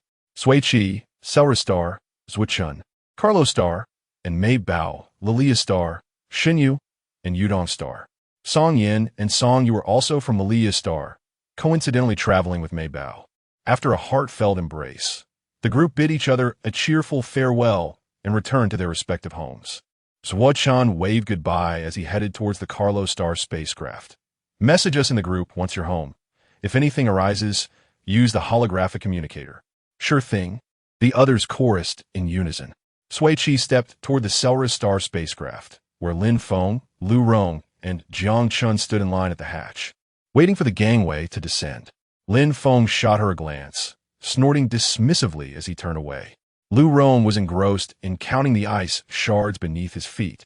Ignoring her, only Jiang Chen's gaze remained fixed on Sui Qi, his eyes ablaze with indignation. Sui Qi walked straight up to him. What's wrong? Do you need something from your sister Sui? Jiang Chen faltered. What nonsense are you spouting? Who called you sister? Oh, she replied nonchalantly. Then how about you address me as master? I'd love to hear it. Sui Qi placed a hand behind her ear, leaning in to listen. Jiang Chen's face flushed crimson. His lips pressed tightly together, struggling to utter a word. TSK. She lowered her hand, her expression one of mock pity. Have you been rendered mute in such a short time? You're the one who's mute. I'm perfectly fine. Jiang Chen shouted, his voice hoarse. Sui Qi chuckled softly, casting him a sidelong glance. When others pass gas, it's a mere puff, but when you do, Jiang Chun, it's an elaborate proclamation. You shall be my long-lost master. I'm eternally grateful. Jiang Chun trembled with rage, much like Lin Feng did 21 days prior. You insufferable woman. I challenge you to a duel. She smirked, offering him a mock smile. Just then, the gangway of the spacecraft descended, and Sui Qi ascended the stairs. Jiang Chun raised his arms to the sky, declaring, Sui Qi, if I ever speak to you again, I shall be a dog. The interstellar netizens documented his vow, screenshots taken, eagerly awaiting Jiang Chun's humiliation. I wish to live even a moment as wicked as Sister Fart, one user mused. Sister Fart's words cut deep. Can I borrow her tongue for just a couple of days? The escape team was truly remarkable. Not only did they survive against all odds, but they thrived. What a feat. Sister Fart and Lian Shun held hands, sharing an intimate moment. Calm down, it was just a brief touch of fingers. 7 days without seeing the escape team loomed ahead. How desolate. What should I eat today? Having followed Sister Fart's culinary recommendations. What level are you at? Eating so well. Do you need a dining companion? Not for now. A photo appeared. Does anyone remember this friend who claimed he would eat feces upside down? Let me take a look. This player, named Lazy Brother from Sheep Village, once stated that if Sister Fart reached the end, he would indeed eat feces upside down, making such grand claims. I want to witness that. Lazy Brother from Sheep Village's comments flooded the screen. That user has since vanished. Boring, another braggart. As the spacecraft traveled, Jiang Chun simmered with anger while Lin Feng and Lu Rong tried to soothe him. Sui Qi, in contrast, delightedly admired the cosmic beauty outside. Upon disembarking, she boarded the official vehicle arranged by the game, which whisked her home to 3 District, Interstellar Garden, 12th Street, Lanfeng Villa. She stood transfixed before the 3-story villa, its design exquisite and fluid, a perfect marriage of technology and nature. The expansive yard boasted lush green lawns, blooming hydrangeas, a white fountain, and an outdoor swimming pool. Sui Qi gaped in astonishment. Wow, this place is stunning. Although she had glimpsed it in the original owner's memories, witnessing it firsthand was still breathtaking. She could hardly fathom that this luxurious villa was now her home. End of world. Survival on the Wasteland. The game officially transferred 10 million interstellar coins to your account, ending in 3121. The alert of her substantial earnings after 21 days of hard work jolted Sui Qi back to reality.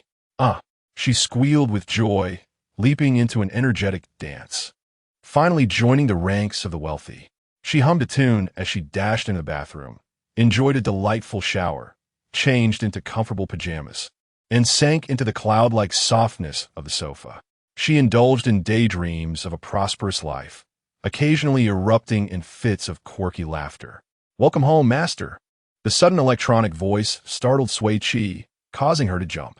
She extracted herself from the sofa and looked up to find a round, white, egg-shaped robot standing beside her. Dressed in a pair of adorable ginger-colored overalls, it blinked its bright blue eyes at her. It was the villa's butler robot, Avon. Hello, Avon. Sui Qi greeted with a radiant smile. Detection of your account's deposit of 10 million interstellar coins confirms eligibility for repayment. Automated payment process commencing. Her smile faltered. Repayment is happening so suddenly?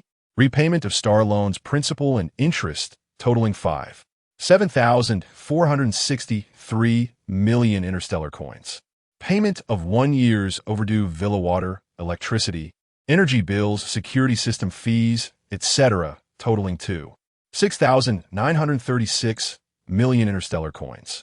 Payment of overdue tuition from Mobius Academy for the previous year, totaling 600,000 interstellar coins. Payment of 6 months overdue wages to Avon, your butler, totaling 960,000 interstellar coins. All debts settled. Account balance 001 interstellar coins. Sui Qi. She hesitated to open her eyes, hoping it was merely an illusion. She felt as if she had turned to stone. What happened to the promised 5 million in debt? Why were there so many hidden debts? The original owner's memories contained none of this. This villa cost a staggering 7 million a year. What kind of school charges 600,000 a year? Why is the butler robot's salary so exorbitant? The wealthy woman was instantly reduced to a pauper. Sui Qi collapsed onto the sofa, emitting a feeble laugh. 001 interstellar coins. Life had struck her in her most vulnerable spot. The fragile glass facade shattered under the impact. The master's account is completely empty. I cannot procure ingredients for cooking. Today is sunny and breezy. You may enjoy the northwestern wind by the window. Sui Qi, ridiculed by a robot for her poverty, thought, sometimes I genuinely want to sue this wretched life. Avon sighed electronically.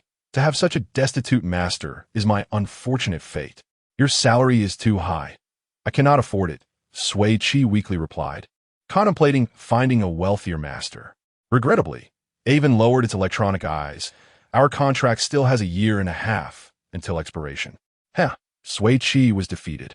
Beep, beep, beep. You have an urgent task pending. The cold electronic voice repeated thrice as Avon moved closer to her, a red alert flashing on the screen. Chapter 37. Sudden wealth in this moment of despair. No hardship could topple Sui Qi. She covered her ears, unwilling to hear any more ill tidings from Iwan. Engulfed in her own melancholy on the couch, she suddenly felt a jolt coursing through her body. Startled, she looked up to see Iwan's mechanical arm withdrawing from her. Why did you shock me? I did not shock you. I merely brushed against you lightly, Iwan replied. Such a feeble excuse was one she had mastered since she was 3. Sui Qi slapped the shell of the device. Do you think I would believe that? Iwan chose to persist with the previous topic. You have an urgent task from the Academic Affairs Office of Bias Academy. As follows, Sui Qi, a third-year student from the Department of Interstellar Environment and Science. You have been absent from all classes and school activities for 21 consecutive days without providing any explanation or leave requests. Please report to the Academic Affairs Office by 1900 hours tonight to elaborate on your unexcused absences. Failure to do so will necessitate further actions, including but not limited to the initiation of compulsory withdrawal procedures. Sui Qi sighed deeply. All she desired was to be a wealthy idler, yet it seemed so elusive. Well, she mused, releasing a breath of frustration, at least I acquired a grand villa. She was now part of the property-owning class, and she chuckled at the thought. With renewed determination, Sui Qi sprang from the sofa. This minor predicament is easily resolvable. She changed her attire and boarded her flying vehicle, heading straight for the academy. Unfortunately, her timing coincided with the end of a class. As she appeared, the bustling corridor fell abruptly silent. Dozens of eyes fixated upon her. What was this? Continue your conversations, she thought, feeling the weight of their gaze, and quickened her pace. Before she could reach the Academic Affairs Office, a young girl with a ponytail dashed toward her. Oh no, is she here to confront me? The ponytail girl stood before Sui Qi, brimming with excitement. Pijia, I'm a fan of Feng Tiao. Can we take a picture together? Pijia? The unexpected enthusiasm left Sui Qi momentarily flustered. Are you referring to me? Yes, the girl explained. You became famous when you berated Lin Feng on the spacecraft. Pijia is the affectionate nickname given to you by your fans. Sui Qi was astonished. Oh my, a kindred spirit. There is someone in this world who truly understands me. The nickname resonated perfectly with her persona. Delighted, Sui Qi snapped several photos with the ponytail girl, who cheered. The rumors were false. You are genuinely kind-hearted. Nothing like they say. With a wink, the girl bounced back to her classroom as the class bell rang. Revitalized, Sui Qi decided to treat everyone with a cheerful demeanor. Half an hour later, after being scolded by the director of the Academic Affairs Office, she emerged with a long-term leave form. Oh, what a relief, she exclaimed, returning to her villa. The sun shone brightly, and the hydrangeas bloomed splendidly. She captured numerous photos of the garden from various angles and sent them to Mei Bao. Mei Bao quickly replied, Wonderful, Sui Jia. This is simply Grandpa's dream home. After I finish my task tonight, I'll come to Sierra Star to visit you, moi. Tonight's task? Sui Qi wondered, what is it? When and where? Mei Bao sent a voice message, her tone light-hearted. Just a simple job, helping a guy deal with his abusive father. Oh, a physical confrontation? That reassures me. Subsequently, Sui Qi showcased her villa, and amidst Mei Bao's enthusiastic praises, she decided to convert the adjacent room into a dedicated guest room for her friend. They chatted for nearly an hour before ending the call. Iwan approached promptly. Master, you have a delivery from Star Courier. Please check. It opened its shell and retrieved a palm-sized white paper bag. Sui Qi accepted it, inquiring, Who sent this? From Lu Rong at Bias Academy. Lu Rong had transferred the 10,000 interstellar coins he owed her onto a shopping card. A shopping card worth 270,000 blue diamonds. Elated, she spun around. Huzzah! I am rich again. Time for a shopping spree. Sui Qi activated her light brain navigation and headed to the nearest Lin Family Starfield Commercial Center for a delightful shopping experience. That evening, she grilled meat on the barbecue terrace, while Iwan, her companion, sipped blue energy liquid through a straw. Curious, Sui Qi asked, Iwan, what flavor is that energy drink? Is it good? Turning its round mechanical paw protectively over the drink, Iwan replied, Iwan never shares food with humans. Fine, quite possessive. Eating alone lacked flavor. So Sui Qi decided to host a live eating broadcast for her beloved teammates. She entered their group chat and initiated a call. Hello, Sui Qi. Shun Yu answered first. Donning a black baseball jacket, his figure projected in front of her. Behind him stood a metallic rack displaying various prosthetics. Are you eating meat? Are you selecting legs? Both inquired simultaneously. Sui Qi stuffed a large piece of grilled meat in her mouth. Yes, eating alone is quite flavorless. She noticed the attractive silver prosthetic behind Shun Yu. Glancing back, he remarked, the latest self-repairing nano prosthetic, 99 million interstellar coins. Sui Qi nearly choked on her meat. What? So expensive? Indeed. Shun Yu exhibited his chosen white alloy prosthetic, an older model from 2 years prior, priced at merely 99 million interstellar coins. Before Sui Qi could respond, Zhuo Chen's voice chimed in. The older model offers better value. You should go for it. Leaning back in his chair, he twirled a black pen in his right hand. Zhuo, Sui Qi queried, what are you writing? Just dealt with a scoundrel who bullied a girl. The homeroom teacher locked me in the office to write a 3,000-word reflection. I won't be allowed to leave until it's completed. His pen spun faster. After sitting here all afternoon, I've only managed to produce 50 words. Writing a reflection? Sui Qi swallowed her grilled meat. Oh, I'm quite adept at that. Back in high school, she had earned some extra cash by ghostwriting reflections and assignments for her classmates, gaining quite a reputation. Zhuo Chen sat up straight, hands clasped. Sui Qi, I implore you to assist me. Absolutely. Sui Qi signaled an okay gesture. Let's discuss this privately. I can resolve it in no time. 999 million interstellar coins have been deducted. Your account balance is now 10,000 interstellar coins. The notification of deduction from Shun Yu's holographic video left them all in stunned silence. The feeling of sudden poverty was truly heart-wrenching. Well, at least I still have 10,000. Zhuo Chun chuckled. After settling my debts, I'll barely have 2,000 left, just enough to last until the next game. Sui Qi forced a bitter smile, showcasing her account balance of 0.01. Zhuo Chun and his teammates shared a laugh at their collective misfortune. Sui Qi waved the blue card from Iwan's shell. This shopping card is my lifeline. However, she raised her drink in celebration of the newfound freedom from debt for both me and Shun Gu, congratulating Shun Gu on his new prosthetic leg. Cheers!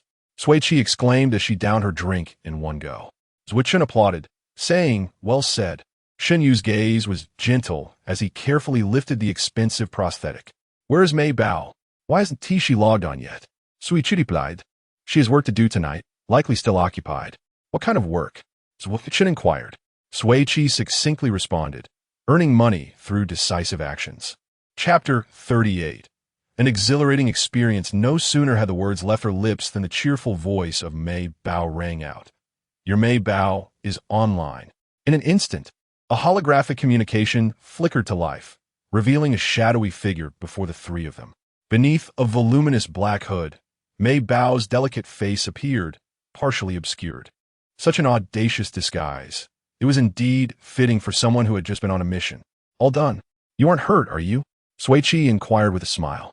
Mei Bao stifled her laughter for a moment before responding. I'm perfectly fine. The job ended flawlessly, and I'm on my way home now. Zhuo Chun leaned back in his chair, arms draped over the backrest. Are you walking through the sewers? Why is it so dark? The shadowy figure paused before exclaiming, Brother Chun, you're so clever. How did you know I was in the sewer? Zhuo Chen replied nonchalantly, I just said that offhand. Mei Bao explained softly. It's nighttime in Japan. The sewers are safer than the streets. The 4 members of the Crazy Escape team resided on different planets. Yet they adhered to a similar hierarchical system. Areas A and B were the havens of the wealthy, while Area C was home to the middle class. Area D primarily hosted the average citizens. Both Xinyu and Zhuochun lived in Area D. Conversely, Area E represented the darkest corners of the planet, a hub for criminals and black market dealings, where terms like filthy and chaotic were considered compliments. Sui Qi, I've already purchased my ticket to your place. Mei Bao chimed excitedly. I'll arrive at the 8th 3-star ship port in the Sarah Star at 2:30 p.m. tomorrow. That's wonderful. I'll come to pick you up. Sui Qi replied, sitting upright. I'll prepare the guest room next door tonight. Mei Bao tilted her head in delight. Tomorrow, I'll be staying in a grand villa. Ha ha ha. Zhuochun and Xinyu chimed in unison. I want to stay in a villa too. Sui Qi nodded eagerly. Sure. Everyone is welcome. I've already bought my ticket. The proactive Shun, you quickly secured his flight. You're so fast, Zhuochun exclaimed, immediately accessing his holographic device. I'll buy mine now. Just then, a muffled announcement echoed in Shun Yu's communication device, calling him to the biomechanics department for treatment. I need to go get my leg replaced. See you tomorrow. All right, bye. After Shun Yu closed the communication, Sui Qi guided Zhuochun in writing a reflection piece. Just as they completed the 3,000-word task, Mei Bao emerged from the sewers. Safe at home, they exchanged good-night wishes and ended the communication. Sui Qi, after relishing in her barbecue triumph, meticulously selected 3 guest rooms. Eggshell, no AI1. Please clean these rooms thoroughly. I have 3 friends coming over tomorrow. The robotic butler expressed its astonishment without reservation. My wicked master has actually made good friends she can bring home. And 3 at that. Truly shocking. Sui Qi smiled slyly. According to Article 4, 3 of the interstellar robot labor regulations, your sarcastic remarks have harmed my mental well-being. I'll deduct 1,000 from your salary next month. AI1 responded with wide eyes. Ooh. It quickly changed its tone. Oh, the most beautiful master in the galaxy. How could you bear to deduct the wages of this humble robot? Of course I can, because I'm wicked, Sui Qi replied, affectionately patting its metallic shell. Now, clean the guest rooms properly. AI, when bowed respectfully, understood, dear master. In a playful rivalry of Sui Qi versus AI1, Sui Qi emerged victorious. After all those years of toil, she had strength and means aplenty. Content. Sui Qi nestled into her blankets, turned on a cozy night light, and soon drifted into slumber. The next day, at 2:30 p.m., the Crazy Escape Quartet reunited at the 8th 3-star ship port of Sarah Star. They laughed and chatted as they boarded the flying vehicle, heading to Sui Qi's home. Zhuochun, Xinyu, and Mei Bao gazed in awe at the exquisite luxury villa before them, showering it with admiration. Wow, Mei Bao exclaimed, clutching her oversized backpack containing her grandfather's ashes. What a beautiful house. Xinyu, taken aback, remarked, I thought Sui Qi lived well, but I didn't expect it to be this splendid. Zhuochun wrapped an arm around Sui Qi's shoulders. Sui Qi, what's it like living in a grand villa? Of course it's amazing, Sui Qi exclaimed, raising her arms and skipping into the villa. It's exhilarating. She turned back under the bright sun. Come quickly. Let us find a spot in the garden for Grandpa's south resting place. A gentle breeze stirred the hydrangeas, releasing a delightful fragrance, and her melodious laughter floated on the wind, dispelling any remaining awkwardness among the 3. They exchanged smiles and stepped into the villa. All right, coming. Sui Qi, wait for me. With careful deliberation, the group chose a sunny spot in the southern part of the garden for Grandpa's resting place. Mei Bao produced a transparent glass-covered place over the urn, saying, Grandpa, there are flowers, grass, and sunshine here. It's quite comfortable. I senti it. Sunlight filtered through the glass, casting a warm glow upon the gray urn. This really is lovely, Xinyu remarked as he knelt beside Mei Bao. Drawing a circle in the soil beside Grandpa's urn, I want to be buried here too. I'll mark it first. Mei Bao quickly drew a larger circle to the right. Then I'll be buried here. Sui Qi leaned in to claim her spot. I want to be next to Mei Bao. How childish, Zhuochun teased, ruffling their hair as he helped Xinyu to his feet. Isn't uncomfortable squatting like that after just getting your prosthetic leg? Not really. Xinyu stood up and replied. Sui Qi sensed something amiss in his response. Deciding to offer, Xinge, I have a medical pod at home. Would you like to lie down for a bit? Xinyu nodded decisively. Yes. After a prosthetic leg replacement, he should have undergone 5 days of continuous treatment in a recovery pod, but the exorbitant cost, 6,000 interstellar coins per hour, had deterred him. Sui Qi led them to the medical room on the 3rd floor, activated the medical pod, added the recovery fluid, and explained its use to Shun before departing. In the evening, Shun emerged from the recovery pod, feeling refreshed. As he stepped out of the room, the enticing aroma of barbecued meat wafted through the air, causing his stomach to rumble. Sui Qi, amidst the swirling smoke, wave him over, come eat some meat. Shun dashed to the table and sat down, where Sui Qi promptly loaded his plate with a generous helping of meat. Hurry up and eat. If you don't, Brother Chen will finish it all. Shun, too famished to reply, picked up his plate and began devouring the food. After a hearty meal, he washed it down with a chilled beverage, sighing contentedly, "This is incredible." Mei Bao gave a thumbs up. Sui Jia's barbecue skills are top-notch.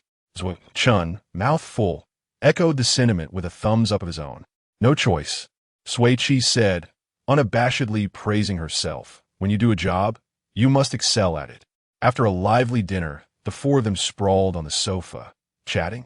Suddenly, Sui Qi seemed to recall something amusing, bursting into laughter as he looked at Sui Qi. "Let me interview you," he said, gripping the barbecue tongs, leaning in. "What do you think about the nickname Sister Fart?" "I quite like it," Sui Qi replied effortlessly. "Thank you to the netizens for their affection." Sui Qi set down the tongs. "Did you watch the live stream replay? The comment from the viewers were hilarious."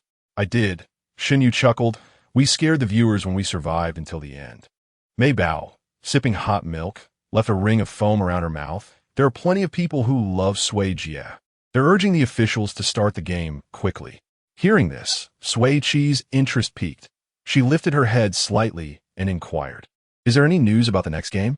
Not a whisper of wind could be heard. Sui Qi leaned against the sofa with his arms crossed.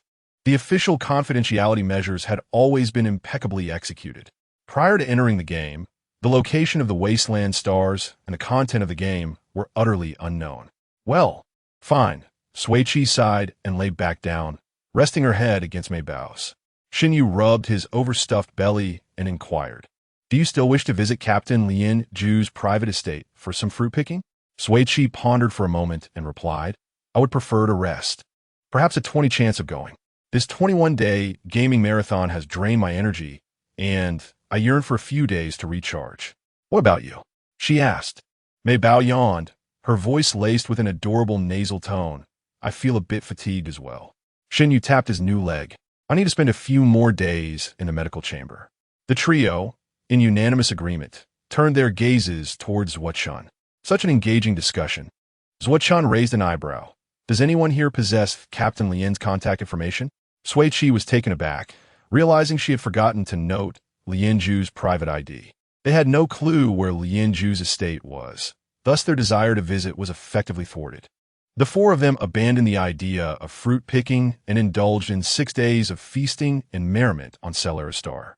Abundant in crystals, Sui Qi, as the host, purchased 6 exquisite crystal money tree ornaments using shopping cards on June 9th, the day before the second game commenced. Each of the 4 received one, while the remaining 2 were sent to Song Yan. Upon receiving them, Song Yan expressed his gratitude, and Sui Qi seized the opportunity to inquire about Song Yu's condition. He had completed 2 injections of gene repair serum, and his condition was under control, with improvements in both his vision and vocal cords. Mei Bao was elated upon hearing this, and promptly sent a holographic communication to Song Yu, sharing amusing anecdotes from their recent travels. They conversed until 9 o'clock before ending the call, according to their previous schedule for departing to Shine Star. The official spacecraft would arrive at 6 in the morning to take them to the desolate stars for the second game. After completing their evening routines, they settled in for a peaceful night's sleep. In the middle of the night, Sui Qi abruptly awoke from her slumber, sensing an unsettling gaze upon her. She opened her eyes, only to be enveloped in darkness, save for a faint blue light filtering through the window curtains. Something was amiss. She distinctly remembered turning on the night light before sleeping, and her room was equipped with heavy blackout shades, not sheer curtains that allowed light to seep through. This was not her bedroom. Just as she attempted to rise, a barely audible click resonated close to her left ear. Her movements froze as she slowly turned her head, only to be met with a pale visage. Two ghostly white eyes, narrowed to pinprick size, fixated upon her, while cracked, blood-red lips opened and closed rhythmically. "Can you allow me to extract a heart?" Chapter 39. Truly impressive goodness, what on earth? Sui Qi exclaimed, her hair standing on end as she nearly succumbed to terror. With a stiff neck, she turned her head, gripping the blanket tightly and pulling it up to conceal the eerie entity lying beside her.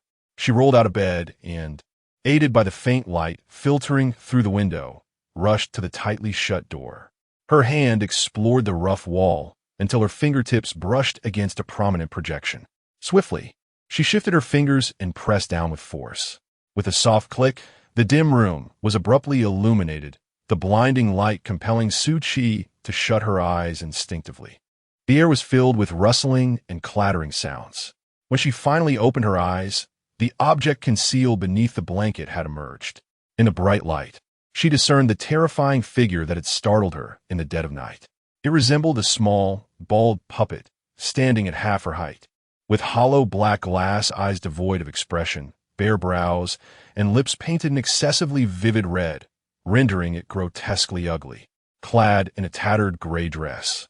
Its once original color was now indiscernible, and its pale wooden body bore numerous scratches and blemishes. In this unfamiliar bedroom, the eerie puppet transformed into a figure clad in black combat attire, complete with battle boots. Sui Qi grasped the reality of her situation as she glanced at her light brain, noting the date and time. June 10th, 3025, 0:01. How punctual the officials were.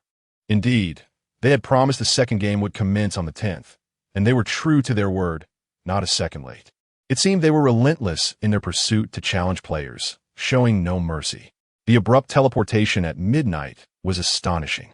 She pondered the well-being of her companions, Mei Bao, Chengge, and Chengge. Upon attempting to send her location in their group chat, her message remained in perpetual buffering, unable to transmit. After 3 futile attempts, it became evident that the signal was being obstructed. The puppet moved across the floor with a clattering sound. "Can you let me take a heart?" It repeated stiffly. Advancing towards Sui Qi, gripping the doorknob behind her, she pressed down and retreated, shutting the door in one swift motion. The outside world remained shrouded in darkness, but she followed the same method to locate the light switch. Upon illuminating the room, she was greeted by a dust-laden yet warm-toned wooden living room, connected to the dining area and kitchen. Her side of the dwelling contained only one bedroom, the one where the puppet resided. Across from her were 2 additional bedrooms, one large and one small. She hurried towards the smaller room, gently pushing the door open. The musty scent of stale dust prompted her to cough lightly. The room was diminutive, furnished solely with a single bed and a large wardrobe. Closing the door behind her, she moved to the entrance of the other bedroom. On the left wall near the doorframe hung a slightly faded rectangular wooden board, etched with 5 characters, somewhat obscured but vaguely discernible as, though the top 2 characters were no longer legible. As she pressed down on the doorknob, the tightly shut wooden door opened just enough for a fist-sized gap, and a heavy object crashed through, landing squarely in her arms. Instinctively, she looked down and was horrified to find she was clutching a decapitated wooden head. "Ah, you've got to be kidding me," she exclaimed, utterly terrified. "What is the official game doing? How did a survival game morph into a horror experience?" I was eagerly awaiting the second game, but not with such a frightful start. For a moment, she couldn't discern whether this was a punishment for her late-night escapades or a twisted reward. Life was already challenging enough. She hoped the officials would show some mercy towards fragile souls like her. The creativity of the officials was boundless. Was this yet another elimination start akin to the last parachute incident? It was far too alarming. When faced with the puppet, I nearly transformed in fear. How calm was Pai Jia, who simply covered herself with a blanket. Had it been me, I would have screamed in terror. Others immediately engaged in combat, while Sui Qi would only turn on her heels to flee. If one is cowardly, they should refrain from participating. It was nauseating to witness such bravado in the game. Pai Jia had also garnered attention, attracting critics. Those who spoke carelessly should be wary of the consequences. Had all players been transported? No, The latest Star blog indicated that this match included 30 million players, with only the 571 who cleared the previous round being sent to Chimu's star, while the others took a spaceship at 8 o'clock. Was the intent to eliminate the capable players first? I'd already seen many being dispatched by the puppet. What kind of puppet demands a heart? This was truly horrifying. Mei Bao slept soundly beside the puppet, while Shun and Chun were already engaged with it. I hoped they wouldn't perish at the outset. Even the gods were there, though they were overpowering the puppet, shattering it effortlessly. What were these puppets, and why were they included in a survival game? I found the unpredictable nature of this opening quite thrilling. It was rather intriguing. I couldn't fathom it all. Perhaps I should wait for the officials to issue an announcement later. Surely, they wouldn't leave players in a state of confusion. Sui Qi's mind went blank for 3 seconds before the rough wooden splinter embedded in her palm brought her back to reality. It was merely a wooden head. Her heart nearly leapt from fright. She patted her chest and stepped into the dim bedroom, closing the door behind her and turning on the light. The expansive bedroom, nearly 40 square meters, was cluttered with various puppet parts. Limbs, torsos, heads, wooden pieces of varying sizes, colorful wigs, and round glass eyes. By the window stood a spacious wooden workbench, marked with deep and shallow knife scars. A soft dust cloth covered the central area, where a roughly sculpted puppet head lay. Scattered nearby were numerous tools: clamps, saws, chisels, wooden mallets, files, sandpaper, gloves, and various carving knives along with paper, pens, and paints. Beside the workbench was a sewing machine, surrounded by needles, threads, scissors, buttons, and an array of fabrics. Sui Qi placed the incomplete puppet head on a nearby shelf, approached the workbench, and cautiously picked up the smallest semicircular carving knife. Detected collectible materials. Would you like to store them in your personal warehouse? She mused inwardly. The puppet head didn't count as a material, but the carving tools were collectible. Did the officials want her to become a woodcarver? Not only the tools on the workbench, but also the threads and fabrics by the sewing machine and the scattered wooden pieces, wigs, and other items could be collected. The space in her personal warehouse expanded to 48 cubic meters, and she stored everything she could find. After gathering the materials, she instinctively checked her personal information interface. Name, Sui Qi level, 2 achievement, survival expert. With this achievement, for each day you successfully survive in the game, your health increases by 1. Own cards. SSS blind box card. Bound. Health. 130 audience favorability. 520 just as Sui Qi finished reviewing her updated information. The closed wooden door creaked open slowly from the outside. The tattered puppet appeared at the threshold, persistently asking, "Can you let me take a heart?" Leaning against the workbench with her arms crossed, she chuckled, sure. Chapter 40. Is he truly human? Upon hearing Sui Qi's response, the puppet froze. "Do you promise me?" "Indeed." With both hands clasped over its chest, its minuscule black pupils gradually widened.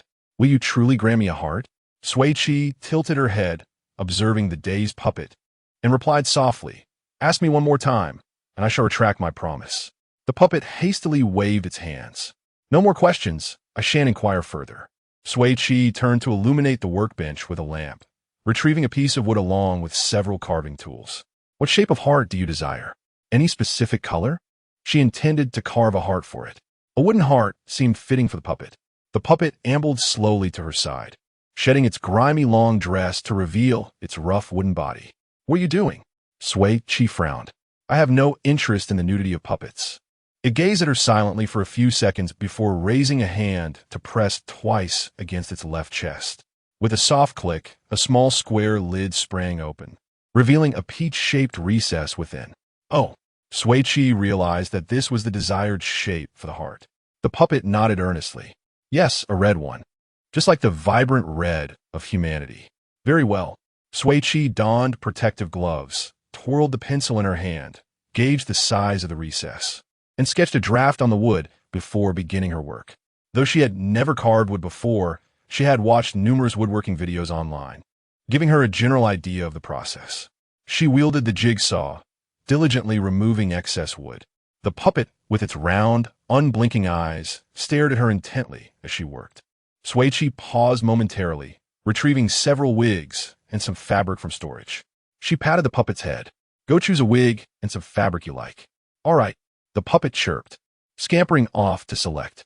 After sawing the wood into a rough shape, Sui Qi meticulously carved a perfect heart, refining the details with a chisel, and finally painting it red.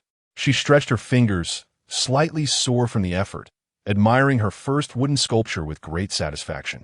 The puppet, adorned with a crooked silver wig, leaned close to Sui Qi, scrutinizing the heart. "It is truly beautiful." Sui Qi smirked. "You possess exquisite taste."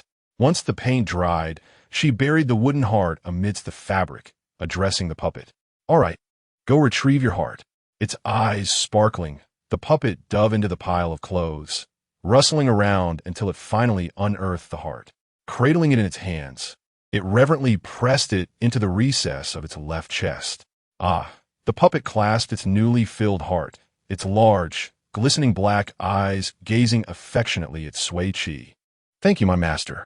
Sui Qi rubbed her ears. "What did you just call me?" The puppet straightened its wig and wrapped itself in a piece of red fabric. "You have given me a heart, granting me life. The one who bestows life upon me is my master. Do not be misled by my current appearance. Once I flourish, I shall be quite lovely." The puppet buried its somewhat prickly face into her palm. "I am both a warrior and a household assistant, a dual-purpose puppet. Possessing me will undoubtedly yield great returns." What an unexpected turn of events. A terrifying creature transformed into a charming, loyal servant. Sui Qi was momentarily lost in thought when a familiar electronic voice echoed in her mind. "Congratulations, you have formed a bond with NPC Puppet Doobie. Receiving Puppet's blessing. The probability of discovering resources in this game has increased by 30, and health recovery speed has improved by 50. Resources acquired. Sharp puppet strings 10, let S carve. Woodworking 1, puppet costume 1 set. Goodness." Upon hearing the rewards, Sui Qi abruptly straightened her posture. "What a treasure. Could you please be quiet?" Zhuo stood in front of a wardrobe door, propped open by a table, his impatience evident. Inside, the restless contents clanged. "Let me out." "Why on earth would I let you out?" "To carve my heart." "Stay put." "Oh." The puppet trapped in the wardrobe began to cry sorrowfully. "Without a heart, I will perish by dawn. Please, allow me to carve a heart." Zhuo exasperation nearly overflowed. "Do not feign pity. I possess only one heart. And if you carve out, I shall die. In the dead of night, trapped in this cursed place, with teammates missing, and pursued by a wretched puppet demanding a heart." It was sheer madness. He had already shown more mercy than necessary by not dismantling it into wooden fragments. He ignored the puppet's lamentations and turned toward the door, twisting the doorknob only to find it unyielding. Chun pressed the knob several times, but it remained obstinately still. The puppet, still confined within the wardrobe, kindly explained, "Before 8 o'clock, you cannot leave this room." Disbelieving, Chen attempted several more times. But upon realizing he was indeed trapped, he sighed and sank into the sofa. With his efforts thwarted, he resolved to sleep. Just before surrendering to slumber, he turned to the wardrobe and said, "Please wake me up before you perish tomorrow morning." "Thank you." The puppet, is he truly human? Indeed, he is not human. Shinyu observed the scattered puppet parts on the floor, speaking solemnly. Upon hearing an unusual noise beside him, he launched an attack, and after a fierce struggle, the puppet was left in tatters. Once the battle concluded, he located the switch and turned on the room's lights. The small space, less than 30 square meters, was easily surveyed at a glance. He found no useful information or collectible resources. Initially intending to contact his teammates via his holographic communicator, he found no signal, and the door behind him remained locked, leaving him with no means of escape. With time to spare, he casually picked up a severed puppet arm from the floor, contemplating reassembling the puppet. Detected collectible resources. "Would you like to collect?" Shinyu hesitated, surprised that the puppet's remains counted as resources. The little treasure slept soundly, and as the puppet NPC whispered you near her ear, it was met with a punch that shattered its head. She opened her eyes just a crack, glimpsing the fragments of her subordinate puppet, and thought she was dreaming. Rolling over, she buried herself under the covers, returning to deep slumber. Meanwhile, Sui Qi and her delightful little servant Doobie also drifted into a peaceful sleep. At 7:30 in the morning, She awoke, bleary-eyed in the bright sunlight. "Good morning, my master," Doobie greeted sweetly. "May I hold your hand?" Such a simple request from her little servant was easily granted. Sui Qi extended her hand. "Feel free to hold it." The moment Doobie's tiny wooden palm touched her fingertips, an abrupt notification rang in her ears. Health -1, allocated for the nurturing expenses of NPC Doobie. Sui Qi. Doobie gazed at her with innocent wide eyes. "Thank you, my master." Chapter 41. The beginning scattered in all directions, she immediately regained her senses. Flinging aside the covers and sitting upright. No, what kind of servant requires their master to nurture them with their life? Sui Qi tapped the hard wooden head of Doobie, saying, "Having a heart makes all the difference. It can be playful at will." Doobie covered its head, mumbling, "I fear you won't allow me to absorb." "Stop the whining." She narrowed her eyes. "How much life essence do you require daily? Speak truthfully." Doobie raised a finger. "Just 1 point will suffice. I'm quite easy to care for." "Fine then." Relying on the achievement of survival expert for that single point of life essence will be just enough to sustain it. Next time, just say so. Sui Qi regarded Doobie seriously. "I dislike deceit. Let this be the last time." "Understood." It nodded vigorously. "I will remember, master. Get up now. Let me dress you in new attire." Among the 571 NPCs, only Pgia has received the blessing of the puppet. Only Pgia. Do the black factions concede? TCH, it's just that. What use is a puppet sustained by life essence? The black factions have the hardest mouths, waiting to be slapped in the face by our Pgia. PGI's method of handling matters is unexpectedly reasonable, truly impressive. Controlled by Pgia, flattering. JPG. At our school, aside from Sui Qi's black posts, there's now a fan post for her, with 2 factions hurling insults at each other daily. Oh, our Pgia has indeed ignited some sparks. Indeed, at first, even we were startled. Who could have anticipated that the puppet craved a wooden heart? Even the deity easily incapacitated that puppet with a single elbow strike. It was rather swift and decisive. The benefits bestowed by the officials were only grasped by Pgia. How impressive. Doobie had grown accustomed to it, and seemed quite adorable. Sui Qi took a pencil and drew eyebrows on the expressionless Doobie before retrieving a set of puppet clothing. It was a delicate red Lolita dress, the skirt voluminous and splendid, complemented by a matching hat and short boots. Once Doobie donned the attire, it instantly transformed into a little princess, its silvery long curls cascading elegantly behind, and its large eyes sparkling brightly. Sunlight streaming through the window illuminated it, lively and playful. A far cry from the grim puppet of the previous night. Sui Qi adjusted the bow at Doobie's collar. "You look beautiful, Doobie. Such a lovely dress. I wish to get one for our sister." "Who is sister?" Doobie inquired curiously. Sui Qi responded with a smile. "Sister Maibao, the powerhouse of our team." "She asks about your height." "In that case," it gestured towards the small bedroom with only a bed and wardrobe. "The wardrobe in that room contains many beautiful dresses. There should be something for Sister Maibao." The puppet did not require sleep, and while Sui Qi rested last night, it had thoroughly explored the entire room. Not only did it discover clothes, but it also found 5 bottles of water, 2 large bags of sliced bread, and 2 pieces of black cardstock the size of sticky notes. Upon seeing the neatly arranged supplies on the living room coffee table, Sui Qi gave Doobie a thumbs up. "Well done. Keep it up." Doobie's rigid facial features couldn't form a smile, so it merely twirled in delight to express its happiness. Sui Qi gathered the supplies and the sheets of black cardstock into the warehouse. Indeed, the wardrobe was filled with many Lolita-style dresses. Sui Qi selected 5 that Maibao could wear and stored away several cotton shirts and linen sweatpants crowded in the corner. Just as she closed the wardrobe door, the official electronic announcement sounded from outside. "Congratulations to all players for successfully landing on Kaienmuxing. This game has specially set up 10,000 medium supply points and 40,000 small supply points, with generation locations and times refreshing randomly each day. Due to abundant supplies, 2,000 supply generation cards will be disabled, and the mass supply airdrop on the 7th day has been canceled. Please actively seek out supply points." Furthermore, this game operates on a point system. Players who survive until the 21st day with over 100 points will be deemed successful in the challenge. As for how to earn points, players are encouraged to explore on their own. The game will commence promptly at 8 o'clock. All players must adhere to the sole rule: no killing other players.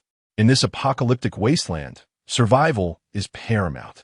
The officials have truly reached a new level of absurdity. How are we supposed to win if players must explore on their own? Do they think it's too much of a scam to admit?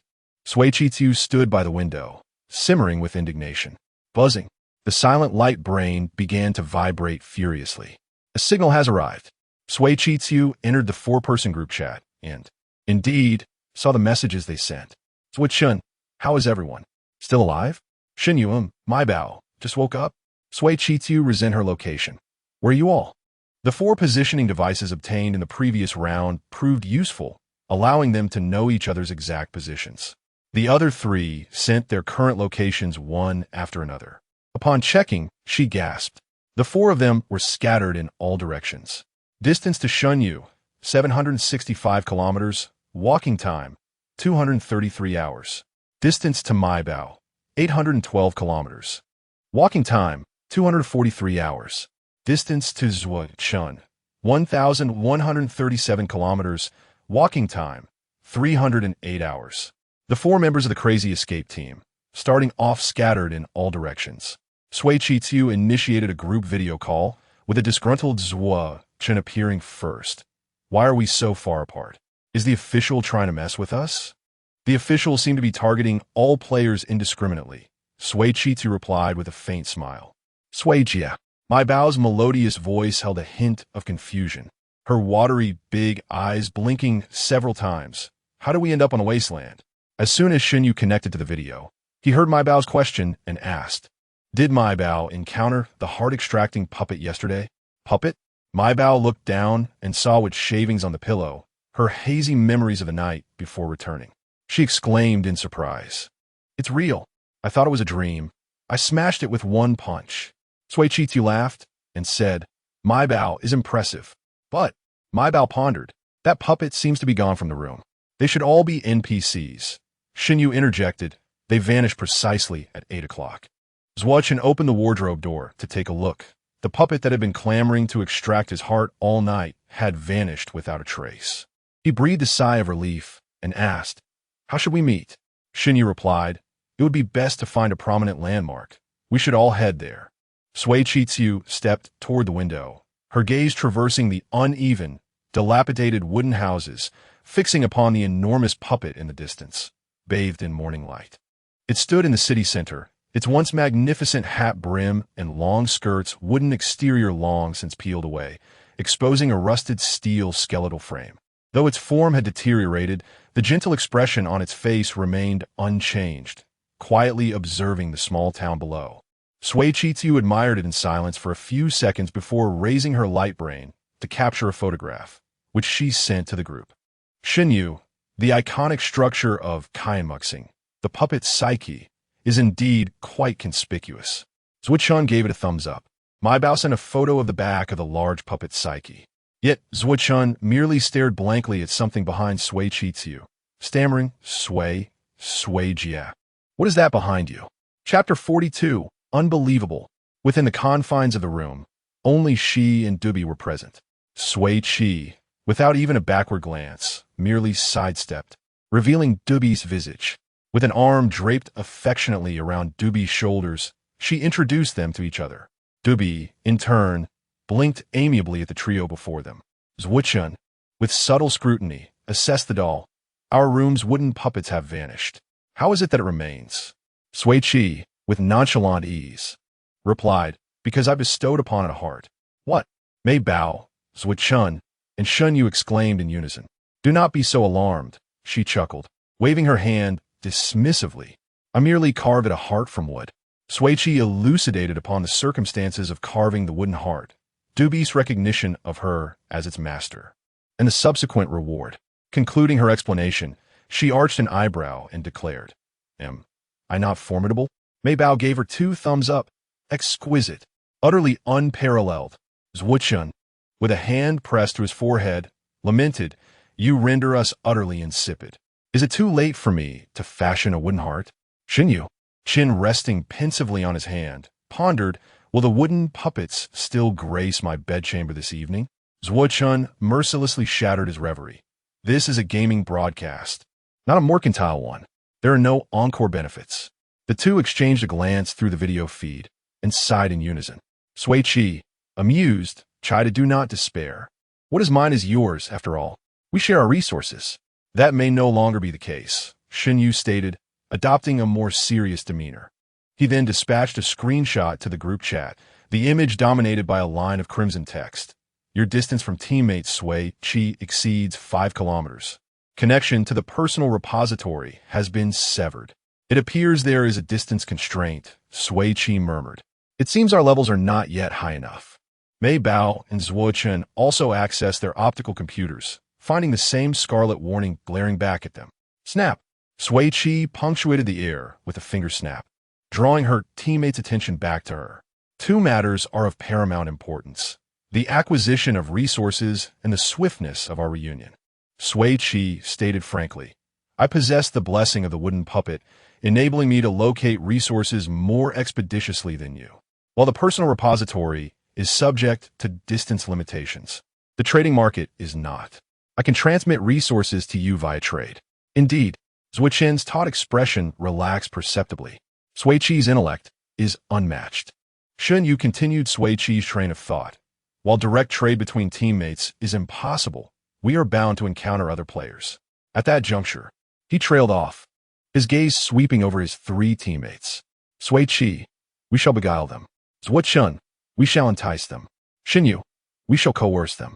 Mei Bao, we shall dispatch them." "That will not do," the trio exclaimed in unison. Sui Qi cautioned, "Dispatching is permissible, but exercise restraint." Shin Yu added, "To slay another player is to forfeit one's own participation." Mei Bao amended her statement. "Then I shall merely dispatch them lightly." With resources being of the essence, the quartet achieved consensus and terminated the communication amicably, each embarking on their respective endeavors. Mei Bao was the last to disconnect, uttering Sui Qi, "Farewell," while her gaze lingered longingly on the exquisite dress adorning Dubi. Sui Qi, unable to bear her wistful expression, offered, "Mei Bao, our personal repository holds several dresses, all intended for you." "Really?" Mei Bao clasped her hands to her chest. "Are they as beautiful as the one Dubi is wearing?" Sui Qi nodded with a smile. "Indeed." "Wow." Mei Bao blew Sui Qi a kiss. "I adore you." Having concluded the communication, Sui Qi, humming a tune, proceeded to stow the sofa, coffee table, and the small bedroom's bed into her repository. Dubi, in lockstep, trailed behind her. "Master, do you not desire the wooden puppet components?" "How could I not?" she thought. The discarded remnants could serve as fuel, and she coveted the finished components. However, lacking a resource acquisition prompt, Sui Qi was unable to claim them as her own. Dubi, grasping her hand, led her to the puppet-making chamber. "Attempt it once more." Sui Qi, tilting her head inquisitively for a moment, acquiesced. "Very well."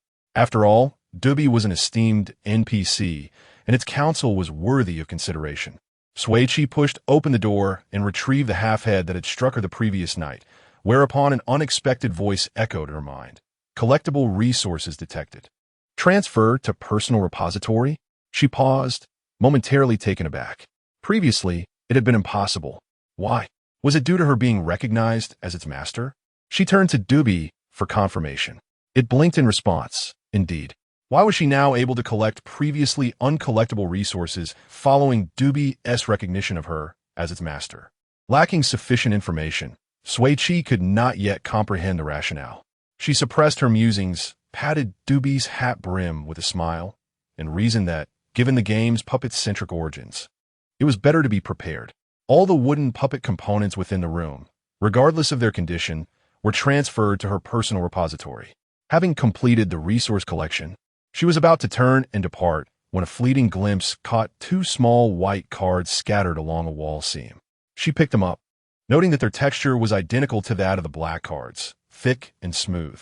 Their length was also comparable to that of the black cards, but their width was only 1/5 as great. Their surfaces remained blank, devoid of any text or images. Sui Qi added the two white cards to her personal repository, then sat on the sofa to consume a bag of biscuits and half a bottle of water. After tidying her attire, she pocketed a sharp marionette string for self-defense and grasped Doobie's wooden hand. Let us, master and servant, together greet the dawn of our first day of survival on planet Chimu. With these words, she resolutely turned the doorknob, only to be overwhelmed by the scorching sunlight and a wave of heat. What in the world? She wondered. How could it be this hot at 9 in the morning? This heat was distinct from the arid heat of planet Sandstone, enveloping one like a suffocating blanket in a steam room. While not yet unbearable, it was distinctly uncomfortable. She squinted at the glaring sun overhead and promptly retreated, closing the door. I must don a hat to protect my delicate complexion, she mused. Reopening the wardrobe, she plundered its contents, selecting the most unassuming, light blue lace hat. Doobie, observing her ensemble, remarked, I rate this a 7. Sui Qi was pleasantly surprised. Such high praise? The diminutive puppet offered its critique. Your face merits a 10, but the attire deducts 3 points. I thank you, Doobie, for your affirmation of my visage, she said with a grin. I shall now, once more, lead you forth, she said, grasping Doobie's hand and exiting the room, turning to close the wooden door behind her. Sui Qi wondered, why was there 2 closing sound? Just as the thought crossed her mind, the familiar scent of fur reached her nose. Following the scent, she turned her head and saw familiar gray-blue eyes and long silver curls reflected in her vision. Lien Zhu was standing in front of the door next to her, turning slightly to look over, his eyes falling lightly on Doobie next to her. Sui Qi pulled Doobie behind her. Lien Zhu, what a coincidence.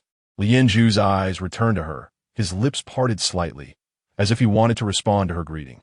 Sui Qi waited with a smile for a while, only to see Lien Zhu raise his eyes and look at her for a while and say, Sorry, may I ask what your name is? Sui Qi, is that even human? Chapter 43. 10 of them cannot overcome me. What is going on? We have shared a hot pot in the tent, and yet he still does not know the illustrious name of Sui Qi. This is absurd. He must be attempting to shatter my fragile spirit to eliminate a rival. Internally fuming, Sui Qi's smile grew even more radiant. Press 1. Transfer to a human representative. She harbored deep suspicions that the individual before her was merely an NPC. Lien Zhu inquired, Is your name Press 1? Her smile faded slightly. Did you conjure that question with your intellect? Lien Zhu retorted with another question. Does such a question require thought? Divide by person. Sui Qi glanced at him. Perhaps you do need to. Not necessary. Lien Zhu ceased the verbal sparring and lowered his gaze towards her. The previous question did require it. Sui Qi arched an eyebrow, graciously letting it go. I am Sui Qi, she introduced, the sway of jade and the Qi of 7 apertures. Lien Zhu nodded, returning her greeting. Hello, Sui Qi. She nodded back, good. After exchanging pleasantries at the entrance for a brief, while a thin sheen of sweat formed on their foreheads, the 2 of them instinctively halted their conversation and silently moved to the cool shade cast by the opposite building, proceeding along that refreshing shadow. Sui Qi held on to Doobie, while Lien Zhu maintained a distance of 1 meter, walking behind them. To conserve energy, they refrained from further dialogue. Yet, Sui Qi could sense Lien Zhu's gaze occasionally drifting towards the little puppet by her side. On his third glance at Doobie, Sui Qi retrieved a Lolita-style hat identical to Doobie's from her storage and handed it to Lien Zhu. You seem to have quite the fondness for Doobie's hat. Lien Zhu regarded the red bow lace hat without a hint of hesitation, politely accepting it. Thank you, in an attempt to subtly remind him to cease staring at Doobie. Sui Qi fell silent, feeling the loss of a beautiful little hat. The pair continued their journey in silence, and upon reaching a T-junction, Sui Qi instinctively turned right. Lien Zhu followed suit. Sui Qi discreetly slowed her pace and asked, Are you heading this way as well, Captain Lien? Lien Zhu responded, She chose not to elaborate. Following her intuition to turn left, proceed straight, and then right, entering a 3-story inn with brown exterior walls. The moment she stepped inside, Sui Qi was greeted by a strong, musty odor. Layers of white cobwebs hung from the ceiling, and thick dust accumulated at the base of the walls. A few worn-out sofas were haphazardly arranged in the reception area, their dark green fabric faded. A light wood-colored coffee table was placed centrally, with 2 large drawers beneath it. the handles of which were somewhat loose. Upon seeing the drawers, a barrage of thoughts flashed through Sui Qi's mind. There are supplies there? She headed straight for the supply point. However, Lien Ju, who had been trailing her, suddenly bypassed her, purposefully moving towards the coffee table. Shocked, Lien Ju also knew the location of the supplies. With only a rudimentary understanding of combat, Sui Qi began to strategize. In a contest of strength, she would surely lose and must seek external assistance. As she quickened her pace, she leaned closer to Doobie and whispered, "What is your combat capability like? Can you defeat the champion of the interstellar fighting competition?" Doobie raised its tiny chin, pride emanating from its demeanor. 10 of them cannot overcome me. Really? My little servant? It nodded confidently. Absolutely, but a pivotal twist emerged. My health points must reach 10 to fully unlock combat mode. Doobie clasped its hands, supporting its chin. Right now, I'm just a charming little housekeeper. Sui Qi was momentarily at a loss for words. You didn't mention this when you introduced yourself. How could a little puppet engage in such mercantile deception? She forced a smile. Fine, such is life. One must rely on oneself. Within a few breaths, Lien Ju had reached the side of the coffee table. He dashed forward, positioning himself between the table and her. Lien Ju's nose nearly brushed against her forehead, prompting him to quickly step back, creating some distance. Captain Lien, Sui Qi beamed a brilliant smile. Would you be interested in making a trade? Lien Ju lowered his gaze at her for a couple of seconds. Let's hear it. She gestured towards the table. The supplies in the drawers will be split evenly, and I can answer one of your questions. What do you say? Lien Ju began to negotiate. 3. Sui Qi countered. 2. Lien Ju coldly stated. Then let's rely on our own abilities. No way. Relying on their own abilities would surely lead to her defeat. All right then. For the sake of supplies, Sui Qi decided to concede. 3 it is. Lien Ju, having successfully negotiated, allowed a slight smile to grace his lips before it quickly vanished. The 2 large drawers contained a bountiful assortment of supplies. 6 bags of instant noodles, 5 bottles of nutrient liquid, 5 energy bars for chocolate bars. For bottles of carbonated drinks, 3 bottles of milk, 2 bags of jerky, and a small bag of jelly. Additionally, there was a quick-drying pen and 2 puppet fingers, along with 3 carving knives. The even-numbered supplies would be split evenly, while the odd-numbered would be distributed based on need. Sui Qi opted for extra milk, jelly, and a quick-drying pen, while Lien Ju took more nutrient liquid, energy bars, and carving knives. The 2 swiftly stored their supplies in their respective spaces, and in the blink of an eye, only 2 puppet fingers and 3 carving knives remained on the table. Sui Qi had intentionally left them behind, as she had an immature idea she wished to validate. Unexpectedly, Lien Ju also chose to leave those items. She couldn't help but chuckle softly. Such actions conveyed a hint of information. For instance, Lien Ju could only collect one of those items.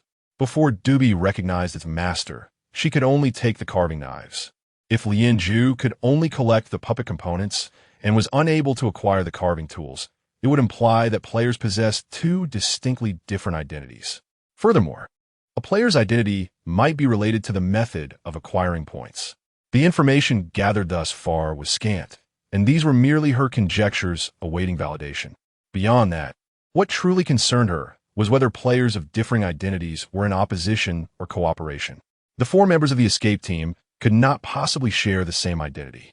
After a moment's contemplation, Sui Qi picked up the wood and carving knife before tucking them into her jacket pocket. Lien Ju mirrored her actions. The 2 simultaneously raised their eyes to meet each other's gaze, their expressions filled with scrutiny, neither willing to break eye contact. Observing this scene, Doobie stood quietly beside them, maintaining its silence. The first question. Lien Ju unexpectedly initiated the negotiation with Sui Qi. He glanced at Doobie and inquired, "What is your current relationship with it?" Sui Qi replied, "A master-servant relationship. After it acknowledged you as its master, did the types of supplies you could collect change?" This was a well-crafted question, though the questioner lacked meticulousness. Sui Qi succinctly stated yes. Such a straightforward response caused Lien Ju's expression to momentarily freeze. What specific changes occurred? Sui Qi raised 3 fingers. That counts as the third question. Lien Ju refuted. No, That is the second question. She argued logically. You asked if there was a change. And I said there was. That concludes the answer. Lien Zhu reluctantly conceded. Fine, the third question. Chapter 44. Such ruthlessness? He pondered for a moment before unleashing a bold inquiry. What supplies do you currently possess? This was somewhat lacking in boundaries. Since the other party had no sense of propriety, she decided to engage in a bit of nonsensical banter. Lien Zhu's gaze turned 3 degrees colder. Are you trying to play tricks? Sui Qi calmly returned his gaze. I refuse to answer such an intrusive question. Please ask another. The two stood in silent confrontation, the scorching sun gradually shifting, streaming through the spacious windows and casting light upon them.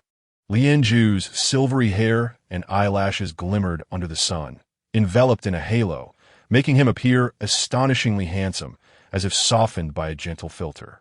However, Sui Qi was not in the mood to admire beauty. The fabric at the collar of her back was already drenched in sweat. If she continued to stand foolishly in the sun, she would surely succumb to heat stroke. Before her neck could be scorched, she swiftly stepped to the right, nimbly slipping into the nearby shade. The stagnant atmosphere was shattered. Lien Zhu turned his face to avoid the sun's direct rays. Let's hold off on the third question for now. Sui Qi had no objections. All right. As noon approached, the temperature steadily climbed.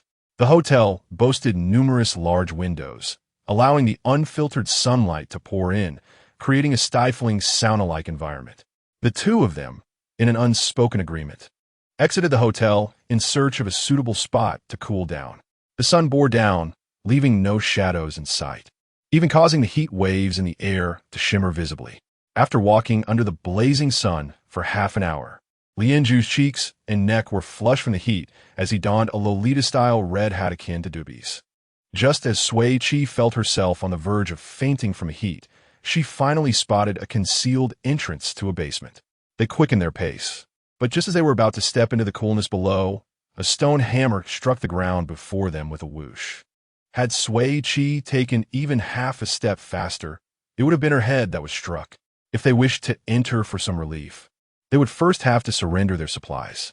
A gruff male voice announced, followed by the appearance of a muscular man, nearly 2 meters tall, bare-chested, emerging from the shadows, accompanied by a shorter teammate with yellow hair. The muscular man growled, "This is our territory. To enter, you must pay." Sui Qi smiled back. "No?" One of the yellow-haired lackeys shouted, "Who do you think you're fooling?" He pointed at the skirt that Sui Qi had pulled Doobie behind. "Is that dress on your daughter something you made yourselves? And those ugly hats on your heads must have been scavenged from a supply point." Suddenly, being labeled as a couple with a daughter left Sui Qi and Lien Zhu speechless. Sui Qi quietly inquired, "Aren't you the famous Lien Shun throughout the galaxy? Why don't they recognize you?" Lien Zhu retorted, "Aren't you the beloved Pigia among netizens? Why don't they recognize you?" She humbly replied, "My little fame is nothing compared to yours. Stop flaunting your affection around here." The muscular man growled irritably. His brows knitted. "It's already hot enough, and now I have to endure your dog food. We can hand over the supplies, but if not, then you can scram. Quit your incessant chatter." Lien Zhu coldly raised his eyes. "What if we insist on entering?" "Huh," the muscular man scoffed, lifting the stone hammer with one hand. "Then you'll have to consult my hammer first." A serious martial arts student, Lien Zhu assumed a combat stance. "You better use all your..." Before he could finish his threat, Sui Qi had already lunged forward, delivering a powerful punch to the yellow-haired lackey's nose. Lien Zhu, the muscular man, and the dazed yellow-haired thug had yet to collect themselves when she followed up with another fierce blow to the yellow-haired thug's face. A bloody molar flew out in a parabolic arc from the yellow-haired thug's mouth, soaring past the muscular man and Lien Zhu before colliding with the gleaming stone hammer, producing a pleasing crack and landing in the thick dust of the corner. Blood gushed from the yellow-haired thug's nostrils, and as he wiped his face, he shrieked, "Blood!" before rolling his eyes and fainting. Sui Qi had not anticipated the yellow-haired thug's fragility. She shook her hand and turned to Lien Zhu, who was staring at her in astonishment. "Perhaps it's due to differing upbringings. I've always been straightforward in fights. No preliminary gestures." Clap, clap, clap. Doobie cheered. "Master is amazing. Damn it. The muscular man finally regained his senses and swung the stone hammer at Sui Qi. Just as he turned, Lien Zhu seized the opportunity, wrapping his arms around the man's neck and delivering a punch to his temple. The burly man staggered, his knees crashing to the ground as he lost consciousness. Such ruthlessness? Sui Qi asked uncertainly. He won't die, will he? I pull my punches. Lien Zhu replied, stepping into the basement. He'll wake up in half an hour. Oh, I see. She took Doobie's hand and followed. The wide sloping path descended gently, leading into a spacious basement of over 500 square meters, where the parking lines had faded and the towering pillars were riddled with cracks. In the corners, old tires and miscellaneous items were vaguely discernible. Sui Qi noticed that several players were cooling off here, scattered across the various corners, either sitting or lying down. What terrible luck! After walking all morning, I haven't found a drop of water. I feel like a fish on the verge of dehydration. Sis, are you feeling heat stroke? The couple was no pushovers. Even a muscular man had been taken down by them. TSK. Both Sui Qi and Lien Zhu cast their gazes in unison. The young boy next to the man quickly covered his mouth. I'm sorry, sis Sui, Lien Shun. My friend just came down from the mountain and hasn't been online. He didn't mean it. I'll explain it to him later. I swear he won't talk nonsense again.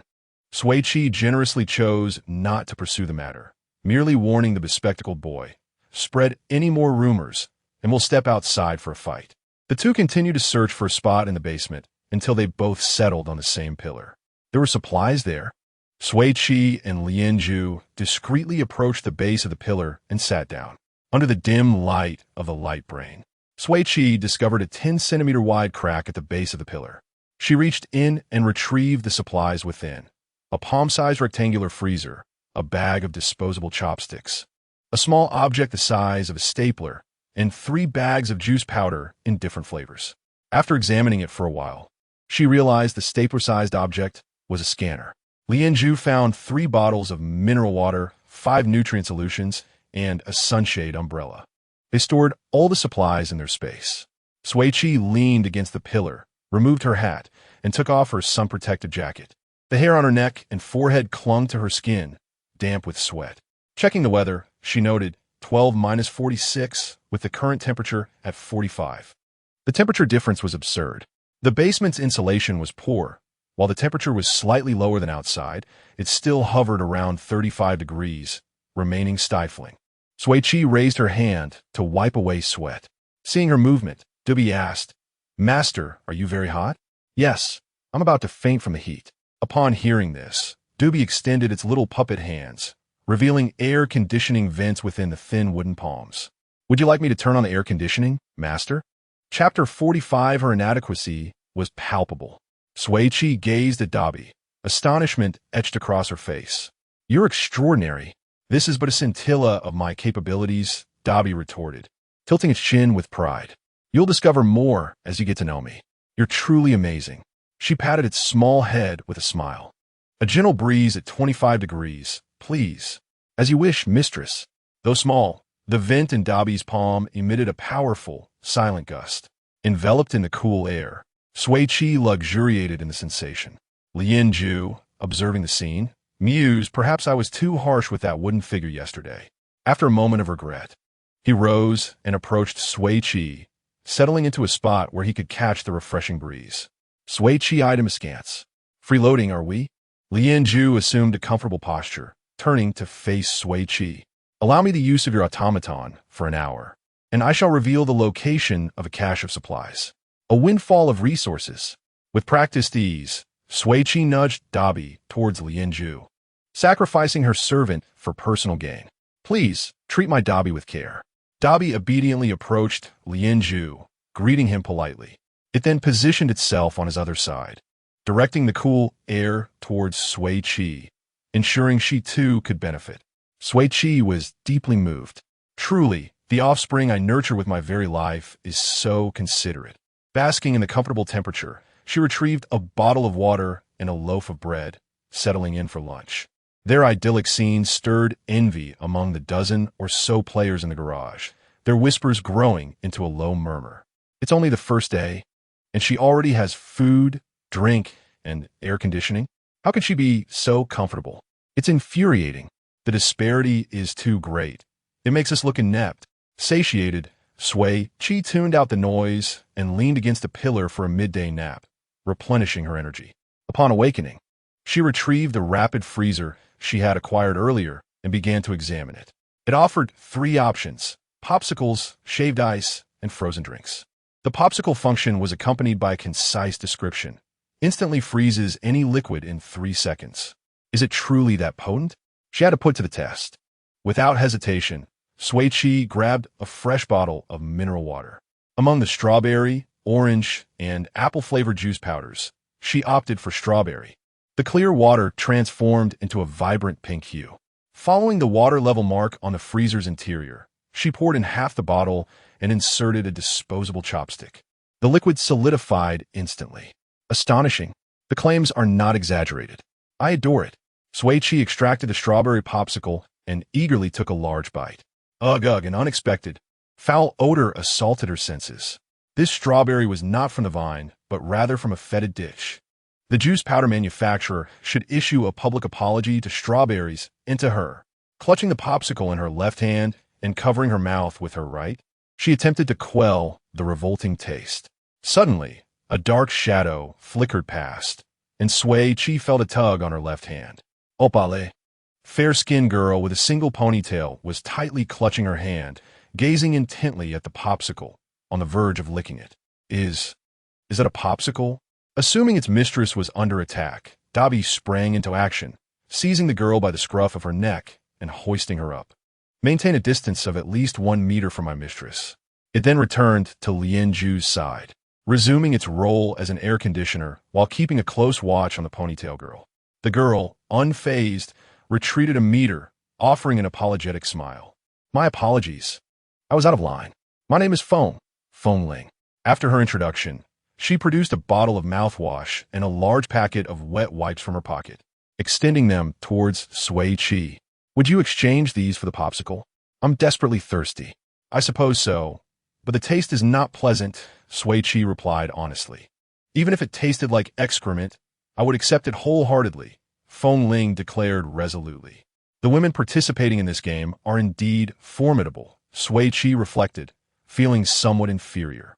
She accepted Feng Ling's supplies and made her a fresh popsicle with the remaining half bottle of strawberry water. The moment she received the popsicle, she shoved it into her mouth, sucking on it voraciously. The empty garage echoed with her loud, slurping sounds, occasionally punctuated by muffled sounds. She offered Sui Qi an embarrassed smile. I'm suffering from heat stroke and feeling nauseous. It's not the popsicle's fault. Perhaps, just perhaps, it is the popsicle's fault. Feng Ling devoured the popsicle in a flash, then moved to a spot not far to Sui Qi's right. She periodically extended her arms and legs, basking in the cool air caresses from Dabi. Her bright eyes remained fixed on the unfinished popsicle in Sui Qi's hand. Sensing her intense gaze, Sui Qi tentatively offered the popsicle. I took a lick, but if you don't mind. I don't mind. Not at all, Feng Ling replied, snatching the popsicle as if afraid Sui Qi might change her mind, and began to eat it reverently. After consuming it with a series of crunches, she covered her mouth and emitted a few strange chuckles. I actually ate a popsicle that Sister Pie licked. My fan life is complete. Hee. Sui Qi froze almost imperceptibly, overcome by an unexpected wave of embarrassment. Her toes began to curl. Just then, Lianju, who was beside her, said softly, I'll take an orange one. As Sui Qi was about to speak, he added, I'll pay 100 star coins. Is that acceptable? More than acceptable. She quickly produced 2 orange popsicles, one for Lianju, and the other she decided to auction off. Last popsicle, who wants it? The players who had been watching were eager, but they had yet to find any supplies and could only quench their thirst with the sight of the popsicle. Sui Qi then added, if you don't have supplies, you can use star coins, sign an IOU, and settle the debt after the game. The players' eyes lit up, and they began to bid enthusiastically. I bid 50. I bid 100. I bid 120. I bid 150. I bid 2,500. That's a bit steep. It exceeds my budget. Never mind, never mind. I can endure it. They silently shed tears of poverty. The orange popsicle was ultimately sold for the exorbitant sum of 2,500 star coins. Lianju commented, You are a shrewd businesswoman. Sui Qi smiled sweetly. Thank you for the compliment. The wealthy player signed the IOU, happily accepted the popsicle, and sat down next to Feng Ling, enjoying the popsicle while stealing some of Dobby's cool air. After a while, the area near Sui Qi's pillar was filled with players. The muscular man and the yellow-haired man, who had just woken up and were helping each other in, were stunned by the scene. Their initial intention to cause trouble vanished instantly. Sui Qi, with her head lowered, glanced at them and then ignored them. She had just sent pictures of the popsicles to her group of 4. This elicited a chorus of wails. Sui Qi, I'll make you popsicles when we meet. Shun Yu, you're twisting the knife, Sister Sui. Mei Bao, my throat is parched. I desperately want something cold. JPG, Shun Yu, I'm still frugally sipping water, while Sister Sui is already making popsicles. Sui Qi, how is your progress in finding supplies? Shun Yu, only 1 bottle of water. Mei Bao, I haven't found anything yet, crying loudly. JPG, Shun Yu, where's Brother Chun? The 3 waited tacitly for a minute, but no one sent another message. And Zhuo Chun remained offline. Chapter 46. Your way down. Sui Qi decisively opened Zhuo Chen's health status, 49, accompanied by the negative states of injured, unconscious, and blood loss. There was no indication of low blood sugar. This meant he had been attacked by a player. She re-entered the group chat of 4, discovering that Zhuo Chen's most recent message was a live location sent 40 minutes earlier. His health was critically low, and he had been injured for at least half an hour. Immediate assistance was imperative. However, there was still over 1,000 kilometers between them, making it impossible for her to reach him in time. Sui Qi gripped her holographic device tightly, her expression grave and devoid of humor. Lien Zhu noticed her change in demeanor. His long fingers, resting on his knees, tapped lightly as he inquired softly, "What happened?" Sui Qi glanced at him and replied, "Chunji's situation is not good." In the dimly lit warehouse, Sui Qi's holographic map shone brightly. Lien Zhu lowered his gaze slightly, taking in the details. The peculiar turtle-shaped building in the lower left corner of the map was something Pei Yi had shown him just 20 minutes prior. Pei Yi was less than 3 kilometers away from Zhuo Chen's location. Lien Zhu opened his device and said, "Send me his location. I'll have Pei Yi check on him." At that moment, Sui Qi felt immensely grateful that she had not parted ways with Lien Zhu. Although she typically preferred to owe debts rather than favors, today she was more than willing to be indebted to him. "All right, thank you," she replied, her tone unexpectedly earnest and sincere, prompting Lien Zhu to look at her with curiosity. They were not yet friends, but Sui Qi took the initiative to say, "I'll add you." "Sure," Lien Zhu replied. Once Pei Yi received the message, he immediately set off. True to his training at the Martial Academy, he arrived at Zhuo Chen's side in a mere 23 minutes. Wow, he has been hit hard. He sent a video call to Lien Zhu. The camera aimed directly at Zhuo Chen. Sui Qi hurried to Lien Zhu's side, and they both saw Zhuo Chen sprawled on the ground, half of his face submerged in a pool of blood, looking as pale as a ghost. At the trading center, Sui Qi's post requesting medical supplies garnered a response just then. She clicked on it and saw that the person on the other end was Pei Yi. Sui Qi spoke directly to him. "Just help Zhuo Chen with the bleeding and treatment. I'll send you the supplies shortly." "Okay, got it," he replied, pouring the hemostatic powder onto the wound at the back of Zhuo Chen's head. "I just found a medical kit, and it's filled with medicine. Nothing edible, though. Perhaps due to frequent injuries from training." His bandaging technique was both professional and swift, quickly securing a netting over Zhuo Chen's head. "Done. Perfect." Pei Yi then turned the camera towards himself, about to request supplies from Lien Zhu, when he noticed the 2 of them leaning closely together, their heads nearly touching. Behind them stood a silver-haired little girl, her face partially obscured. The girl bore a resemblance to Sui Qi, and astonishingly, her hair was identical to Lien Zhu's. Pei Yi's gaze darted between the little girl and Lien Zhu's silver hair. When he confirmed that the colors, shapes, and even the curvature of their hair were the same, he fell into a stupor. "Wait, when did you 2 have a child?" Sui Qi was taken aback. "What on earth led you to that bizarre conclusion?" Lien Zhu was rendered speechless by Pei Yi's shock. Their silence, however, became an unspoken acknowledgement in Pei Yi's eyes. He exclaimed in disbelief, "She is already this big. What did you guys meet? And when did you start a relationship?" Brother Lien, we grew up together. How could you have kept such an important matter from me? You clearly don't consider me a brother. Lien Ju attempted to explain, no? Pei, he rolled his eyes and collapsed beside Sui Qi, declaring, You needn't deny it. An explanation is merely a cover-up, and a cover-up confirms the truth. Silence enveloped Sui Qi and Lien Ju. Sui Qi touched her nose and sympathetically patted Lien Ju's shoulder. After so many years of friendship, you've had to bear this burden. Lien Ju silently shielded his holographic device.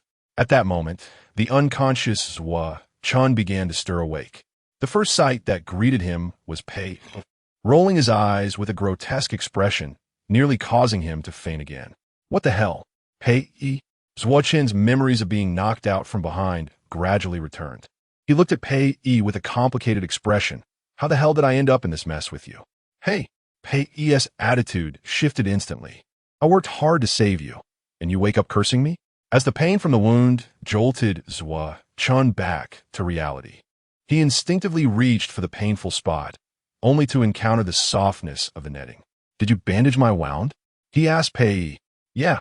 Sui Qi raised his fist in gratitude. Thanks, bro. If you ever need anything, just let me know. Pei reciprocated with a fist bump. Just remember to invite me to dinner when you celebrate. Absolutely. Sui Qi readily agreed from across the holographic device. Upon hearing Sui Qi's voice, Sui Qi immediately turned to Pei's device. Sister Sui? However, Pei awkwardly obscured the device, stammering, You know, your sister Sui and I, we have a child? Sui Qi furrowed his brows. What nonsense are you talking about? Shut up. Lien Ju's cold voice cut through the air from the device. Sui Qi grasped Pei's shoulder, speaking sternly. While I appreciate your help, let us keep my sister Sui out of the rumors. I'm not spreading rumors. Pei protested, feeling wronged. I'm not that kind of person. Sui Qi interjected for herself. Pei, look over here. Reluctantly, he lowered his gaze towards the holographic device. The wooden puppet, Dubi, occupied most of the screen. Sui Qi introduced, This is my puppet, Dubi. Upon seeing the distinct puppet markings on the daughter of Sister Sui and Brother Lien, Pei's face flushed crimson, burying his head deep into his knees and muting the device. Sui Qi seized Pei's wrist, continuing his conversation with Sui Qi. Xinge, who injured you? I didn't see their face, Sui Qi replied, tapping the mattress beside him. I was rummaging for supplies under the bed, and as soon as I emerged, someone knocked me out from behind. However, there was a black iron rod about half an arm's length among those supplies. I'm sure I can recognize it. That's good, Sui Qi stated solemnly. Next time we encounter them, we'll make sure they pay. I'll send the supplies to Pei, and you can divide them among yourselves. Sui Qi initiated a series of actions in the trading center. Soon, a pile of supplies appeared before Pei, 2 bottles of mineral water, a bottle of carbonated drink, a bottle of milk, a full bag of sliced bread, a packet of jerky, and a chocolate bar. Sui Qi formed a heart shape with his hands, exclaiming, Love you. Sister Sui. He swiftly divided the supplies, opening the sugary carbonated drink and gulping down half the bottle. Pei did the same with a bottle of mineral water. They devoured their food ravenously while Sui Qi refrained from looking at the device, reporting their safety in the escape group. Xinge is fine, and Pei happened to be nearby and went to rescue him. Shen Yu and Mei Bao also sent video messages to confirm Sui Qi's well-being before feeling relieved.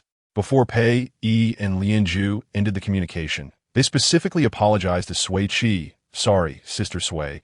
It was my mistake for not seeing clearly and speaking rashly. Sui Qi understood that Pei meant no harm. She chuckled lightly. No worries. I forgive you. Pei returned a swift smile before hastily hanging up the call. Chapter 47.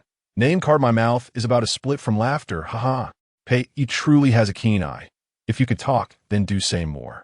Pai Jie and Lien Shun have found sweetness. Who will join in the fun? Taking a break from the business at hand, I'm here to indulge. The battle between man and dog is on pause. I am here to engage. I don't care. They are undoubtedly the most compatible trio. This is certainly not Pei's fault. That yellow-haired one has also regarded Sui Jie and Lien Shun as a couple. The eyes of the public are sharp and discerning. Speaking of which, how did Lien Shun ascertain the location of supplies without the blessing of the puppet? Shun possesses a supply locator that can detect all supply points within a 5-kilometer radius. Quite impressive indeed. Wow, wow, wow. A powerful pairing is always delightful to witness. At 4 in the afternoon, the sun was no longer scorching and the temperature had dropped to around 30 degrees. Sui Qi and Ju emerged from the underground shelter, continuing their journey. They were eager to reunite with their teammates, thus shortening their sleep time to merely 3 to 4 hours each night. Taking a brief nap during the hottest part of the day, the remaining time was spent on the road, occasionally pausing to gather supplies. As time passed, Sui Qi gradually realized that Ju's accuracy in locating supplies far surpassed her own. It seemed as though he had an innate understanding of where the supplies were. Rather than searching, it felt more like retrieval. Whether it was in ventilation ducts, behind ceilings, or within toilet tanks, he could pinpoint any hidden supplies with remarkable precision. Sui Qi merely focused on walking and collecting. Over the course of 4 days, the supplies in her portable warehouse had accumulated into a small mountain. She had indeed experienced the exhilarating joy of being uplifted. Her 3 reliable teammates had also performed admirably, successfully locating supply points and drawing nearer to their rendezvous. At 10:30 in the evening, Ju discovered a supply point hidden within the dark compartment of a wardrobe. He did not immediately collect the supplies, but instead took a half step to the side, signaling Sui Qi to take them. Sui Qi remained still, merely inquiring, "Why not collect them?" He glanced at Dubi, his tone calm, to repay a debt. It turned out he was referring to the hour's usage fee for Dubi. "Then I want to be polite," Sui Qi said, stepping forward to gather the supplies. The room was somewhat dim, but the thoughtful Dubi rolled its eyes, transforming its round black eyes into bright flashlights. 2 glaring beams of light burst forth, illuminating the dark room as brightly as day. Sui Qi quickly averted her gaze, exclaiming, "Dubi, lower the brightness." The light gradually dimmed. That was close. She nearly blinded herself with her own creation. Turning to Ju, who had been affected by the sudden light, she asked, "Are you all right?" "Yes," he replied, slowly blinking. "You little puppet, you have many functions." Dubi puffed up with pride, declaring, "Cooling and heating, illumination, fire starting, dust removal, I excel in all of them. Massaging and companionship are also within my capabilities." "I see you're quite impressive." Sui Qi chuckled, lightly tapping Dubi on the forehead. "Just remember to give a heads up before you unleash your powers next time." "Understood, master." Using the light emitted from Dubi's eyes, Sui Qi peered into the dark compartment. The space was not large, crammed with items: a sheet of white cardstock, a bag of fruit candies, a 300 can of nuts, 2 apples, 3 bottles of mineral water, and 5 strings. Just as she was about to store the supplies in her portable warehouse, her peripheral vision caught sight of a long-sleeved school uniform with a black pattern hanging beside the partition. Sui Qi paused and retrieved the uniform. What drew her gaze was not the garment itself, but the student name tag affixed to the left chest, where the writing had faded, yet the shape, size, and material of the white name tag were identical to that of the blank cardstock. She hung the uniform back in the wardrobe, stored the other supplies, leaving only the white cardstock. Ju leaned against the other side of the wardrobe, observing her actions closely. "Did you find something?" She caressed the cardstock in her hand. "It may not be blank. Perhaps we simply cannot see it." Upon finishing her statement, Sui Qi produced the identifier she had discovered in a crack in the pillar of the underground shelter. Its function was singular: to identify all existing characters and images. She pressed the switch of the identifier, and the optical recognition screen at the bottom emitted a blue light, illuminating the white cardstock. In the center of the blank sheet, 2 black characters suddenly emerged. Upon recognizing the characters, Sui Qi was further astonished, for the name that appeared was that of an old acquaintance, Lin Feng. Sui Qi realized the white cardstock was, in fact, a Player S name card. The front bore the Player S name, while the back displayed their team name. The 2 exchanged glances, retrieving the cardstock from the supplies. Apart from the one bearing Lin Feng's name, Sui Qi had 3 white cards and 2 black cards, while Ju possessed 1. The identifiers scanned each in turn. Only the white cards revealed writing, while the black cards remained blank. Sui Qi's name cards were Lin Feng, Chong Li, Lei Yong, and Li Ergu. Upon seeing the last name, Sui Qi nearly wept. She had not expected to encounter such a familiar name in the 31st century. If given the chance, she would certainly seek out this friend. Lien Ju's sole name card bore the name Xin.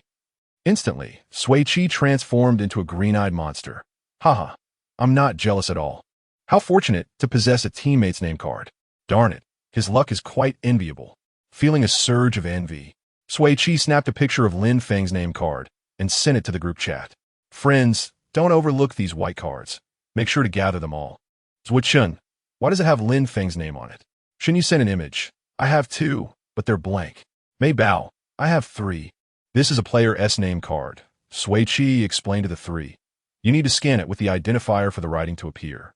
I suspect it's likely related to how to earn points. Shun, Shen Yu, and Mei Bao. After 4 days of travel, the 4 were now within 100 kilometers of each other. Sui Qi suggested waiting until tomorrow to discuss it further. Her 3 teammates agreed. She exited the group chat, holding Lin Feng's name card, lost in contemplation. Wood carving tools, puppet components, name cards. Sui Qi chuckled, realizing the official had devised such a clever scheme. Lien Ju's gaze, once lost in the void, shifted to focus on her. Sui Qi met his gaze. Captain Lien, you must have guessed it as well. Lien Ju replied softly. It's merely a conjecture. She smiled in response. Then let us verify it. Sui Qi took out a complete set of puppet components. Under Duby's guidance and Lien Ju's assistance, after 50 minutes of effort, she finally assembled a complete puppet. As the name card of Lin Feng approached the puppet, it adhered itself to the left chest. Next, she retrieved a black cardstock, holding a quick-dry pen in her right hand, pondering what to write. Or rather, what to instruct Lin Feng to do. In truth, she was quite tempted to have Lin Feng shout Sui Qi is the best, while running headlong into a wall. However, considering their shared alma mater, Sui Qi decided to allow him a few more days of life. Lin Feng seemed quite adept at dancing, having even won the title of one of the top 10 dancers on campus. After a moment of reflection, she decisively wrote down her request. As the black cardstock adhered to the back of the puppet, thousands of kilometers away, in a dilapidated supermarket, the slumbering Lin Feng opened his eyes. Chapter 48. Quietly shattered Lin Feng executed a graceful leap, swiftly shedding his attire until only a pair of black briefs remained. With an elegant posture, he accentuated his physique, exclaiming a bold sassy. His eyes twinkled, hair tossed dramatically, as he leaped into a flamboyant display. The inaugural striptease of the Mobius Academy heartthrob commenced under the gaze of interstellar netizens. His waist swayed joyfully, legs crossed with agility, as his hands danced repeatedly across his chiseled abdomen and chest. His movements were both wild and enchanting, his expression a mix of confusion and shock. The puppet, bearing Lin Feng's name card, mirrored his dance in perfect synchronization. Sui Qi glanced again at the words she had inscribed on the black card. Dance as you wish. Until dawn. The phrase was sound, yet the person was perplexing. The seemingly composed Lin Feng possessed such a hidden flamboyance, reveling in the art of striptease. Indeed, one cannot judge a book by its cover. The ancients were not mistaken. Lu Rong, Jiang Chun, and Jiang Ning were left dumbfounded by his sudden display of exuberance. Jiang Ning, having passed the first game through the success of his teammates, trembled beside Lu Rong. Why is Lin Go acting like this? Lu Rong, barely managing a whisper, replied, I dare not speculate. Lin Feng, witnessing the stupor of his teammates, shouted, Save me. Jiang Chun, snapping back to reality, rushed forward to grasp his leg, but received a swift kick in return. Lu Rong and Jiang Ning attempted to seize his arms, only to be met with 2 resounding slaps from the spinning Lin Feng. Who the hell did this to me? I could just faint from humiliation and rage. You better not cross my path. Otherwise, I will make you pay. After issuing this threat, he seamlessly puckered his lips and sent forth a breathtaking kiss. Oh, who can save me? In an instant, Lin Feng felt as though he had perished socially across the galaxy, unable to fathom which planet could still harbor him. While some lived, he felt utterly dead inside. But Lin Feng's physique was rather commendable. Broad shoulders, a narrow waist, and a shapely rear after a thorough appraisal. One could only thank Sister Pie for the splendid view. Though his flexibility left much to be desired, eliciting laughter from onlookers. Having committed the faux pas of experiencing someone else's embarrassment, Lin Feng was left to ponder how he would continue his life on his home planet. This was indeed a spectacle worthy of my 83 years. At this age, one is in the prime of life. I shall forego sleep tonight, dedicating my time to Lin Feng's performance, the enjoyment enhanced by a fitting background melody. An excellent idea. I shall accompany him with music. Meanwhile, in the bedroom, the puppet danced frantically, while Sui Qi shielded Dubi's eyes with one hand and clutched Lianju's sleeve with the other, hurriedly retreating to the opposite room and locking the door behind them. She exhaled softly. I was careless, never anticipated Lin Feng to be so uninhibited. Master, your friend's dance is quite impressive, Sui Qi said, patting Dubi's shoulder reassuringly. When you see Lin Feng next, be sure to compliment him. However, she corrected herself with seriousness. Lin Feng is not my friend. At most, he's an acquaintance. Dubi nodded. I understand. The bedroom they occupied was sparse and antiquated, with nothing but a table missing a leg. Sui Qi retrieved a clean sofa from her portable warehouse. Lianju, please take a seat. The two settled comfortably on the sofa. She cut to the chase, stating, does this situation align with your earlier speculations, Captain Lian? Lianju leaned back, supporting his forehead with his right hand, and replied in a calm voice. 3 things are confirmed. Firstly, players possess 2 identities in this game. Secondly, possessing a player name card, a complete puppet, and black cardstock allows one to manipulate players.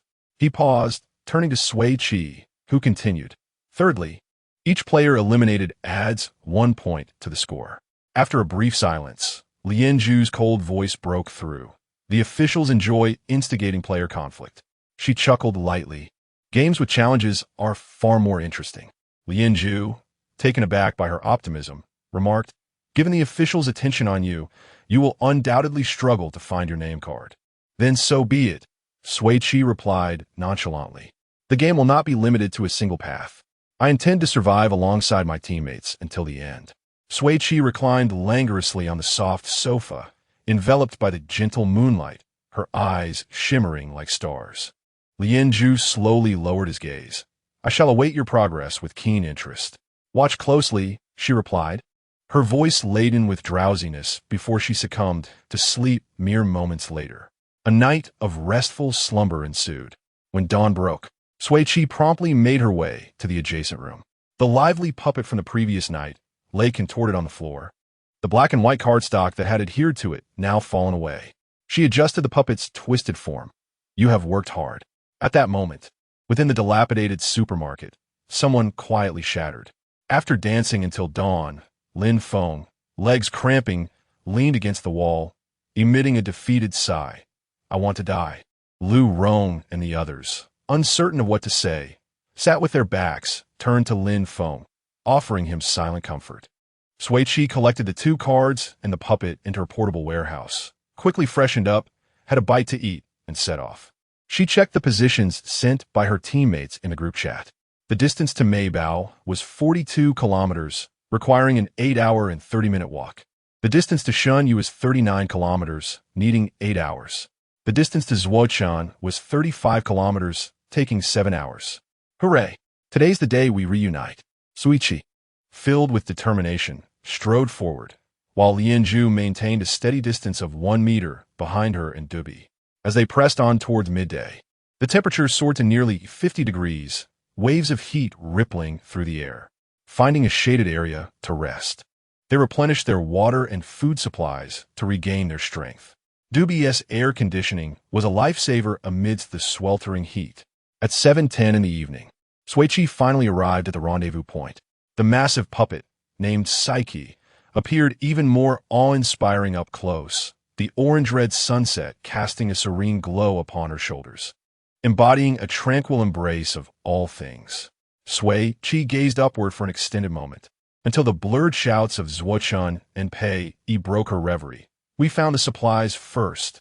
Take us on openly. Don't resort to underhanded tactics.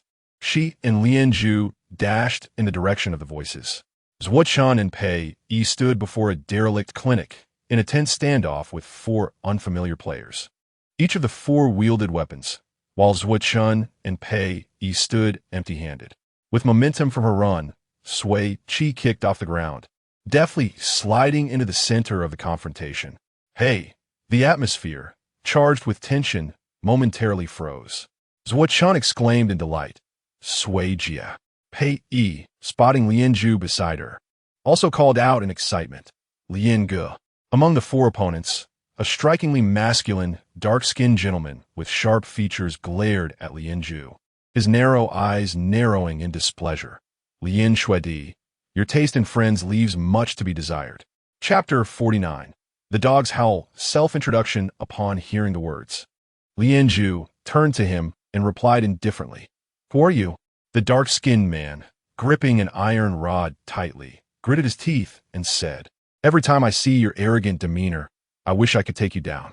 Sui Qi glanced at the half-arm-long black iron rod in his hand, a cold smile gracing her lips as she remarked, So it was you who injured Brother Chun. The dark-skinned man shot her a disdainful glance and retorted, And what of it? What can a girl like you do to me? Pei Yi, standing behind Sui Qi, tugged at her sleeve and whispered, Chongli is our senior, known for his ruthless methods. No one in our school can match him except for Brother Lian. Moreover, his three teammates are equally vicious. Don't confront them head-on. Sui Qi turned abruptly at the mention of Chongli, her expression incredulous. Chongli, the deranged Chong, the malevolent Chong? Pei Yi nodded. Indeed, this was truly fortuitous. Encountering her would be the end of Chongli. She whispered confidently, Don't worry, I know my limits. Pei Yi, reassured, released his grip, only to witness Sui Qi provocatively raise her chin and challenge. Dark-skinned man, care for a duel? Pei Yi was taken aback. Is this your idea of limits? Chongli, momentarily stunned, then erupted with laughter, turning to his teammates behind him. Did I hear correctly? She wants to duel me? He surveyed Sui Qi with contempt.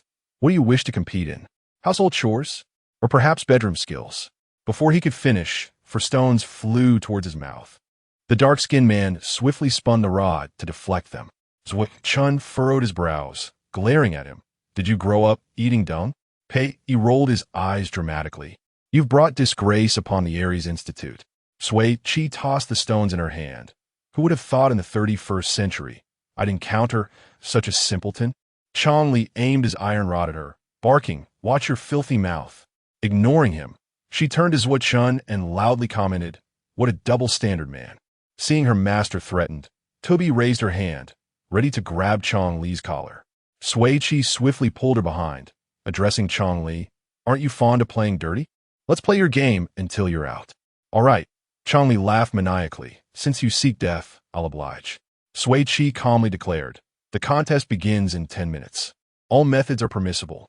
With that, she turned and entered the abandoned clinic, Zhuo Chun following closely, whispering, Sister Sui, what's our plan?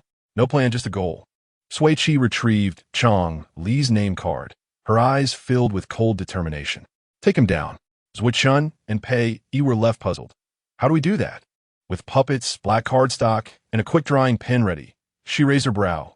Let me show you. The black cardstock, the size of a sticky note, was neither too big nor too small. Sui Qi wrote on both sides and affixed it to the puppet. On the clinic's dilapidated beams, Chong Li and his teammates observed Sui Qi and her companions tinkering with the puppet, their expressions rife with disdain. As 9 minutes passed, Chong Li shifted his satchel to reveal an exquisite wrist crossbow. Loading an arrow, he aimed at Sui Qi, sneering, You dare to taunt me with such trash? Just as the sharp bolt was about to be released, Chong Li hesitated. He suddenly leaped off the beam, knelt by the wall, clasping his hands in prayer. Then, with fervor, he slammed his head against the wall, proclaiming, I am a dog. I love to eat dung. Woof woof. With all his might, blood streamed down his face. I love to fart. I'm quite skilled at talking nonsense. Woof woof. With a resounding bang, his head struck the wall again, creating a loud thud that shook the rotting wood. Sui Qi placed her hand on Zhuo Chen's shoulder. How's that for satisfaction? Zhuo Chen's gaze flitted between the puppet, Sui Qi, and Chong Li multiple times. My goodness, he exclaimed, both astonished and delighted. Sister Sui, I've fallen for you all over again. Pei Yi leaned closer to Lian Zhu and murmured, Sister Sui is amazing, Brother Lian. What is that puppet? Can you get us one too? Lianju shot him a sidelong glance. Quiet, enjoy the show. Chongli resumed his barking from the wall. Though I'm a dog. Real dogs are much cuter than I. Woof woof. Bang. Dear interstellar netizens, from now on, when you see me, please feed me dung, any kind, soft or hard. I love it. Woof woof. Bang. With each utterance, his head collided with the wall, blood flowing profusely. The brutality of his actions and the vulgarity of his words were astonishing. Seeing Chong Li repeat his dog-like self-introduction for the 5th time, his teammates finally leaped down, faces etched with terror. Brother Chong, what has happened to you? Realizing he could not control his own body, Chong Li trembled in fear. Help me. I love to eat dung. Woof woof. His teammates, flustered, pulled him away from the wall, but as soon as they released him, he crawled back, kneeling and earnestly barking. Please feed me dung. Woof woof. His 3 teammates panicked. Brother Chong has lost his mind. Is there something unclean here? After several rounds of tugging, the dizzy Chong Li was left gasping for breath. I love to eat dung. Woof woof. Bang. The already precarious wooden wall creaked ominously before finally collapsing. Sui Qi and the others had long since gathered their supplies and fled the clinic, while Chong Li's teammates swiftly evaded the debris. Only Chong Li remained, thoroughly buried beneath the rubble. As twilight descended, silence enveloped the area. Amidst the dust and the shattered remains of wood, Chong Li let out one final, resounding bark. An ear-piercing warning from the light brain soon followed. Player's health has dropped below 5. Forced elimination will occur in 3 seconds. An emergency distress signal has been sent to the medical ship. Covered in dirt, Chong Li exhaled deeply, never expecting the announcement of his forced elimination to sound so melodious. Finally, liberation. He sobbed beneath the rubble, peacefully closing his eyes. All right, I understand now. The notorious reputation of Sister Pie is well-deserved. Such a vicious method. It was quite satisfying. The truth of the survival battle on the wasteland. Do not provoke the mad escape team. Sister Pie's tactics are unfathomable. I never imagined I would witness such a splendid spectacle in a survival game. Bravo. Chong Li deserved this. Who told him to speak lewdly to Sister Pie? This is his just retribution. The old world has been gone for centuries, yet such fools who look down on women still exist. He deserves his fate. What a sight. I hope Sister Pie delivers more performances like this. I second that.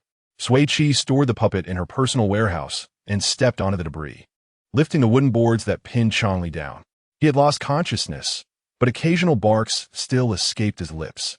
With the enemy vanquished, it was time to claim the spoils of war. She gathered the bulging satchel, wrist crossbow, and 5 arrows. Weighing the satchel in her hand, she found it light, indicating its contents were minimal. Upon unzipping it, she discovered 3 chocolates, a bottle of sunscreen, and half a bottle of sports drink, along with 8 white cards and 3 square black cards scattered at the bottom. Chapter 50, Identity Error. She glanced down at Chong Li in surprise. His character was lacking, yet his fortune seemed rather fortunate. The medical ship arrived swiftly, and the staff lifted the still unconscious Chong Li onto the flying vessel. His 3 surviving teammates exchanged glances and decisively departed from this place of turmoil. A melodious voice echoed in Sui Qi's mind. The puppet master Chong Li is eliminated. Congratulations, you have successfully earned 1 point. She managed to suppress the upward curve of her lips and composed herself before turning to descend to ruins. Sui Jia, Zhugu, just as she reached Zhu Chun's side. She heard Shun use indistinct laughter calling out. Sui Qi and Zhu Chun looked up simultaneously to see Shun Yu running towards them with the little sister in tow. On the 5th day of survival on Qianmu's star, the frantic escape team finally reassembled. The 4 embraced joyfully, bouncing and spinning in circles, their laughter infusing the heavy air with a touch of exuberance. After enduring the intense heat for so long, they had all tanned considerably. Zhu Chun was the most noticeably darkened, his healthy wheat complexion nearing that of a deep tan. Sui Qi planted a resounding kiss on the little sister's forehead. Little sister, I miss you so much. The little sister's eyes sparkled with mirth, yet she merely pressed her lips together in a smile, not uttering a word. Zhu Chun scooped her into his arms. Little sister, call me Zhugu. She still kept her mouth tightly closed, only leaning her head against his cheek. What's wrong? A flicker of concern arose in Sui Qi's heart. Are you feeling unwell? Shun Yu whispered in her ear. She's shy, having lost 2 front teeth. She's reluctant to speak. Isn't it a bit late for a 9-year-old to start losing teeth? Amusement danced in Sui Qi's eyes as she pinched the little sister's cheek. Do you want to eat an ice pop?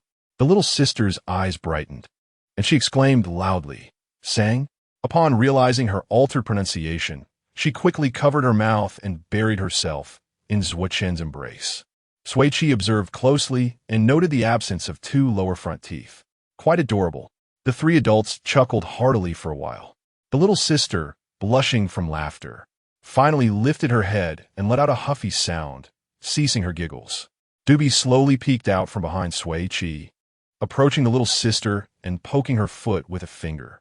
The playful quartet was abruptly drawn to Dubi's unexpected action. Clack, clack. Dubi opened its puppet mouth, revealing 2 rows of neatly arranged wooden teeth.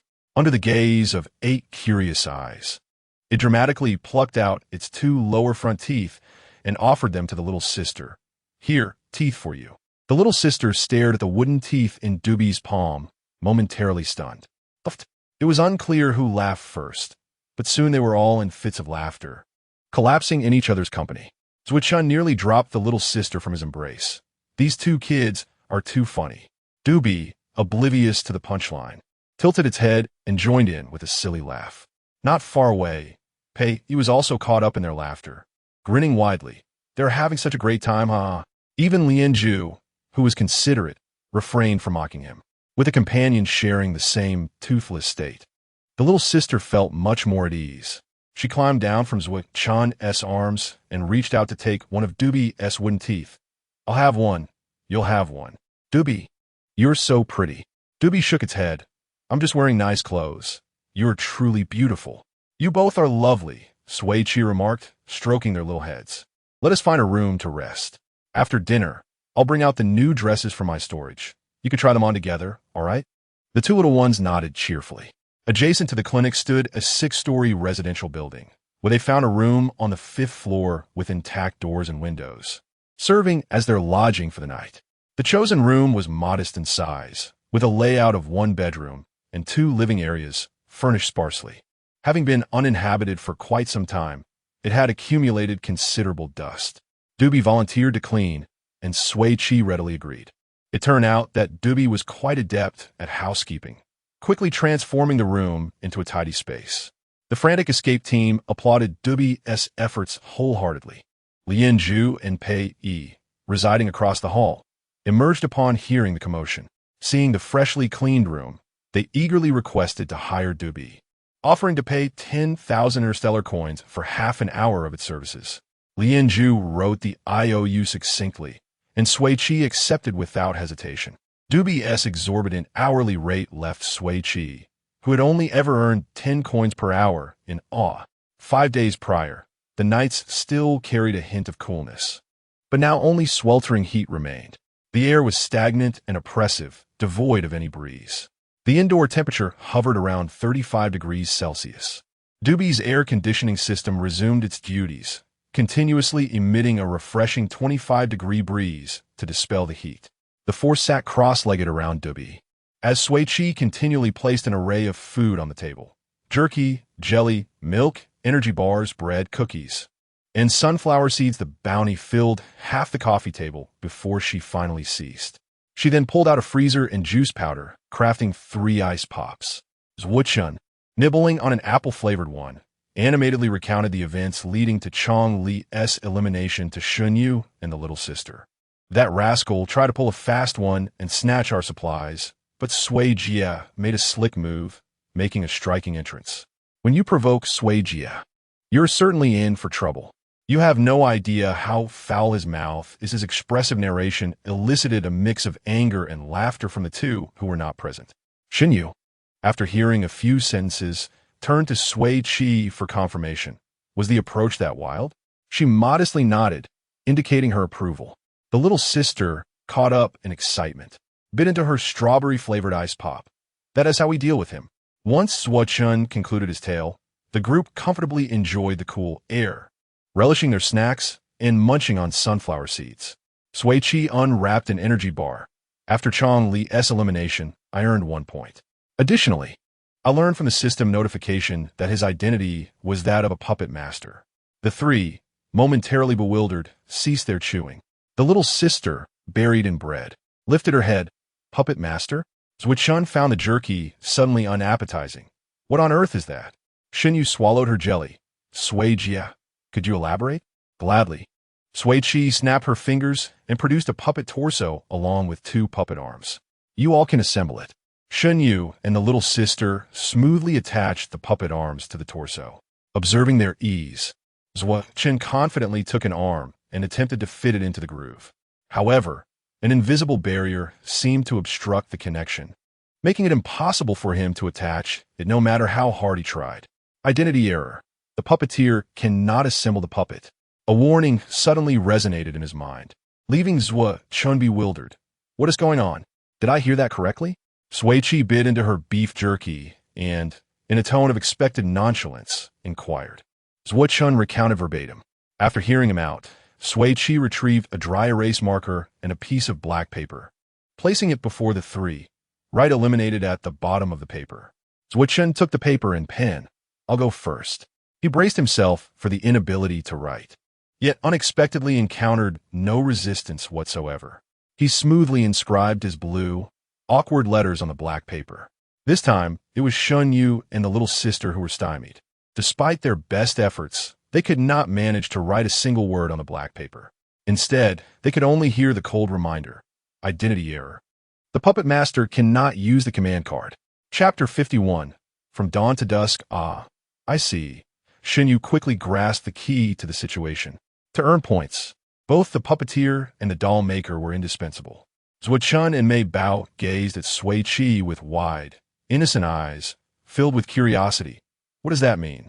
They had to cherish their chosen teammates, no matter how naive they appeared.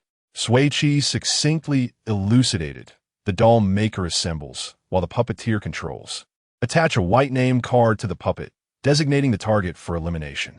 She gestured towards the black cardstock. Write the elimination command on the instruction card. The targeted player is then eliminated, earning us points. Zhua Chen suddenly understood. So that's how it works.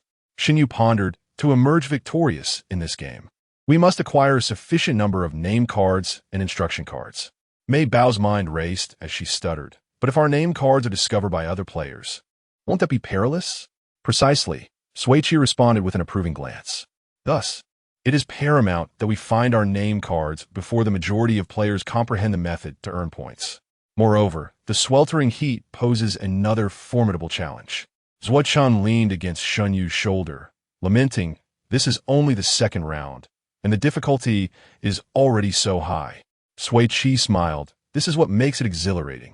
The four exchanged glances, their eyes brimming with fearless ambition and determination. After storing the puppets and writing materials in her portable repository, Sui Qi announced that it was now free activity time. She retrieved several dresses, presenting them to Mei Bao and Dubai. Wow, such beautiful dresses. The two skipped off to the bedroom to change. Dubai's eyes gleamed like flashlights, illuminating the small room.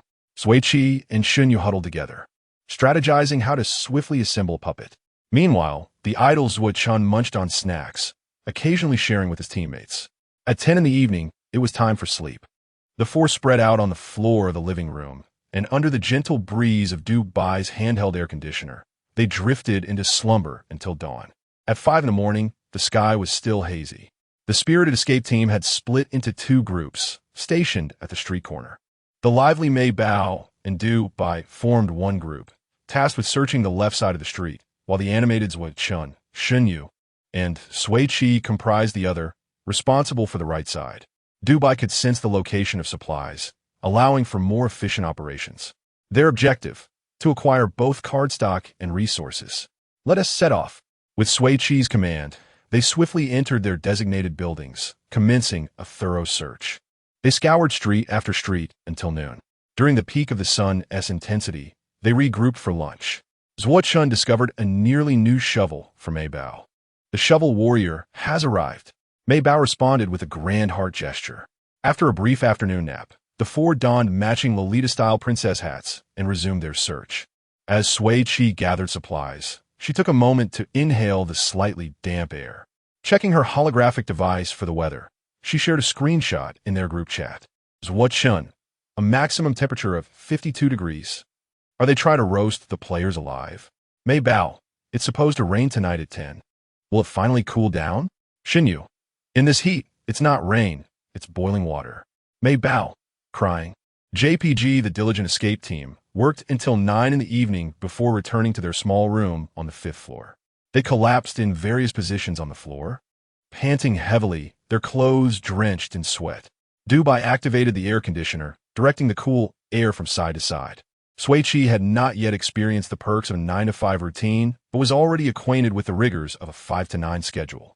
Life was indeed full of surprises. After resting and rejuvenating, they gathered to organize the day's bounty. Dubai provided illumination. Sui Qi was the first to reveal their significant haul, a total of 96 white name cards and 104 black instruction cards. A remarkable achievement. Clap, clap. Each member of the escape team received 24 name cards and 26 instruction cards. Additionally, they had collected 32 bottles of mineral water, 25 packets of instant noodles, 23 bags of bread, 18 packets of jerky, 5 bags of candy, and various other snacks. Shun popped a fruit candy into his mouth. The resources in this game are far more abundant than in the last. Xinyu wisely remarked. This only indicates that the survival challenge this time does not hinge on resources. Sui Qi chuckled, continuing to sort through their supplies. Here, as a collapsible mosquito net, 12 mosquito repellent wristbands, 5 boxes of herbal protection patches, and 7 bottles of mosquito spray. She then opened a silver metal box, revealing 3 vials of red serum. A cure for the burning blood virus? Sui Qi mused, reading the label aloud with a hint of uncertainty. Shun Yu's expression froze, the smile fading from his lips. The burning blood virus? Upon witnessing his sudden, somber demeanor, Sui Qi promptly handed the metal box to him. After examining it closely, Shun Yu spoke slowly. The burning blood virus is carried by a creature known as the crimson wing mosquito. Its symptoms are severe, and the onset is rapid.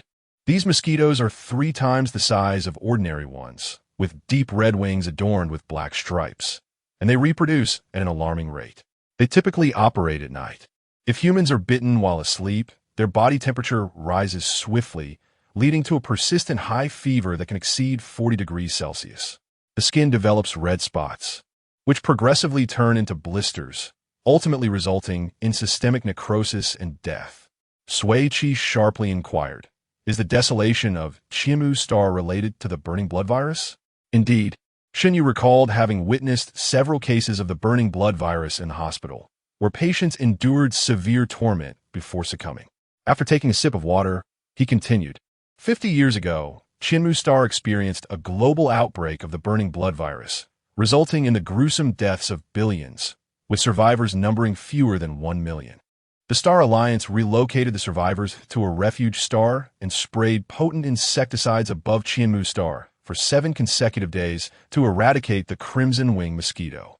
Subsequently, the Interstellar Virus Control Institute urgently developed a cure, which put an end to that catastrophe.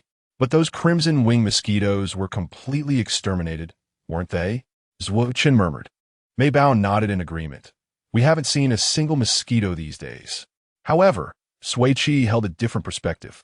Anyone who had attempted to eradicate mosquitoes understood just how difficult it was to eliminate such creatures. They possessed a remarkably high reproductive rate, and their eggs were highly adaptable to environmental conditions. A few days of insecticide spraying would not suffice for complete eradication. Leaning her chin on her hand, she asked Shun Yu, where do crimson wing mosquitoes lay their eggs? What are the conditions for hatching? He pointed to the wooden floor beneath them. Crimson wing mosquito eggs are laid in decaying wood and hatch upon contact with water. At these words, the expressions of the 4 shifted dramatically. Qianmu Star had been desolate for 50 years, and decaying wood was plentiful on this planet. As for water, tonight at 10, rain was forecasted. Current time, 21:59. Sui Qi sat facing the window, lifting her gaze. A drop of rain landed precisely on the glass, the image of the droplet spreading clearly reflected in her stark, contrasting eyes. Chapter 52. My turn to suck the rain began as a gentle drizzle, gradually intensifying, the dense strands of rain cascading onto the dilapidated gray-brown eaves. The dry, decayed would absorb the rainwater swiftly, and the soft crevices were filled with shriveled insect eggs. They eagerly absorbed the surrounding moisture, their wrinkled red shells gradually swelling, softening, and shedding. The sharp, dark red tails pierced the embryonic membrane, and blood-red wings unfurled freely in the rain. The newly hatched, crimson-winged insects quivered their bodies, following the scent of flesh in the air, vanishing into the curtain of darkness created by the rain.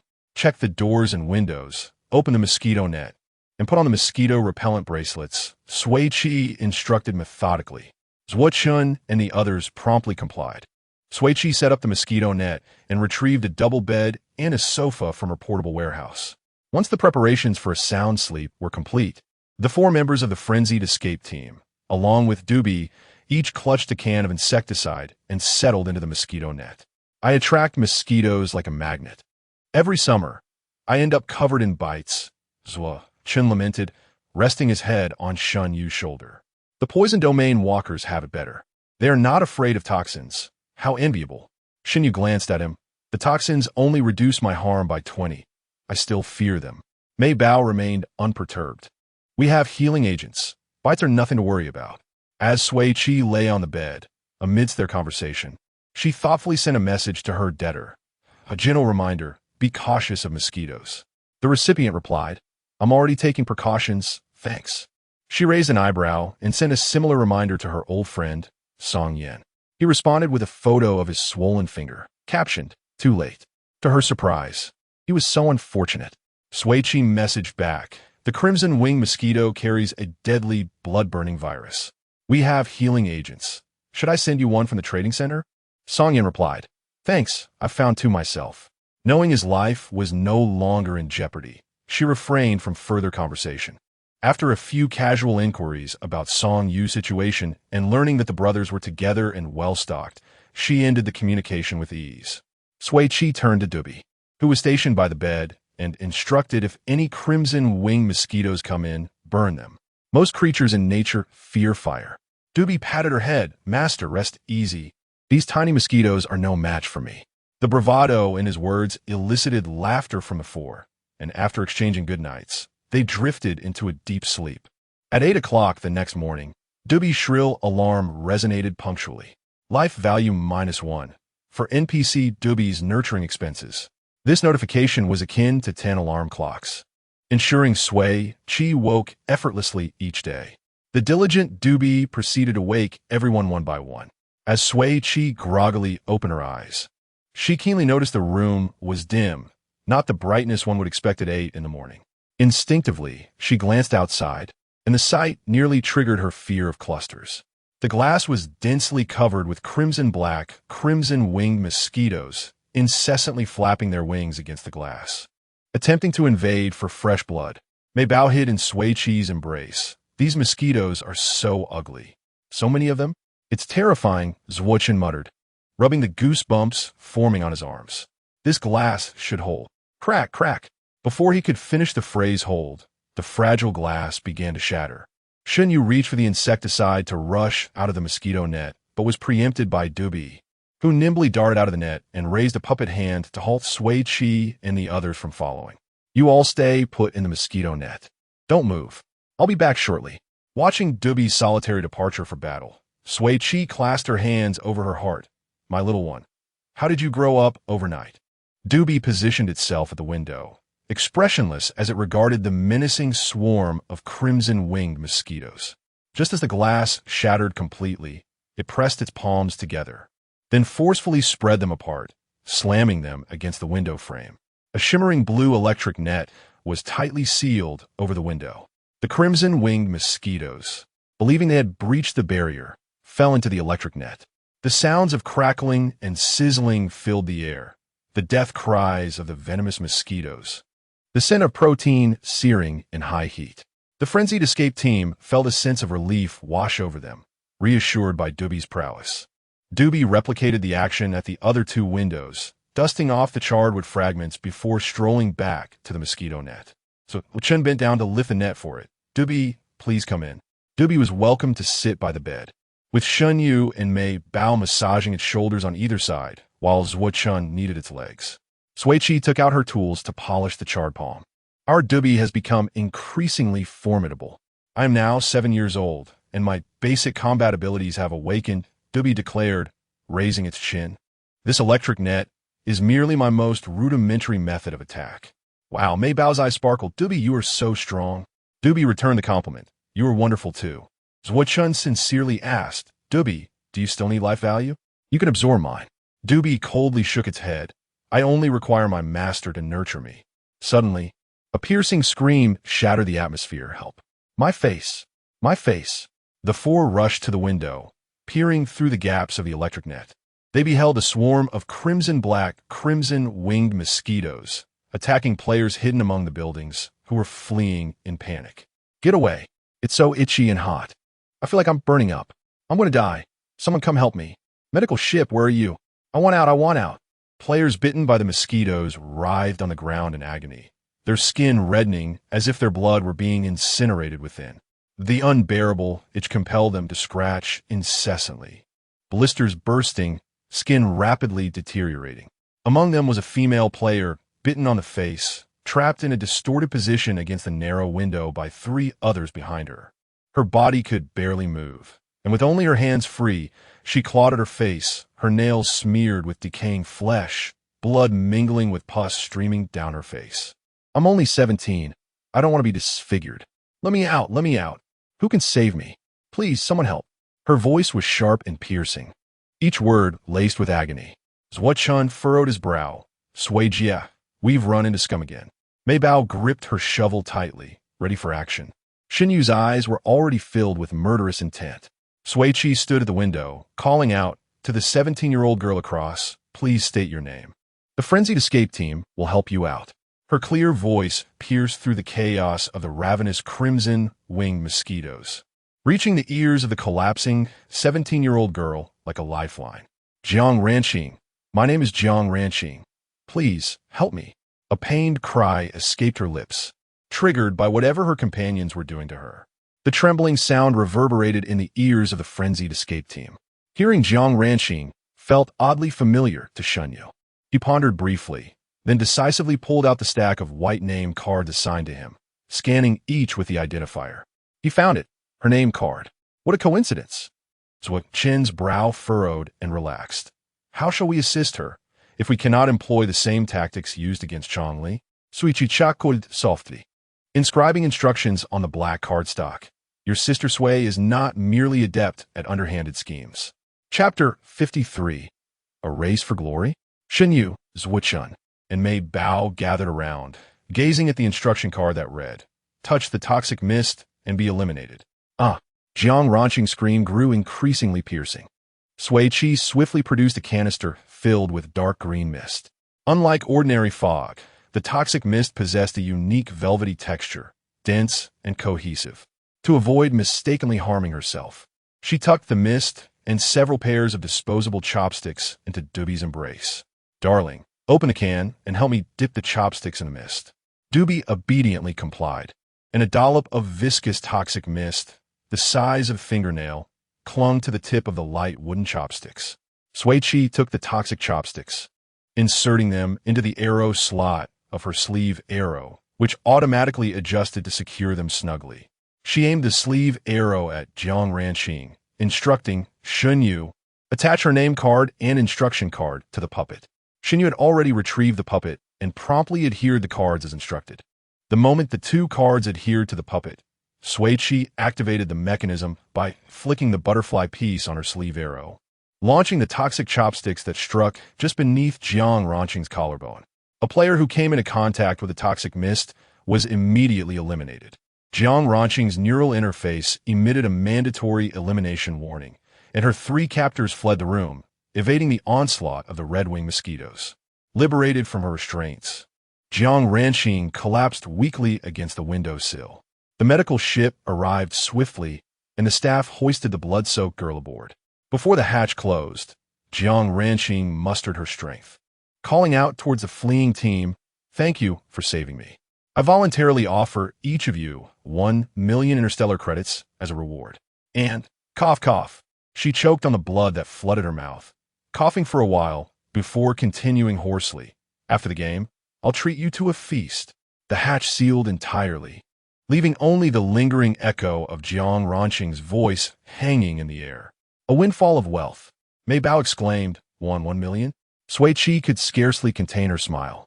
I've definitely made a friend in Jiang Ranqing. She truly delivers on her promises. Shun placed a hand on Shen Yu's shoulder, remarking, that girl is quite generous.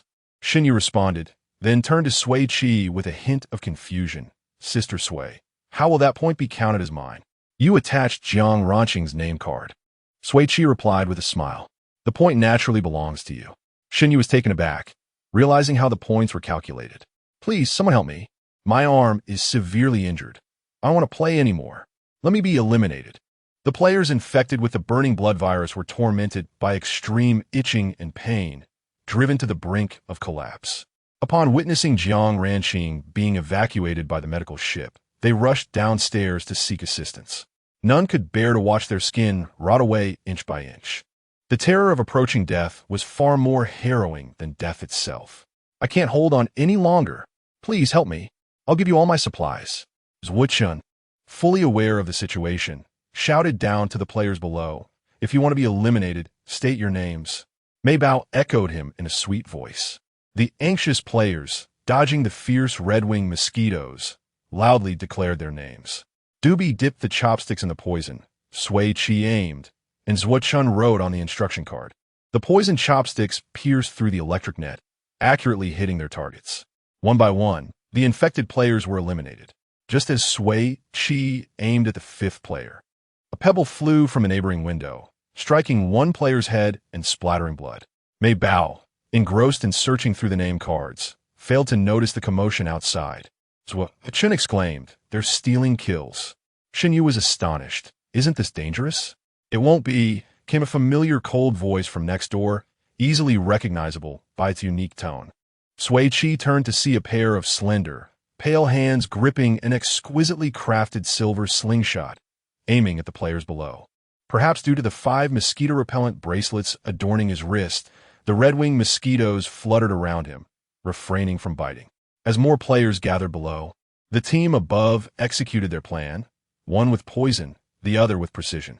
The shrill alarms of the neural interfaces blared continuously as the medical ship swiftly evacuated the infected players.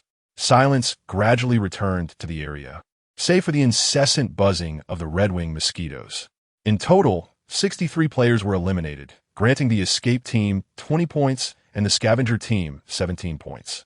Current points: Sui Qi, 6, Shen Yu, 6, Shun and Mei Bao, 5. All right, that's done, Sui Qi declared, stowing away her sleeve arrow and collecting the toxic mist from Doobie into her storage.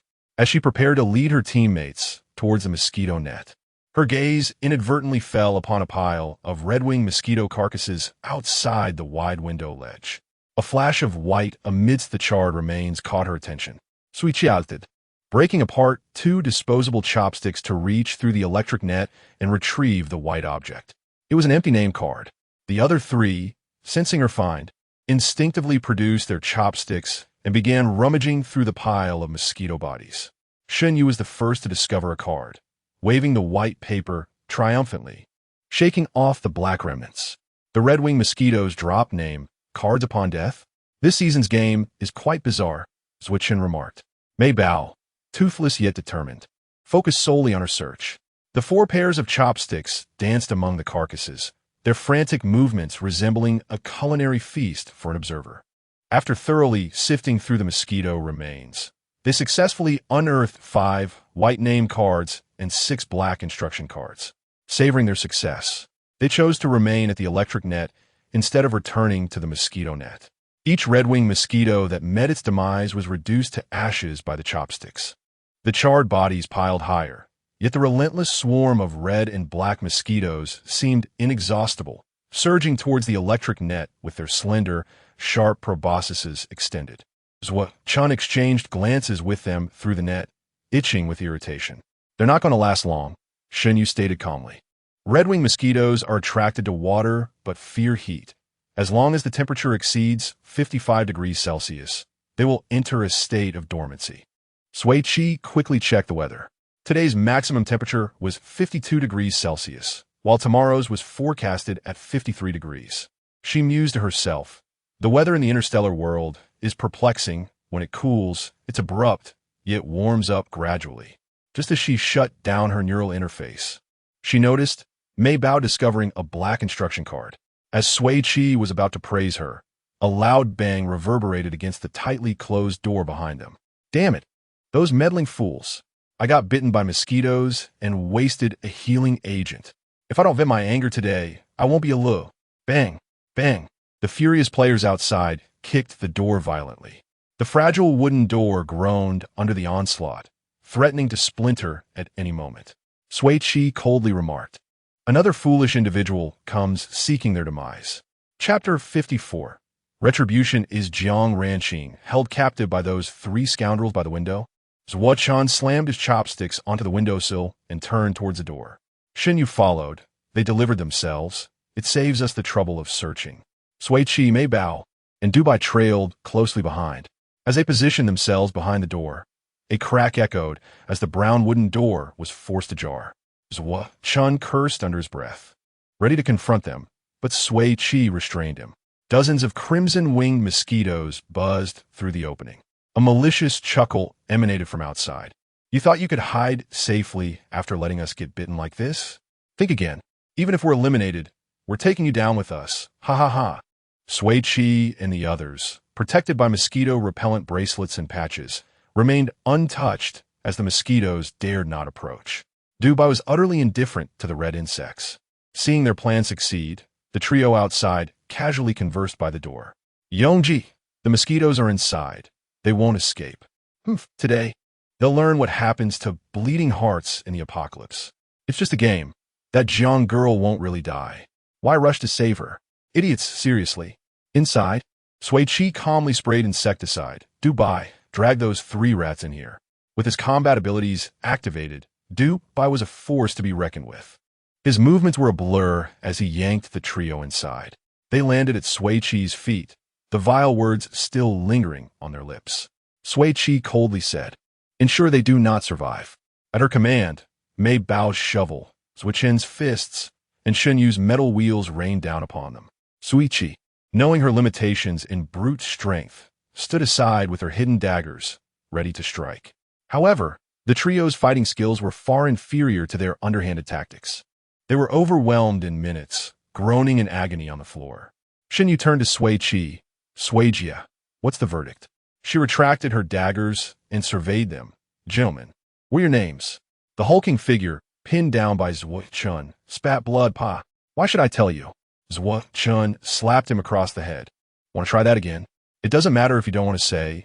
Sui Qi smiled. "You're called Lei Yong, aren't you?" The flat-headed man, pinned by Shun Yu, exclaimed, "How do you know my brother's name?" Lei Yong snapped. "Wang Sanding, shut your trap. Can't you learn from Lu Chuan?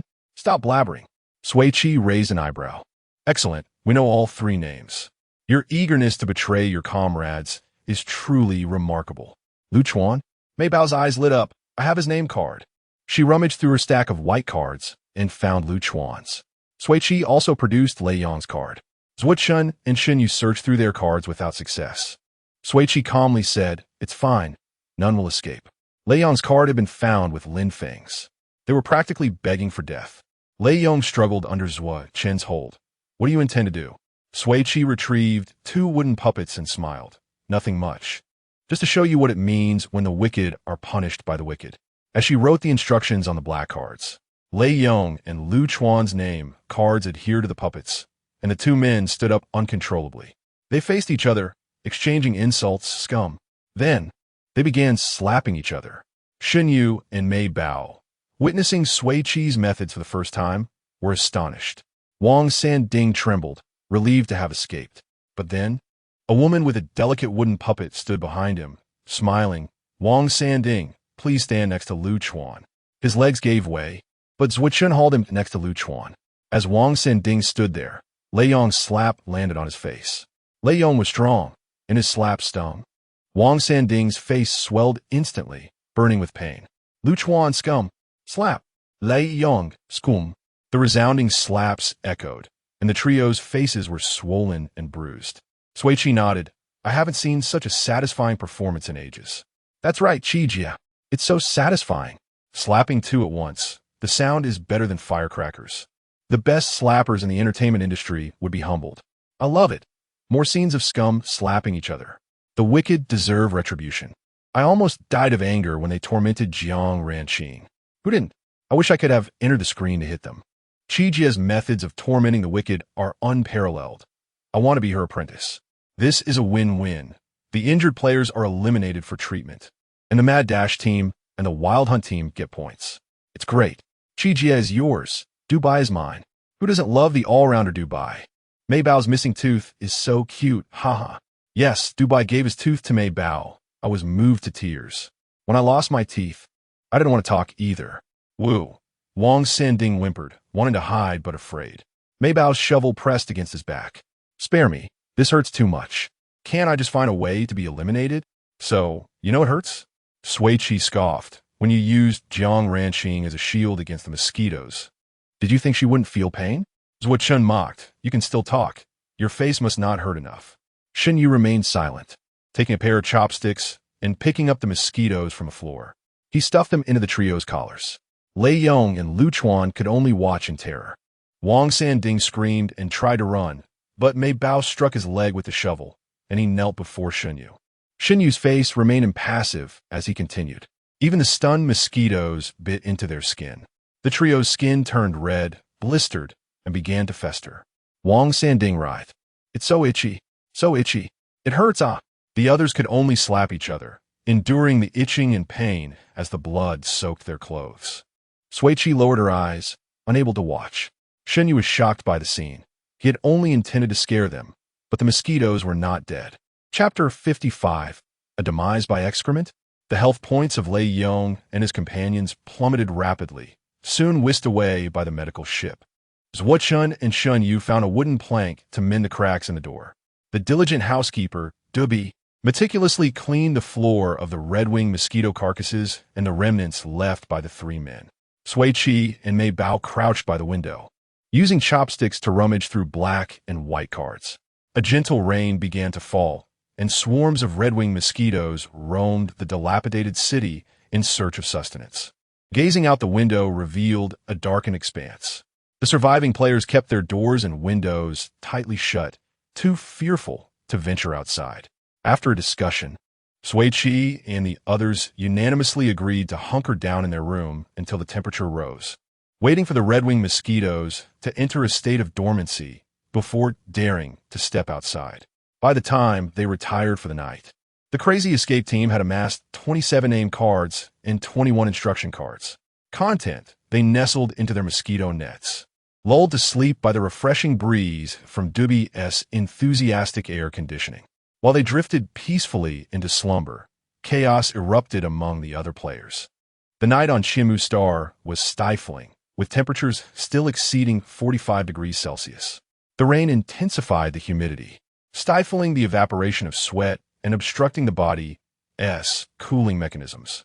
Players lacking cooling methods found their thermoregulation overwhelmed, core temperatures soaring past 40 degrees, their skin reddened, heads pounding, and consciousness fading.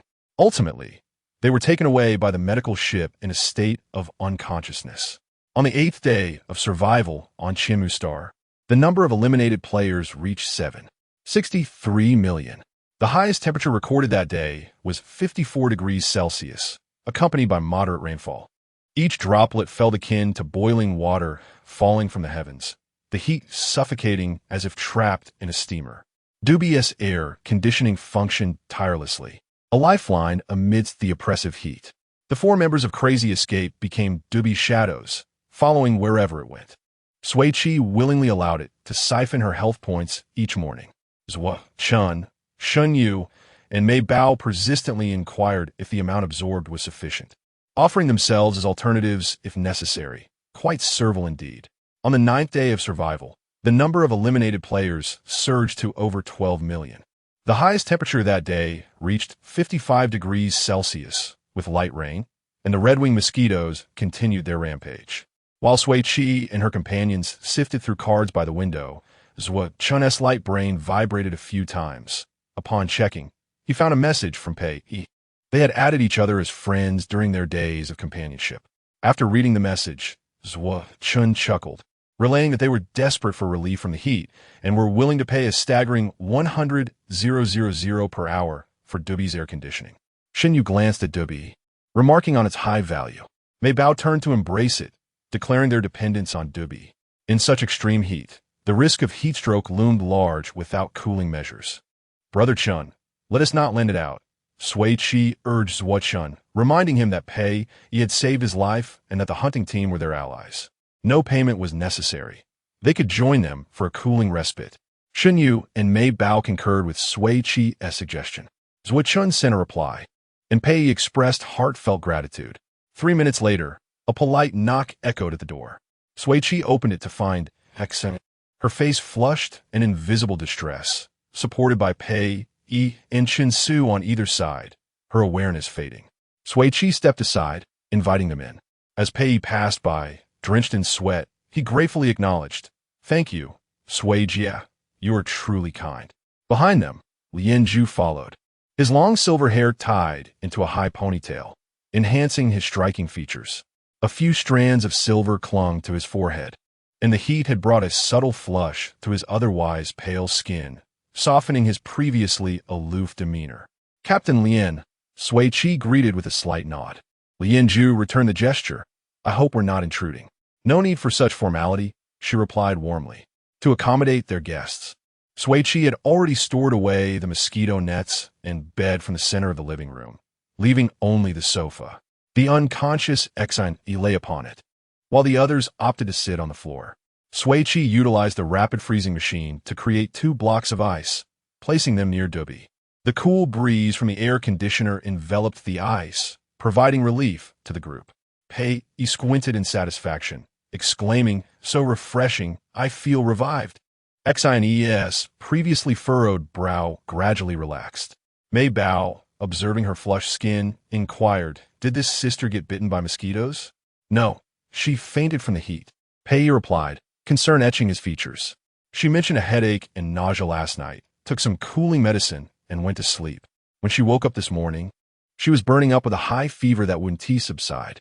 Sui Qi realized that these were the early symptoms of heat stroke, and they likely sought Dubi's assistance to cool Xine down. She approached the sofa and felt her forehead, confirming it was scorching hot, definitely above 40 degrees. "Captain Lien, could you hand me a few bottles of mineral water?" she asked Lien Zhu. He promptly produced 5 bottles, placing them at her side. Sui Qi poured the water into the rapid freezing machine to create ice. She then found a dress that neither Mei Bao nor Dubi favored, tore out the cotton lining, and fashioned long strips of fabric. Wrapping the ice blocks in the fabric, she created makeshift ice packs to place under Xine's arms, around her neck, and on her forehead to aid in cooling her down. After completing her task, Sui Qi handed the remaining fabric strips and the rapid freezing machine to Chen Su, who had been quietly standing by. "This is how it's done," she instructed. "Ice packs should be applied until her temperature drops to 38 degrees. Chen Su, taken aback by Sui Qi's direct address, mumbled an acknowledgement. Half an hour later, Xine's temperature decreased, and she quickly regained consciousness. She expressed her gratitude to the crazy escape team before weakly drifting back to sleep. Sui Qi acknowledged her thanks, but immediately turned back to her teammates to continue strategizing on how to efficiently eliminate players. They now possessed 112 white name cards and 115 black instruction cards. After deliberation, they unanimously resolved to convert these cards into tangible points today. The crazy escape team engaged in fervent discussion. Zhuo Chun proposed, "How about hanging ourselves?" Shinyu objected, "No way. One slip and it's real death." Mei Bao chimed in, "How about dying from eating excrement?" Sui Qi countered, "The availability of excrement is an uncontrollable variable. It's not feasible." Zhuo Chun suggested, "What about colliding with a wall like Chongli?" Sui Qi responded, "That could be a backup option. Are there any better proposals?" After a moment of contemplation, Shinyu suggested, "How about brawling with teammates?" Sui Qi's eyes lit up, I think that's a viable option. On the 9th day of the game, surviving players would undoubtedly travel in pairs with their teammates. Being able to form a team indicated a close disparity in strength, minimizing the risk of one-sided assaults. Moreover, the front of the name card bore the player's name, while the back displayed the team name. Good teammates should hold hands and exit together. This was an excellent idea. Once the plan was finalized, the four sprang into action. Mei Bao and Xin Yu took charge of selecting name cards for teammates, successfully matching 30 pairs for elimination.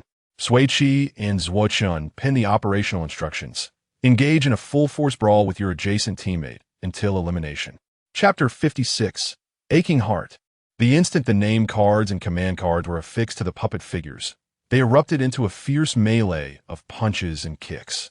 Blows to the face, eye gouging, and groin strikes were unleashed in a relentless barrage.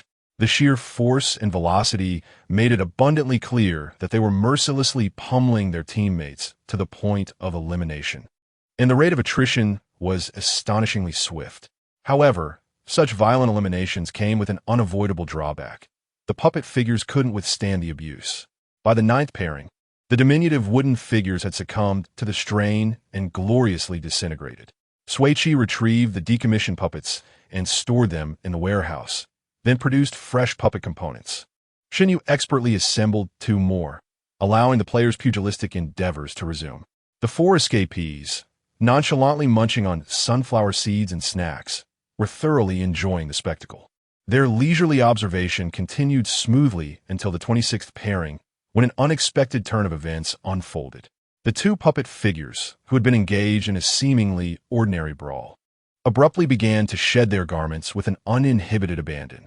One of the puppets leaped onto its opponent, wrapping its arms around its neck and its legs tightly around its waist, and proceeded to ferociously nibble at the other's face, lips, and nose. The intensity of the assault and the suggestive posture blurred the lines between combat and amorous affection. Sui Qi's sunflower seeds tumbled from her grasp. "Wow!" she exclaimed. The 2 puppets became even more intertwined, legs entwined and mouths locked together in an intimate embrace. Just as Sui Qi's eyes narrowed and her heart began to flutter, her vision was suddenly obscured. Xin Yu had covered her eyes, deeming the scene too risky. Shun placed his hands on her shoulders. "Turn around," he commanded. Sui Qi executed a 180-degree turn, facing the wall in silent protest. Mei Bao and Du Bai were similarly shielded from the spectacle.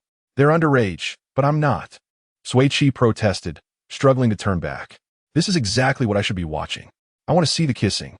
Shun and Xin Yu feigned deafness, one gazing at the heavens and the other at the earth while maintaining their firm grip. Only after the morally ambiguous puppet brawl had concluded were Sui Qi, Mei Bao, and Du Bai permitted to turn around. Sui Qi, wearing a disgruntled expression, turned to face the scene, and her countenance darkened further upon seeing the dismembered limbs scattered across the floor. To have missed such an impassioned kissing scene was a source of profound disappointment.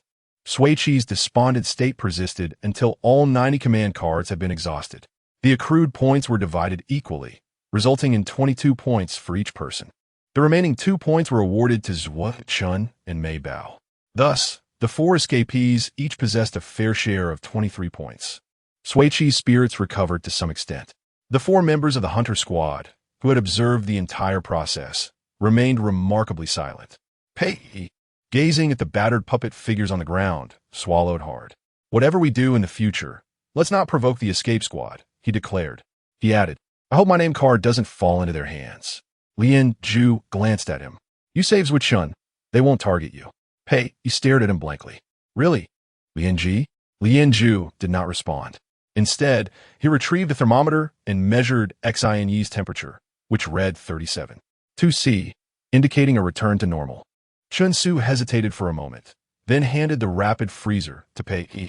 "You're familiar with them. Please return it." Pei glanced at Sui Qi's face and shook his head. "Did you see how dark Sui Jia's face is? I dare not go." "Then give it to Shun." TSK. A soft TSK escaped Sui Qi's lips, causing both of them to freeze in place. She spoke in her usual tone. "Pei, bring the rapid freezer here." "Yes, Sui Jia." Pei replied, scurrying to retrieve it and scurrying back. Sui Qi intended to consume something cold to quell her inner turmoil and console her wounded sensibilities. She set the rapid freezer to ice shaving mode, poured in half a cup of water and half a bottle of milk, and within 3 seconds, a milk ice concoction was ready. She retrieved a disposable, biodegradable bowl from her personal storage and poured the mixture in, ready to indulge. One mouthful of the finely textured, richly flavored, and delightfully refreshing ice sent a wave of soothing coolness coursing through her being. She was instantly revitalized. Indeed, life without culinary delights was simply unimaginable.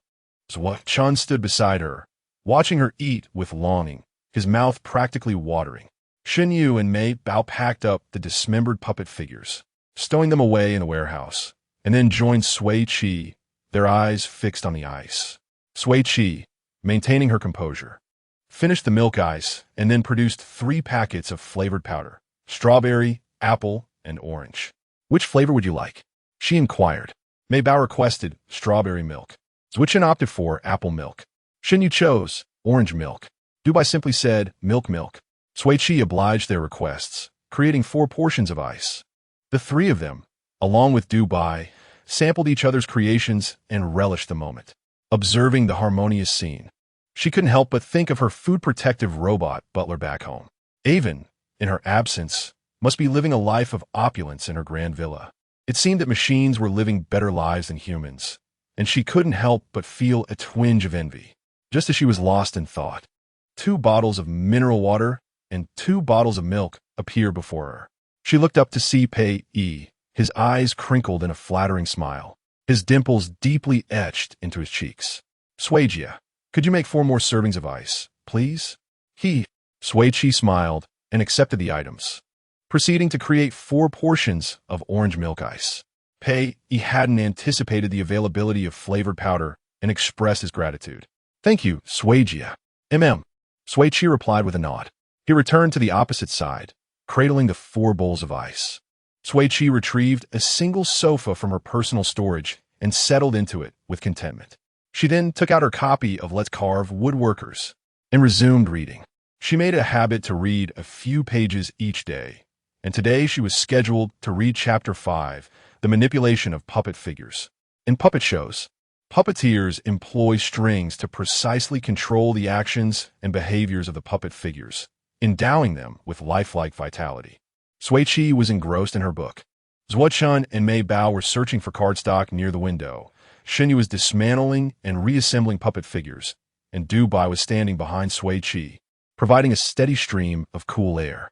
The 4 members of the hunter squad were gathered together, enjoying their ice and engaging in occasional hushed conversations. In the midst of the sweltering heat, this 1-bedroom apartment had become a sanctuary of coolness. "Sui Jia, look what I found," Mei Bao exclaimed, rushing over with a name card in hand. "I found Song Yu Gid's name card," she announced, tilting her chin upward. "I'm amazing, aren't I?" "You're fantastic," Sui Qi praised, patting her head. "I'll send it to Yin Ji." She smiled and opened her optical computer, took a picture of Song Yan's name card, and sent it with a message. Mei Bao found it. Song Yin responded with a thumbs-up emoji, accompanied by the text, "She truly is remarkable." Before Sui Qi could reply, he sent another message. "Speaking of which, it's quite coincidental. I just discovered this when you sent me the message." A picture of a white card displaying a name followed. "Holy crap," Sui Qi exclaimed, exchanging a glance with Mei Bao. In unison, they called out, "Chen Ji! Shen Ji!" Zhuqian, startled from his meticulous search among the corpses of the crimson-winged mosquitoes, hurried over. "What's wrong?" Shen Yu approached, clutching a puppet's leg. "Is something amiss?" Sui Qi leaped off the sofa. "Something major has happened." Chapter 57. Adulthood. Her eyes sparkled as she looked at the 2, opening the image on the light brain and presenting it before them. "What is this?" "Holy cow!" Zhuqian exclaimed in excitement. "My name card. Brother Yin found my name card. What a coincidence." Sui Qi let out a sigh of relief. "I thought we were going to be wiped out." Zhuqian waved his hand dismissively. "That is absolutely impossible." Shen Yu placed an arm around his shoulder. "Luck is on our side." Mei Bao's eyes curved with delight. "Brother Chun, just wait for the clearance." Waiting was not quite feasible. Zhuqian's lips curled upwards, suppressing his smile. "Sister Sui, how much supplies do we have left?" We could sustain ourselves for another 3.5 days, Sui Qi replied candidly. Shun Yu furrowed his brow slightly. The supplies are running low. Yes, but she glanced at the weather. Tomorrow as high as 56 degrees, sunny with no rain. That is splendid, Zwichan declared. As long as we wait for the red-winged mosquito to enter dormancy, we can venture out to collect supplies. The four gathered together, eagerly discussing their action plan. That night, the escape team and the scavenging team of 8 spread out on the floor in the living room. Although there was a small bedroom available, with only one air conditioner, they had to sleep close together. Sui Qi sat on the sofa reading for a while, gradually succumbing to sleep. The strong Mei Bao carefully moved her to the makeshift bed. On the 10th day of survival in Kaimuxing, there were 63 million players still alive. After 3 days of intermittent rain, it finally ceased. Sui Qi awoke to the sound of Dubi absorbing life energy. As her eyes opened, her consciousness still hazy, she turned over, wanting to doze off again, when she felt a warm breath brush against her forehead. The faint yet exceptionally refreshing scent of fur awakened her sluggish mind. Sui Qi blinked, gradually recognizing Lien Zhu's strikingly handsome face, illuminated by sunlight that cast delicate shadows across his fair complexion, resting on his impossibly long eyelashes. Though she was uncertain how she ended up so close to Lien Zhu, it did not detract from her admiration for his beauty. She remained still, her gaze gracefully traversing his exquisite features, the elegant brows, the high bridge of his nose, the soft hue of his lips, before finally resting on his closed eyes. His silver eyelashes fluttered slightly, and after a moment, Lien Zhu slowly opened his eyes. She smiled and greeted him, "Good morning." Lien Zhu's body, once relaxed, stiffened noticeably, confusion flickering in his eyes. After her greeting, Sui Qi nonchalantly sat up, stretching languidly. "Master." A weight settled on her shoulder as Dubi joyfully leapt onto her back. Turning with a smile, the joy on her face suddenly froze at the sight behind her. Standing there was not Dubi, but a charming and radiant little girl. What astonished Sui Qi even more was that this girl seemed to be a scaled-down version of herself.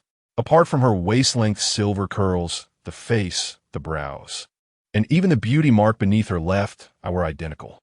"Master?" The little girl tilted her head and called out. It was Dubi's voice. Sui Qi, in disbelief, reached out to poke her cheek, feeling the delicate, soft skin that belonged to a human. She stammered, "Dubi? It's me." The little girl nodded vigorously. "Master, this is my adult form." Surprised, she tried to convince herself that Dubi was an NPC, possessing a hint of uniqueness, which was entirely normal. Nothing out of the ordinary. Sui Qi held her soft little hand and round, pudgy face, her heart brimming with an unusual joy. When the awakened Mei Bao, Zwichan, and Shun Yu saw Dubi's transformation, their eyes widened in astonishment. Mei Bao pulled Dubi close, kissing and pinching her cheeks, adoring her for an eternity. Shun Yu and Zwichan exchanged glances between Dubi and Sui Qi, their expressions filled with wonder. Dubi's adult form was a delightful surprise for the escape team, while the scavenging team could only marvel at it. Pei Yi, with his disheveled hair, stared wide-eyed. "I'm truly going to faint. She looks even more like you." Lien Zhu, with slightly tousled hair, sat beside Sui Qi and Dubi, pressing his long fingers against his temples. This was such a beautiful scene, one that felt too surreal for a dream. In front of the screen, I transformed into a screeching chicken. "Oh, you three living your best lives is more important than anything else." Dubi has grown so well, perfectly inheriting the best traits from Sister Pai and Lien Shun. How stunning.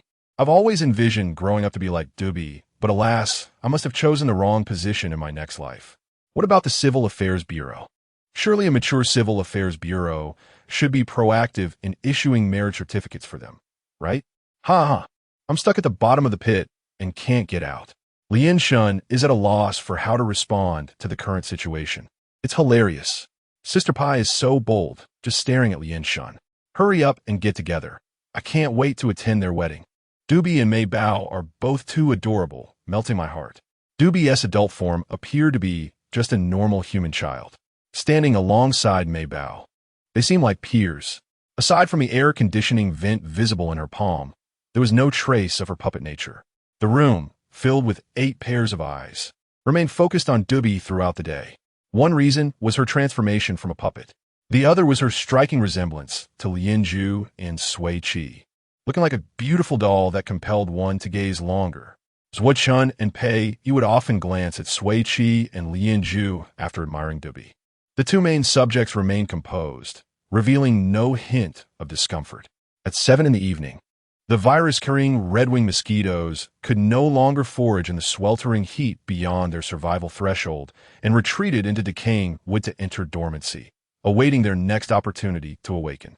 As dusk fell, the once overwhelming swarm of red-winged mosquitoes dwindled to a few scattered individuals. Equipped with mosquito-repellent bracelets and protective patches, they were well prepared. With the nighttime temperature slightly dropping, it became an opportune moment to seek out supplies. The escape team and the scavenging team ventured out of their rooms, splitting up to act independently. Perhaps due to Dubi's growth, Sui Qi felt her intuition for locating supplies had sharpened. Within an hour, the 4 of them successfully discovered 2 medium-sized supply points. While they gathered a bountiful harvest, their energy was rapidly depleting. By the time they reached the 3rd supply point, their clothes were drenched as if they had just emerged from water. This supply point was an abandoned warehouse, filled with old shelves and dusty wooden boxes. The strong scent of dust made Sui Qi wrinkle her nose slightly. She twisted open a bottle of mineral water and took a few sips. Let us rest here for a moment and rehydrate. Dubi stood in front of the shelves, opening her palm to release a cool breeze. As the 25-degree air began to flow, suddenly 2 slender white arms emerged from the gap behind the shelves. One hand clutched Dubi's throat while the other pressed a gun against her temple. A peculiar voice, low and menacing, commanded, "Hand over the air conditioning." Chapter 58. Not your turn. The assailant held Dubi hostage, concealing himself behind the shelves, his form and visage obscured. The moment they spotted the gun, the expressions of Sui Qi and her companions shifted dramatically. An air of tension enveloped them. This marked the first instance of a firearm appearing since the game commenced. Swiftly, Sui Qi aimed her wrist-mounted crossbow at the perpetrator, while Maybao positioned her shovel defensively across her chest. An ambush? As What Shun stepped forward, his tone laced with disdain. Such cowardly behavior. Shinyu spoke in a grave voice. Release her. Dubi, despite being held captive, exhibited an unusual calmness. Her eyes blinked slowly, and her head abruptly swiveled to confront her assailant. In an instant, a sharp blade emerged from her palm, and without hesitation, she thrust it toward the shoulder of the attacker. The assailant appeared momentarily stunned, remaining motionless as the blade met its mark, blood gushing forth with a sickening sound. The sudden turn of events left both the attacker and Sui Qi's group momentarily speechless. It hurts, it hurts! The previously menacing threat transformed into a shrill cry of agony. The assailant clutched his shoulder in pain and collapsed against the shelves. And as What Shun seized the opportunity to drag Duty from behind the shelves. Under the bright light, they discerned the assailant was a young girl, seemingly no older than 15 or 16. Her short, tousled black hair lay scattered on the ground, and her face bore remnants of youthful chubbiness. While she had been quick in her attack, she now sobbed pitifully, tears streaming down her face. Amidst her tears, she trembled as she retrieved healing gel from her pocket and applied it to her wound. Zuichun and Shinyu took 2 steps back, averting their gaze. Sui Qi pulled Duty behind her, and Maybao, having stowed her shovel, gently caressed Duty's neck, asking, "Are you all right?" Duty, unfazed, spun her head a full 360 degrees, declaring, "I'm a puppet. My neck can turn freely." Sui Qi placed a finger on her forehead to straighten her head, and then turned her attention to the tearful assailant. Sitting on the ground, the girl stared up at Dubi with wide, watery eyes. "Your head can turn so much. You nearly scared me to death. You have quite the selection." Sui Qi picked up the gun that had fallen to the ground, immediately choosing the most formidable weapon. With the cold barrel pressed against the assailant's forehead, she inquired, "What is your name?" Sniffling, the girl responded, "Li Ergu." "Who would have thought I'd meet you in such circumstances, Li Ergu? How fortuitous. Your name card is in my possession." Sui Qi's voice turned icy. "Since you dare to ambush us, I presume you are prepared to face the consequences. She pulled the trigger, and the room fell silent, everyone wide-eyed and unblinking. They all witnessed the slender flame that erupted from a muzzle. Shin Yu murmured. Zuo-Chin was taken aback. Is that a fake gun? Mei Bao tilted her head. A lighter? Sui Qi looked down at Li Ergu. You dare to face 5 opponents with a toy gun? What gives you such audacity? Li Ergu confessed. Perhaps it's my stutter. After saying this, she lunged forward, clutching Sui Qi's leg, her eyes wide with sincerity as she pleaded, I was wrong. I'm sorry. Spare me. I want to clear the level and earn money to treat my stutter. Tears streamed down her face. It's so hot. I just wanted to enjoy the air conditioning. I never meant to harm you. After turning 18, my stutter can't be cured. As tears dripped into her mouth, she turned away momentarily to sputter before returning to beg. Please, don't let me be eliminated. Li Ergu rubbed against Sui Qi's leg, looking up at her. I'm willing to be your dog. I could do housework, serve tea, wash clothes, warm your bed. I'm very skilled at all of it. Sui Qi turned her head away. Such tempting conditions made her want to agree. No. Mei Bao clung to Sui Qi's arm, her voice tinged with grievance. Warming Sui Qi's bed is my job. You can't steal it. Then, Li Ergu hesitated. Housework? Serving tea? Shin Yu frowned. With us around? It's not your turn. Sui Qi twirled the lighter gun in her hand. Li Ergu, you should be eliminated. The grudge of holding duty hostage must be avenged. Don't. Li Ergu tightened her grip on Sui Qi's leg, her eyes darting rapidly. After a moment of intense contemplation, she exclaimed, Wait, I can make lifelike puppets. Sui Qi, puzzled, asked lifelike puppets? Li Ergu explained, they are puppets that resemble humans in appearance and height. My grandfather is a native of Kyanmuxing, and he crafted lifelike puppets that are indistinguishable from the real thing, worth millions of interstellar coins. Million? The prospect intrigued the 4 members of the escape team, and they exchanged glances filled with interest. Sui Qi directly asked, how much are the puppets you create worth? I make decent ones, Li Ergu replied, her gaze evasive, but I haven't debuted yet. Oh, Sui Qi narrowed her eyes, implying that the puppets she made were worthless. Shin Yu coldly interjected, you should be eliminated. Wait. Li Ergu waved her hands frantically, though they may not be worth much. I really do make them well. My master often praises my skills and talent. Her voice trembled slightly, evoking sympathy. Is that so? Sui Qi raised an eyebrow. How talented are you? Zuo-Chin and Shun Yu leaned against each other, enjoying Sui Qi's impromptu entertainment. When Li Ergu could no longer contain her tears and was about to wail again, Sui Qi finally had her fill. Shush, just make the lifelike puppets. She pointed to the 4 standing behind her. Make 1 for each of us. You can leave once they are completed. With renewed vigor, Li Ergu straightened her posture. Really, sister? Thank you, sister. You are truly beautiful and kind-hearted. With that, she pulled out wood and tools from her pocket, observing Sui Qi and her companions while diligently carving. As Li Ergu worked, her movements became graceful and free, her gaze focused and determined, shedding all signs of her earlier clumsiness. The sounds of carving filled the air, a rhythmic dance of blade against wood. After 2 long hours, as Sui Qi and her companions nearly drifted into slumber, they finally heard Li Ergu's exclamation. Perfect. I, Li Ergu, am a chosen carpenter. She rushed over, cradling 5 20-centimeter tall puppet figures, presenting them to Sui Qi like treasures. Sister, what do you think? Sui Qi lifted her gaze, noticing that the originally square pieces of light would have been transformed into puppets with distinct poses and vivid expressions. Dubi, dressed in a Lolita dress, was the most recognizable, smiling with a head that could rotate 360 degrees. The cool, aloof sister with short hair represented Sui Qi. The brooding youth was Shun Yu. The stylish guy with eyebrow piercings was Zuo-Chin, and the adorable girl with 2 braids was Mei Bao. Though the size differed slightly from their expectations, the resemblance was strikingly high, reaching 90%. Exquisite and lifelike, Li Ergu proved to be a true artisan. Mei Bao sincerely praised, they look so similar, they're really beautiful. Zuo-Chin held his puppet in one hand and poked at it with the other. So, this is how you all see me? Is my usual expression that unpleasant? Shun Yu cradled the small puppet in her hands, her brow furrowed in contemplation. Sui Qi leaned closer, chuckling. What is so unpleasant about it? How adorable it is. Shin tightened her brow further, questioning, adorable? Is it not adorable? Sui Qi retorted, placing his own little puppet into her palm as well. Shin sighed, conceding, fine. If you say it's adorable, then so be it. Duty clutched her own puppet, unable to resist the allure, playing with it fondly. Having fulfilled their promise, Sui Qi let the captive go after Li Ergu had completed his task. She earnestly bowed at a 90-degree angle, expressing her gratitude for being spared.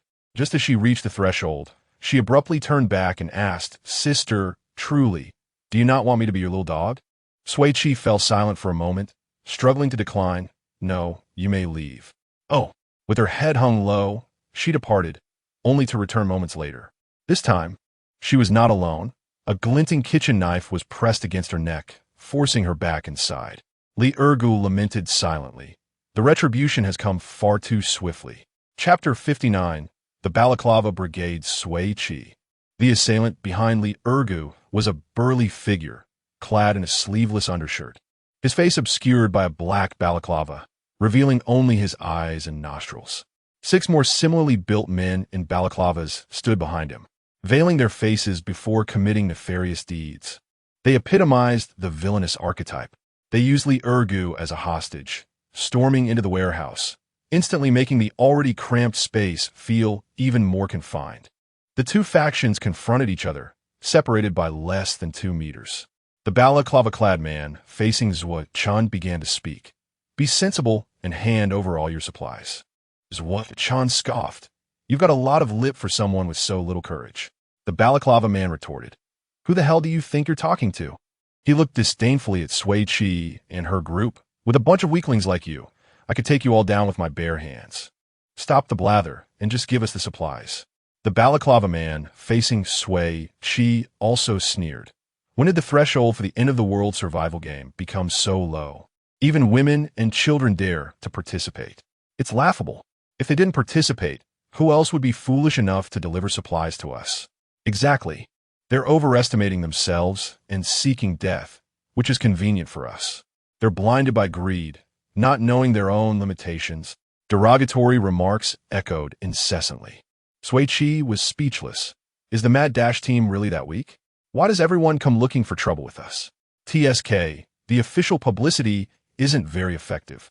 The player facing Mei Bao fiddled with the shovel in her hand, his tone filled with mockery. Little girl, is this toy fun to play with? She looked up, smiling. It's incredibly fun. Mei Bao was ruthless and efficient, acting before her opponents could react. The mocking smile still lingered on the opponent's lips when he received a shovel to the head, his optical computer emitting a piercing warning of elimination. The title of Shovel Warrior was well earned. All players who underestimated Mei Bao would be thoroughly trounced. Damn you. The player holding Li Ergu hostage raised his dagger high, stabbing down fiercely at her. Since you dared to eliminate my brother, I'll drag you down with me. Li Ergu was terrified, his face pale, but he retaliated with a desperate 2-finger-eye jab. Take this, you dog-eyed fiend. In that critical moment, he exerted all his strength. The man felt as if he had been blinded, his dagger clattering to the ground as he clutched his eyes, screaming in agony. Seizing the opportunity, Shun Yu delivered a decisive kick to his solar plexus. A chaotic melee erupted. Of the opposing 7, only 2 remained. Sui Qi, Mei Bao, and Shun Yu engaged in one-on-one combat, targeting the most vulnerable points of the human body. The opponents quickly surrendered. Dubai, facing 2 opponents alone, unleashed an electric net, ensnaring them both. Before they could even make a move, the 2 players were electrocuted into submission.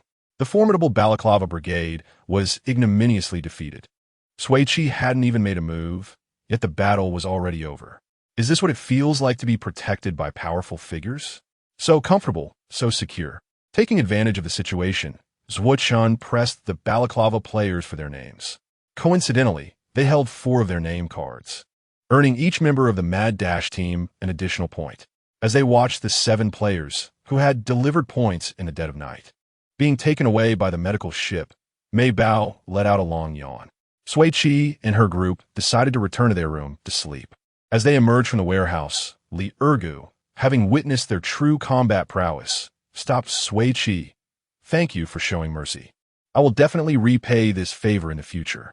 With that, he raised his head high and left with a resolute expression. The group exchanged smiles and strolled back. The small room on the 5th floor no longer showed any signs of the hunter squad's presence. They had returned to the adjacent room. Sui Qi ate a late-night snack, washed up, and was just about to go to bed when a gentle knock sounded on the door. At the same time, her optical computer received a message from Lianju. It's me. Sui Qi went to open the door. Lianju, holding a medium-sized desk fan in one hand, offered it to her. I found a few solar-powered mechanical fans. Here's one for you. In extremely hot weather, one can never have too many cooling devices. With the fan, Dubai could also get some rest. All right, thank you. Sui Qi accepted without hesitation. The desk fan was quite heavy. As she took it, holding it in both arms, Lianju didn't release it completely, his slender fingers supporting the base. Sui Qi tried to find a more comfortable position, shifting the fan in her arms. As her left hand moved to the base, her warm and soft fingertips inadvertently brushed against his. Both pairs of hands moved simultaneously, intending to avoid each other's fingers, but instead intertwined more deeply. Both of them paused. Just as Sui Qi was about to withdraw her hand, Shun, who had been watching the door, walked over and took the fan from her, carrying it into the living room. She curled her fingers at her side and said good night with a smile. Lianju's right hand formed a loose fist. He gave a soft in acknowledgement, then turned and went back to the adjacent room. No, give me an interlocked grip. And that's how the conversation just ends? They were hugging each other in the morning. Shouldn't they be kissing at night? Hurry up and kiss for me to see. Shunji, oh Shunji, why did you take the fan? Hold their heads and make them kiss to death. It's my blessing to have like-minded netizens. Sisters, calm down. They're not a couple yet. Kissing and not being in a relationship aren't mutually exclusive. Maybe they'll start dating after kissing. That's a bit of a dangerous idea, Bao. When will Lianxin and Paijia finally kiss? Stop shipping the couple. Let's talk about the game. Liurga's name is so retro, and so is she. She has a very simple and honest vibe. Yeah, she's so cute. Haha. She tried to hold Dubai hostage, but was shocked instead. The realistic puppets she made for Paijia and the others look so much like them. I want one too. I wonder if she's taking orders now. Ask her on her star blog after the game. One for you, one for me, and Urga will be a master craftsman tomorrow. The Mad Dash team is as stable as ever, showing no mercy when they fight. I'm going to promote Paijia on star blog. What's wrong with those players? Don't they know our Mad Dash team? They're all here to cause trouble. So what? They're just here to give points. Paijia and the others won't suffer any losses. That's true, I suppose. The Mad Dash team is asleep. I'm going to sleep too. Sui Qi closed the door, walked back to the living room, and quietly lay down next to the sleeping Mei Bao. Xinyu turned on the fan, and a cool breeze blew as the blades rotated. Dubai turned off the air conditioner and lay down on the other side of Sui Qi. Sui Qi patted her head, hugged her two darlings, and drifted off to sleep peacefully. Under the pitch-black night sky enveloping planet Shenmue, some slept soundly, some searched wearily for supplies, and some regretfully dropped out of the game, unable to persevere. There were also those who clutched the name cards they had found, their expressions deranged. The faint light from the identifier reflected on his face, revealing his sunken cheeks and chapped lips. His withered fingers pinched the white card, his lips moving as he repeated the name on it over and over again. Ha. Lumei Bao. It's actually a member of the Mad Dash team. It's like heaven has opened a door when all seemed lost. Chapter 60. You Shall Die Now. The player who obtained the name card of the sister treasure was Gao Hong. His last teammate had been evacuated by the medical ship just 10 minutes earlier. Deprived of water and food, he was parched and starving, huddled in a corner with the puppet left by his teammate, despairingly awaiting his exit. Unexpectedly, he discovered the name card of the sister treasure through a crack in the damaged wall. Gao Hong felt as if he had stumbled upon a life-giving rain. He trembled with excitement as he inscribed commands on the black card. The moment the name card and command card adhered to the puppet, the sister treasure beside Sui Qi suddenly opened her eyes. She reached out to her pillow, grasped a shovel, and fiercely lunged at Sui Qi, who was in deep slumber and completely unprepared. As the shovel was about to smash down upon her head, a delicate white hand grasped the sharp end of the shovel, preventing it from advancing any further. The hard metal grazed the skin of Doobie, exposing the wooden texture beneath. She watched as the sister treasure slowly sat up, her expression filled with confusion. Why would she harm her master? Awakened by the coldness in Doobie's voice, the sister treasure stared in shock at the shovel hovering mere centimeters from Sui Qi's head, breaking out in a cold sweat. She attempted to release the shovel, but, beyond her control, thrust it fiercely toward Doobie. "Get away!" the sister treasure exclaimed in panic. Startled awake, Sui Qi swiftly embraced the sister treasure, pinning her down on the mattress. Sister treasure. The sister treasure's hands were out of her control, swinging the shovel to attack Sui Qi, but Doobie intervened to block her. The sister treasure trembled as she pleaded, "Sister Sui, please let me go. I'm afraid I'll hurt you." Sui Qi gently comforted her. "It's all right, sister treasure. Don't be afraid." As Doobie held her tightly, the sister treasure's frantic emotions began to settle. Sui Qi stroked her hair and asked, "Tell me, what do you wish to do now?" The sister treasure sniffled. "I want to run southeast to find someone." "All right," Sui Qi softly reassured her. "You have a positioning device in your light brain. No matter where you go, we will always know your location, right?" The sister treasure nodded, "Yes. So don't be afraid." Sui Qi's gaze was gentle and focused. "Just go, and we will follow closely behind. Let us see which fool dares to provoke our escape team." The sister treasure looked at her, her voice thick with emotion. "Let us make a promise." Sui Qi smiled and extended her pinky, and the sister treasure hooked hers around it, spinning clockwise and then counterclockwise just like before. Shun and Xinyu also came forward to make the promise with her. The sister treasure's anxiousness dissipated completely as Sui Qi picked up the shovel and handed it to her. "Take your weapon." The sister treasure hesitated to accept. "What if I attack you again?" Doobie shook her gently. "Don't worry. Even 20 of you wouldn't be my match." The sister treasure broke into a smile. Accepting the shovel from Sui Qi, "You're really amazing, Doobie." "Of course," Doobie replied, chin held high. Sui Qi stowed away the items in the room into her personal storage and declared, "Let us go." She opened the wooden door and met the gaze of Lien Ju, who stood at the entrance. He retracted his movement to break in, his eyes swiftly scanning the sister treasure, who was restrained by Doobie, before settling on Sui Qi. He calmly explained, "I thought you were attacked by players." "Thanks," Sui Qi replied. "The sister treasure's name card has been found, and we need to resolve this." Seeing that they were unharmed, Lien Ju offered a simple, "All right," and turned to return to the adjacent room. In the hazy night, the sister treasure sprinted quickly toward the southeast. Sui Qi and her companions followed closely behind, deliberating their strategy. Xinyu gazed at the sister treasure's figure, her heart still heavy. "Once we find the player controlling the sister treasure, how do we deal with him?" Sui Qi stated decisively, "First, we'll give him a beating, then we'll use poison mist to send him out." Shun concurred, "Let us do just that." Doobie volunteered, "I'll handle the beating." "No need." Sui Qi had other plans. "Doobie, you'll be responsible for using the poison mist to send him out." Doobie obediently complied. "Understood, my master."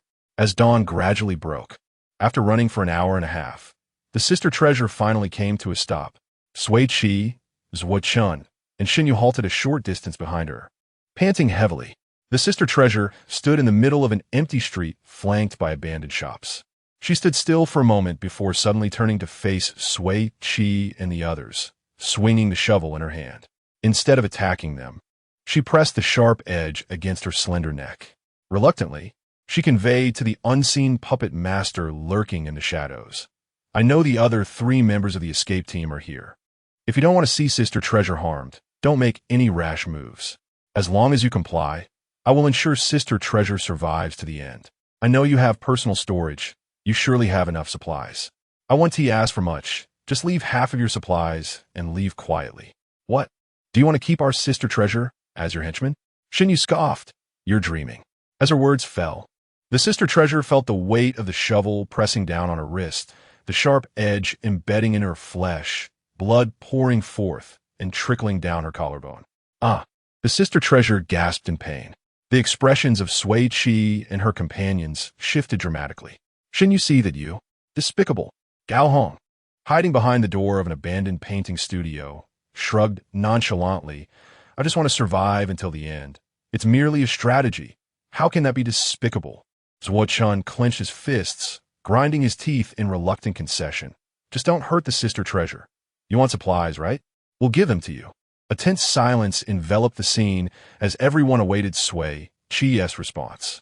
To their surprise, she remarked, "Oh, our sister treasure speaks so freely now that she is under control." Zuo-chan gazed at the sister treasure in disbelief.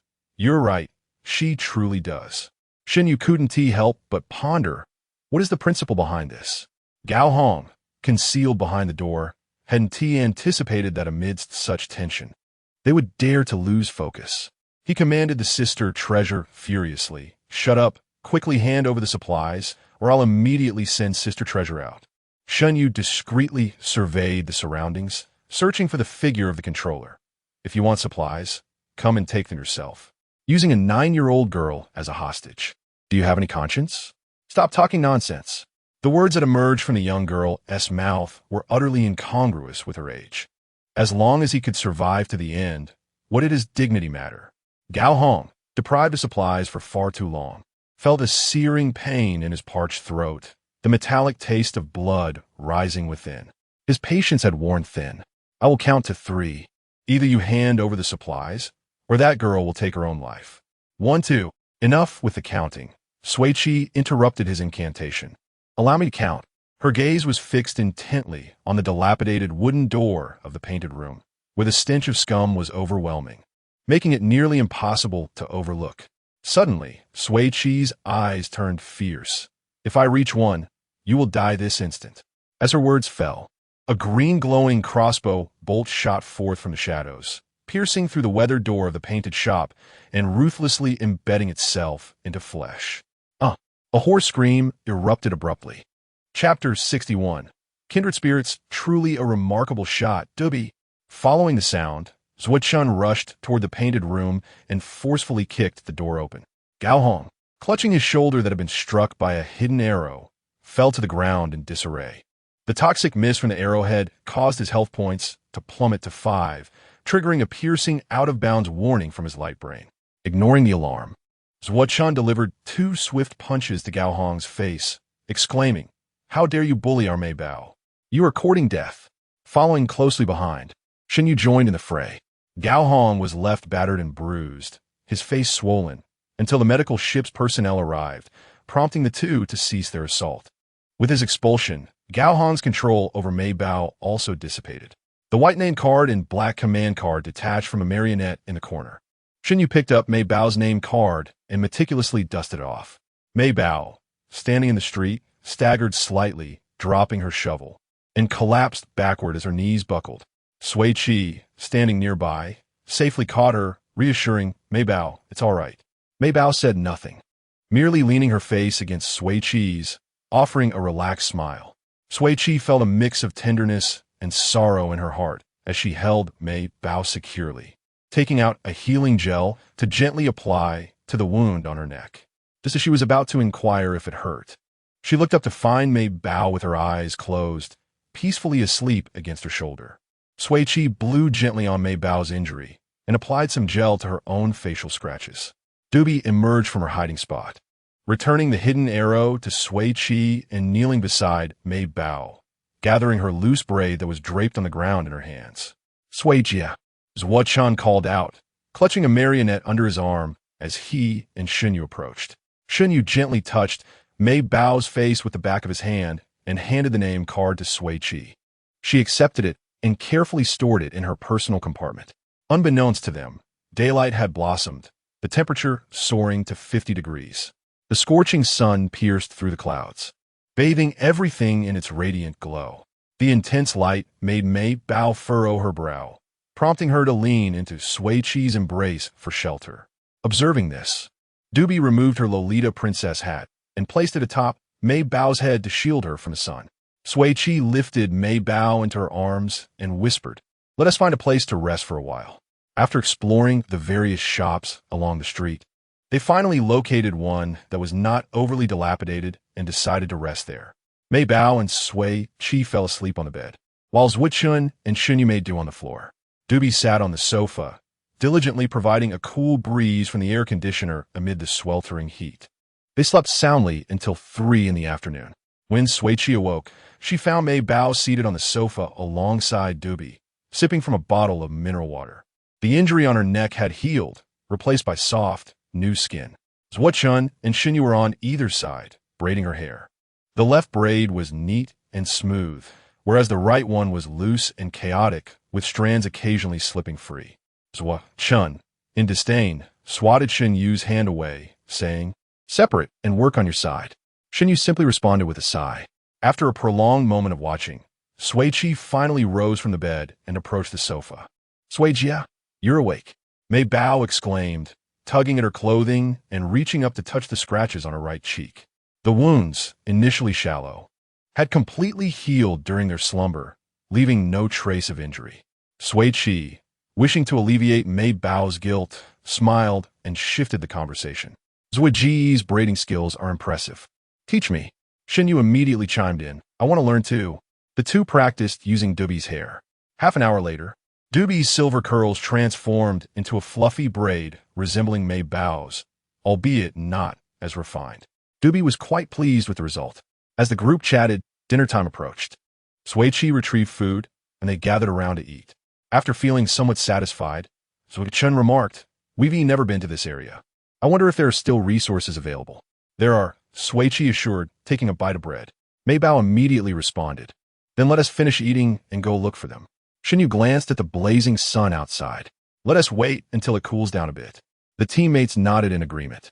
After 8 o'clock, as temperatures slightly decreased, the group set out on their quest for resources. Dubi led the way, with Zhuo Chun and Mei Bao in the middle, while Sui Qi and Xinyu brought up the rear, the two still unaware of the whereabouts of their name cards. Engaging in quiet conversation. "Shengu, we're in a bit of a predicament," Xinyu mused. "I saw someone at the trading center today exchanging another player's name card for their own." Sui Qi clicked her tongue. "Not surprising. It can't be a one-for-one exchange, can it?" Xinyu raised 3 fingers. "It's 3 for 1. This trade ensured that neither party suffered losses, though it felt somewhat unscrupulous. She quietly asked Xinyu, "Do you think this method is viable?" He frowned. "It's feasible, but distasteful.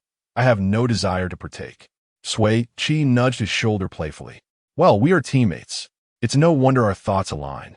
In this game, name cards represent not just mere points, but every living player. Acquiring another S-name card and using command cards to eliminate them is a means to earn points. Throughout this process, players stand on equal ground, irrespective of whether they employ straightforward force or less honorable coercion. All is deemed legitimate competition within the framework of the rules, with winners and losers bearing their own consequences. However, when name cards become commodities for trade, players' lives are objectified, treated as goods on a shelf with a price tag. This is something Sui Qi and Shun Yu cannot accept. United in their views, they engaged in a spirited discussion about who might be the first to be eliminated when Zhuo Chun and Mei Bao, who had been leading the way, suddenly halted. He turned around, pressing a hand down on one of their heads. "You two are whispering sweet nothings. What's this? Planning to isolate us 3? Mei Bao and Dubi squinted at them. Xinyu gently pulled Zhuo Chun's hand away. "I wouldn't dream of isolating Mei Bao and Dubi. You might consider it, though." Zhuo Chun's lips trembled, hands clutching his chest. "Shindi, how could you say such cold words? My heart is shattering." Sui Qi playfully tousled her hair and made a heart gesture towards Zhuo Chun. "Love you, Zhuo." With that, she laughed and dashed to join Dubi and Mei Bao. Leading the way, as they resumed their search, they discovered that the area was rich in resources, with plenty of name cards and command cards available. The group known as the Frenzied Escape Team hunted for supplies at night, while accumulating points during the day. When confronted by troublesome players, Dubi and Mei Bao, at the peak of their combat prowess, charged in without hesitation, while the 3 adults, Sui Qi, Zhuo Chun, and Xinyu, focused solely on collecting the spoils. After several days of this routine, on the 13th evening of their survival on Shimu Star, the group's points had risen to 69, with more than half achieved. Sui Qi lounged on the sofa, sighing in dismay. Out of nearly 300 name cards, Wai Haven Ti and Shungu S appeared. Xinyu, mirroring her posture, sighed as well. What could our name cards possibly be? Zhuo Chun and Mei Bao exchanged glances, silently indulging in their meal without interjecting. Sui Qi clasped her hands together in prayer. I hope they end up in the hands of a kind individual, someone who would allow us to meet our demise gracefully. That would suffice for me. Shinyu echoed her sentiment, agreed. At that very moment, 3,000 meters away, in a small 10-square-meter room, a player cradled a white name card in both hands, their lips curling into an eerie grin. The faint glow emitted by the luminous screen illuminated the white cardstock, casting light upon the name inscribed there, Sui Qi. Chapter 62. The female seductress. Ah, how fortunate I am. She gleefully clutched the name card of Sui Qi, practically dancing with joy as her ponytail swayed exuberantly. Feng Ling patted her teammate beside her. Ergo, I found Pijia's name card. Li Ergo's short hair seemed even more disheveled as she scratched her head in confusion. Pijia? Who is that? I told you before. The crazy escape team member who let you off easy in the small warehouse. Sui Qi. My Pijia. Oh, I remember now. Feng Ling seized the puppet nearby and affixed Sui Qi's name card to it. She then produced a pen and a black instruction card, shoving them into Li Ergo's hands. Hurry, Ergo, I need you to write. Feng Ling was the puppeteer, while Li Ergo was the puppeteer's handler. Rubbing her hands together, Feng Ling's face was alight with excitement. Such a splendid opportunity must not be missed. Li Ergo, astonished, exclaimed, Ling, are you planning to send PG out of the game? Impossible. Feng Ling declared, defending herself. I am Pijia's most loyal fan. I must see this through to the end. Li Ergo looked perplexed. Then what do you want me to write? Feng Ling pondered for a moment, her cheeks flushing with embarrassment. Just write, oh. How mortifying. She covered her blushing face, giggling uncontrollably. Li Ergo sighed and looked skyward. If you keep this up, I want to write for you. Right. Do it now. Let Pijia finally end you first, and then, and then we can do this and that. Li Ergo scribbled furiously, occasionally offering suggestions for improvements. This condition is too easy. It needs to be more challenging. All right, I'll take your word for it. Meanwhile, Sui Qi, who had just finished praying, remained oblivious to the fact that her wish had been partially granted.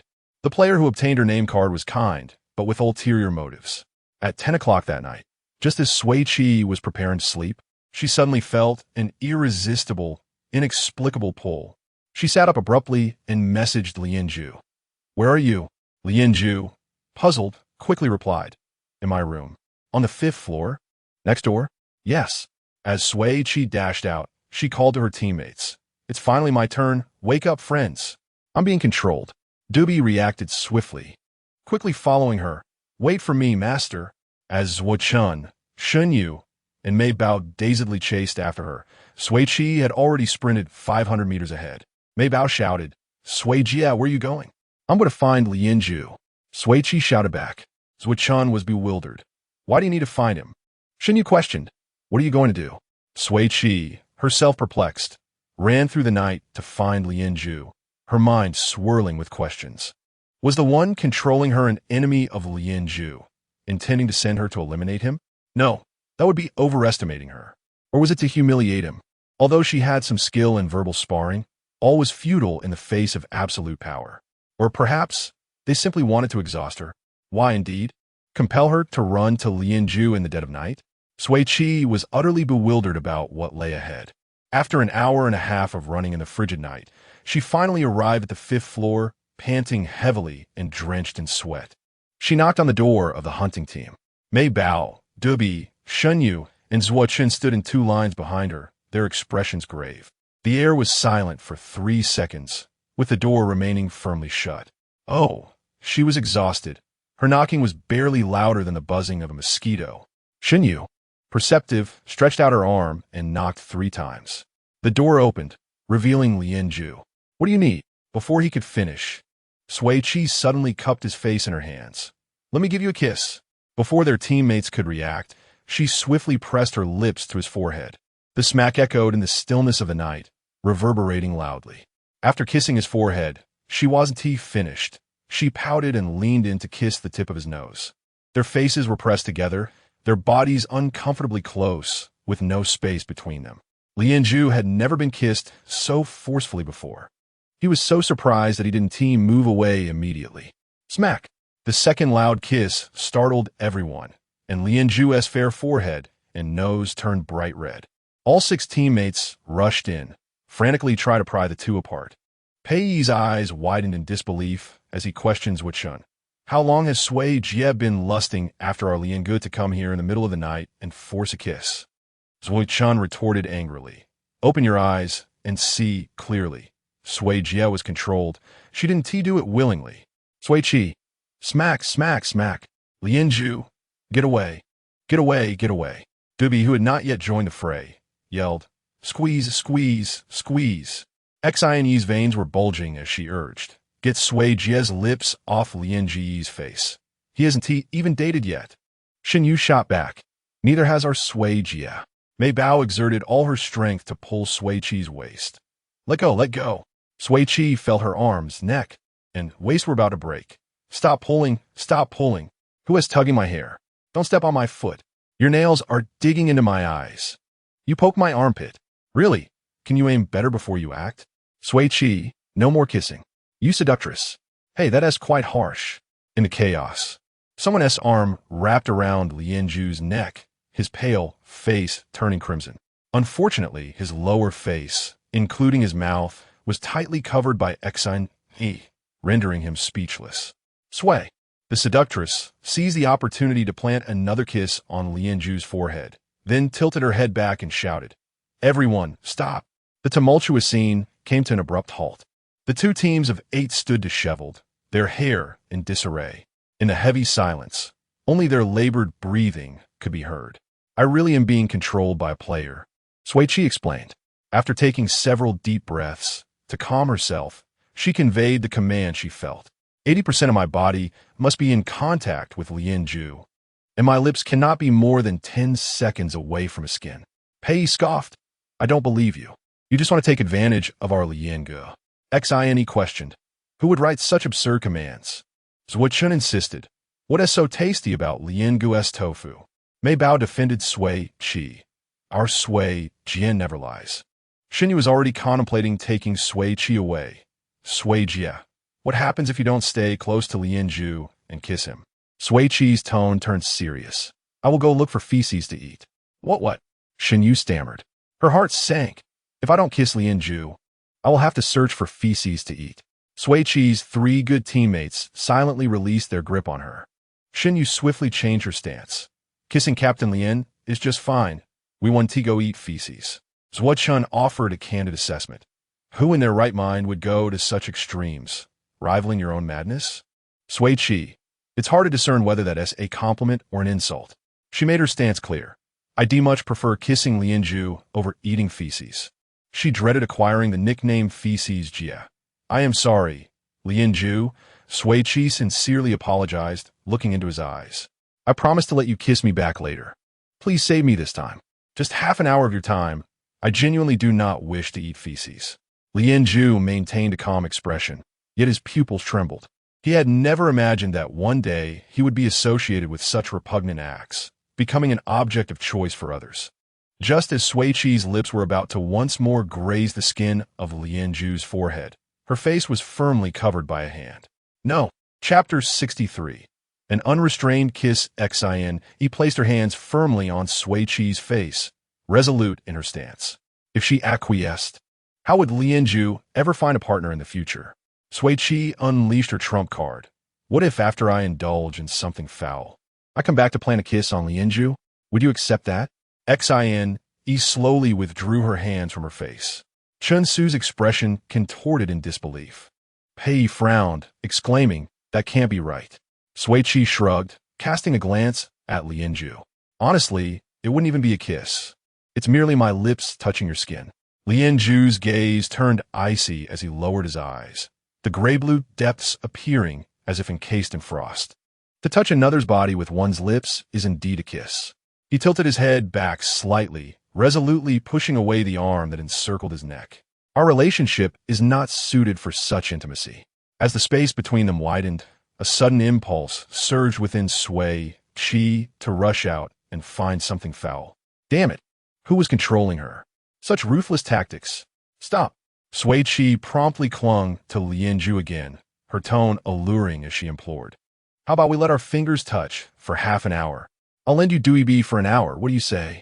Dui Bi, upon hearing this, eagerly pressed to the front, exuding a chill towards the four members of the hunting team. Sui Qi praised, as expected of my darling. It's air conditioning. No one could resist the refreshing coolness in the sweltering heat. Pei Yi and the others immediately abandoned Lianju and flocked to Dui Bi. Ah, this is heavenly. Oh my, how refreshing. I feel rejuvenated. Why am I suddenly on the verge of tears? Pei Yi, cradling Dui Bi's tiny air conditioning hand, called out without turning back, Liangu. Make the sacrifice. Lianju. The speed of betrayal from his teammates was astonishing. He loosened Sui Qi's grip and glanced at Dui Bi, saying, at another hour. Sui Qi nodded eagerly, sure. After reaching an agreement, the two, devoid of any romantic experience, found themselves seated together on a solitary sofa in the corner, embarking on the longest half hour of their lives. Lianju appeared casually reclined against the sofa, yet every muscle in his body was tense. To maximize contact with Lianju, Sui Qi straddled his lap, grasping his distinctly knuckled left hand, and planted a gentle kiss on his fingertips. Chirp! The soft sensation against his sensitive skin sent an electric jolt straight to Lianju's heart, causing him to retract his fingers instinctively. He turned his head, his Adam's apple moving slightly, and after a brief pause, murmured, kiss somewhere else. Oh! At this moment, Sui Qi was entirely obedient, kissing wherever instructed. Where to kiss? Lianju remained silent for a long while, leaning back against the sofa, revealing his long, pale neck. Kiss my neck. Sui Qi nodded, directing her attention to the most prominent and slightly moving Adam's apple, and pressed her lips against it. Upon completing the kiss, she noticed Lianju's entire body had tensed. With no prior romantic experience, Sui Qi was rather unrestrained. Lianju, startled, immediately sat up straight, covering his neck as his pale earlobes flushed a deep red. Stop! He had never imagined there were so many places on his body that were off-limits for kissing. Observing his reaction, Sui Qi realized she might have misjudged the appropriate area to kiss. She scratched her nose, suggesting, how about I kiss your face instead?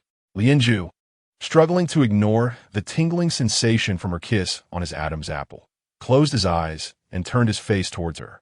A mere 20 seconds passed, and the two were already in a flustered state, perspiration forming on their brows.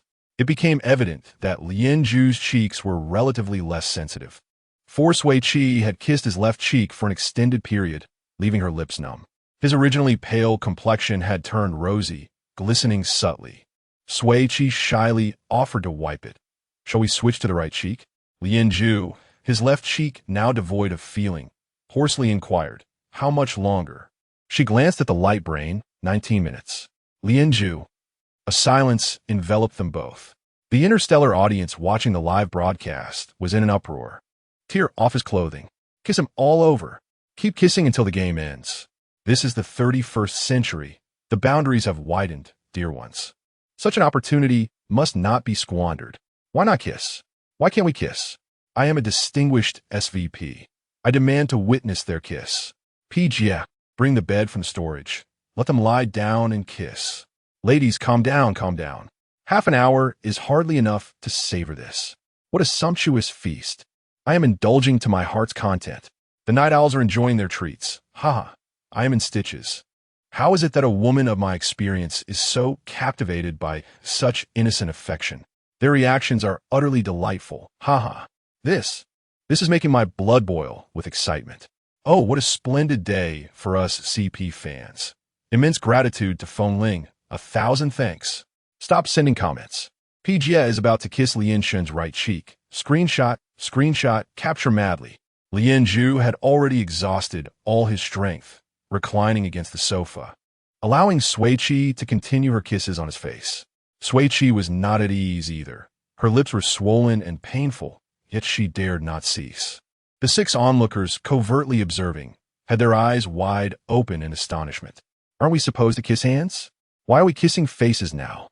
Shun, puzzled, kissed his own fingers twice, finding it rather pleasant. He then grabbed Shunyu's fingers, pecking them. What does it feel like? Shunyu rubbed his fingertips. A bit itchy? Is kissing the Adam's apple itchy too? After saying this, he tilted his head towards Shun Yu and brought his Adam's apple close to his lips, inviting him to try. Shun Yu, speechless, covered his face and pushed him away. Chun, undeterred, reached out to tug at his collar. Then let me kiss you. Shun Yu refused and gave him a hearty tap on the head. Chun retreated. Mei Bao kept her gaze fixed on the countdown on the light brain. And when the half-hour mark approached, she suddenly stood up and shouted, "Time's up." The two, who had been closely attached on the sofa, sprang up in an instant, only to plop back down again. Sui Qi, her face contorted, held onto the armrest to stand, determinedly making her way toward her teammates. Zhuo Chun and the others rushed over to support her. Mei Bao anxiously inquired, "Sui Jia, what is wrong with your leg?" "I sat too long. My leg has gone numb." "Then don't walk," Shun Yu suggested. "Just stand and take it easy." Pei Yi and the others hurried to Lianju's side, intending to offer words of comfort, only to hear him coldly state, "First, don't speak." He leaned against the sofa, an arm shielding his face, waiting for the tingling discomfort in his body to dissipate. Once Sui Qi recovered, she contemplated making a hasty exit. It was quite embarrassing to have barged in at night to kiss someone. However, Dweeby had to remain for another hour and a half, and she couldn't leave her darling alone. Thus, the hunting team and the Mad Escape team found themselves once more in the same space, enveloped in 7 parts awkwardness and 3 parts silence. Chapter 64. Parting ways. The sorrows and joys of humanity remain disconnected. In a room 3,000 meters away, Feng Ling's face was practically beaming with joy. She cherished the name card of Sui Qi, feeling that her life as a CP fan was now complete. Li Ergu sincerely asked, "Aren't you worried that Pai Jia will dislike you for this?" The adult is daring and accountable. Feng Ling, with a righteous demeanor, replied, "If Pai Jia truly gets angry, I am willing to face her wrath. Whether it's a kiss or something less pleasant, I will accept it, as expected of you." Li Ergu admired earnestly. Sui Qi quickly adapted to the situation. After the initial, indescribable awkwardness faded, she soon felt at ease, applying a frozen gel to her swollen lips. Opposite her, he turned to Lianju, whose cheeks were flushed, and said, "Liangu, shouldn't you apply some gel too?"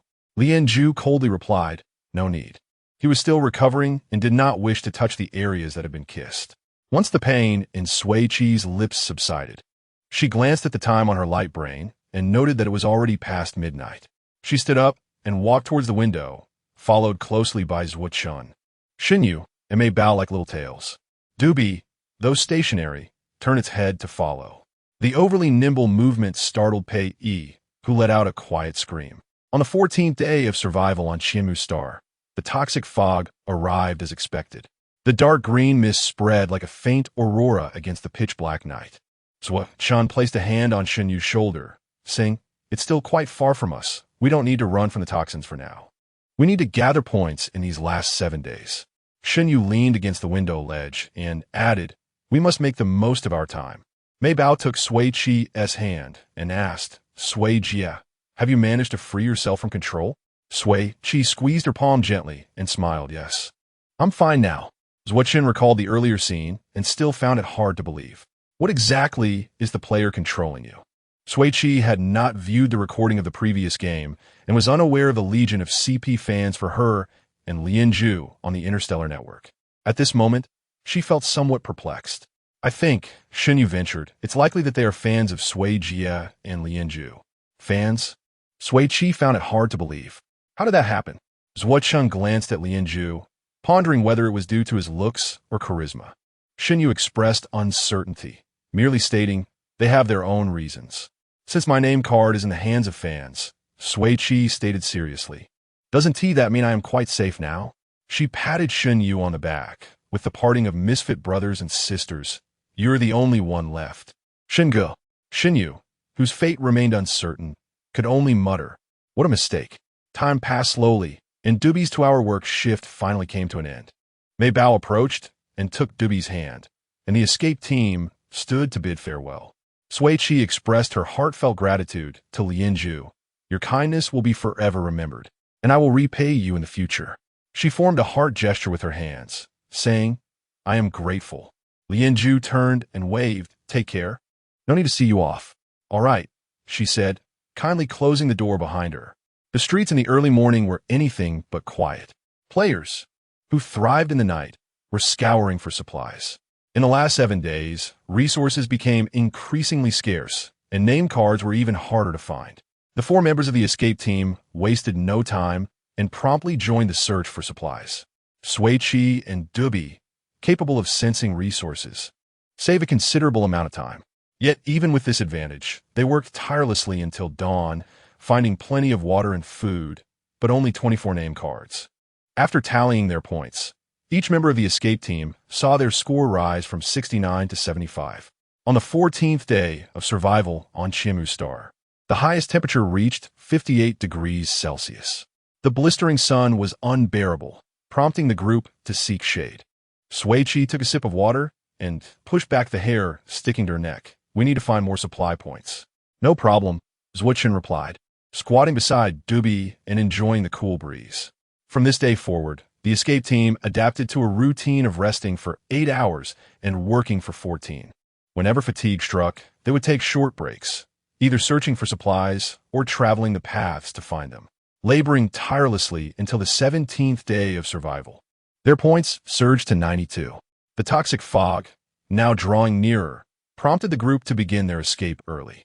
Without any means of transportation, they relied solely on their own legs. As they ran and searched for supplies, they noticed a significant decrease in the number of name cards and directive cards. Previously, they could find 2 or 3 cards at 2 different supply points, but now, even after visiting 5 or 6 points, they could only find 1. The rate of accumulating points had begun to slow considerably. By the 18th day of survival, temperatures had risen by 2 degrees, and the escape team had only gained 1 point. Under the scorching midday sun, they found a room to rest, each sucking on an ice pop. Dubi's air conditioning dared not stop for a moment. If it did, the heat would be unbearable. Just as Sui Qi was about to enjoy a leisurely nap, Shin Yu suddenly sprang to his feet and dashed outside without a word. "What the hell?" Chun exclaimed, finishing his ice pop in a few bites. "It's coming." The others sprinted to follow. Shin Yu ran without looking back, heading straight for the toxic fog, muttering to himself, "Damn it, is this a suicide mission?"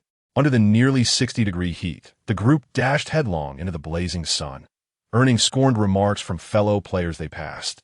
For over an hour, the 5 of them continued their reckless run, with Dubi trailing closely, providing a steady stream of cool air. Despite this, Chun, suffering from low blood sugar, had to consume 3 pieces of candy to keep going. Sui Qi and Mei Bao felt like wilted flowers, their energy sapped as they trudged forward slowly. "Dubi, go cool down, Shun." "Shungu," Sui Qi barely managed to whisper. Dubi quickly caught up with Shun Yu, who was heading straight into the toxic fog, directing the air conditioning towards him. Shun Yu gasped heavily, his breathing labored and hoarse, resembling a damaged bellows. His heart raced, and he felt as if his entire head was throbbing. The situation worsened. After prolonged high-intensity exertion, the connection between his prosthetic limb and skin began to ooze blood, the viscous liquid trickling down its edges. The searing pain made his steps increasingly heavy, yet he found himself unable to stop. If this continued, he would reach the fog before succumbing to exhaustion. As Shun Yu drew closer to the toxic fog, Sui Qi wished she could sprout wings and fly to him. She racked her brain for a solution, her mind nearly smoking from the effort. The supplies stored in her personal warehouse flashed through her mind. Let us use the puppets. Carpenter. Puppet components, carving tools, strings, and a lifelike puppets carved by Li Ergu, and so on. Puppets, strings, manipulation. These words strung together. And Sui Qi suddenly had a revelation. She recalled a phrase she had once read. In puppetry, the puppeteer uses strings to precisely control the movements and actions of the puppets, granting them a lively essence. Suddenly, she halted. The puppeteer manipulates the strings to control the puppets. Sui Qi's original identity was that of a puppeteer. Players affixed with name cards and directive cards were akin to manipulated puppets. And puppets, by nature, ought to be controlled by strings. It dawned on her at last. Only now did she realize the purpose of the strings stored in her warehouse. to seize control. Chapter 65. Just performing normally, however. Sui Qi was uncertain whether she could successfully seize control over Shunyu. Beyond the strings and the puppet, were there other prerequisites to fulfill? As she pondered, Shunyu was drawing ever closer to the poisonous mist. Dubi was desperately attempting to obstruct his advance, but with little success. There was no time for hesitation. Sui Qi crouched by the roadside and retrieved all the strings from her personal storage. With remarkable speed, she inscribed his name upon the left chest of the lifelike puppet. Though she held the title of puppeteer, her skills were lacking, and the two characters were inscribed rather crookedly. Just as the character U was completed, 10 strings spontaneously entwined themselves around the puppet's head, torso, and limbs. Shunyu, brother Shun, the hoarse shouts from Sui Qi and Mei Bao struck deep within her heart. Sui Qi immediately wrapped the strings around her fingers, clumsily maneuvering the puppet to retreat. Yet, Shunyu, now less than 20 meters from the poisonous mist, remained undeterred. She couldn't help but furrow her brow. Why was there no response? As Shunyu was about to plunge into the mist, Dubi leaped forward, tackling him just a meter shy of the toxic vapors. Though subdued, he continued to struggle towards the mist. With only 10 centimeters remaining between his fingertips and the dense poison, the sapphire earring on Sui Qi's left ear suddenly flickered with blue light. An electronic voice reverberated in her mind. The conditions for control transfer have been met. Do you wish to accept control over player Shunyu? Startled, Sui Qi raised her hand to touch the converter dangling from her left ear. She promptly replied yes. Confirmation received, proceeding with transfer. Transfer successful. The white strings glimmered with a luminous blue light. Sui Qi tugged the strings again, directing the puppet to rise and step back. Brother Shun, come back.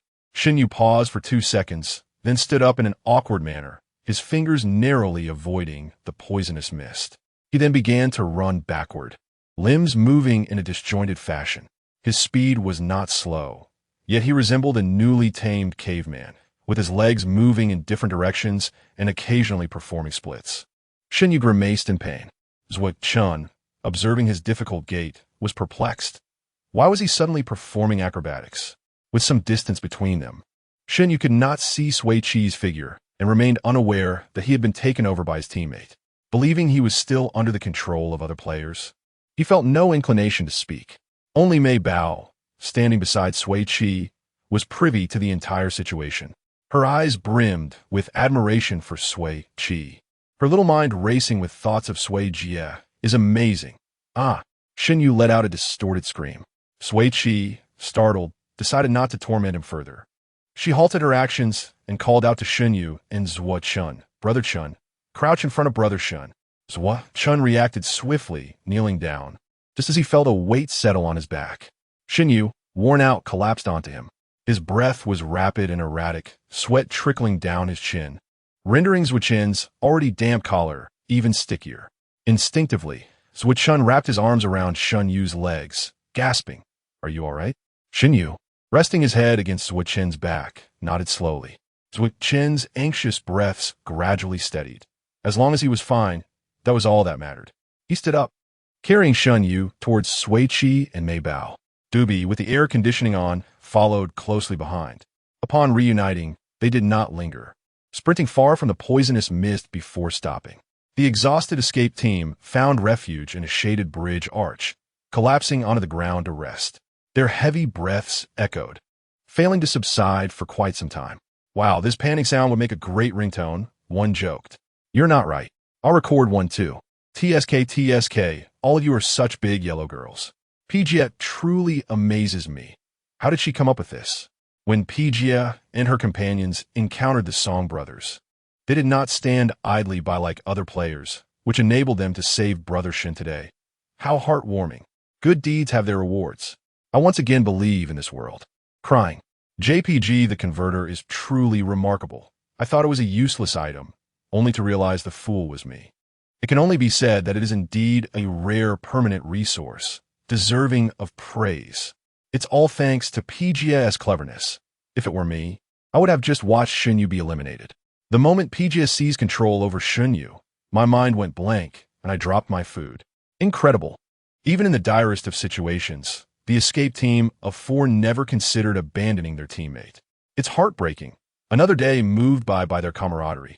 Under the cool bridge arch, Sui Qi, enduring muscle soreness, sat up and lifted Shun Yu's right leg onto his own, skillfully rolling up his pant leg. He took out a wound spray and rapid healing gel to tend to Shun Yu's bleeding injuries. Shun Yu had yet to recover, resting his arm over his eyes, allowing Sui Qi to work. Once Sui Qi had meticulously treated Shun Yu's wounds, he leaned back against the bridge arch, pondering. How had they suddenly broken free from control? Cough, cough. Sui Qi brushed aside the hair covering her face, calmly sitting up to produce her string puppet for demonstration. The puppet raised its left arm, and Shun Yu mirrored the action. The puppet waved, and Shun Yu waved back. Shun Yu sat up in shock. Whoa, Sui Qi exclaimed. Mei Bao clung tightly to Sui Qi, declaring, Sui Jie, I will forever follow you. Dubi proudly remarked, the master is just performing normally. Sui Jie. Sui Qi gave a thumbs up. You always manage to surpass my expectations with something even more impressive. Shun Yu poked the string puppet in Sui Qi's hand, asking, How'd you do that? Thanks to Brother Yan's converter, Sui Qi replied, adjusting the earring on her left ear. Its function was to transfer and replace control. She animatedly recounted the events to her teammates, leaving them in awe, punctuated by gasps of astonishment. Sui Qi praised her performance. Shun Yu, still shaken, remarked, That was too close. Had any part faltered, I would have perished in that mist. Your life was not meant to end this way. Sui Qi and Shun Yu exchanged a high five. Shun Yu sincerely added, After we clear this level, I'll ensure you and Brother Yan receive a share of the rewards. Sui Qi tapped his right leg with his toes. What are you talking about? Sui Qi laughed. No need to be polite with us. Dubi shook his head. No talk of money. Mei Bao chimed in. I have money. I haven't spent the 10 million reward from last time. Sui Qi embraced her and ruffled her hair. Our Mei Bao is now a wealthy lady.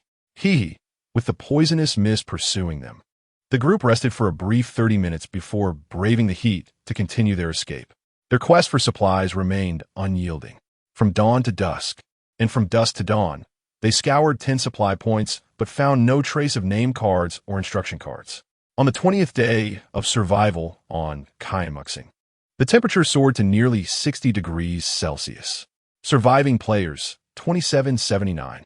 Only 2 days remained until the game's conclusion, and the escape team's score remained stagnant at 93. With no sign of growth, the situation was rather dire. Just as Sui Qi was at her wit's end, an official announcement echoed through the skies of Kaimuxing, long awaited.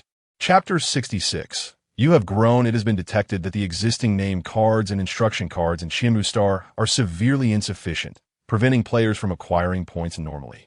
In order to ensure the stable progress of the game, the officials have introduced 3 rewarding competitions to assist players in clearing levels. Upon hearing the announcement, Sui Qi was rather surprised. It was not easy for the officials to take such actions. The competitions will commence promptly at 12 noon today. There are 4 venues available for participation: the Puppet Art Museum, the Saijiling Idol, the Qianmu Theater, and the Ouyun Bell Tower.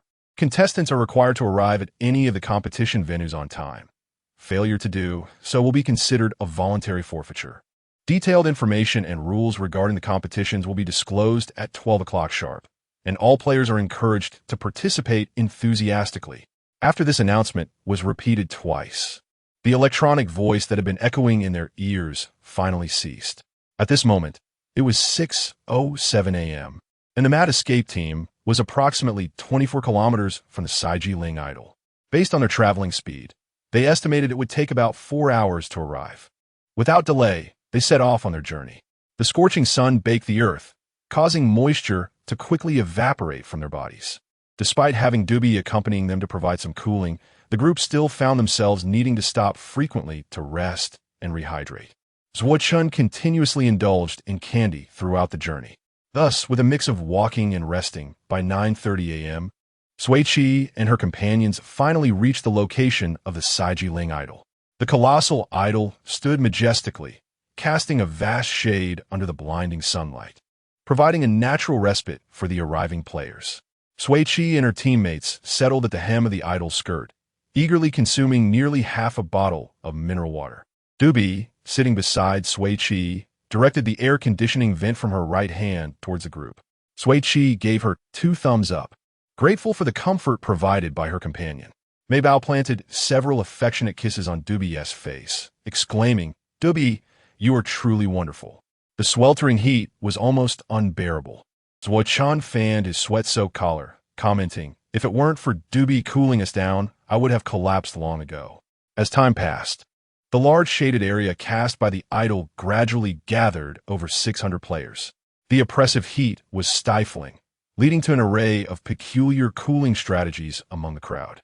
Some hugged ice packs, while others drenched themselves with mineral water or covered themselves with fans inside their clothing.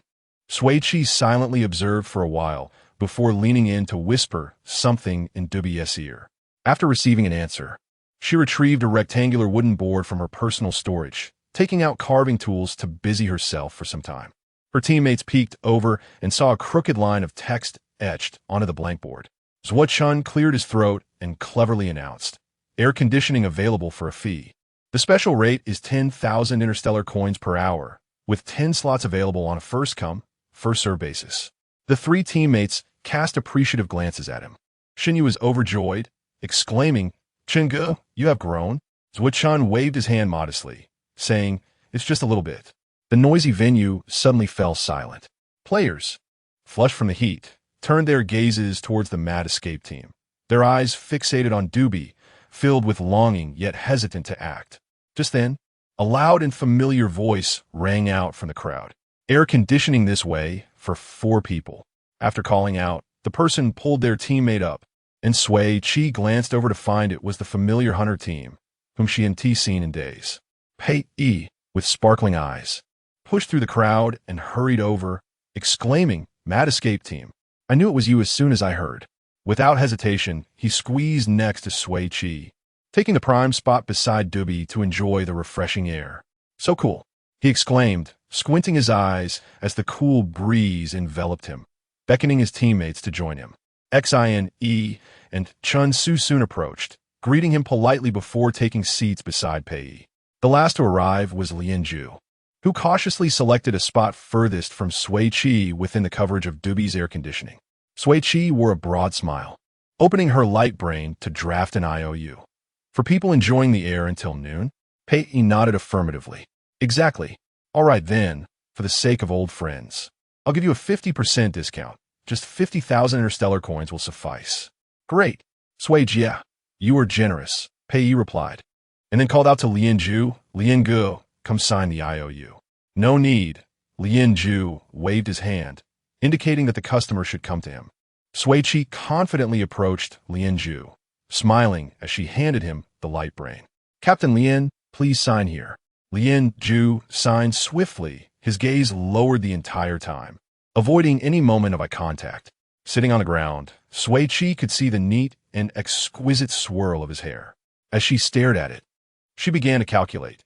"Captain Lian, you currently owe our mad escape team a total of 460,000 interstellar coins, which includes 200,000 for heating fees on Sandy Star and 200,000 for clothing expenses. Additionally, there's the 10,000 interstellar coins for Dubi's help in cleaning the room a few days ago, plus today as 50,000 air conditioning fee, making a total of 460,000. Originally, there was also the 100 coins for the orange-flavored popsicle, but let's round it down to a clean 460,000. Sui Qi reminded him, "Please be sure to settle the payment after the game. I need the money for my villa and robot butler." Lian Ju finally lifted his head, giving her a faint glance. "I will not renege on my debts." She nodded in agreement. "I believe so too." As Sui Qi tucked away her light brain and prepared to turn away, she felt several gazes fixed upon her. Raising her eyes, she met the stare of Lu Rong and her companions, who had failed to retract their gazes in time. Beside them, Lin Feng, Jiang Chun, and Jiang Ning exchanged furtive glances, fidgeting as if caught in a web of indecision. Lu Rong shifted her gaze away, pulling her teammates to turn around. "I'm going over to Sui Qi's side for the air conditioning. Are you coming?" Lin Feng firmly declined. "I would rather perish from the heat here than go enjoy her air conditioning." Jiang Chun chimed in. "Exactly. She scolded me last time. I'm a man of principles, and I want to go." Yet Jiang Ning timidly interjected, "But I kind of want to go. It's too hot." Lu Rong, feeling the heat, took Jiang Ning's hand and urged, "We're going. You can do as you please."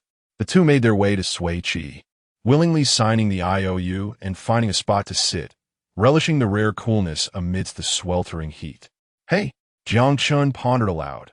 "What Lu Rong said makes sense. Why should I make things difficult for myself? Staying cool is what matters." Lin Feng remained resolute. "If you want to go, go ahead. I'm not joining you." Jiang Chun's eyes darted, and he suddenly collapsed against Lin Feng's back. "I'm feeling a bit dizzy from the sun. Can you carry me over? Are you all right?" "You seem weak," Lin Feng teased, yet he readily lifted Jiang Chun onto his back. Approaching Sui Qi, Lin Feng set Jiang Chun down, but was about to leave when a refreshing breeze unexpectedly brushed against his face. The sudden chill halted his departure. Lu Rong, quick-witted, grabbed hold of him and insisted, "Stay here. I just signed an IOU for 100,000. We'll enjoy the air until noon." "I don't." Lin Feng attempted to leave, but Lu Rong held him firmly. "Lin Feng, listen to me first. The upcoming 3 competitions will be intense. The players who have made it this far are not to be underestimated. We must adjust our bodies to peak condition if we hope to win." Lu Rong spoke without lowering her voice deliberately.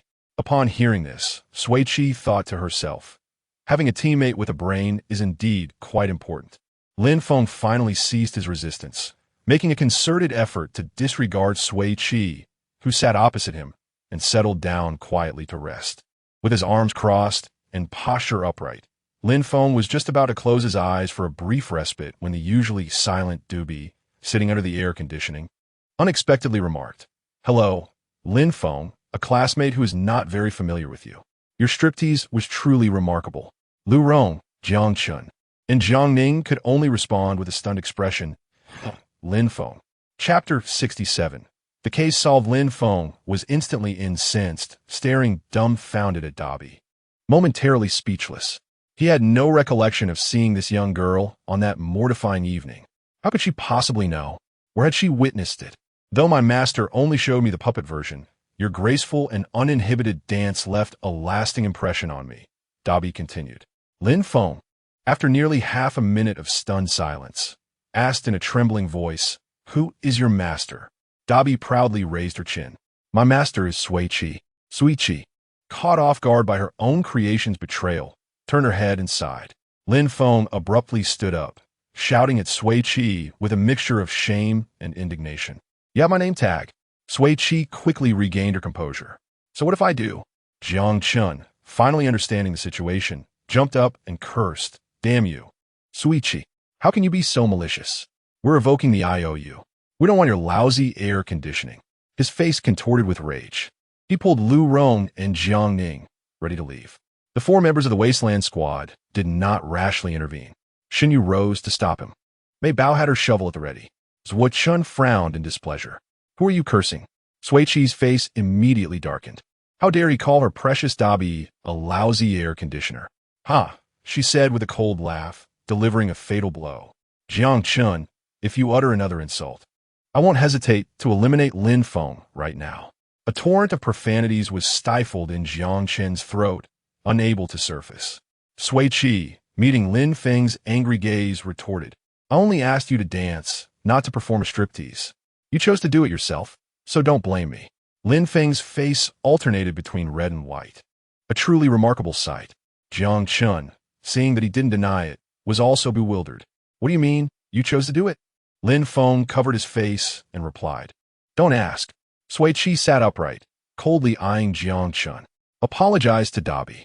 Jiang Chun had apologized countless times throughout his life due to his sharp tongue. But when it came to Sui Qi, he simply refused to utter those words. He immediately pointed at Sui Qi and Dobby, exploding. "You violated Lin Feng's privacy and bullied Rongjia, and you haven't apologized for that yet." "I'm just cursing her. Why should I apologize?" Sui Qi, who had never committed those acts, fell silent. Alas, the debts of the original owner would ultimately have to be repaid by her. Today was as good a day as any to settle them. From now on, she would simply be herself. Sui Qi stood up and looked at Jiang Chun. "Are you saying that you want me to apologize to Lin Feng and Lu Rong first before you're willing to apologize to Dobby?" "That's right," Jiang Chun said emphatically. "Considering what you've done, just apologizing is letting you off easy." Lin Feng and Lu Rong also stared intently at Sui Qi, the atmosphere suddenly becoming serious. Sui Qi had done many things she didn't want to do throughout her life. But no matter how reluctant or unwilling she was before starting, once she decided to do something, she would do it to the best of her ability. She opened her mouth to speak, but Dabi reached out and took her hand. Master, I don't care if he apologizes or not. Sui Qi squeezed Dabi's hand. It's not just for you, it's for myself too. After she finished speaking, she gave a slight bow to Lin Feng and Lu Rong. Before she could complete the bow, Zhuo Chun, Shun Yu, and Mei Bao frantically stopped her. Mei Bao, with a stern expression, held her hand tightly. Zhuo Chun stood in front of her. Just apologize with words. Why bow? Shun Yu straightened her shoulders. Stand up straight and say it. Shunji, Mei Bao, Sui Qi said with a smile. Bowing is not a sign of submission, but a way to take on the responsibilities that are due. Zhuo Chun and Shun Yu's expressions shifted slightly. They exchanged glances and didn't try to stop her any further. Sui Qi took a half step forward, giving a slight bow to Lin Feng and Lu Rong, just as she was about to apologize, for figures beside her bent down as well. Sui Qi turned her head in astonishment. You, Suijia, Mei Bao said, shaking her hand while still bowing. Her eyes curved in a smile. No matter what mistakes you've made in the past, I'm willing to apologize and atone with you. Dabi peeked out from behind Mei Bao. Whatever master does, I'll do. Shin Yu said, the Mad Dash squad shares the blame. Zhuo Chen's bow was even lower than Sui Qi's. No matter what the responsibility, Shinji will shoulder it with you. Under the scorching sun, the 5 members of the Mad Dash squad bowed side by side, their shadows falling diagonally behind them. Proud and unyielding, a wave of bitterness rose in Sui Qi's throat. She lowered her eyes to the ground, not speaking, afraid that she would choke up if she opened her mouth. The Dawn squad was also stunned. The scene made it seem as if they were the ones doing the bullying. Sui Qi slowly adjusted her breathing until the burning sensation in her eyes subsided. Her clear and bright voice gradually rose. Lin Feng, I apologize for my past inappropriate entanglement and harassment. I'm sorry for affecting your normal life. Lu Rong, I shouldn't have ordered others to bully you. And that day on the airship, I shouldn't have tried to push you off. I'm truly sorry. From now on, Sui Qi, will definitely stay away from you too and never intentionally appear before you. Lu Rong's expression was slightly dazed. Even though she had received the apology she had long desired, she didn't feel any sense of relief. Watching Sui Qi bow, she actually felt that it would have been more satisfying to hear her say dream on. Compared to Lu Rong, Lin Feng accepted Sui Qi's apology with considerable equanimity. Since you know you were wrong, don't do it again in the future. Sui Qi didn't respond, only straightening up to look at Jiang Chun. It's your turn. The other members of the Mad Dash squad also straightened up, staring intently at Jiang Chun. Jiang Chun pursed his lips and remained silent for a moment. He asked hesitantly, Sui Qi, if I don't apologize, will you eliminate Lin Ji? Sui Qi slightly curved her lips. You can try. Jiang Chun, Lin Ji, why don't you just get eliminated? Get lost. Lin Feng said, slapping the back of his head. Don't embarrass the Dawn squad. Jiang Chun covered his head, reluctantly muttering, I'm sorry. The 3 words rolled around in his mouth as if they were burning his tongue. Sui Qi clicked her tongue in dissatisfaction. Do you need me to untangle your tongue for you? Hey, why do you always have to be so sarcastic? Jiang Chun retorted. I'm flattered. Sui Qi replied indifferently. I'm still not as good as you. Jiang Chun rolled his eyes in anger. He would lose a year of his life for every word he spoke to Sui Qi. For the sake of his longevity, he finally straightened his expression and sincerely apologized to Dabi. I'm sorry, I shouldn't have called you a lousy air conditioner. You're the best air conditioner. Dabi looked at Jiang Chun without blinking. I don't accept your apology. Jiang Chun didn't expect to receive such a response. Huh, then what do you want? Electrocute you, Dabi said, waving her small hand. A net of electricity flew from her palm, enveloping Jiang Chun for 2 seconds. He was so numb from the shock that his knees buckled and he fell backward. What the? His 3 teammates quickly caught him. Jiang Ning, holding his arm with concern, asked, Brother, are you okay? Jiang Chun shook his head, grimacing. I'm fine, just numb from the shock. Dabi tilted her head. This is just my weakest electric net. She smiled at the Dawn squad, saying the most vicious words in the sweetest tone.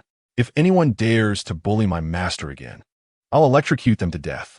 Jiang Chun and the others couldn't figure out Dabi's identity and strength, and they didn't want to cause any more trouble in the last 3 days of the game.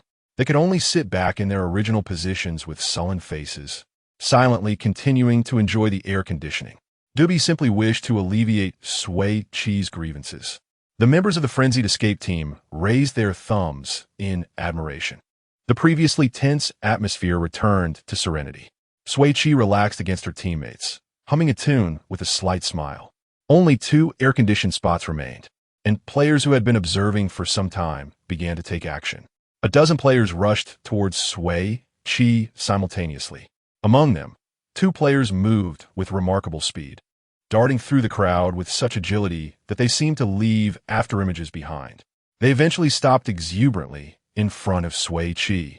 Sister Sui, Fengling, accompanied by Li Ergu, dashed towards Sui Qi, exclaiming, "Do you remember us?" Sui Qi had a vivid impression of the two, though she hadn't anticipated their simultaneous appearance. Fengling and Li Ergu. She gazed at them with mild surprise, asking, "You two are teammates?" "Yes, Ergu and I grew up together. We share a strong bond," Fengling replied. Sui Qi looked into their equally innocent and clear eyes and smiled, patting the space beside her. "There are still 2 air-conditioned spots available. Come sit." "All right." Fengling pulled Li Ergu to sit beside Sui Qi. Li Ergu's lifelike puppet had saved Xinyu's life, so Sui Qi offered them a discount. After Fengling signed the IOU, they rested quietly for a while. Once the sweltering heat dissipated, she subtly signaled to Li Ergu. Understanding her cue, Li Ergu nodded resolutely. Squatting in front of Sui Qi and looking up, asking Sister Sui, "If you knew who was holding your name card, would you let them find someone to kiss? Or would you prefer they eat excrement?" Her loud voice rang clearly in the ears of the 14 people enjoying the air conditioning. Team Dawn, Team Hunter, the 4 members of Frenzied Escape. We've never encountered such a rapid self-explosion from culprit.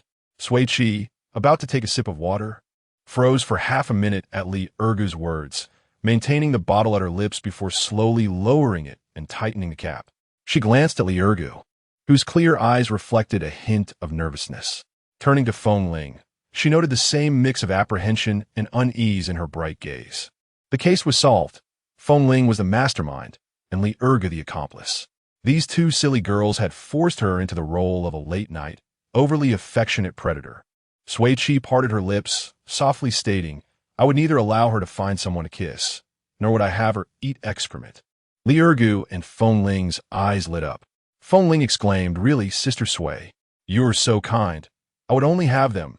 Sui Qi replied with a playful smile, "Go kiss excrement." Li Ergu stuttered even more, "Kiss, kiss, kiss." Sui Qi lovingly reiterated, "Kiss excrement." Kissing one pile after another from now until the game concludes. For 3 days and 3 nights. Sui, Chun, Xinyu, Mei Bao, and Dabi. Ooh. Li Ergu lowered her head, cautiously moving back to the dazed Fengling's side. The 2 embraced each other tightly, trembling in a tight ball. Fengling, with vacant eyes, muttered to herself, "I'm a fierce woman unafraid of eating excrement. How can I be scared of kissing it? Eating excrement makes me merely disgusting, but kissing it would make me a repugnant pervert. I refuse to be a pervert." Li Ergu whispered, "I don't want to be one either." At this moment, Sui Qi spoke up. "Are you 2 asking because you know who is holding my name card?" Both shook their heads vigorously, Fengling's ponytail swaying wildly. Opposite them, Jiang Chun silently mused. Kissing excrement? What a vicious tactic. After hearing the entire exchange, Pei Yi's expression tightened, reinforcing his resolve never to provoke Sui Qi again. He couldn't help but think, no wonder Sister Sui is so formidable. She can conjure such a uniquely cruel punishment. Truly impressive. Mei Bao nudged Sui Qi, asking, "Sister Sui, are you really going to make those 2 sisters kiss excrement?" Sui Qi's eyes sparkled with mirth as she whispered, "No, I'm just teasing them." The 14 players basking in the air conditioning fell completely silent, resting until the official announcement sounded. Chapter 68. Extraordinary Performance. The inaugural contest is the puppet assembly competition. Participants must scour the arena for scattered puppet components and assemble them into complete puppets. The duration of the competition is 60 minutes. Players who successfully assemble 5 or more puppets within this time frame will earn points, while those who manage fewer will be deemed unsuccessful and will not receive any points. The number of points awarded corresponds directly to the quantity of puppets successfully assembled. If a player assembles 4 puppets, no points will be granted. If 5 are assembled, 5 points will be awarded. The components available within the arena are limited, prompting fierce competition among players for the chance to prevail. As the official announcement concluded, the dilapidated spirit idol of the contest was enveloped in a ghostly blue light, instantly restored to its pristine form.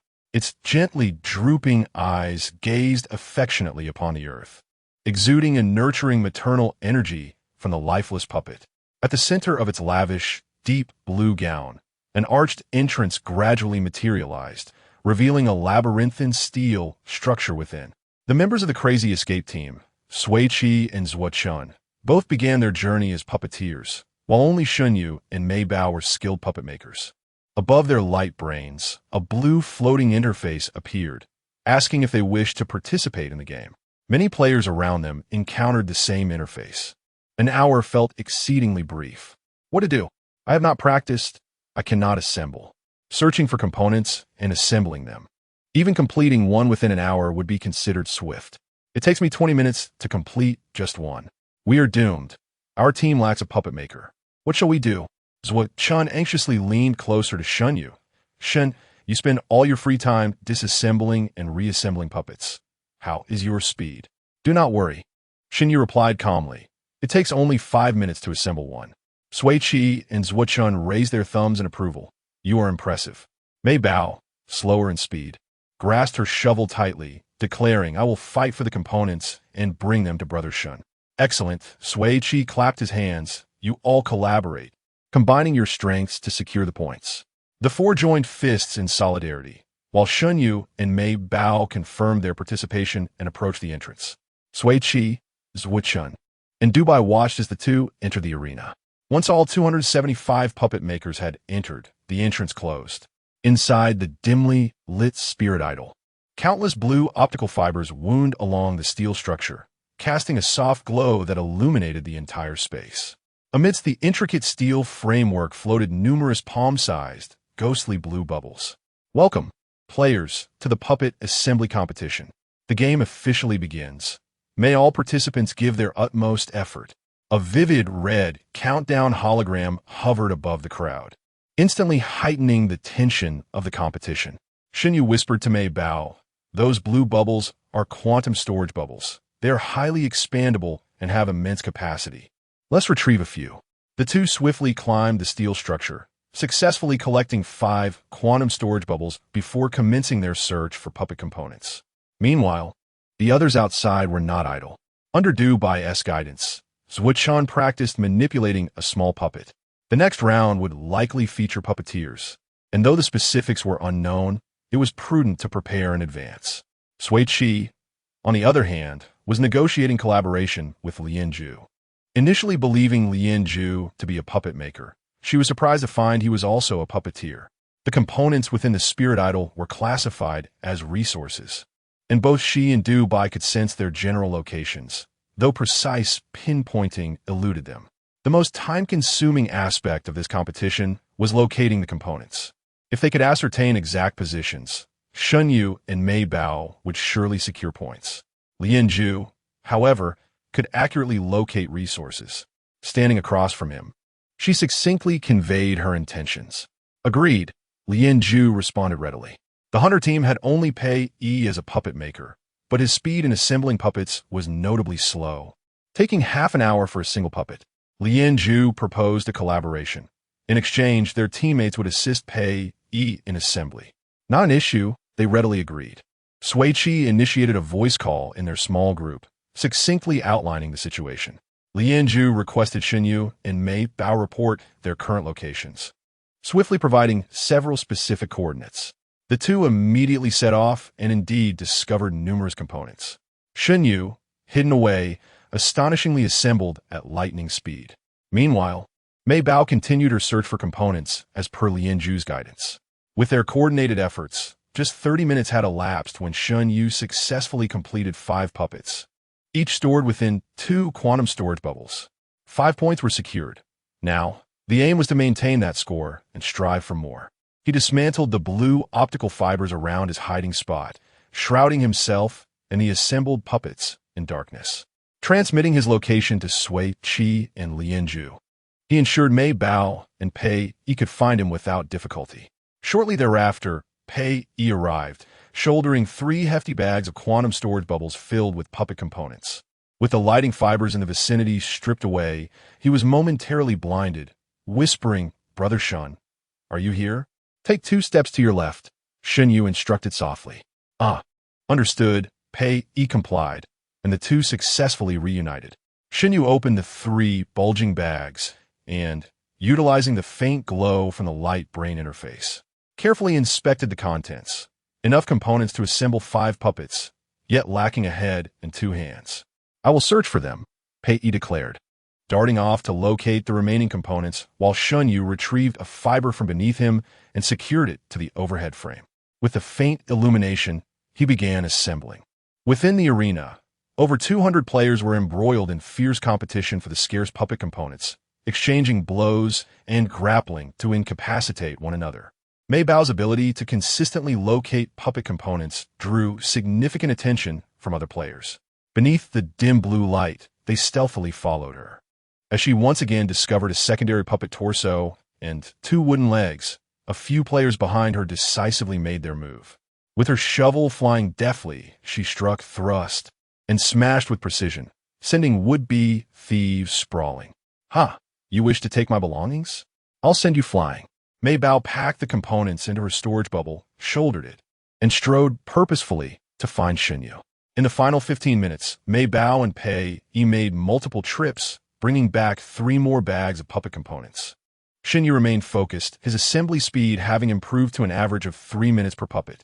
As the countdown clock above the crowd struck 0, Shen Yu exceeded expectations, completing a total of 19 puppets. He and Mei Bao each stored 6 in their quantum bubbles, while Pei Yi managed 7. The results were gratifying. As the time concluded, the game ended, and the results were tallied. The statistics concluded. Congratulations to the Hunter team, Pei Yi, for earning 7 points. Congratulations to the Crazy Asylum Escape team, Shen Yu and Mei Bao, each earning 6 points. Congratulations to the Wind Whispering team, Feng Ling, for achieving 5 points.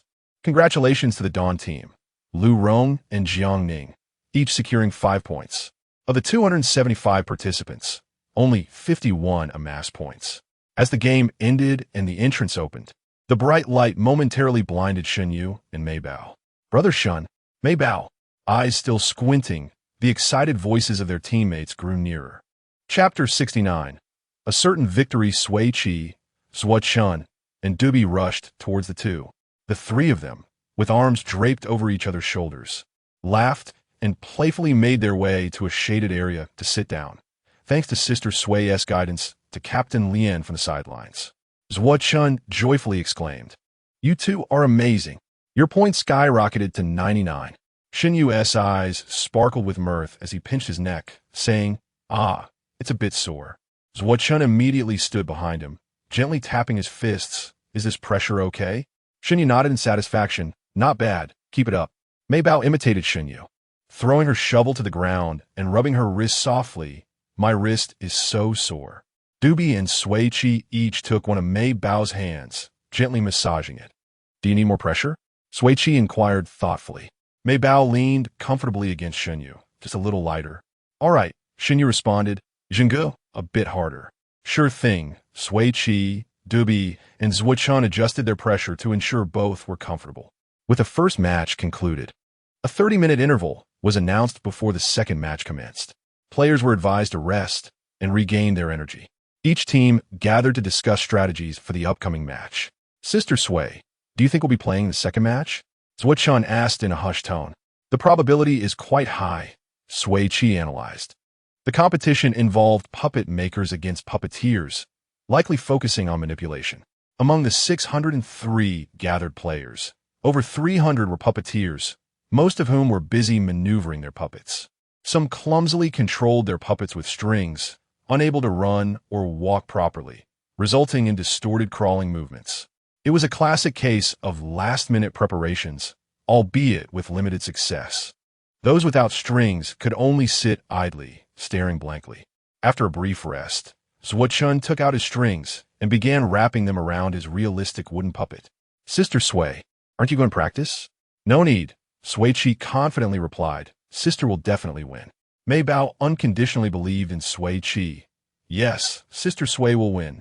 Dubi also voiced his unwavering support for his master. The master will never lose. Recalling the painful experience of being puppeteered, Xinyu suggested, maybe we should practice a bit. Just as he intended to persuade Sui Qi, the official announcement echoed once more. The break was over, and the rules for the second match were announced. Escape the maze. Contestants needed to guide their puppets out of the maze within 10 minutes. Successfully leading the puppet out within 10 minutes would earn the player 1 point, within 9 minutes, 2 points, and within 1 minute, 10 points. Strings would be provided in the arena, while players were required to bring their own puppets. Note, only players with the initial identity of puppeteers may participate. As the announcement concluded, Sui eagerly said, Sister Sui, quickly pick the best controlled puppet from the warehouse. No need to choose.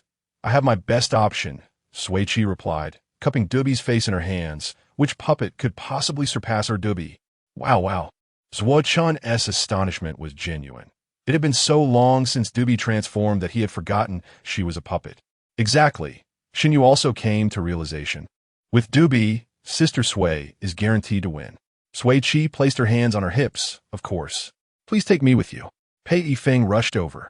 Grabbing Sui Qi's hand, Lian Gu and the others only know how to use command cards. They can't handle strings. Lian Ju approached, looking at Sui Qi and stating, let us collaborate. Sound good. She turned to Dubi. Can you handle 1 for 4? Dubi tossed her silver hair. Absolutely.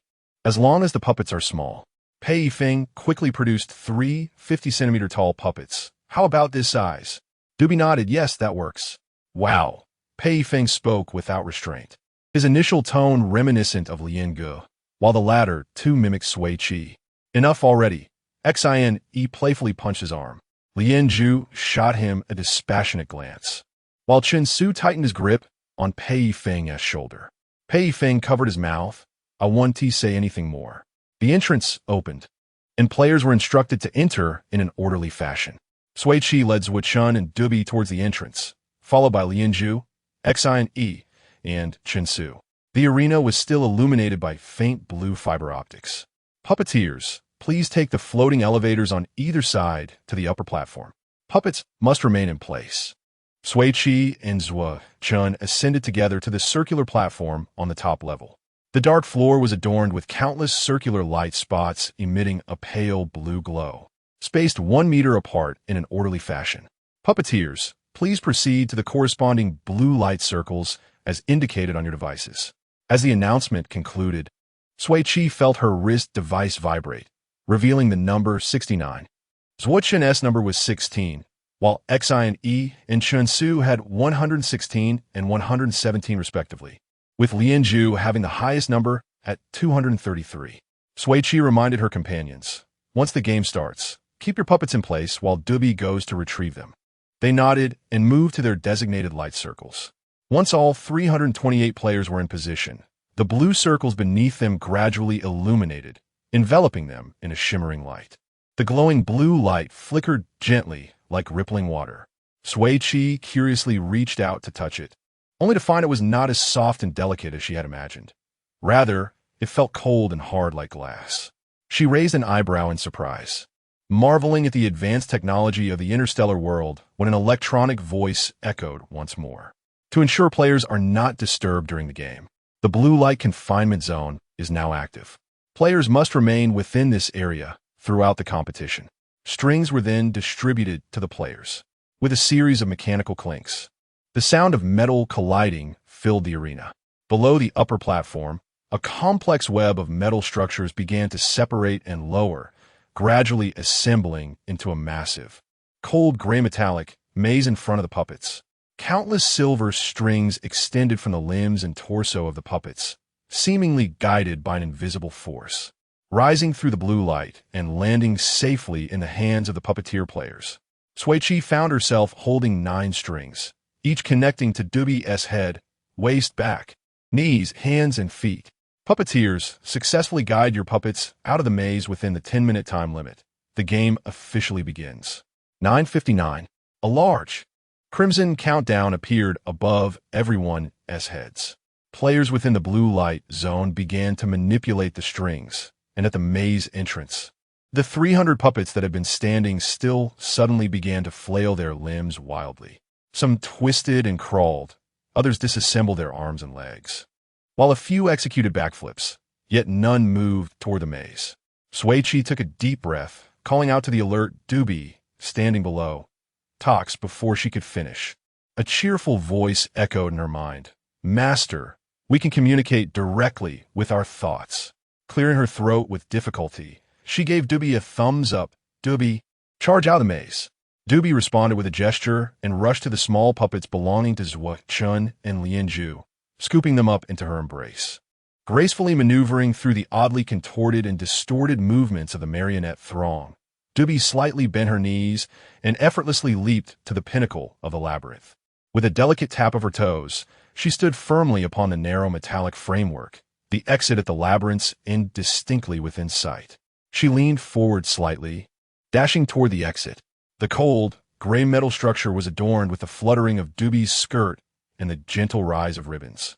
Amidst the plethora of shadowy, crawling puppets, she epitomized elegance. Just as 56 seconds elapsed, Doobie reached the exit. A virtual display of fireworks erupted on the holographic screens of Sui Qi, Zhuo, Shun, Lianju, Xine, and Chen Su, with the words "Congratulations on your victory" glowing in ethereal blue above them. A subtle smile began to form at the corner of Sui Qi's mouth. Yet before it could fully manifest, a male player to her right shouted, "I report player 69 for cheating." Chapter 70, A New Challenge. Who is number 69? Sui Qi glanced at the numbers on her holographic interface. Oh, it's me. Am I cheating?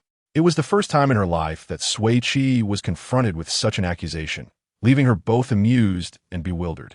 She turned to face the accuser, a player adjusting their glasses, who said with indignation, "The puppet you brought in is merely another player. Since the match began, you have not moved the strings at all, let alone controlled it. If your abilities are lacking, at least strive for fair competition and have the courage to admit defeat." His tone grew increasingly severe. Winning through cheating is utterly despicable. "I agree with the first part of your statement," Sui Qi replied with a serene smile. "But I will not accept the label of cheating." Upon receiving the report of Sui Qi's alleged cheating, the match was suspended. The countdown timer hovering above halted at 8:21. The puppet struggling within the maze also ceased its movements, as if the pause button had been pressed. The blue light surrounding Sui Qi gradually shifted to red. Before proceeding with the investigation, it was customary to explain the rules regarding reports. If the allegations were substantiated, the accused player would be disqualified from the match, and the accuser would receive the disqualified player's score. Conversely, if the report was unfounded, the accuser would be disqualified, while the accused score would remain valid. Player number 70. Do you confirm the report against player number 69 for alleged cheating? Zhuo Chun, situated in the blue restricted zone, wore a somber expression. The calculation seems precise. Even Jing and the others know that Dubai is a genuine puppet. They appear calm, but there is a hint of concern. Sui Qi raised an eyebrow. So such rules exist? I thought it was a noble endeavor. She turned to player number 70 with a smile. It seems you are merely a petty individual trying to seize a score. Player number 70 remained expressionless, resolutely stating, "I confirm the report. Report accepted. We will now commence the investigation. Please wait a moment." Player number 70 paced nervously in the restricted zone, while Sui Qi stood calmly, exuding composure, though she was mentally cursing Dubai. "Damn, this number 70 is truly foolish to report me." Dubai chimed in. "I'll give his puppet a good thrashing later to vent your frustrations." Sui Qi made a request. "Yes, make it a strong one." Dubai replied, "Absolutely," with great force. Sui Qi was easily placated by her little servant. As a minute swiftly passed, the officials announced the investigation's results. Player number 70 finally quieted, excitedly muttering to themselves, "She must have cheated. Those 10 points are definitely mine." After the investigation, it was revealed that the puppet player number 69 carried was found to be without anomalies. The game rules did not stipulate that puppets must be controlled via strings. Player number 69 successfully commanded the puppet to exit the maze using verbal commands, thus winning according to the game's rules, and their score remained valid. The report from player number 70 was deemed invalid, leading to their disqualification. The smile on player number 70's face instantly froze, their previously flushed face now pale. How could she not have cheated? The officials must have made a mistake. You need to investigate again. Their furious protests were abruptly cut off as the blue light surrounding them transformed into blinding red, isolating their voice from the restricted zone. They pounded against the light barrier, shouting in vain, unable to utter a single sound. The suspended countdown resumed its relentless ticking. The red light, enveloping Sui Qi, reverted back to blue. The previously motionless puppets began to struggle forward once more. With 8 minutes remaining in the match, it fell to waste to simply wait. Sui Qi observed the army of puppets contorting at the maze's entrance, and suddenly an idea struck her. She snapped her fingers and glanced at player number 68, a burly man with his shirt off, sweating profusely as he flailed his strings helplessly. "Brother," Sui Qi called out. The shirtless man wiped his brow. "What's up, little sister? Let us make a deal. I'll help you clear the level, and after the game, you'll pay me an interstellar currency as a reward. Can you accept that?" "You're clever, little sister," the burly man replied, shaking off the tangled strings. "I can offer you 500,000 interstellar coins. Is that acceptable?" "That sounds perfect," Sui Qi exclaimed, turning her attention back to the maze. "Which one is your puppet? Point it out for me." The burly man pointed to a puppet at the maze's entrance, clad in a gaudy floral coat, struggling to crawl. "That one, the most pitiful looking, hasn't moved." Sui Qi gave an okay sign and mentally called out to Dubai. "Dubai, we have work to do." "What work?" Dubai asked, listening intently. Sui Qi issued her command. "Take that floral coat puppet at the maze entrance and bring it to the exit." Dubai acted swiftly, transporting Sui Qi's puppets to the exit before dashing back to the maze's entrance, accurately locating the floral coat puppet. It was swiftly tucked under Dubai's arm and delivered to the maze's exit in just 83 seconds. Player number 68's holographic interface erupted with virtual fireworks and a message, "Congratulations on your victory." He turned to Sui Qi, exclaiming, "Wow, little sister, you are incredibly capable." Sui Qi accepted the compliment with a confident smile. "Indeed, Sui Qi," a hoarse voice called from across the way. Liergo, situated next to Jingju, waved enthusiastically. "Sui Qi, help me too. I'll pay." Before Sui Qi could respond, the burly man began to shout, "I offered 500,000. You can't offer less. I'll give 600,000. Liergo retorted. "The puppet wearing the white dog hat is mine. It's easy to identify." Sui Qi was surprised by Liergo's lavish offer, just as she was about to reply with an agreement. The nearby player number 67, a female, could no longer contain herself. "I'll offer 800,000. Help me clear it. The puppet with the fluorescent green bow is mine." Player number 103 raised their arm, declaring, "Count me in. I'll put up 1,000,000. The puppet in the red floral shorts is mine. There are only 5 minutes left. Please help." Sui Qi beamed. "No problem. I'll help everyone." Dubai swiftly transported 4 more puppets to the maze's exit. The 3 players gazed at their interfaces, displaying "Congratulations on your victory," visibly relieved. Dubai's efficiency attracted more players seeking Sui Qi's assistance to clear levels. Lin Feng and Jiang Chun initially held back, reluctant to plead for help. However, with only 3 minutes remaining and their puppets still lingering near the maze's entrance, they were compelled to seek Sui Qi's aid. Both Lin Feng and Jiang Chun were generous with their offers, and Sui Qi, unwilling to turn down money, readily agreed. Dubai elegantly traversed between the maze's entrance and exit. After 10 minutes of gameplay, the duo amassed an impressive 6.9 million interstellar coins. As the countdown reached 0, the blue restricted zone dispersed, and players emerged, each cradling their puppets from the arena of the game. Waiting at the entrance were Shun and Mei Bao, eagerly prepared to warmly welcome their teammates back. At the exit, only the figures of Sui Qi and Dubi were visible, while Sui Qi had vanished without a trace. Chapter 71. Back to square one, Shin Yu glanced around and asked, "Where's Sister Sui?" Zwa Chun, placing a hand on his shoulder, chuckled. "She went to collect debts from players." Mei Bao looked up and inquired, "Is Sister Sui making money again?" "Not quite," Zhuo Chen replied as they settled into a shaded area.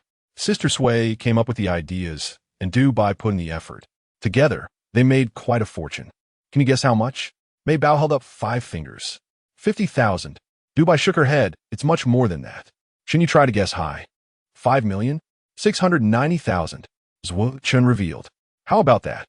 Impressive, right?" Shen Yu's lips curled into a smile. Not only did they win the competition, but they also earned so much. "That's incredible." Mei Bao shook Zhuo Chen and Du Bai's hands eagerly. "Please tell me the details. I want to hear." Zhuo Chen became animated as he recounted. "You wouldn't believe it. After Du Bai's victory, some fool reported Sister Sui for cheating. I was completely taken aback. Having watched the first season of End of the World, Survival Battle, Shen Yu was well aware of the reporting rules. His expression darkened. "What an idiot." Zhuo Chen continued. "That person seemed all polite and proper, but he was just a hypocrite trying to steal Sister Sui's points." After the report, the game paused to investigate whether Sister Sui had cheated, and all 300 players were staring at her. Mei Bao, feeling anxious, asked what happened next. Du Bai chimed in, "We didn't cheat, and the officials were fair. They cleared our master's name." Zhuo Chen took a sip of water to clear his throat. "I thought Sister Sui would be upset, but the next moment, she just started making money, completely unfazed by it. Players wouldn't dare to use the reporting system." As he and Du Bai animatedly explained, Shen Yu and Mei Bao listened intently. Sui Qi navigated through the crowd of players, collecting signatures from those who owed money. When she reached Lin Feng and his companions, they stood in silence. Upon reaching Li Ergo, Sui Qi curiously asked, "Why is your team called Wind Blows? Dog moves?" Li Ergo was busy signing, and Feng Ling replied, "It's because our other 2 teammates are named Ge Chue and Lu Dong. We each took a character from our names." She added with consideration, "Ge Chue's Ge is not brother but refers to stopping conflict. She hates it when people misspell her name." "Oh, I see." Sui Qi sincerely praised, "Your names are quite nice." Once Li Ergo finished signing, she smiled and replied, "I think so too."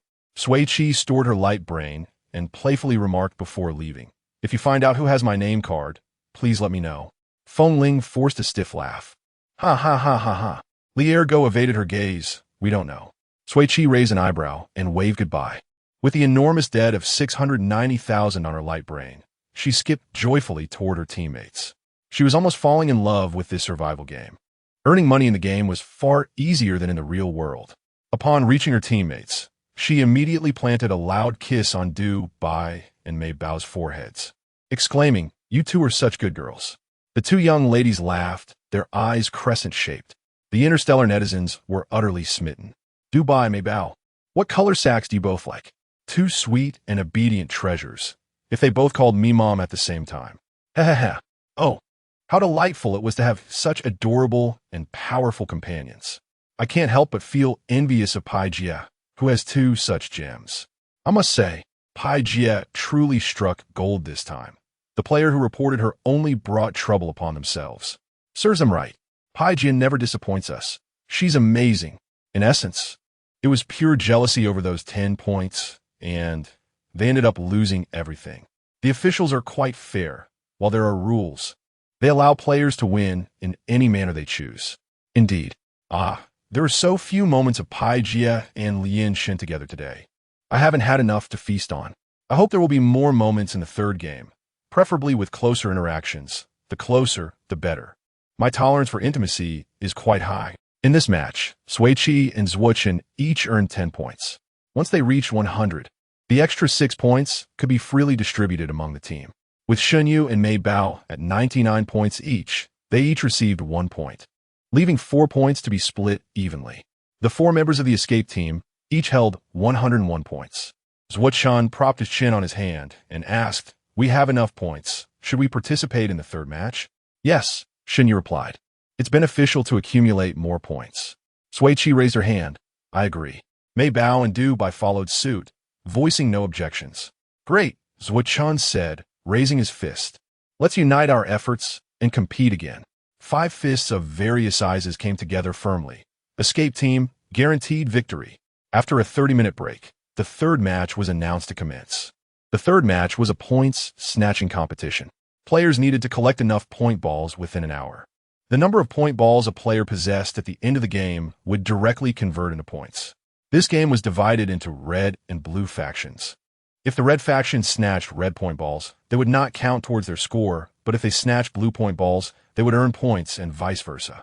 As the announcement concluded, streams of blue data flowed like vibrant threads beneath the players' feet, quickly intertwining in the air and gradually forming a thin energy shield above. The energy shield expanded and rose, slowly closing overhead. Red and blue lights radiated outward from the competition idol, dividing the energy shield into red and blue sections. The ground beneath the red light turned red, while the blue light transformed the other half into blue. The arena was set. Players were instructed to proceed to their designated areas based on the colors displayed on their light brains. Sui Qi looked at her light brain, and a vivid shade of red caught her eye. Mei Bao was also red, while Shun and Zhuo were blue. The group bumped fists and headed towards their respective zones. With the player factions confirmed, they began to extract point balls. As the electronic voice finished speaking, red glass balls, each the size of marbles and inscribed with her name, began to emerge from Sui Qi's body. The transparent red spheres floated upward, suspended in the energy shield. She turned to see Mei Bao experiencing the same phenomenon. All participating players were similarly affected. Remembering the phrase, extract point balls, an ominous feeling washed over Sui Qi. She quickly opened her light brain to check her points. To her dismay, her substantial total of 101 points plummeted to 0. After toiling diligently for over half a month, she found herself back to square one. Damn! Chapter 72. Unfair play. The players find themselves entangled in a game that seems to have been meticulously crafted by the officials. Above the energy shield, countless glass orbs of red and blue float in a mesmerizing dance. The extraction is complete. Players are urged to hastily seize the score orbs. Throughout the competition, participants are free to roam the red and blue zones, yet must return to their respective territories before the game's conclusion, lest their scores be rendered void. To ensure fairness, the use of storage items is strictly prohibited during this match. In 30 seconds, the score orbs will descend. Enjoy the game. As players discover their points have been depleted, they are momentarily stunned before erupting into a chorus of curses. What nonsense is this? We came to compete for points, and you drain them first? Is there any humanity left in you, officials? Who concocted this ludicrous idea? My 86 points vanished in an instant. This is absurd. Give me back my points. We came to play, not to be played by you. Believe me, I'll take down your official website. While players unleash their furious tirades, Sui Qi realizes her personal storage is disabled and leans in to whisper strategies to Dubi and Mei Bao. Time slips by swiftly. Thousands of red and blue score orbs cascade from above. Amidst the chaos, players shout as they scramble to catch the orbs. Some shed their shirts. Others use their shoes and trousers. Even mouths are employed to grasp the falling prizes. With a flick of her wrist, Dubi launches a vast, intricate net to capture hundreds of score orbs. Nearby players gawk in astonishment. Is she that powerful? In response to the praise, Dubi flashes a peace sign and swiftly gathers her net, racing toward the central idol of the competition. Sui Qi and Mei Bao trail closely behind, fending off players attempting to give chase. Dubi seek refuge in the folds of the idol's skirt. It offers concealment, Sui Qi suggests. The trio dashes to a hidden spot, where Dubi stashes the score orbs deep within, shielding them with her body. Mei Bao stands guard with a shovel, while Sui Qi rushes to summon Zhuo and Shun. The five huddle tightly in their small hideaway, cramped yet secure. Sui Qi whispers, "Let us remain here until the game nears its conclusion. Then we shall return to our respective factions." Her teammates nod in agreement. Dubi casts out her net once more, and together they sort the red and blue glass orbs into two bags, 273 red orbs and 256 blue. Sui Qi praises, "Dubi, you are the MVP." Dubi modestly brushes off the compliment, while Mei Bao chuckles, "You and Sui Jie are becoming more alike." Zhuo and Shun nod in agreement. Dubi, clutching the bag of red score orbs, confidently states, "I was raised by the best. Of course, I resemble her. This statement holds merit. As Zhuo adds with a smile, Sui Qi nurtured her with care. Shin Yu teases, if Dubi were not like Sui Qi, that would indeed be strange. The group shares a quiet laugh, hoping to quietly endure until the game ends, yet the frenzy surrounding them refuses to relent. With only 20 minutes remaining, the score orbs scattered across the arena are swiftly snatched up. Players with fewer than 100 points must now compete against others for their scores. The frantic team, laden with a hefty bag of score orbs, finds themselves surrounded by dozens of players. Without further ado, both sides engage in fierce combat. Dubi and Mei Bao fend off 4 opponents each, while Zhuo and Shin Yu tackle 3. The skirmish becomes a tumultuous clash of wills. Sui Qi, the weakest among them, clutches the net filled with score orbs and bolts away from the battlefield. As Dubi's master, the net poses little threat to her. However, not even 10 meters into her escape, she is flanked on both sides. To her left stands Lu Rong and Jiang Qian from the red team. To her right, Lian Zhu from the blue team. Isolated and outnumbered, Sui Qi hoists the net onto her shoulder, unflinching. How many score orbs do you need? I can share some, she offers. Jiang Qian retorts, who do you think you are? We have enough score orbs already. Oh, Sui Qi responds, then why are you blocking my path? Lu Rong interjects, we wish to rent your net. Fine, but call me Sui Qi when you do, she replies. Not a chance. Jiang Qian swiftly declines. You're younger than me by a year. Calling me Jianggu would be more fitting. Ouch. Lu Rong pinches his arm sharply, exclaiming, when will you learn to curb that mouth of yours? Without hesitation, Lu Rong turns and calls out, Sui Qi. 3 times, clearly and loudly. Sui Qi beams with satisfaction and gestures behind her, go find Dubi to rent it. It's 10,000 interstellar coins for an hour. Lu Rong agrees, signing a debt note on Sui Qi's holographic device before dragging the chatty Jiang Qian to Dubi for the net. Sui Qi mentally calls out to Dubi, Dubi, please respond. In the heat of battle, Dubi succinctly replies, go ahead. Lu Rong and Jiang Qian wish to rent a net. They'll come to you shortly. Dubi responds with a single word, understood. With the left side cleared, Sui Qi turns her attention to the right side, searching for Lian Zhu. Where could he be? As she scans her surroundings, a sudden lightness on her left shoulder draws her attention. Turning sharply, she sees Lian Zhu standing behind her, having stealthily approached.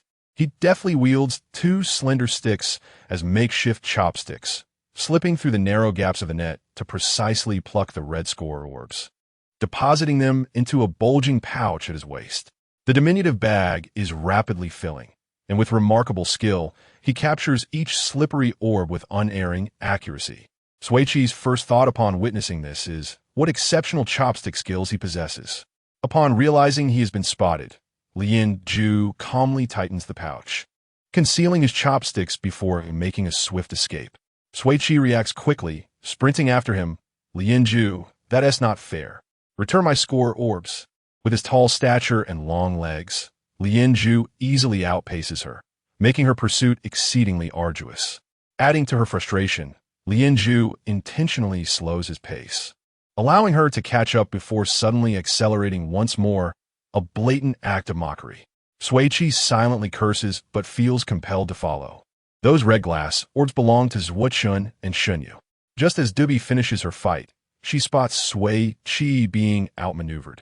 She sprints forward, intercepting Lian Zhu with a few swift moves. Breathless from her exertion, Sui Qi gives Dubi a thumbs up. Dubi, get the pouch from his waist. With a decisive gesture, Dubi launches herself into action, engaging Lian Zhu in a flurry of rapid exchanges. As the final 5 minutes of the match tick away, Lian Zhu, unwilling to become entangled in a prolonged fight with Dubi, retreats several steps, inadvertently tightening his hold around Sui Qi's neck. In that fleeting moment, Sui Qi, caught off guard, can only blink in bewilderment. Chapter 73. The shame of being a deadbeat. The moment Sui Qi realized she was being held captive, she immediately threw the electric net containing the blue points orbs towards Dubi. Upon catching it, Dubi promptly assumed an aggressive stance towards Lian Zhu, declaring, "Release my master." Lian Zhu coldly whispered in Sui Qi's ear, "Tell her to stop entangling." Sui Qi, with unwavering resolve, retorted, then leave the points orbs behind. The arm constricting her neck tightened slightly as he warned, "Do not bargain. I can eliminate you within 3 seconds. Captain Lien, we have shared an intimate bond." Sui Qi's words trailed off abruptly as Lien Ju tightened his grip, causing her to emit a choked sound. She swiftly abandoned any pretense of closeness, exclaiming, "No, no. We have no such relationship." While speaking, she instinctively tugged at the arm around her neck, and just as her fingers brushed against Lien Ju's arm, her left ear's converter flickered. Skin contact exceeding 3 seconds has triggered the exchange condition. Shall we transfer the blue faction player Lien Ju to the red faction? Sui Qi gasped in astonishment. Is that even possible? Without a moment's hesitation, she selected yes. Confirming exchange. Processing. Exchange successful. Lien Ju, using his left arm to restrain Sui Qi, glanced down at the light brain on his wrist. He heard Sui Qi cheerfully say, "Captain Lien, welcome to the red faction," as he watched the blue interface on his light brain turn red before his eyes. In an instant, the faction shifted, seizing the opportunity while he was momentarily stunned. Sui Qi decisively snatched the cloth bag tied around his waist and tossed it to Dubi. Dubi caught it deftly and clutched it closely. "Captain Lien, you should still release me and quickly search for the blue points orbs," Sui Qi urged, lightly tapping his arm. With only 2 minutes and 5 seconds remaining in the game, she stood confidently, waiting for Lien Ju to let go. However, Lien Ju's arm around her neck only tightened further. "Transfer me back to the blue faction." Sui Qi remained silent, shaking her head resolutely. Lien Ju delivered a precise blow. "If you refuse, I will not forgive the 46,000 you owe." He had struck at her most sensitive point. Sui Qi was taken aback, incredulous. "Captain Lien, it is shameful to be a deadbeat," Lien Ju retorted. "To be the only one in the entire arena with 0 points is not only disgraceful, but also utterly ridiculous. No one would believe that I owe money and refuse to repay." He glanced at the vivid red countdown floating above, noting there was just a minute and a half remaining. Was there even a need to think? Of course, she wanted the money. Sui Qi reluctantly placed her hand back on his arm, waiting for the converter's prompt. When the notification sounded, she decisively transferred Lien Ju back to the blue faction. He immediately released his hold on her, and both dashed towards their respective factions without a backward glance. Mei Bao, arms akimbo, was waiting at the boundary with her shovel, flanked by the defensive stances of Shun and Shunyu. As soon as Sui Qi and Dubi entered the red zone, players who had not yet secured enough points orbs surged towards them. Dubi executed a spinning kick, her skirt billowing, as her right leg swept out like an iron whip, instantly knocking down several players rushing at them. Players fell to the ground in unison, cries of despair echoing around them. Mei Bao's Shun and Xinyu did not even have a chance to act. With only 50 seconds left, Sui Qi took the red points orbs from Dubi and handed them to Shun and Xinyu, urging, "Hurry back to the blue faction." Without hesitation, they took off towards the blue zone. Sui Qi, cradling the blue points orbs, was shielded by Dubi and Mei Bao. Meanwhile, those who had failed to secure enough points were already in tears. "Oh no, I'm finished. I only got 63. We're definitely losing this round. These players are ruthless. I'm truly impressed. I had 95 points and now I'm down to 59. Damn the officials. I hate you. It's over. I can't earn that $1 million prize now. Why are you so slow at collecting? I'm just 2 orbs short. What a pity." Li Erga's distinctive stutter easily reached Sui Qi's ears. She turned to see him standing to her right, looking dejected. Observing his state, she retrieved 2 glass orbs from the electric net and tossed them to him. "Li Ervo. Catch." Li Erga dumbly raised his head as the points orbs bounced off his forehead and rolled to the ground, quickly snatched up by a nearby player. Sui Qi sighed. Li Ergu, holding his reddened forehead, looked bewildered. "Who attacked me?" Sui Qi waved him over, and he hurried to her side, calling, "Sister Sui." Sui Qi handed him 2 more orbs. "Hold on tight." Just as he grasped the points orbs, the countdown reached 0, and the game concluded. "Time's up. Players, please remain still while we calculate points." Calculating points. Calculation complete. Congratulations to the Escape Squad for achieving first place in this match with a total of 527 points. Congratulations to the Wilderness Hunters with 472 points. Congratulations to the Dawn team with 413 points. The 3 reward matches have concluded successfully. Thank you for your enthusiastic participation. In this post-apocalyptic wasteland, survival is paramount. We wish everyone a delightful final day of gameplay. The rising electronic tone resonated against the orange-red sky as dusk fell. The players, exhausted after participating in 3 matches, felt weary in body and spirit. The points earned by the escape squad were evenly distributed among the 4 members, each receiving 131 points, with an additional 3 points allocated to Sui Qi for her significant contributions. She accepted them without hesitation. After distributing the points, they leaned on each other for support, returning to their familiar 5th-floor room. Climbing the stairs, their legs trembled. After a quick wash, they spread out on the floor and collapsed into sleep. Dubi, who did not require rest, sat on the sofa, directing the air conditioning towards them. On the 21st day of survival on Chimu Star, the weather remained as sweltering as ever. At 8 in the morning, Dubi diligently absorbed life energy. Life energy -1. NPC Dubi's life energy is now full, and human experience privileges have been activated for a limited time of 12 hours. Sui Qi instantly awoke, springing up like a coiled spring. Dubi sat by the window, her eyes clear as water, her smile radiant as light. Sunlight poured through the window, casting a golden veil over her shoulders. She basked in the sunlight, her silver hair shimmering resplendently, its sheen akin to satin. The hair was her own, having discarded the previous silver wig, now set aside. The wood-like patterns that once faintly showed beneath her skin had vanished entirely, leaving no trace of her former puppet self. Awakened early, Mei Bao, Shun, and Xinyu sat beside her, playfully pinching her hands, poking her cheeks, and braiding her hair. Dubi sat upright, allowing them to amuse themselves. Sui Qi, her eyes twinkling with mirth, approached and sat in front of her, asking, "What does our Dubi wish to do today?" "Your elder siblings are here to play with you." Chapter 74, You're Heartless. She blurted out, "I'd like to savor the smoothie once more."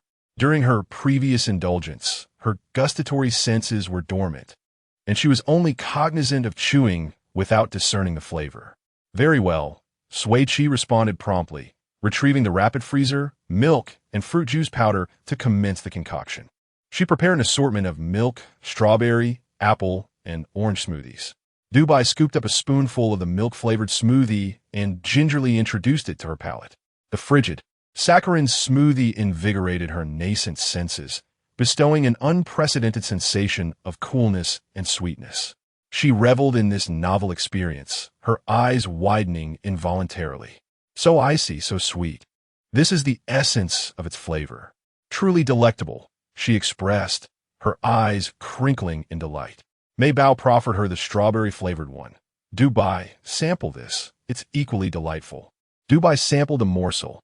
Indeed, delicious. Subsequently, she scooped up a spoonful and fed it to Mei Bao's lips. "You partake as well." The two reciprocated, sharing the smoothie in alternating bites. Sui Qi summoned Xinyu and Sui Qi to the kitchen, resolving to prepare a sumptuous repast for Dubai. Sui Qi, who had never kindled a fire amidst the oppressive heat of Chimu Star, retrieved an alcohol stove and ingredients from her personal repository. Xinyu and Sui Qi spontaneously undertook the preparation of the ingredients. The kitchen, devoid of windows, was cramped and sweltering. Dubai, now a human girl, could no longer conjure up an air conditioner from her palms. Sui Qi produced the mechanical fan gifted by Lin Zhu, activated it, and positioned several ice cubes before the fan cover. The trio toiled in the intermittent cool breeze for nearly 2 hours, culminating in a lavish luncheon. Braised pork, cola chicken wings, boiled sliced meat in hot chili oil, kung pao chicken, steamed fish, candied sweet potatoes, garlic broccoli, and stir-fried shredded potatoes with vinegar. Additionally, 5 chilled yogurts were provided as post-meal confections. The 5 congregated in a circle, toasting with mineral water in lieu of wine, and then immersed themselves in the culinary delights. Dubai, yet unaccustomed to chopsticks, donned a pair of disposable gloves and consumed the fare with her hands. Sui Qi and the others assiduously ladled food into her bowl. which remained perpetually full, her cheeks bulging. Fragrance so delicious. After the gratifying repast, Sui Qi retrieved a stack of waste paper from her personal repository, trimmed it into uniform rectangles, and crafted a makeshift deck of playing cards. In the technologically advanced interstellar world, entertainment was predominantly facilitated by optical computers. Such paper-based card games were now obsolete. Sui Qi introduced the playing cards to the quartet, elucidating the rules of the game Do Diju, Fight the Landlord, in detail. After 3 trial rounds, the group swiftly grasped the game, commencing play with fervor. 3 with 2. Pass. Straight. Can't beat that. Royal flush. 1 card remaining. Huzzah. By 5 in the afternoon, Dubai and Mei Bao had emerged as the preeminent victors. Shun suffered the most ignominious defeat, with Shunyu and Sui Qi trailing behind. In the evening, the group convened for a convivial hot pot dinner. At 7 in the evening, dusk had descended. Sui Qi led her teammates downstairs, proceeding to the derelict square. The square, like the surrounding structures, was antiquated and dilapidated, exposing numerous supporting steel frames from collapsed wooden edifices. These steel frames, corroded by the ravages of time, remained steadfast nonetheless. Among them, an exceptionally robust steel bar was firmly embedded between 2 high walls, separated by a distance of 10 meters. At Sui Qi's behest, Sui Qi flung 2 lengths of hemp rope over it, securing them tightly to both ends of the steel bar. Sui Qi produced a smooth, thick wooden plank, affixing it beneath the 2 sections of hemp rope. Thus, a rudimentary swing was fashioned.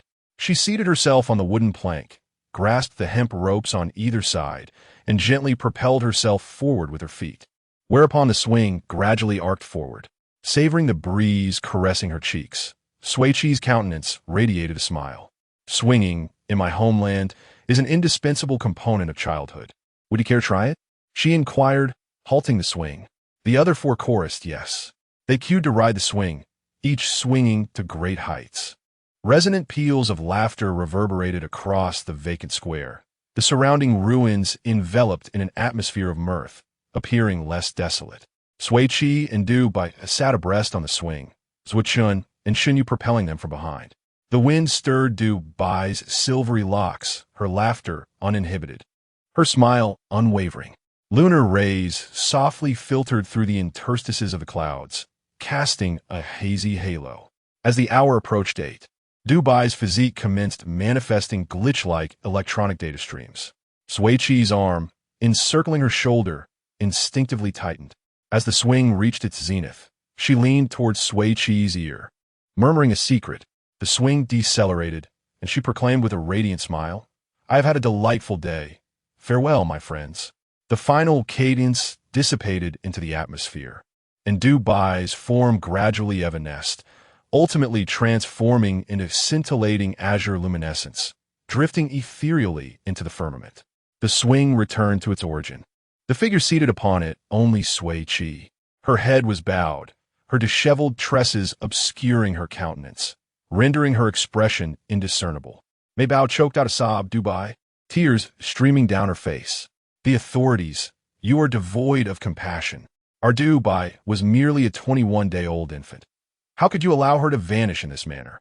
She had only experienced a single day as a human.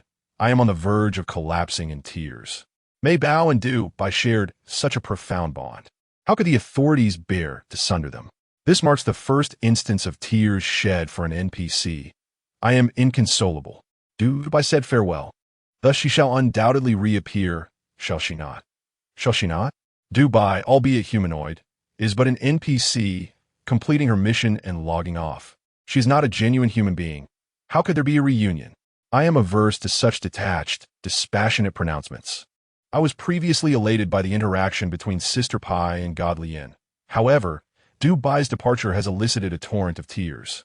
Individuals with a low threshold for sentimentality cannot endure such scenes, alas. It is highly probable. Sister Pai's offspring has perished. She is undoubtedly weeping silently, her head bowed. Implausible. I perceive no trace of tears upon the ground beneath Sister Pai's feet. A woman of such fortitude as Sister Pai internalizes her tears. The authorities should expedite the production of an entire ensemble of do-by figurines. I may then temper my censure. Figurines cannot supplant a living, breathing do-by. Sobbing emoji. I implore the authorities to resurrect do-by. I second the plea for the resurrection of do-by. The quartet of Sui Qi returned to the fifth-floor apartment in silence. The hot pot, remnants of the meal shared with do-by in the evening, remained in situ. Mei Bao, having barely stemmed her tears, found her eyes reddening anew. Shun and Shun Yu self-consciously commenced cleaning and preparing the bedding. Sui Qi and Mei Bao collapsed without uttering a word. Mei Bao, nestled against Sui Qi's back, inquired with a nasal intonation, "Sister Sui, what secret did do-by impart to you just now?" Sui Qi brushed aside the stray strands of hair, obscuring her vision, revealing lucid eyes, devoid of any trace of tears. She entreated me to gaze upon her more, as henceforth she would be no more. Mei Bao wept vociferously. Not so. Sui Qi interjected, completing the unfinished sentence. She said that to see her again, I would have to spend money. Mei Bao inadvertently emitted a snot bubble. Huh? Chapter 75. You kiss him, I kiss you. Is it necessary to spend money to see Dubi? She asked, sniffing slightly, her expression one of bewilderment. Shin Yu inquired urgently. How do we meet? Where do we meet? Sui Qi patiently explained, you can find Dubi's virtual ID on the official website. And send her a holographic projection using your light brain. That's the only way to meet her. Only a holographic projection? Mei Bao expressed her disappointment. Can't we see her in person? Sui Qi turned to her, gently ruffling her hair, and said, our Dubi is merely an NPC. It's already quite remarkable that we can interact with her. Mei Bao nestled into her embrace and nodded. Luo Chun sighed in relief, reclining on the bedding. As long as she hasn't disappeared, it's fine. The survival challenge on Kaimuxing was set to conclude that night, and the group found themselves unable to sleep, chatting together. At midnight, the official announcement signaling the end of the game echoed across the skies of Kaimuxing. Ding dong! The apocalypse survival game on Kaimuxing has officially concluded. Congratulations to the 309 players who successfully completed the second challenge. The team of mad escapees, having performed with much more composure than in the previous round, exchanged light-hearted fist bumps, congratulating each other with a cheerful awesome. Now, we will proceed with the reward settlement. Players, please check your light brains for your rewards. Sui Qi activated her light brain to review her rewards. Congratulations on completing the Kaimuxing Survival Challenge. Your player level has increased to level 3, and your health limit has been raised by 20. Your personal warehouse has been upgraded to level 3, gaining a permanent preservation feature.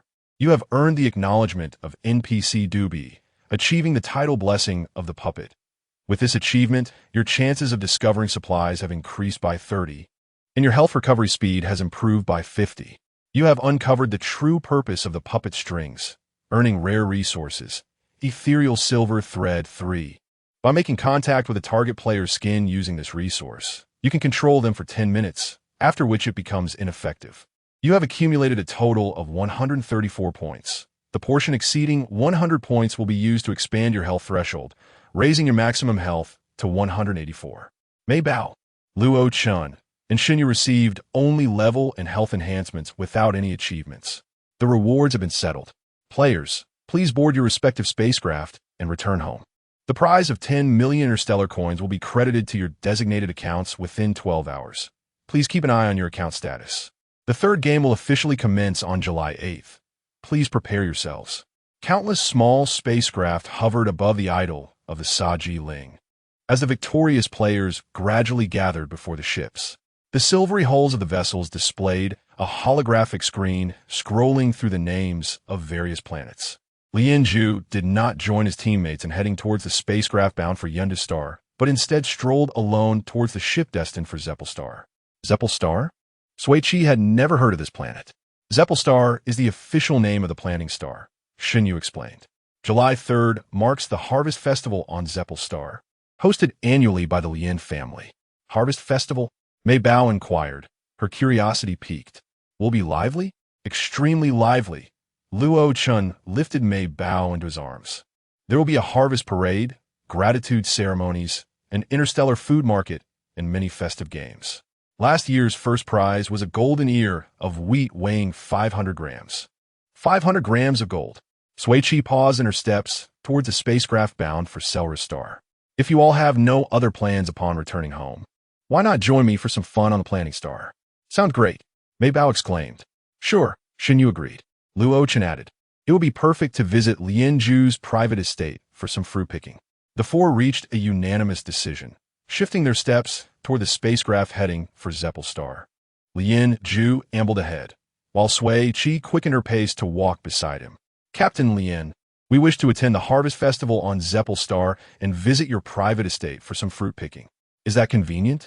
Lien Zhu's gaze remained fixed ahead as he responded in a formal tone. Zeppelstar always welcomes friends from across the galaxy. As for picking, you may do so after July 3rd. Understood. Thus, the four members of the Mad Escape team boarded the spacecraft to Zeppelstar. After 2 hours of flight, they safely arrived at the A1 district port of Zeppelstar. The time was 10 in the morning, with pleasant weather and bright sunshine. As Sui Qi stepped out of the spacecraft's port, she was greeted by the refreshing, uniquely natural aroma of the environment. It had been a long time since she had inhaled such a familiar scent. She closed her eyes, savoring it for a while. Upon opening her eyes, she beheld an expanse of lush greenery swaying in the breeze, creating waves of vibrant green. Towering ancient trees twisted and turned, their thick trunks and canopies resembling umbrellas that shielded the ground from the sun. Sunlight filtered through the leaves, casting dappled shadows. Countless high-tech aerial greenhouse domes shimmered in silver, harmoniously coexisting with the verdant landscape. As the wealthiest among them, Mei Bao had already booked a hotel for the group while on the spacecraft. Not far from the port, the four decided to walk there. On their way, they passed the venue for the Harvest Festival, the ancient tree square. In the center of the square, a majestic altar had been erected, with people gathering to hang colorful ribbons and flags around it.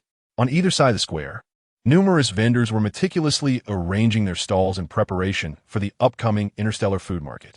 Children clutched freshly picked bouquets, their carefree smiles illuminating their faces as they darted joyfully through the crowd.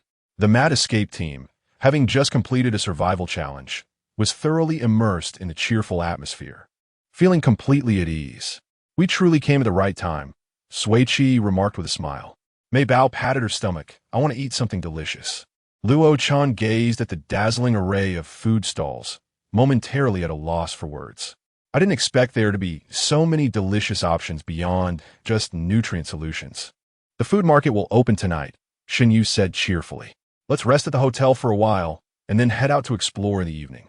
The group first checked into the hotel, with Sui Qi and Mei Bao sharing a room, while Luo Chen and Shin Yu took another.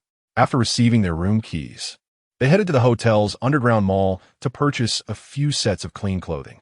Mei Bao paid using her light brain, and her 3 adult teammates expressed their heartfelt gratitude. The 4 enjoyed a refreshing shower and then slept soundly until nightfall. Sui Qi was awakened by the incessant notifications from her light brain. Messages about the 10 million completion bonus arriving and several friend requests flooded in. She opened the notification regarding the funds, smiling as she reviewed it several times before leisurely clicking on the string of friend requests. Scanning through, she discovered they were all from the same individual. The note read, Sui Jia, I am Jiang Ranqing. Please be sure to accept my friend request. Sui Qi clicked to accept, and as soon as they became friends, Jiang Ranqing sent a generous transfer of 4 million. Accompanying message, thank you for saving my life. Accepting her help had been a simple matter, and as Sui Qi hesitated over whether to accept the funds, Jiang Ranqing sent another message. Sui Jia, please don't feel shy about accepting this. It's just my pocket money for the day. Is this the disparity between people? Sui Qi clicked to accept the payment without any psychological burden. Jiang Ranqing continued, I saw on a live stream that you all are in Zeppelstar. I'm here on vacation as well. How about I treat you to a feast tonight? Sui Qi replied, we have plans to visit the food market tonight. How about tomorrow instead? Sound good. Let's meet at the Deep Space Flavor Lounge at 7 tomorrow evening. It's a date. Okay, just as she sent her message. Luo Chen and Shin Yu knocked on the door. Sui Qi roused Mei Bao, shared Jiang Ranqing's generous 4 million with her companions, and informed them of the dinner invitation for the following night. Shin Yu searched for restaurants on a light brain and discovered that it impressively ranked among the top 10 in the interstellar culinary rankings. Sui Qi. We are in for a treat these next couple of days. Once Mei Bao finished washing her face, the four of them headed straight to the interstellar food market. Floating algae jelly, stardust spore soup, wormhole puff pastries, dynamic gel, crimson explosion fruit, an assortment of fried meat skewers, braised meat skewers, and boiled meat skewers. A plethora of gastronomic delights from across the universe congregated here. Although the names were rather peculiar, fortunately, the flavors were quite delightful. The four indulged until midnight, returning to their hotel with contented, round bellies to sleep. The next morning, the escape team gathered after waking, entering the official website of Apocalypse, Survival on the Desolate Star, meticulously searching for Doobie's virtual ID. After much effort, they finally located it, only to find a line of bright red text beneath the ID. The NPC Doobie's data is currently undergoing an upgrade, which is expected to last for 10 days. Thank you for your patience and support. Mei Bao frowned. 10 days is such a long time. The Harvest Festival is so lively. I wanted Doobie to see it too. It's all right. Doobie also needs a good rest. Sui Qi comforted her. Let's take lots of photos these days and share them with Doobie later. All right. Mei Bao perked up. Let's go take pictures. The four friends exited the hotel and made their way to the square to observe the preparations for the Harvest Festival. The altar, which had been empty the previous day, was now adorned with golden, plump wheat ears, fresh and enticing fruits and vegetables, and fragrant bouquets of various flowers. Numerous tools for the blessing ceremony were also displayed, exquisite and splendid. After a day of leisurely eating and exploring, they fully savored the enchanting culture and customs of Zebayer's star. In the evening, they arrived punctually at Deep Space Flavor Corridor. The entire restaurant floated in the air, its outer walls embedded with countless minute light sources, radiating a diamond-like glow in the dead of night. The entrance was a winding, transparent passage, where the elegantly adorned Jiang Ranqing awaited them. Upon seeing the four, she approached with her golden gown lifted, exclaiming, "Good evening, benefactors. You shouldn't have gone to such trouble. No need for such formality, Miss Jiang," Sui Qi replied with a smile. "Just call us by our names." "Not a bother at all." Jiang Ranqing gently waved her hand. "It's the least I could do." Sui Jia, Jiang Ranqing said warmly, taking Sui Qi's hand. "Actually, both you and Lian Shun are my idols. I saw you two share a kiss in the game." She shyly smiled. "If you kiss him and I kiss you, then it's like I've kissed both of you." Sui Qi was momentarily taken aback, and Jiang Ranqing cupped her face, leaning in toward her slightly parted lips. Sui Jia, let me kiss you to death." Sui Qi thought, "Oh no, my first kiss is at stake." Chapter 76. Delivered into her hands in a moment of urgent evasion, Sui Qi pressed her lips together and raised her hand to shield her face. "Oh no, that's not acceptable." With prior experience, Sui Chun, Shun Yu, and Mei Bao swiftly sprang into action, wrapping their arms around her waist, covering her face, and muffling her mouth in one seamless motion. Sui Qi found herself pulled back by her three teammates. As she retreated, she remarked, "Kissing on the lips is quite out of the question, but a peck on the cheek is something I could tolerate." Jiang Ranqing, displeased, pushed her away, saying, however, "The value of a cheek kiss pales in comparison to that of a lip kiss." Sui Qi patiently instructed, "If you wish to kiss Lianju, you could earnestly request it from him." Jiang Ranqing, eager for guidance, asked, "How should I ask?" "You simply state it," Sui Qi said, placing her hands together in a prayer gesture. "Dear Lian, I am your devoted fan. May I have the honor of a kiss? Please, I beg you." Before Jiang Ranqing could respond, a cold voice from behind interrupted, "Please allow me to decline." Upon hearing Lianju's voice, Sui Qi's movements froze. Jiang Ranqing, feeling guilty, quickly retreated behind Sui Qi, leaving her to face Lianju, who had just emerged from the dining area, dressed impeccably in a platinum-hued suit. With elegantly styled silver locks cascading down, he appeared even more handsome and noble. Beside him stood a poised lady with short silver hair, slightly shorter than Lianju, clad in a simple white shirt and black trousers, yet exuding an aura of authority. Her features bore a resemblance to Lianju's. With a playful glint in her eye, she inquired, "Are you interested in kissing my son?" Sui Qi quickly waved her hands, exclaiming, "No, no, it's not me, it's her." She pointed at Jiang Ranqing, only to realize that she had vanished, having darted towards the entrance with the others, leaving Sui Qi alone to confront Lianzhu and his mother. "Ah, I see," she stammered, turning to explain earnestly. "Auntie, you misunderstood. It is not me who wishes to kiss Lianzhu, but another friend." "Ah, that makes sense," she said unexpectedly. "After all, you've already kissed him." "Mother," Lianzhu interjected with a hint of exasperation. Sui Qi, having indeed kissed him, found herself at a loss for words. "Auntie, I was compelled. I did not mean to offend Lianzhu." However, Lianzhu's mother continued unabated. "I remember you said that next time, he should kiss you back. Correct?" Sui Qi's mouth opened and closed, struggling to respond. "Yes. When do you plan to have him kiss you back?" Sui Qi blinked in confusion. Lianzhu's mother winked at her, handing over a business card. "Once you have settled on a time for him to kiss you back, do let me know in advance. I would like to be there to witness the occasion." Sui Qi accepted it in a daze. "I shall take my leave," she said, patting Lianzhu on the shoulder. "You could chat with Miss Sui for a while before joining me." With that, she exited with a flourish. Lianzhu rubbed his forehead apologetically. "I'm sorry, my mother is just joking. You need tea, take it to heart." "Of course," Sui Qi replied, having regained her composure as she tucked the business card away with a smile. Lianzhu inclined his head slightly. "I must take my leave. Enjoy your meal." Sui Qi nodded in response. "All right." She strode into the dining room, her demeanor fierce as she sought retribution against her 4 companions who had abandoned her. Upon entering the private room, she was immediately greeted by Mei Bao, who thrust a delicious cheese shrimp ball into her mouth. "Sister Sui, this is delectable. You must try it." After savoring it, she was treated to a piece of exceptionally tender ice-boiled lamb from shun. "This is delightful as well." After 2 rounds of relentless feeding from her friends, Sui Qi finally seated herself at the dining table, picking up her chopsticks. "With such culinary delights before me, I shall temporarily spare you." In unison, the 4 exclaimed, "Thank you, Sister Sui." Indeed, this restaurant ranks among the top 10 in the entire star system, living up to its reputation. The group enjoyed a delightful meal together. Jiang Ranqing utilized her personal aircraft to return Sui Qi and her companions to the hotel. After a deep slumber until dawn, the harvest festival commenced in earnest. Sui Qi, with a clear goal in mind, headed straight for the festival games. Upon spotting the grand prize for the first place, a gold bar weighing a full kilogram, engraved with the map of the planting stars, her blood surged with excitement.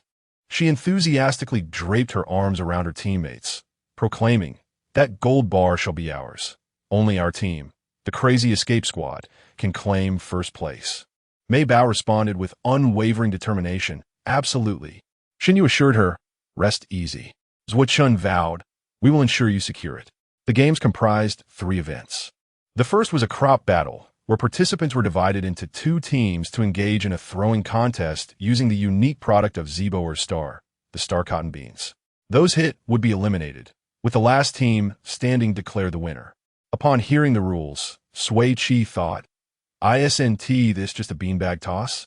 She was, after all, the undisputed champion of beanbag tosses. This game was practically tailored for her. With confidence, Sui Qi entered the fray, skillfully dodging, her movements flawless. In her throws of the star cotton beans, unerring, victory was a foregone conclusion. The second game was an interstellar riddles challenge, with questions related to interstellar culture, the history of Zibo or Star, and agricultural knowledge. While it touched on her areas of ignorance, she was pleasantly surprised to discover that Shun Yu was a riddle prodigy, answering each one with precision. The 3 of them behind him were in awe. They triumphantly secured another victory. The third game was a 4x100-meter relay race using crops. Participants formed teams of 4, selecting any crop to transport to the finish line as swiftly as possible. Sui Qi opted for corn, with Zhuochun running the first leg, Xinyu the second, Mei Bao the third, and herself anchoring the final leg.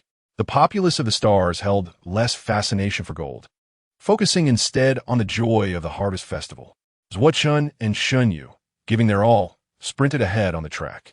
When the corn was passed to Mei Bao, Sui Qi noticed Lianzhu suddenly appear on the adjacent track, carrying a sugarcane and racing toward the finish line like the wind. Sui Qi was stunned.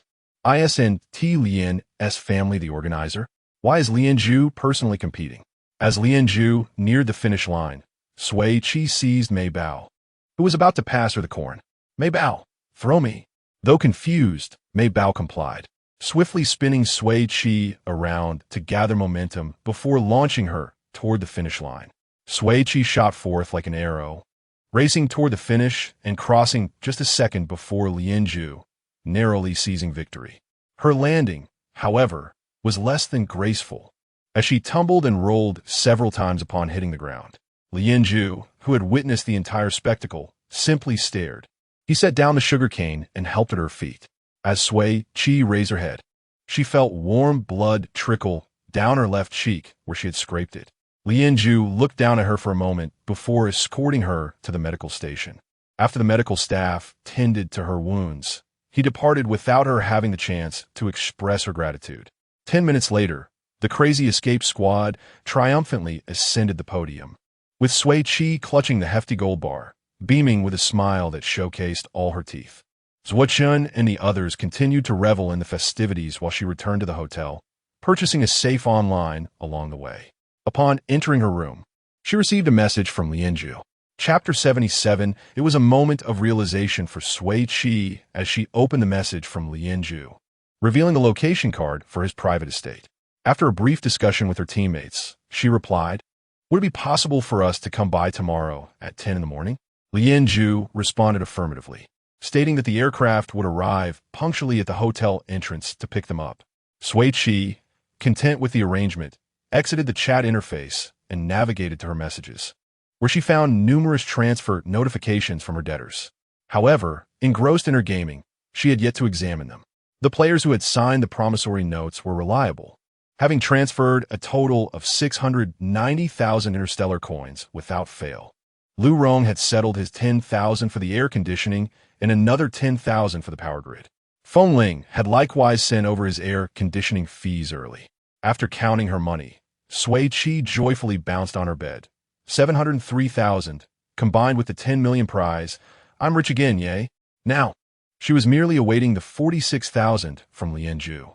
Unperturbed, she knew she would confront him in person tomorrow to collect her dues. Embracing her gold ingots, she rolled excitedly on her bed, eventually succumbing to slumber without realizing when her companion returned, sleeping soundly until 9 the next morning. After a meticulous grooming session, she headed to the second-floor dining area for a sumptuous breakfast. At 9:50, the four of them stood before the hotel entrance. A small, white aircraft descended gently before them. A jolly, portly man poked his head out from the cockpit window and cheerfully exclaimed, "You must be the children from the crazy escape team. The young master sent me to fetch you. Please hop aboard." Sui Qi graciously thanked him. "Thank you, sir." The four of them boarded the aircraft in an orderly fashion. 10 minutes later, they arrived at their destination, having spent 6 of those minutes soaring above Lianzhu's private estate. The cheerful man let them off in front of an excessively luxurious and high-tech villa before departing. 2 elegant and gracious female housekeepers approached to welcome them and led Sui Qi and her companions into the villa. The olive-green villa stood majestically amidst lush trees, as if it had sprouted from nature itself, imbued with a unique coldness and precision characteristic of the futuristic world. Beautifully shaped, intelligent vines adorned the exterior walls, their delicate green leaves opening and closing with the shifting light. Sui Qi had once believed her own villa to be quite splendid, yet in comparison to Lianzhu's, it felt utterly insignificant. The crazy escape quartet transformed into a group of awestruck bumpkins, unable to conceal their admiration as they proceeded. The villa's main entrance featured an invisible light curtain, which emitted a soft blue glow upon approach. Sui Qi caught the sound of footsteps behind the door and inhaled the familiar scent of fur, now mingled with an unfamiliar yet vibrant aroma that seemed incongruous with Lianzhu's demeanor. Before she could identify the new scent, the light curtain slowly slid open. With a smile, she prepared to greet the host, but was unexpectedly met by the fluffy head of a dog. A half-height, white, curly-haired Samoyed stood before her. Sui Qi's eyes sparkled with delight. Oh, a curly-haired pup. The unfamiliar scent was indeed that of a puppy. The dog's exuberant personality matched its scent as it eagerly placed its front paw on Sui Qi, licking her enthusiastically. It was remarkably adept at sharing its affections, moving from one person to the next with impressive speed. Just as it was about to pounce on her companion, Lianju, standing behind the Samyed, chimed in, "Qiongge, don't frighten the guests." Dressed in casual light attire, his silver curls tousled across his forehead, he appeared much softer than usual. Sui Qi's companion, undeterred, placed Qiongji's paw on her shoulder, exclaiming, "I'm not scared, bring it on." Qiongge moderated its enthusiasm, showering her face with affectionate licks. The housekeeper kindly provided the group with handkerchiefs, which they accepted with gratitude, wiping away the dog slobber. Qiongge wagged its tail, circling around them, occasionally pausing to sniff and familiarize itself with their scents. Its thick white curls gleamed under the sunlight, soft and fluffy, reminiscent of its owner's exquisite hair. Its curious and innocent eyes sparkled like sapphires submerged in water, endearing itself to all. It was unreserved, allowing Sui Qi and her friends to pet it to their heart's content. Lianju activated a holographic map of the estate, displaying an orderly arrangement of thousands of high-tech plantations before them. Xinyu remarked, "Each plantation is worth at least 100 million interstellar coins." Luo Qin gasped, "What immense wealth." Sui Qi mused, "Is this what it truly means to be wealthy?" Mei Bao exclaimed, "Wow." Lianju's slender fingers navigated the hologram, softly stating, "The plantations glowing in white light are open for harvesting." Mei Bao raised her hand. "I want to pick fruits. Strawberries will be perfect." The others readily agreed with her desire. Lianju selected the F723 plantation that met their preferences, retracted the hologram, and led the way. The four of them, accompanied by the exuberant Qiongge, followed closely behind, playing as they walked.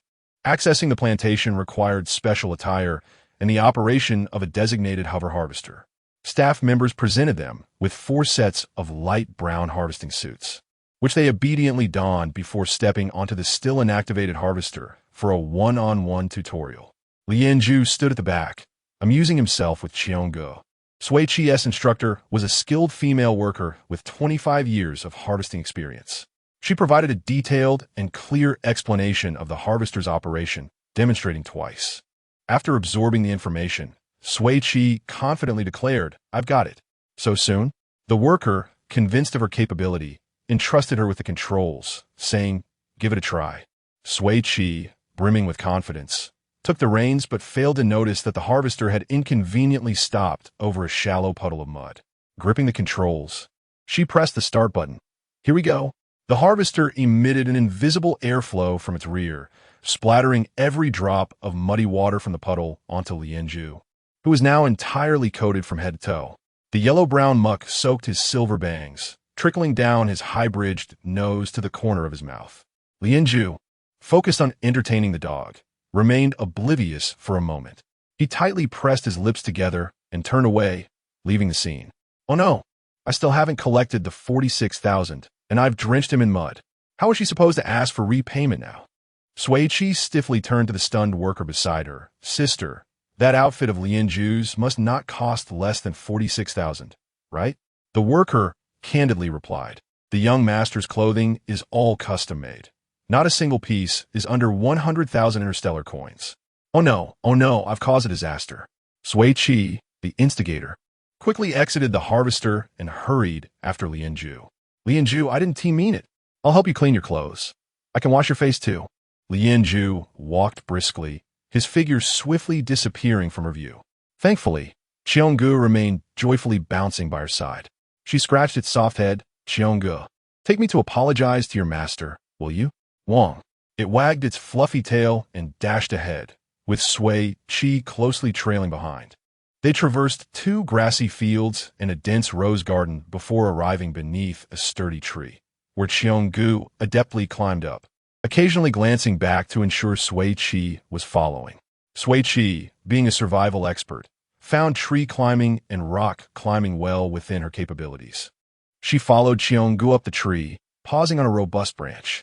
Sui Qi settled down, adjusting herself as she brushed aside the lush green leaves that obscured her view. revealing a partially open window. Behind the window stood Lianju, freshly emerged from a bath. A loose black silk robe draped nonchalantly over his frame as he lowered his head to dry his silver hair, oblivious to the unexpected visitor outside. The droplets of water, not yet absorbed, trickled down his smooth, fair neck, gliding over his pronounced collarbones, along the taut contours of his chest and well-defined abdomen, disappearing into the hint of a tantalizing V-line. Wow! Sui Qi could not contain her admiration. Lianju instantly lifted his gaze, his cold, gray-blue eyes locking onto her with an imposing intensity. Chapter 78.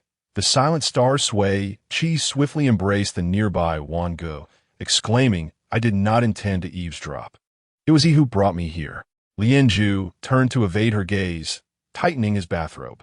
After a brief moment of disappointment, Sui Qi earnestly inquired, "How did you achieve such impressive abs? I desire to possess a similar physique. Could you perhaps share your methods with me?"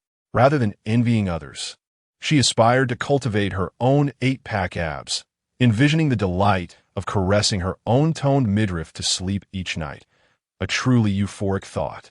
As she reveled in her idyllic fantasies, Lianju replied, "It's natural." "What do you mean by natural?" she queried. "ABS. Sui Qi." "Does she appear particularly gullible?" Perched upon a tree branch, she silently scrutinized Lianju, attempting to discern any hint of jest in his expression. Yet, his chiseled visage bore no trace of mockery. Skeptically, she asked, "Is that truly the case?" Indeed, after the age of 12, one develops a new muscle each year until 20. Ah, so in the 31st century, human bodies have evolved to be so considerate that they generate abs on their own? She raised a hand to feel her flat stomach, earnestly questioning, "Then why do I not possess them?" Lianju lowered his gaze, replying, "I cannot say. Perhaps it relates to individual constitution." Sui Qi scratched her head, pondering, "Is that so?"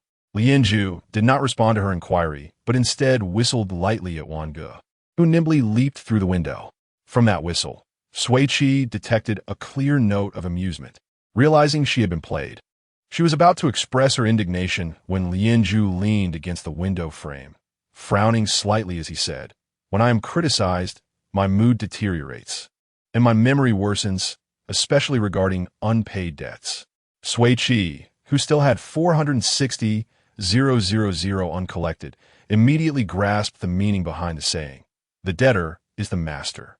Taking a deep breath, she donned her social smile, stating, "I am the least likely to chastise anyone. Please do endeavor to maintain a pleasant disposition." Lianju's eyes flickered, but he chose not to comment on her unrealistic self-assessment. Sui Qi's wrist communicator vibrated gently, as Mei Bao called for her to return and gather strawberries. Without delay, she bid farewell to Wangu, adeptly descended from the tree, and hurried back to the plantation.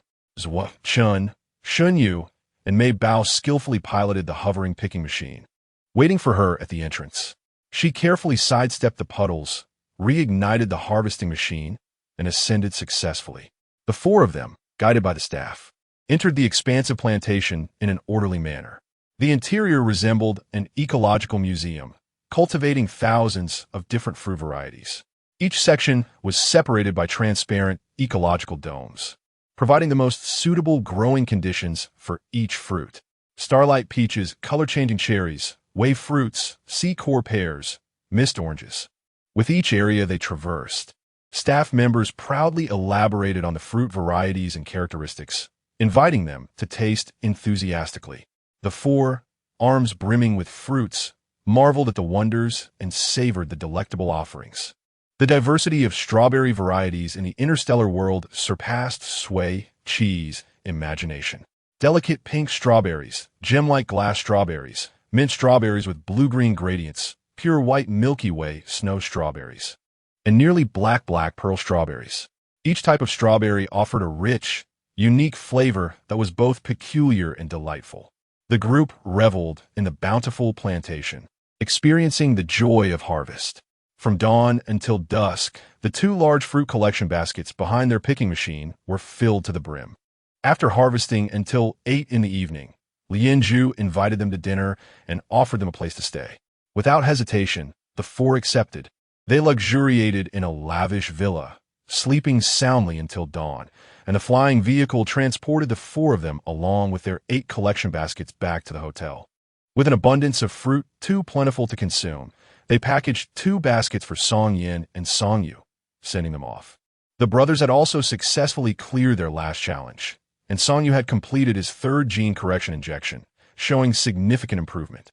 In a video, he held a large strawberry, sweetly expressing gratitude to his older siblings. The sight endeared him to the group.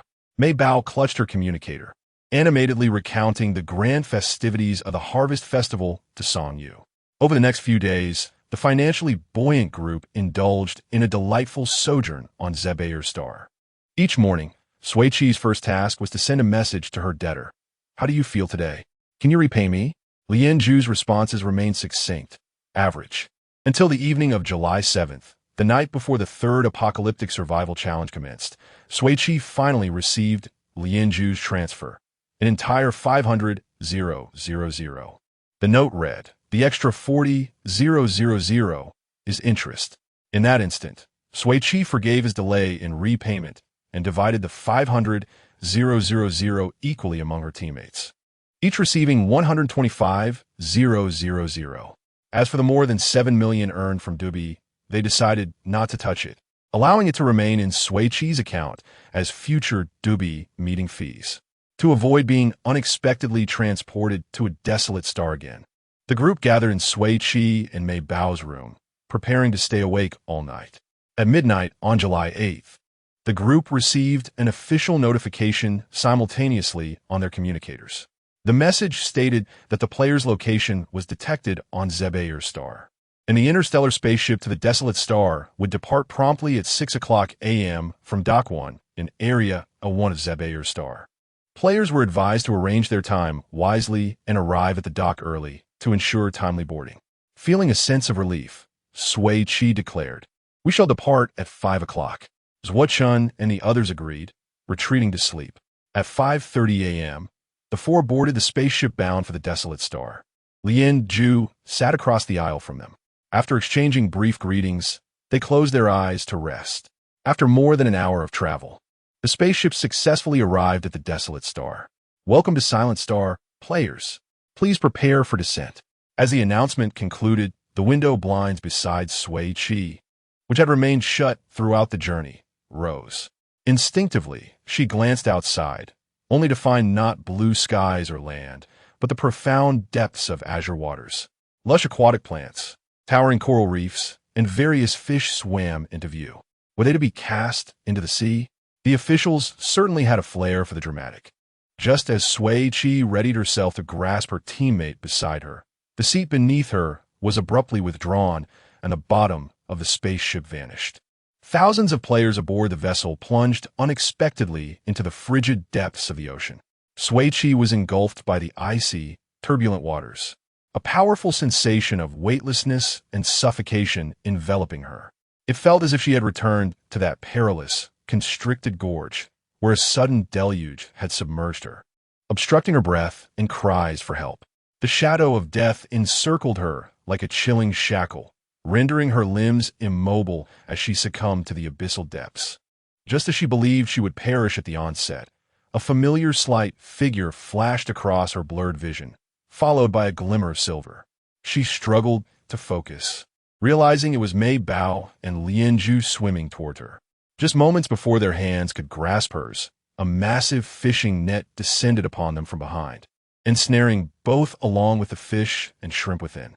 Sui Qi's eyes widened in alarm, the imminent danger shattering her reverie.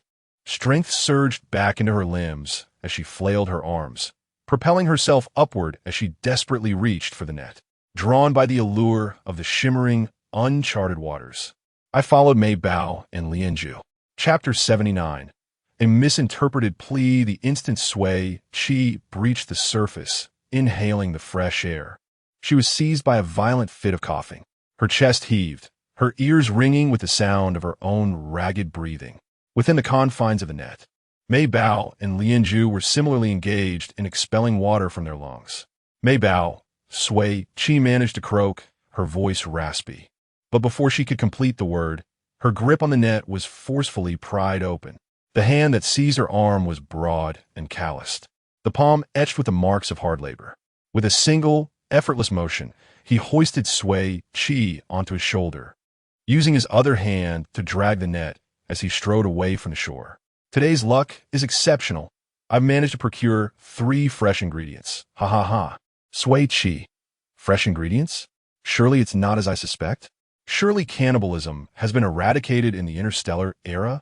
Her illusions were shattered the moment she was unceremoniously tossed into a room alongside a heap of decaying fish and shrimp. The overpowering stench of fish assaulted her senses, inducing a wave of nausea. Mei Bao and Lianzhu were dumped out of the net after her. Mei Bao's braids had come undone, her hair tangled with seaweed. Disregarding her disheveled state, she covered her nose and rushed to Sui Qi's side, who embraced her tightly. Lianzhu was also uncharacteristically discomposed, his silver hair streaked with the putrid blood of fish and clinging to his clothing in slimy strands. A soft click announced the activation of a dim light overhead, abruptly illuminating the gloomy room. The light was a muted yellow, not particularly harsh. Sui Qi glanced toward the doorway, where the man who had brought them stood. He appeared to be in his 40s, tall and powerfully built, standing close to 2 meters in height, his muscular arms clearly defined beneath his clothing. His close-cropped hair framed a sharply chiseled face, the wrinkles around his eyes adding to his mature appeal. Come, choose your method of demise. The imposing man's opening words were a stark threat to their lives. He brandished a sharp, single-pronged fishing spear from a collection of tools leaning against the wall, and pointed it towards Sui Qi. Ladies first? Sui Qi. She did not desire such preferential treatment. Is it not possible to simply not die, sir?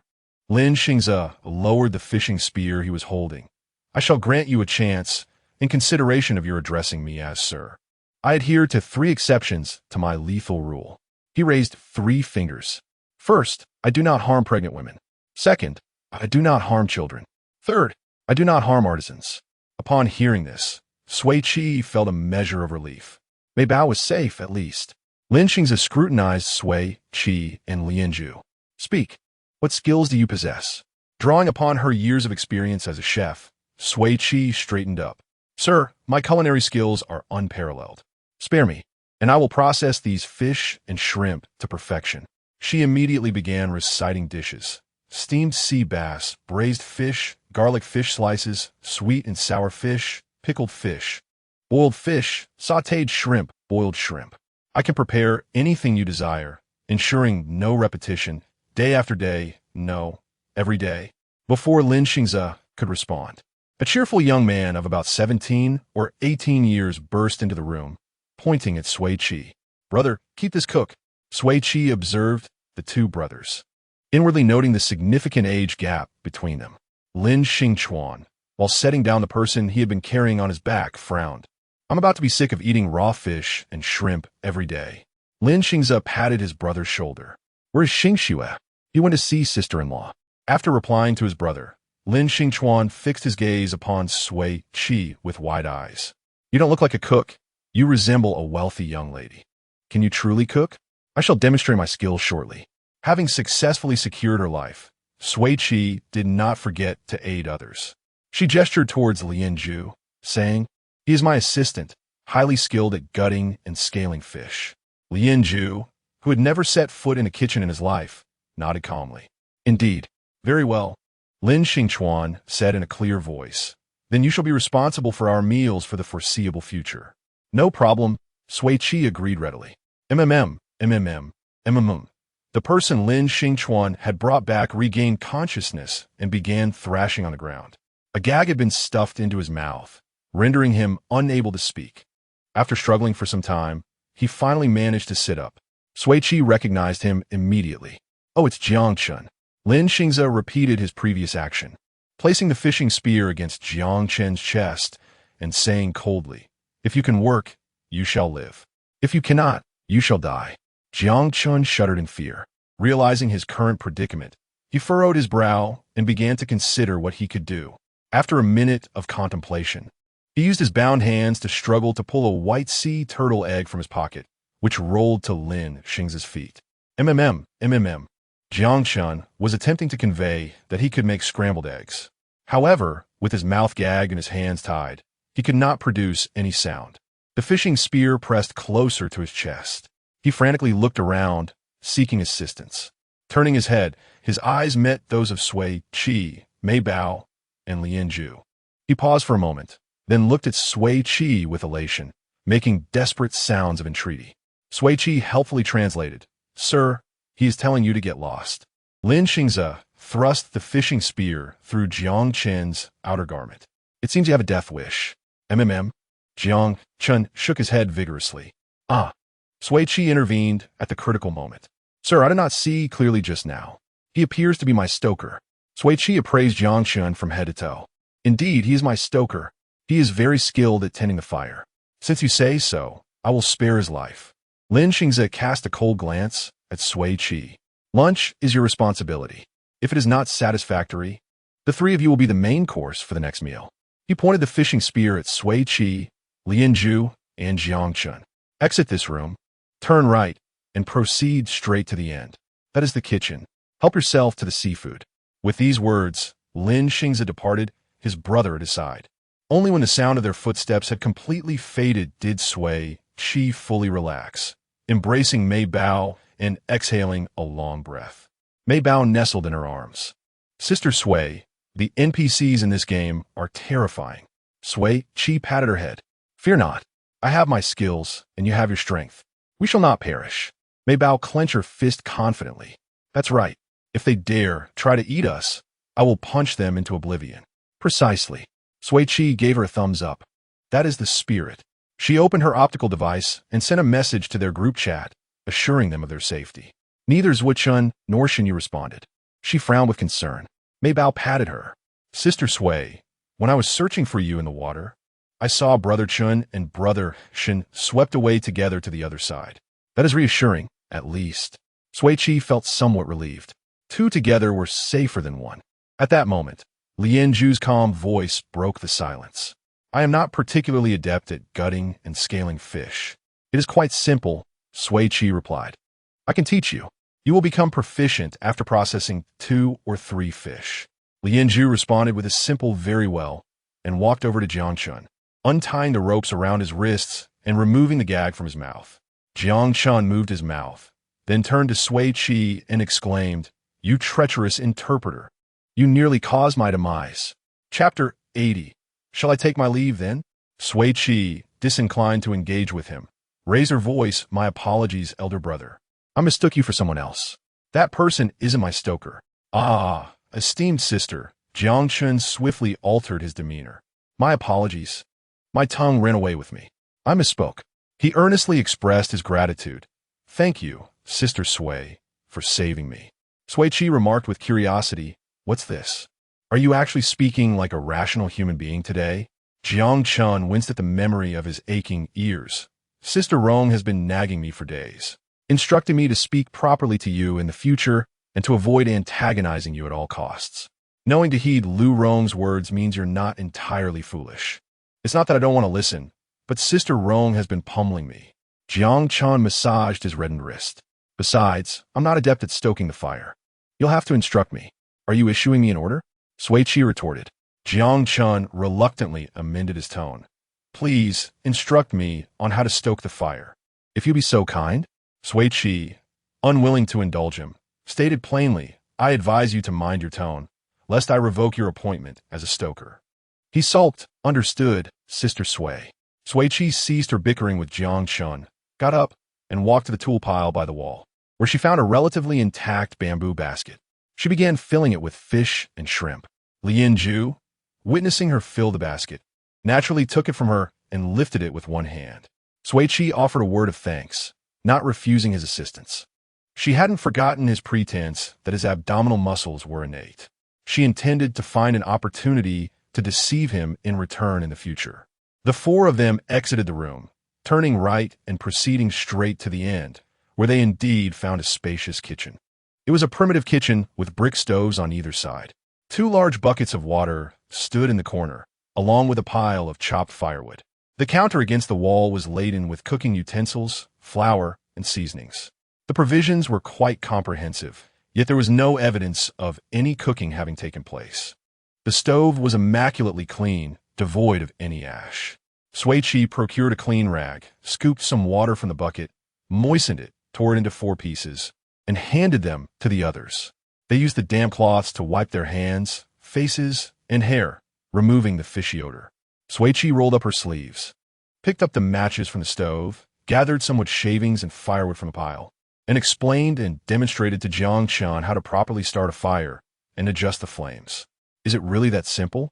he said confidently, stepping in front of another stove and attempting to start a fire. However, after a full 10 minutes, he failed to ignite the fire, instead covering himself in soot. Mei Bao pushed him aside and effortlessly started the fire. She glanced at Jiang Chen and remarked candidly, "You're a bit clumsy." Jiang Chen stammered, "I'll definitely be able to start next time."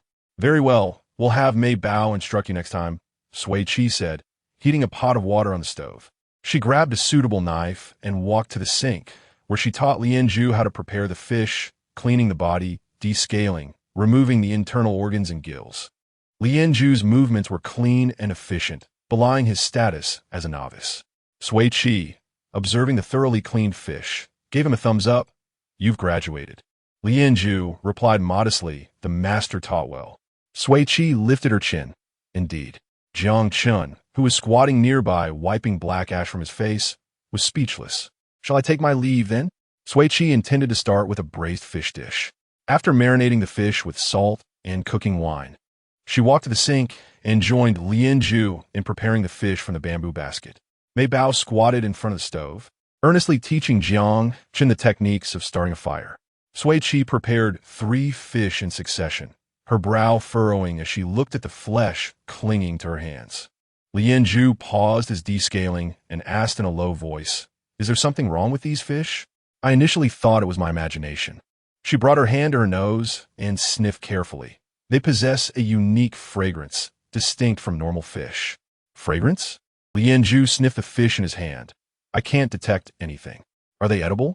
he inquired. "It's best to refrain," Sui Qi advised. "Understood." Lien Zhu lowered his eyes and continued preparing the fish in his hand. "Someone's approaching." Sui Qi wiped the grime from her hands and looked up. In the long corridor leading to the kitchen, a young woman with hair reaching the ground had silently appeared. Her exposed cheeks and fingers were pale, almost translucent, and her eyebrows and thick eyelashes were white. Her eyes, too, were a pigmentless light gray. In stark contrast, her hair, cascading down to her ankles like a waterfall, was an inky black, as if all the melanin in her body had been absorbed by her long hair. She slowly walked to the stove, staring at the fish Sui Qi was marinating for a long time before parting her lips. "My name is Lin Xingxue." Her voice was soft and low, like a weightless, tepid snowflake. Sui Qi replied politely, "Greetings, I'm Sui Qi." She seemed to have no intention of introducing herself to the other 3, proceeding directly to converse with Sui Qi. "Are you capable of preparing squirrel-shaped mandarin fish?" Sui Qi nodded. "I wish to sample it." "Very well. I shall prepare it for you." Mei Bao and Jiang Chen peeked out from under the stove, their eyes fixed on Lin Xingxue. Lin Xingxue, aware of the scrutiny, disregarded it, instead raising her finger to indicate the fish and shrimp. "None of you are permitted to consume any of these." Her voice remained soft, yet each word was distinct. This request was entirely to Sui Qi's liking. The fish and shrimp all possessed a peculiar fragrance, and she had been concerned that they would be forced to consume them. Jiang Chen, with his volatile temper, promptly leaped up. "Why is that?" "We painstakingly." Before he could finish his sentence, Mei Bao dragged him down, manually silencing him. "Refrain from speaking and allow Sister Sui to respond." Sui Qi swiftly made a heart gesture to Mei Bao and earnestly assured Lin Xingxue, "Rest assured, we shall not consume a single bite." Lin Xingxue gave a slight nod. "Once it is prepared, deliver it to the restaurant in the northwest corner." "Very well, no problem." Lin Xingxue departed contentedly. Sui Qi selected a large fish with tender flesh and few bones to prepare the squirrel-shaped mandarin fish. Jiang Chen charged aggressively in front of her. "Sui Qi, how can you be so spineless? She forbids you from eating, and you comply?" Sui Qi cast an expressionless glance at him. Jiang Chun, you truly are somewhat dim. Chapter 81. Mind your words. Jiang Chen's face flushed with anger as he exclaimed, Sui Qi, don't push your luck. Behind him, Mei Bao, known as Ling Zhan, raised her fist and struck him on the lower back, admonishing, do not insult my sister Sui. Ouch! Jiang Chun winced in pain, clutching his waist and collapsing to the ground, cold sweat beading on his forehead. You all are ganging up on me. If you wish to eat, I won't stop you, Sui Qi said, placing the fish on the chopping board. But you had better be wise and not let the master catch you. She cast a cold glance at Jiang Chun. If you bring trouble to us, I will personally ensure your exit. Who do you look down upon? Jiang Chun retorted indignantly. I am quite agile, you know. You had better be, Sui Qi replied, scooping some water from the pot on the stove to clean the fish. Mei Bao approached, eager to assist. Sister Sui, let me wash the fish. She was petite, barely taller than the stove. Sui Qi gently touched her cheek with the back of her hand. I can manage. You organize the spices over there. Okay. Mei Bao scampered off to her task, and as she passed Jiang Chun, she huffed, if you insult Sister Sui, I won't teach you how to start a fire. Jiang Chun dusted himself off and sat up. If you don't want to teach, then don't. It's just starting a fire. Anyone can learn. He knelt in front of the stove, dedicating himself to the task. After Sui Qi and Lianju had processed all the fish in the bamboo basket, Jiang Chun finally succeeded in igniting the fire. Sui Qi rolled up her sleeves and began heating oil. Mei Bao and Lianju assisted her. During the cooking, Jiang Chun, lacking finesse, burned one of the fish due to poor control of the flames. Consequently, Mei Bao seamlessly took over his role in tending the fire. Jiang Chun, nestled beside the woodpile, watched the harmonious collaboration of the three and began to genuinely worry for his own well-being. After a bustling 2.5 hours, Sui Qi successfully prepared 4 fish dishes and a soup: squirrel mandarin fish, steamed base, braised fish fillets, sweet and sour carp, and clear fish balls. The kitchen was filled with an enticing aroma that made one's mouth water. Jiang Chun couldn't resist swallowing hard, exclaiming, it smells so good. Sui Qi, what did you learn to cook? Sui Qi's reply was succinct. Mind your business. He pressed on, why not cook shrimp? I'll make that tonight, she said, lifting the squirrel mandarin fish and heading out of the kitchen. Let us serve the dishes. Lianju picked up the clear fish balls and steamed base to follow her into the dining area. Mei Bao, carrying the braised fish fillets, trailed closely behind. Hey, wait for me, Jiang Chun called out, hurriedly grabbing the sweet and sour carp from the table and rushing after them. The dining area described by Lin Xingxue was indeed a formal restaurant. Bright crystal chandeliers hung from the ceiling, casting a soft glow, while the walls were adorned with elegant beige hues and exquisite oil paintings. The wooden floor was polished to a warm sheen.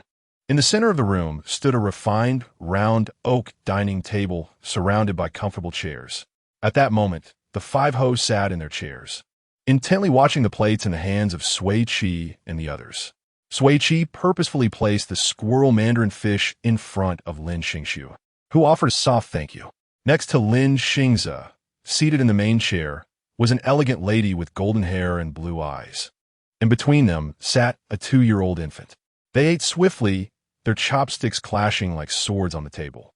The infant, unable to use chopsticks, was fed by the elegant lady, who took a bite for herself and then offered him a mouthful.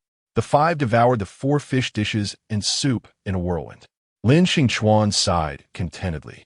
This is the best fish I've ever had. Lin Xingze fed the last piece of fish to his wife beside him, inquiring, Leia, are you full? Yes, it was delicious, Leia replied gently, wiping her mouth with a napkin and smiling at Sui Qi and the others.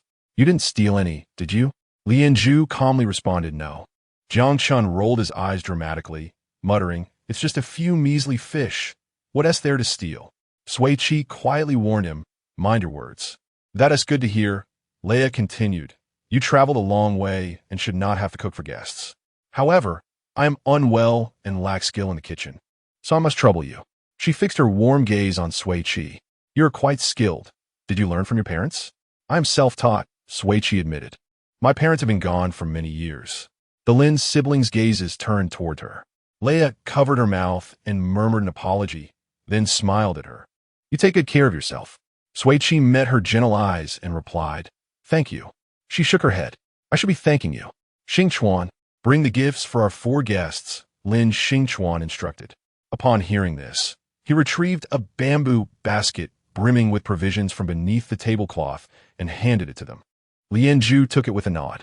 Sui Qi leaned in to see half a basket of grass and half a basket of red berries. Leia explained, "This is food for you." Jiang Qin scoffed, "You eat meat, and we get grass?" Sui Qi pulled him back behind her. "Thank you. We will enjoy it. There's no need for formalities," Leia added. "The guest rooms are ready for you. Rest well, and we will trouble you for dinner." Lin Xingchuan led Sui Qi and the others to their guest quarters, chatting animatedly along the way. "You truly are a chef. Your skills are quite impressive, though you made a bit too little. Make more tonight. The guest room has just been cleaned by my brother and me. The sheets are freshly changed, so sleep soundly." He continued, "There is hot water and clothing available. You all smell quite ripe, so wash up and change before resting." Sui Qi felt a bit dazed by the generous treatment. Meals, lodging, and hot water? Such excellent hospitality? "Here we are," Lin Xingchuan said, pushing open the door to the guest room. Sui Qi quickly surveyed the room, which mirrored the dining area-esque style, clean and tidy with a hint of warmth. The living space was spacious and bright, with 2 bedrooms, each featuring its own bathroom. It was incomparably better than the dilapidated, cramped quarters she had previously endured. Sui Qi, uncertain, asked, "Is this truly for us?" "Of course," Lin Xingchuan replied. "Isn't the guest room meant for guests? Our dinner time is at 6 o'clock in the evening. Remember to prepare more," he reiterated. Sui Qi nodded in agreement, and Lin Xingchuan left with satisfaction. Mei Bao tugged at her hand and whispered, "Sister Sui, I want to take a bath." Sui Qi guided her into the inner bedroom and closed the door for bathing. Lien Zhu and Jiang Chun instinctively entered the other room. While bathing, Sui Qi took the opportunity to inform Mei Bao about the peculiar aroma of the fish and cautioned her not to eat the local food indiscriminately. Mei Bao nodded obediently. Half an hour later, the 4 of them sat fresh and clean in the living room. Sui Qi picked a small red berry from the basket of plants Leia had sent them. "This is a Qi Xing Mei." Lien Zhu identified the berry in her hand, noting its sweet, slightly sour flavor with a hint of herbal fragrance. After hearing Lien Zhu's description, she brought the Qi Xing Mei to her nose and took a gentle sniff. Chapter 82. A glimpse of light. The flavor was a harmonious blend of sweetness and subtle bitterness, infused with a hint of herbal fragrance. Consistent with the description provided by Lien Zhu, there was none of the faint, peculiar aroma that she had detected from the fish and shrimp. It smelled quite normal. As Sui Qi contemplated tasting the Qi Xing Mei, Lien Zhu halted her by gently pressing the back of his hand against her wrist. Perplexed, Sui Qi inquired, "What is it?" Lien Zhu lowered his gaze upon her. "Have you ever tasted Qi Xing Mei before?" "No, I have." He took the red berry from Sui Qi's fingertip, asserting, "If it is tainted, I shall discern it." A reasonable argument, yet, with so many in the basket, must it be the one in my hand? "Not all." Jiang Chun, unable to comprehend their antics, exclaimed, "It's merely a Qi Xing Mei. Is it worth this fuss?" He snatched the berry from Lien Zhu's hand, declaring, "If you won't eat it, I shall." "Ah." He grimaced at the tartness. "This one isn't sweet." Lien Zhu, Mei Bao, Sui Qi. "Well done, Jiang Little White Mouse." Jiang Chun continued consuming 5 or 6 more berries. "Not bad. It tastes similar to what I had before." Sui Qi, showing concern, asked about his experience. "Do you feel any discomfort?" "Not at all. Feeling quite well, though a bit drowsy. I didn't sleep well last night. I intend to catch up on some rest." Rising, he made his way back to the bedroom, only to be firmly pressed back onto the sofa by Lien Zhu. "Wait until later to sleep." "Why?" "I want to sleep now." Jiang Chun struggled to return to his room. Mei Bao placed a small hand on his shoulder. Not aloud, with a slight exertion, Mei Bao rendered him immobile. "Are you not allowing me to sleep?" Jiang Chun felt aggrieved. "Are you also brazenly bullying me?" Sui Qi maintained a composed demeanor. "Indeed, this is our method." Buzz, buzz, buzz. The light brains of both Mei Bao and Sui Qi vibrated simultaneously. Sui Qi promptly opened her device, revealing messages from Zhuchun and Shunyu. "Zhuchun, Sister Sui Mei Bao. Shunyu, have you encountered any NPCs?" Sui Qi replied through text. "Yes, 5 of them. I owe my survival to showcasing my culinary skills. Zhuo Chan expressed envy. Craftsmen are always in demand. Shun Yu and I have been relegated to labor for the NPCs. Hauling stones all morning, and my arms are nearly ruined. Shin Yu added, if we work too slowly, they whip us. Sui Qi felt a pang of sympathy. Can't you fight back? Mei Bao exclaimed in anger. They're going too far. Shin Yu, we plan to assess the situation before taking action. Fine, when the time comes, show no mercy. Sui Qi typed away, warning them about the seafood here. It is not safe to consume. Zuo and Shunyu did not question her further, simply responding with 2 OKs. Shunyu shared their location cards in the group chat, and upon checking, Sui Qi noted they were approximately 30 kilometers apart, not too distant. The 4 of them exchanged grievances about their experiences from that morning. Zuo and Shunyu, residing in a dilapidated stone dwelling, expressed genuine envy for Sui Qi and Mei Bao's accommodations. By the time their conversation concluded, Jiang Chun had already succumbed to slumber. Was he merely fatigued? Or was it the Qi Xing Mei that rendered him drowsy? Sui Qi quietly asked Lian Zhu. The Qi Xing Mei does not induce sleep, Lian Zhu replied honestly. Sui Qi nodded, settling quietly on the sofa while accessing her personal information interface. Name, Sui Qi level, 3 achievements, survival expert with this achievement. For every day you successfully survive in the game, your health increases by 1. Blessing of the Puppet. With this achievement, your chances of discovering resources increase by 30. And your health recovery rate improves by 50. Held cards. SSS blind box card. Bound. Health. 176, 184 audience favorability. 1180 her gaze lingered on the SSS blind box card. Having been disabled in the previous round, what about this one? She opened her personal storage. To her surprise, it was not empty. There were resources within. 1. 300 milliliters of mist orange juice, a 20G external injury repair ointment, and a breathing mask. Sui Qi's heart soared. Her ultra-rare 3S card had finally re-emerged. It must have been generated when she fell into the sea, though she had been in a daze at the time and had not noticed. Aside from these 4 items, her storage also contained resources obtained by Mei Bao, Zuo and Shunyu. A small golden hair doll, a pair of sandals, and a wooden paddle for rowing. Sui Qi broke off a quarter of the corn and handed it to Mei Bao, placing the remaining resources into the communal section. She messaged Zuo and Shunyu. The corn and mist orange juice are for you. We have food here. Zuo, suffering from low blood sugar, responded, forever love you both. Shunyu sent a heart. Forever love you both. Sui Qi smiled, retrieving some Qi Xing Mei from Mei Bao while taking a blade of dogtail grass for herself, reclining on the sofa to organize her thoughts.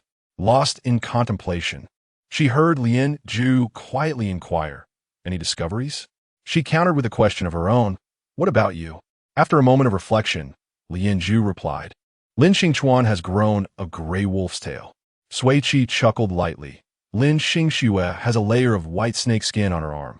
And Leia, Sui Qi added, shaking her hand, has membrane-like webbing between her fingers. Mei Bao quietly contributed. That little one's teeth are sharp like shark's teeth. And, Sui Qi remarked, tasting a Qi Xing Mei, none of the 5 of us have expelled any fish bones. As her words hung in the air, silence enveloped the living room. Jiang Chun, who had been asleep, suddenly stirred awake. Clutching himself tightly, his eyes wide with fear, he exclaimed, what terrifying story are you telling? I don't understand a single word. Sui Qi smiled. The fact that you can ask such a question is even more frightening. Mei Bao added sharply, foolishly frightening. Jiang Chun, no longer interested in banter, asked, what snakes, webbing, and sharks are you speaking of? Sui Qi suggested, when we go to the restaurant tonight, take a closer look, and you'll know. She shifted the topic. Do you know why the Silent Star became a wasteland? The climate here was far more pleasant than that of the Sandstone Star and the Chimu Star. The temperature and humidity were just right, creating a very comfortable environment. Checking the weather system for the next 2 days, she noted temperatures hovering around 20 degrees Celsius, with no anomalies. Yet this was a wasteland. They faced the challenges of survival in a post-apocalyptic scenario. Here, the unknown was the most perilous. Silent Star? Jiang Chun scratched his head, pondering where that might be. Sui Qi genuinely admired Lu Rong for managing to guide a player like Jiang Chun past 2 levels. Mei Bao replied, tilting her head, "We are currently on the Silent Star." Oh, Jiang Chen's realization dawned upon him. So this is the Silent Star. I have never heard that name before. Lien Zhu spoke softly. The Interstellar Wasteland database lists a total of 273 wastelands, and Silent Star is not among them. Sui Qi tilted her head. So we have been transported to a wild star? Chapter 83. Do not defame me, since the authorities have brought us here. It is certain that Silent Star is not merely a wild planet, Lien Zhu asserted confidently. The process of applying for a desolate star as a gaming venue is exceedingly complex. From submitting various documents to receiving approval, it takes at least a year. An unnamed wild star not recorded in the Interstellar database stands no chance of being designated as a gaming site. In light of this, only one possibility remains. This desolate star has undergone a name change, Sui Qi stated bluntly.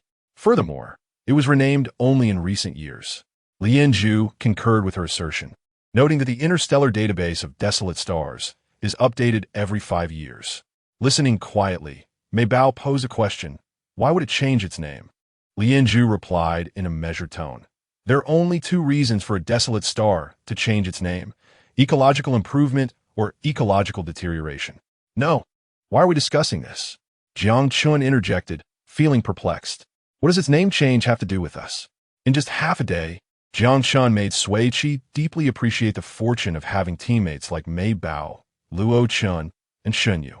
She mustered a fraction of her patience and said to Jiang Chun, "Understanding the past of this planet and the calamities it has endured will allow us to roughly infer the survival crisis we are about to face." Jiang Chun expressed skepticism. "Is that reasoning reliable?" Sui Qi responded, "Believe it or not." She rose from the sofa. "At 3:30 this afternoon, we shall gather in the kitchen." With that said, she took Mei Bao by the hand and led her back to rest. The soft bedding in the bedroom still carried the scent of sun-drenched fabric. Mei Bao pressed her face against the blanket. "Sui Qi, I feel that those NPCs are not bad people." Sui Qi lay facing her and pinched her cheek. "What makes you think so? They do not allow us to eat problematic fish and even provide us with berries." Mei Bao counted on her fingers. "We have comfortable rooms, hot water, and clothing. And the blankets smell delightful. It's just that the red star berries are too small to fill our stomachs." She nudged Sui Qi's arm. "Sui Qi, when shall we seek out Chun Ge and Shun Ge?" Sui Qi squeezed her palm. "Once I clarify my questions, we shall go." "How will you find clarity?" Mei Bao inquired. She replied with 2 words. "Ask someone." "Ask whom?" "The 5 masters here." Mei Bao unconsciously lowered her voice. "Will they tell us?" Sui Qi chuckled softly. "We shall find out by trying." With that, Mei Bao ceased her doubts, closed her eyes, and began her afternoon nap. As the sun dipped in the west at 3:30 in the afternoon, the 4 awoke punctually and made their way to the kitchen. Sui Qi's slumber had not been peaceful. She had experienced several dreams and had awakened a couple of times. Mei Bao and Jiang Chun, however, felt they had not rested enough, continuously yawning. Each of the 3 exhibited their own lethargy, while only Lien Zhu appeared bright-eyed and in fine form. Such is the difference for martial artists. Their sleep quality is exceptional. The kitchen had been meticulously cleaned. All used pots and dishes were spotless, and the stove gleamed as if new. However, the half-basket of fish and shrimp left over from lunch had vanished. Sui Qi turned to Jiang Chun. "Did you sneak in here to steal food while we were asleep?" Jiang Chun bristled. "Do not defame me." Sui Qi smiled. "Very well. Good afternoon." Lin Xingchuan's bright, youthful voice echoed in their ears as he entered the kitchen, carrying a large bamboo basket. Freshly caught, he pointed to the lively fish and shrimp inside. "We will use this for dinner." Sui Qi nodded. "All right." Lien Zhu took the bamboo basket to the sink, grabbed a knife, and began to process the live fish with remarkable proficiency. Lin Xingchuan watched with admiration, remarking to Sui Qi, "Your assistant works with great efficiency." She politely replied, "Thank you for the compliment. Could we recreate those fish dishes from lunch?" "I didn't have enough," Lin Xingchuan inquired, licking his lips. "Of course," she responded, listing the dishes. "Garlic fish fillets, spicy boiled fish, and oil-braised prawns for you, and I will prepare fish soup for the little one." Lin Xingchuan's eyes nearly sparkled with excitement as he clapped his hands. Great. I want to eat. He rolled up his sleeves to showcase his biceps. Do you need me to help? She waved her hand. No, the four of us can manage. You just wait to eat. All right then, I shall take my leave. Lin Xingchuan, unfazed by the rejection, skipped away cheerfully. Mei Bao observed his departing figure and remarked, My 3-year-old little brother walks just like that when he is happy. Sui Qi laughed and tapped her nose, then began her work. After the morning's adjustments, the cooperation among the four became much smoother. Under Mei Bao's guidance, Jiang Chun had become adept at controlling the fire, proving himself a qualified firekeeper. The two of them managed their respective stoves, occasionally exchanging tips on fire management. Lian Zhu also efficiently processed the fish. Sui Qi taught him how to devein shrimp, and he quickly grasped the technique. The head chef, Sui, was quite pleased, merrily preparing dinner. With only 2.5 hours to prepare 8 fish dishes and 1 soup, time was particularly tight. Lian Zhu even assisted in making 2 dishes. He had memorized Sui Qi's steps for cooking fish in the morning and successfully replicated steamed sea bass and braised fish chunks. Impressive. They worked tirelessly until 6 o'clock, finally completing the tasks. Lin Xingze, Lin Xingchuan, and Lin Xingshu rushed into the kitchen, drawn by the tantalizing aroma, eagerly awaiting at the stove. All right, it's time to eat. No sooner had Sui Qi spoken than the 3 siblings each grabbed 2 plates of fish and dashed to the dining room. When Sui Qi and the others entered the dining room with the remaining dishes, they found the siblings already halfway through their meal. Sui Qi placed the oil-braised prawns on the table, stepping back to stand behind Lin Xingxue, who was stretching to reach the dishes. The light green sleeves slid down to her elbows, revealing her pale, slender arms, which were covered in large patches of white scales under the bright chandelier's illumination, reflecting a mesmerizing sheen. Hiss! Jiang Chun, witnessing this scene, could not suppress a sharp intake of breath. Sui Qi shot him a warning glance. Jiang Chun covered his mouth, his panicked gaze darting across the 5 diners at the table. Lin Xingze's excessively thick and dense gray fur at his neck, Lin Xingchuan's wildly swishing furry tail, and Leia's delicate pink webbed fingers. The more Jiang Chun looked, the paler he became. Sui Qi kicked his foot. Just a glance is sufficient. Do not gawk at others. Jiang Chun struggled to divert his gaze, the startling sight leaving him speechless. The 5 at the dining table continued to eat at an astonishing pace, finishing their meal in under 10 minutes. Sui Qi approached the table, addressing the hostess, Lady Leia. I have a few questions I would like to ask you. Leia smiled gently. Please go ahead. Sui Qi did not beat around the bush and directly asked, What was Silent Star's previous name? Leia replied softly, I have forgotten. Why did this place become a desolate star? Leia took a deep breath, remaining silent. Sui Qi pressed on. Are you NPCs or native inhabitants? Chapter 84. Well done. Leia maintained a serene smile, offering no verbal response. This taciturnity affirmed Sui Qi's suspicions, allowing her voice to relax as she inquired, What would you like for breakfast tomorrow? Some soup will be delightful. Leia responded promptly this time. What time shall we serve? Whenever you're ready, Leia thoughtfully replied. Please feel at ease to prepare the meal after a restful slumber. Very well, Sui Qi said in farewell. We shall retire to our quarters for the night. The quartet traversed back to their guest room in silence. Sui Qi, with unwavering resolve, approached the bamboo basket. Procuring 2 handfuls of crimson starberries and settling beside, Mei Bao on the sofa to partake in the meager repast. The diminutive berries provided scant sustenance, barely staving off their hunger. She massaged her temples, her eyes closed, acutely aware of her gnawing hunger. If this deprivation persists for 3 days, I dare say I'll shed 5 pounds. Sui Qi furrowed her brow, a dull ache throbbing within her head since awakening from her midday slumber, though not severely debilitating. Mei Bao, too, seemed listless, nearly succumbing to sleep against Sui Qi's shoulder. Across from them, Lian Zhu gently massaged his temples as well. Good heavens! Jiang Chun exclaimed, his voice breaking the silence. What possessed the authorities to design NPCs in such a bizarre fashion? They are not NPCs, Sui Qi asserted with conviction. Jiang Chun, His brow furrowed, challenged her. You posed inquiries to Lia, and she offered no response. How can you be certain they are not NPCs? Sui Qi, contending with her physical discomfort, articulated her analysis. Because her silence was a deliberate choice born of contemplation, indicating a capacity for independent thought. Merely on that basis, Jiang Chun remained unconvinced. Not entirely, Sui Qi conceded with a faint smile. My intuition suggests otherwise.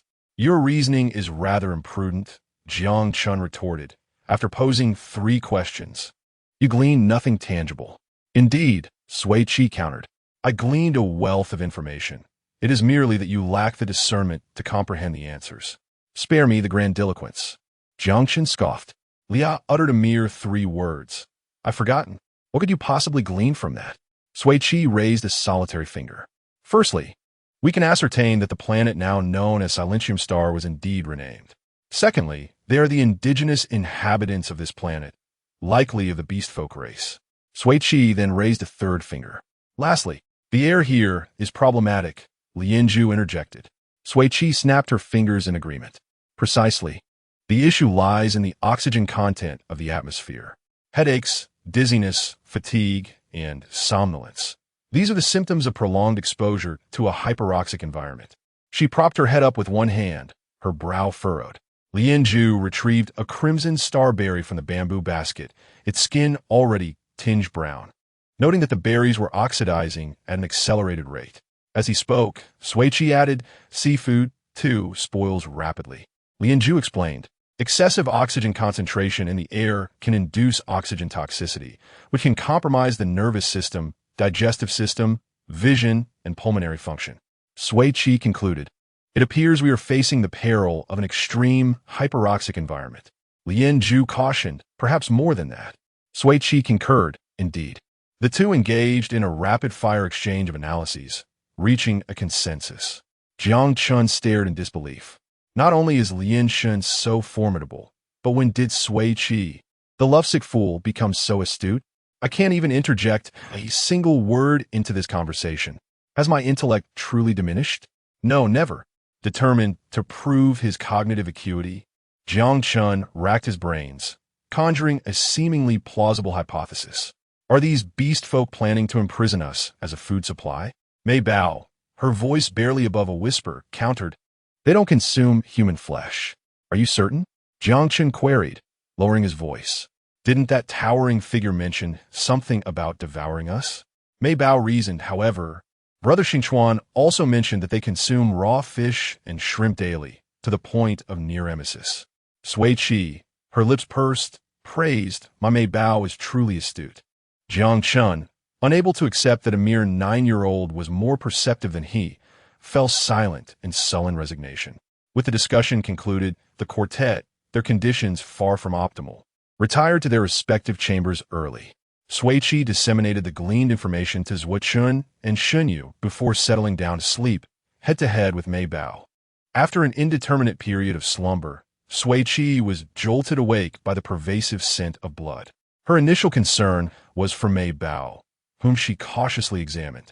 Discovering no wounds, Mei Bao remained in a deep slumber, undisturbed. Sui Qi discerned that the sanguinary odor emanated from beyond the door. She sat up and promptly dispatched a message to Lianzhu. Are you awake? The response was instantaneous. Yes. Sui Qi inquired. Are you injured? I detect the scent of blood. No, came the reply. I'm going to investigate. Could you watch over Mei Bao while I'm gone? She's still asleep. Lianzhu offered no verbal response, but after a few moments, Sui Qi heard a gentle knock at the door. She rose from the bed and opened the door, whereupon Lianzhu entered and stood by the bedside. Exercise caution, he cautioned. Rest assured, she replied, retrieving a paring knife from beneath her pillow. I am armed. She had surreptitiously pilfered it from the kitchen during meal preparation. Lianzhu glanced down at the diminutive blade, then relieved her of it, producing a slender boning knife from behind his back. Use this instead, he offered. Sui Qi exclaimed, when did you abscond with this knife from the kitchen? Lianzhu responded, before luncheon. So, you and I pilfered them in quick succession. Well done, Sui Qi commended, brandishing the boning knife as she strode toward the source of the sanguinary scent. She pushed open the door, traversed the corridor, turned right, and proceeded to the end. In front of the kitchen sink stood a slender figure. Inky black hair cascaded down to her ankles, and upon her alabaster skin, white scales shimmered with an ethereal luminescence in the inky darkness. Lin Xingxue wielded a pointed fruit knife, meticulously excising the scales from her arm, one by one. Blood welled from the wounds, cascading down her arm and into the sink, forming a vivid pool of crimson. Sui Qi paused for a moment, then swiftly approached her side. Lin Xingxue, without ceasing her actions, merely whispered, "Did I awaken you?" "Indeed. It was the scent of blood that roused me," Sui Qi confirmed. She grasped Lin Xingxue's hand, arresting her self-inflicted harm. "Does it not pain you?" "It matters not," Lin Xingxue murmured, her gaze fixed downward. "New ones will grow back on the morrow." Sui Qi deposited the boning knife on the stove and retrieved a white scale from the sink. "These scales are quite exquisite. Do you not appreciate them?" "I abhor white," she whispered, her voice faint. Sui Qi nodded in understanding, stowing the white scales in her coat pocket. She gently but firmly pried open Lin Xingxue's fingers, relieving her of the fruit knife. Then, she illuminated the kitchen, dampened a clean cloth, and meticulously cleansed the blood from her arm. From her personal inventory, she retrieved a wound repair balm, applying it to Lin Xingxue's lacerations with meticulous care. Once she had completed the task, Sui Qi gently patted her head. "Clean the sullied sink before departing, lest there be no breakfast on the morrow." She retrieved the boning knife and strode away.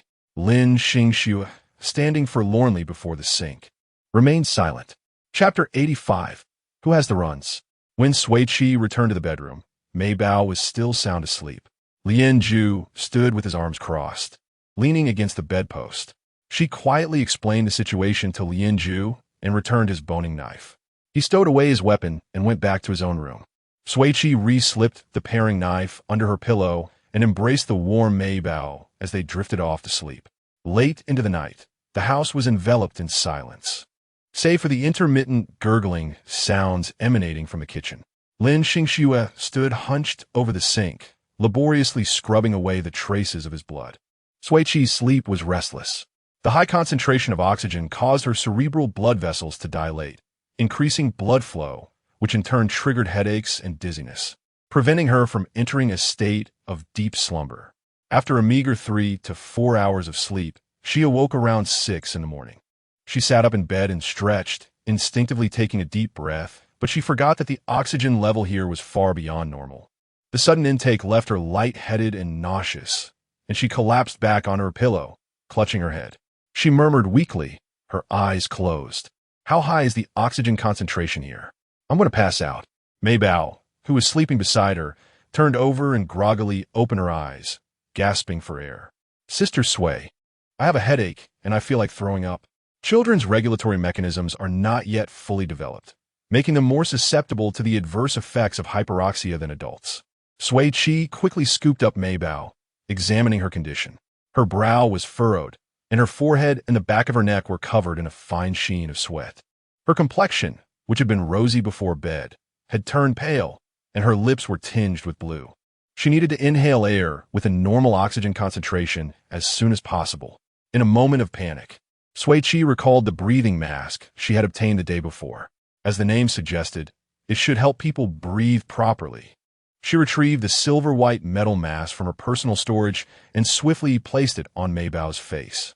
As it perfectly conformed to Mei Bao's face, countless blue fluorescent lines instantly appeared on the silver-white metal surface, intertwining to form a virtual curved screen that hovered around the mask. The screen displayed the following information: current oxygen concentration in the air, 42. 3. After processing by the oxygen balancing breathing mask, the inhaled oxygen concentration has been adjusted to 21. 6. The normal oxygen concentration in the air ranges from 19.5 to 23. 5. Sui Qi was instantly relieved and held Mei Bao securely, waiting for her to recover. Over an hour later, Mei Bao's complexion returned to normal. Her lips were no longer bluish, and her tense body relaxed as she nestled in Sui Qi's arms, sleeping soundly. Sui Qi gently stroked her face with her finger and placed her back on the bed. She lay awake until 8 o'clock, when the resource generation card promptly produced the following items: Jujube Cake 1, 500 milliliters mineral water 1, breathing regulator 1, alloy crutch 1. The sight of the jujube cake triggered a thunderous rumbling in Sui Qi's stomach.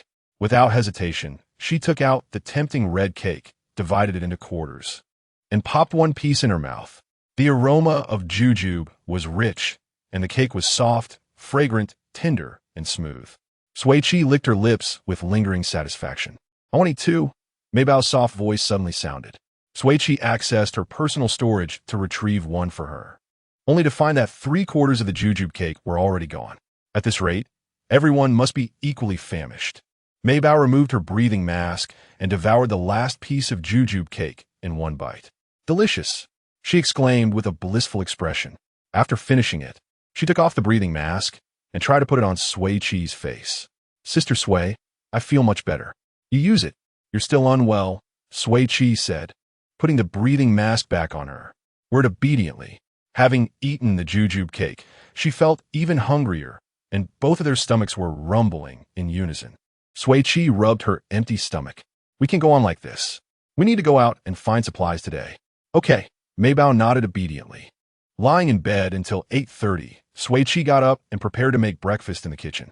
As soon as she stepped out of the bedroom, she detected a faint, foul odor in the air. "Ugh, who has the runs? I'm dying. There must be laxatives in the air. Let's get out of here." Jiang Chen's weak groan came from the sofa. Sui Qi followed the sound and saw him curled up pitifully, his lips pale. Lien Zhu was standing in front of him, offering a pill wrapped in aluminum foil. "Take this medicine first." Just as Jiang Chen was about to reach for it, his expression suddenly changed, and he jumped up from the sofa and rushed toward the bathroom, clutching his backside and waddling with his legs turned inward. Here it comes again. In an environment with excessive oxygen concentration, the digestive system can also be affected. Jiang Chen seemed to be in serious condition, almost completely drained. Sui Qi lightly tapped her nose with her finger and asked Lien Zhu, "Shall we make breakfast?" "Yes," he replied, placing the pill on a coffee table as they both headed to the kitchen. The sink, which had been covered in blood the night before, had been scrubbed clean, and a basket of fresh fish was placed on the stove. Sui Qi planned to make a pot of fish fillet porridge. Just as she and Lien Zhu had finished preparing the fish, they saw Maybao running toward the kitchen. She dashed to the stove and started a fire. "Sister Sui, Brother Lien, I'm here to help too. Are you feeling better?" Sui Qi bent down to adjust her breathing mask, which had slipped out of place. "I feel refreshed now," Maybao said, patting her stomach. "I'm just a little hungry." Sui Qi pinched her cheek. "We'll leave after we make breakfast. If we stay here any longer, Maybao will become emaciated." Lien Zhu paused his fish-chopping motion slightly. "How will we leave?" Sui Qi looked at him in surprise. "We'll walk, of course." Lien Zhu rephrased his question. "I mean, they may not let us go. What do you plan to do?" Sui Qi replied matter-of-factly, "If guests want to leave, shouldn't they say goodbye to their hosts?" He hadn't expected such a polite departure. Lien Zhu's brow furrowed slightly. "Will that work? We'll start with courtesy, and if that doesn't work, we'll beat them down." Lien Zhu replied, "All right." After Sui Qi finished speaking, she rolled up her sleeves and quickly sliced the fish into fillets, cooking 2 large pots of fragrant fish fillet porridge. Lin Xingze and Lin Xingchuan emerged, drawn by the aroma, and each grabbed a pot from the kitchen before leaving. This time, she didn't follow them to the dining room. Instead, she took out the remaining fish and shrimp from the bamboo basket and continued cooking. "Let's make all of these for them." Maybao continued to add wood to the stove, and Lien Zhu didn't object, his hands moving ceaselessly. The 3 of them prepared a total of 6 fish dishes and 4 shrimp dishes before stopping. Each dish was a feast for the eyes, nose, and palate, and the aroma filled the kitchen. The 3 of them, who were ravenous with hunger, stared intently at the delicacies on the stove, their eyes practically turning green. Being faced with delicious food, but unable to eat, it was truly the most cruel torture in the world. Lien Zhu chose to turn away and close his eyes, determined not to let his stomach see what it couldn't have. Maybao licked her lips and tentatively asked, "Would it be okay to eat just a little bit?" "I'm not sure," Sui Qi admitted, swallowing her own saliva. "But the question is, can we restrain ourselves to just 1 bite?" "Probably not," Maybao replied honestly. "Sigh. Neither can I," she sighed, lamenting such wonderful seafood, ruined by a strange fragrance. What a pity. To distract themselves, the 3 of them began to clean the kitchen, scrubbing the sink until it gleamed, returning the seasonings to their original places, and washing all the pots and pans until they were spotless. Afterward, Sui Qi went to bid farewell to their hosts. Lian Ju returned to the room to check on Jiang Chen's condition, and Mei Bao went back to the bedroom to pack her belongings. Sui Qi walked into the main hall and realized that it was a two-story house. The guest rooms, kitchen, and dining room were all on the first floor, while the 5 host bedrooms were on the second floor. She walked up the stairs and stopped in front of the first door on the right. In the center of the cream-colored door, exquisite golden embossed lines gracefully outlined the name of its owner, Leia. As she raised her hand to knock, the third rap was abruptly interrupted by a resounding rush of water. The tightly shut door was suddenly yanked open from within, and a massive azure fishtail surged forth with formidable force, lunging directly at her. Chapter 86. The scale of summoning. As the fishtail descended before her, it unexpectedly slowed, gently caressing her face and leaving a cool, wet trail. The azure fishtail gradually retracted, allowing Sui Qi to finally discern the scene before her. A vast, transparent aquarium was embedded within the entire wall, with a golden-haired, azure-eyed Leia swayed gracefully with her beautiful teal tail, offering her a warm smile. Lin Xingzi stood with his back to Sui Qi, beside the aquarium, his exposed arms covered in a dense layer of gray fur. His knuckles were large and pronounced, and his nails sharp, reminiscent of a wolf's claws. With a beast-like hand, he tenderly held Leia as fair hand. "Did I frighten you?" Leia inquired softly. "Not really," Sui Qi replied, getting straight to the point. "I'll come to say goodbye." Leia fell silent for a moment before saying, "It's dangerous outside." "That's all right," she responded with a smile. "I am quite adept at facing danger." "Is that so?" Leia's teal tail flicked gently. "Then go ahead. We will not hinder you." Her water-like azure eyes fixated on Sui Qi. "If you feel overwhelmed, you can return at any time." Her gentle words melted hearts. Sui Qi sincerely replied, "All right, we will. Remember to knock when you come back." Leia winked at her. "Here, if you enter without knocking, it is regarded as a declaration of war." She blinked back, "Understood." "Thank you." After exchanging farewells, they left, closing the door behind them. Lin Xingzi turned to Leia, revealing her back, devoid of flesh, leaving only stark white bones. He picked up a blue ointment in his left hand and continued to apply it to her. Leia pressed her face against the crook of his neck. "A's, it's futile. Save it for Xingxue and the others." Lin Xingzi kissed her on the forehead. "There's enough medicine. It's better if you suffer less." Leia smiled and did not refuse any longer. "Do you think the 4 of them can survive until the end?" He was uncertain about the others. He put away the medicine and blew gently on her back. "That girl with short black hair will definitely make it. She is clever. I truly hope to see her again." Leia wrapped her arms around him. "You will." Lin Xingzi held her tightly. The azure fishtail gracefully swayed as they embraced in silence for a long while. Meanwhile, as Sui Qi descended the stairs, she was blocked by someone. Lin Xingxue approached her, extending her hand with her palm facing upward, a clear gesture of demand. Sui Qi raised an eyebrow. "What? You took a white scale from me last night," Lin Xingxue stated. Sui Qi scratched her nose. "Didn't you say you dislike your scales?" The iridescent white scale was rather beautiful, and she was reluctant to return it. "I'm not asking for it back. I just need to use it," Lin Xingxue clarified.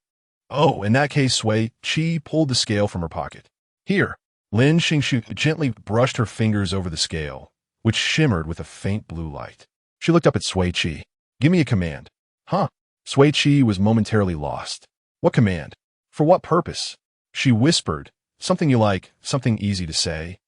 Sui Qi observed her somewhat dazed expression and said, Xingxue, Xingxue, show your magic quickly." Lin Xingxue nodded and repeated the command perfectly, mimicking the tone and pitch flawlessly. "All right, here you go." As Sui Qi reached out to take it, the moment her fingertips brushed against the scale, an unexpected prompt echoed in her mind. "Congratulations! You have obtained the special item scale of Summoning 1. The holder can use it by uttering the correct command." The brief statement astonished her for an entire 30 seconds. How could such an ordinary scale suddenly transform into an item? Sui Qi was filled with questions. How did Lin Xingxue manage this? Wasn't she a native? How could she conjure items from thin air? However, Lin Xingxue offered no explanation for her confusion, merely lowering her gaze. When you encounter danger, recite the command, and I will come to your aid. This is a token of gratitude for your delicious cooking. Thank you. After saying this, she bypassed Sui Qi and ascended the stairs, her silky black hair swaying gently with her movement. At some point, the ends of her hair had transformed, now tinted with a frosty white. Sui Qi watched her retreating figure and called out, "You said you disliked white. What color do you prefer?" Lin Xingxue paused, replying, "Green. I like green." "All right. When we meet next, I'll bring you a gift." Sui Qi tucked the white scale into her inner pocket, keeping it close, and turned toward the guest room. Lin Xingxue was a wonderful girl, beautiful and kind. I like her. So do I. She is stunning, truly to my taste. Other players were being suppressed by the natives. Yet Pai Jie received special items from them. How impressive. It was astonishing that the natives could also grant items. It opened my eyes. Being with Pai Jie allows one to witness such treasures. It was still due to Pai Jie's culinary skills that she seized this opportunity. Watching Pai Jie was far more comfortable. I just saw someone rudely ambush a native and get wiped out in retaliation. It was heart-stopping. Fortunately, Pai Jie didn't just charge in. Otherwise, she would have been eliminated in an instant. The natives possess remarkable combat strength. Do they not appear weak? That fishtail that touched Pai Jie's face knocked a player with full health out in one blow. Is it that formidable? The natives Pai Jie encountered seemed rather friendly. Isn't this the wasteland? How can there still be natives? Who knows? Those natives look rather peculiar. I wonder what the officials are up to. Let us continue reading to find out. Upon returning to the guest room, Sui Qi found Mei Bao, Lian Zhu, and Jiang Chan seated on the sofa. Mei Bao dashed towards her, circling her for inspection. Very well, you aren't injured. Jiang Chen's expression had improved considerably. Upon seeing her, he inquired, "Did you finish saying your goodbyes, civilized person?" "Yes," Sui Qi retorted, "degenerated person." Jiang Chen conceded, "Let bygones be bygones." "Why are you so mouthy?" She sincerely suggested, "How about getting a lip piercing, one that connects your upper and lower lips?" Jiang Chen was taken aback. "How dare you say that to me? You're no better off." All right. Sui Qi waved her hand. "I'm just better than you. Is that enough?" "You." Jiang Chen was infuriated. "If I say one more word to you, I'll be a dog." Sui Qi shrugged and turned to Lian Zhu. Lian Zhu raised an eyebrow. "Shall we go?" Sui Qi replied, "Mem." She took Mei Bao's hand and asked, "Did you bring the peeling knife from under the pillow?" "I brought it." Sui Qi gave her a thumbs up and led her outside, with Lian Zhu following behind and Jiang Chen trailing last, sulking. Lin Xingze waited specifically in the corridor of the guest room, leading the group to the door. The bronze-colored arched door, intricately carved, was quite exquisite. Before opening the door, Lin Xingze turned to the group. "Are you truly prepared to leave?" Sui Qi replied earnestly, "Yes, please open the door." Lin Xingze hesitated, casting a glance at her, before finally opening the grand door. "After you." At the moment the four stepped outside, they heard a loud bang as the door swiftly closed behind them. As the door slammed shut, Jiang Chen collapsed to the ground, as if struck unconscious by the door. Sui Qi froze in place, overwhelmed by an exotic fragrance that was several times more potent than that of the fish and shrimp, flooding her senses. The oxygen concentration in the air had also risen dramatically. She felt as if her lungs were stuffed with cotton, making it difficult to breathe. After a violent bout of headache, the world around her began to spin uncontrollably. Before losing consciousness, she glanced down at the oxygen balance mask worn by her sister. The glaring crimson letters on the suspended screen were alarmingly prominent. The current oxygen concentration in the air is 62. 2. Leia did not deceive her. The outside world is indeed perilous. Damn. Chapter 87. Diligently striving Sui Qi, in a state of complete oblivion, began to fall backward, only to be caught around the waist by Lian Zhu.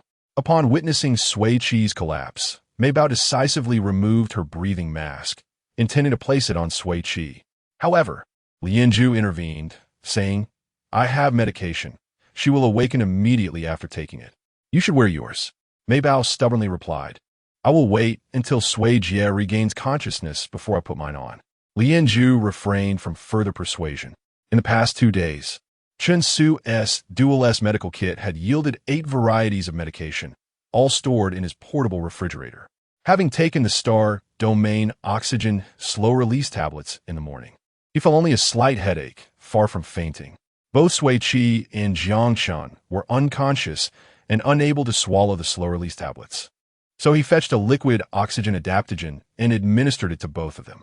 2 minutes later, the two who had succumbed to unconsciousness began to awaken. Once Mei Bao saw Sui Qi regain consciousness, she promptly reattached her breathing mask. Ugh! Sui Qi groaned, clutching her head as she sat up, only to feel her limbs grow weak and collapse back onto the ground. Sui Jia, Mei Bao exclaimed, extending a hand to help her sit upright against her side. Sui Qi, in a weakened state, pointed toward the tightly shut bronze door behind them. Mei Bao, should we not return? The world outside is so cruel. Just as she finished speaking, a series of bang-bang knocks echoed through the air. Turning her head, she noticed that Shun had somehow crawled to the door, extending his arm to knock. However, his hand met not the door, but an invisible barrier. With each strike, blue ripples emanated from the barrier. What is this? Shun furrowed his brow and switched locations to continue knocking. He attempted every direction, yet the transparent barrier steadfastly separated him from the door. What is going on? Why can't I touch the door? Shun turned to Sui Qi and the others. You should try knocking as well.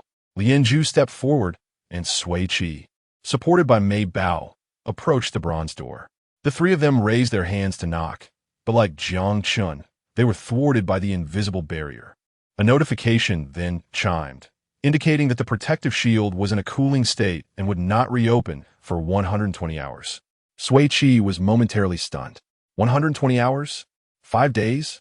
At that moment, all she wanted was to ask Leia, wasn't it promised that we could return at any time? This is hardly any time. Her limbs felt weak, and she could barely stand, so she decisively retrieved a metallic cane from her storage. This was indeed an essential item for someone of her age. The cane steadied her like a rock. She firmly supported herself and took Mei Bao's hand. Since the retreat is blocked, we shall move forward to find Chang'e and Shun'ge. Mei Bao nodded enthusiastically. Yes, I miss them. I miss them too, Sui Qi admitted. She turned to Lianzhu and Shun. What about you? Shun expressed his desire to find his teammates, while Lianzhu calmly stated, I will search for Pei, Yi, and the others. His gaze briefly flickered to the cane in Sui Qi's hand. Do you have another cane? Just this one for now. She replied thoughtfully. Once I acquire a second, I shall upload it to the trading center for you. Lianzhu nodded slightly. Thank you. The four parted ways. Sui Qi and Mei Bao walked along a gravel path flanked by withered and sparse wild grasses, with a few lifeless trees scattered about. Plant growth is dependent on oxygen.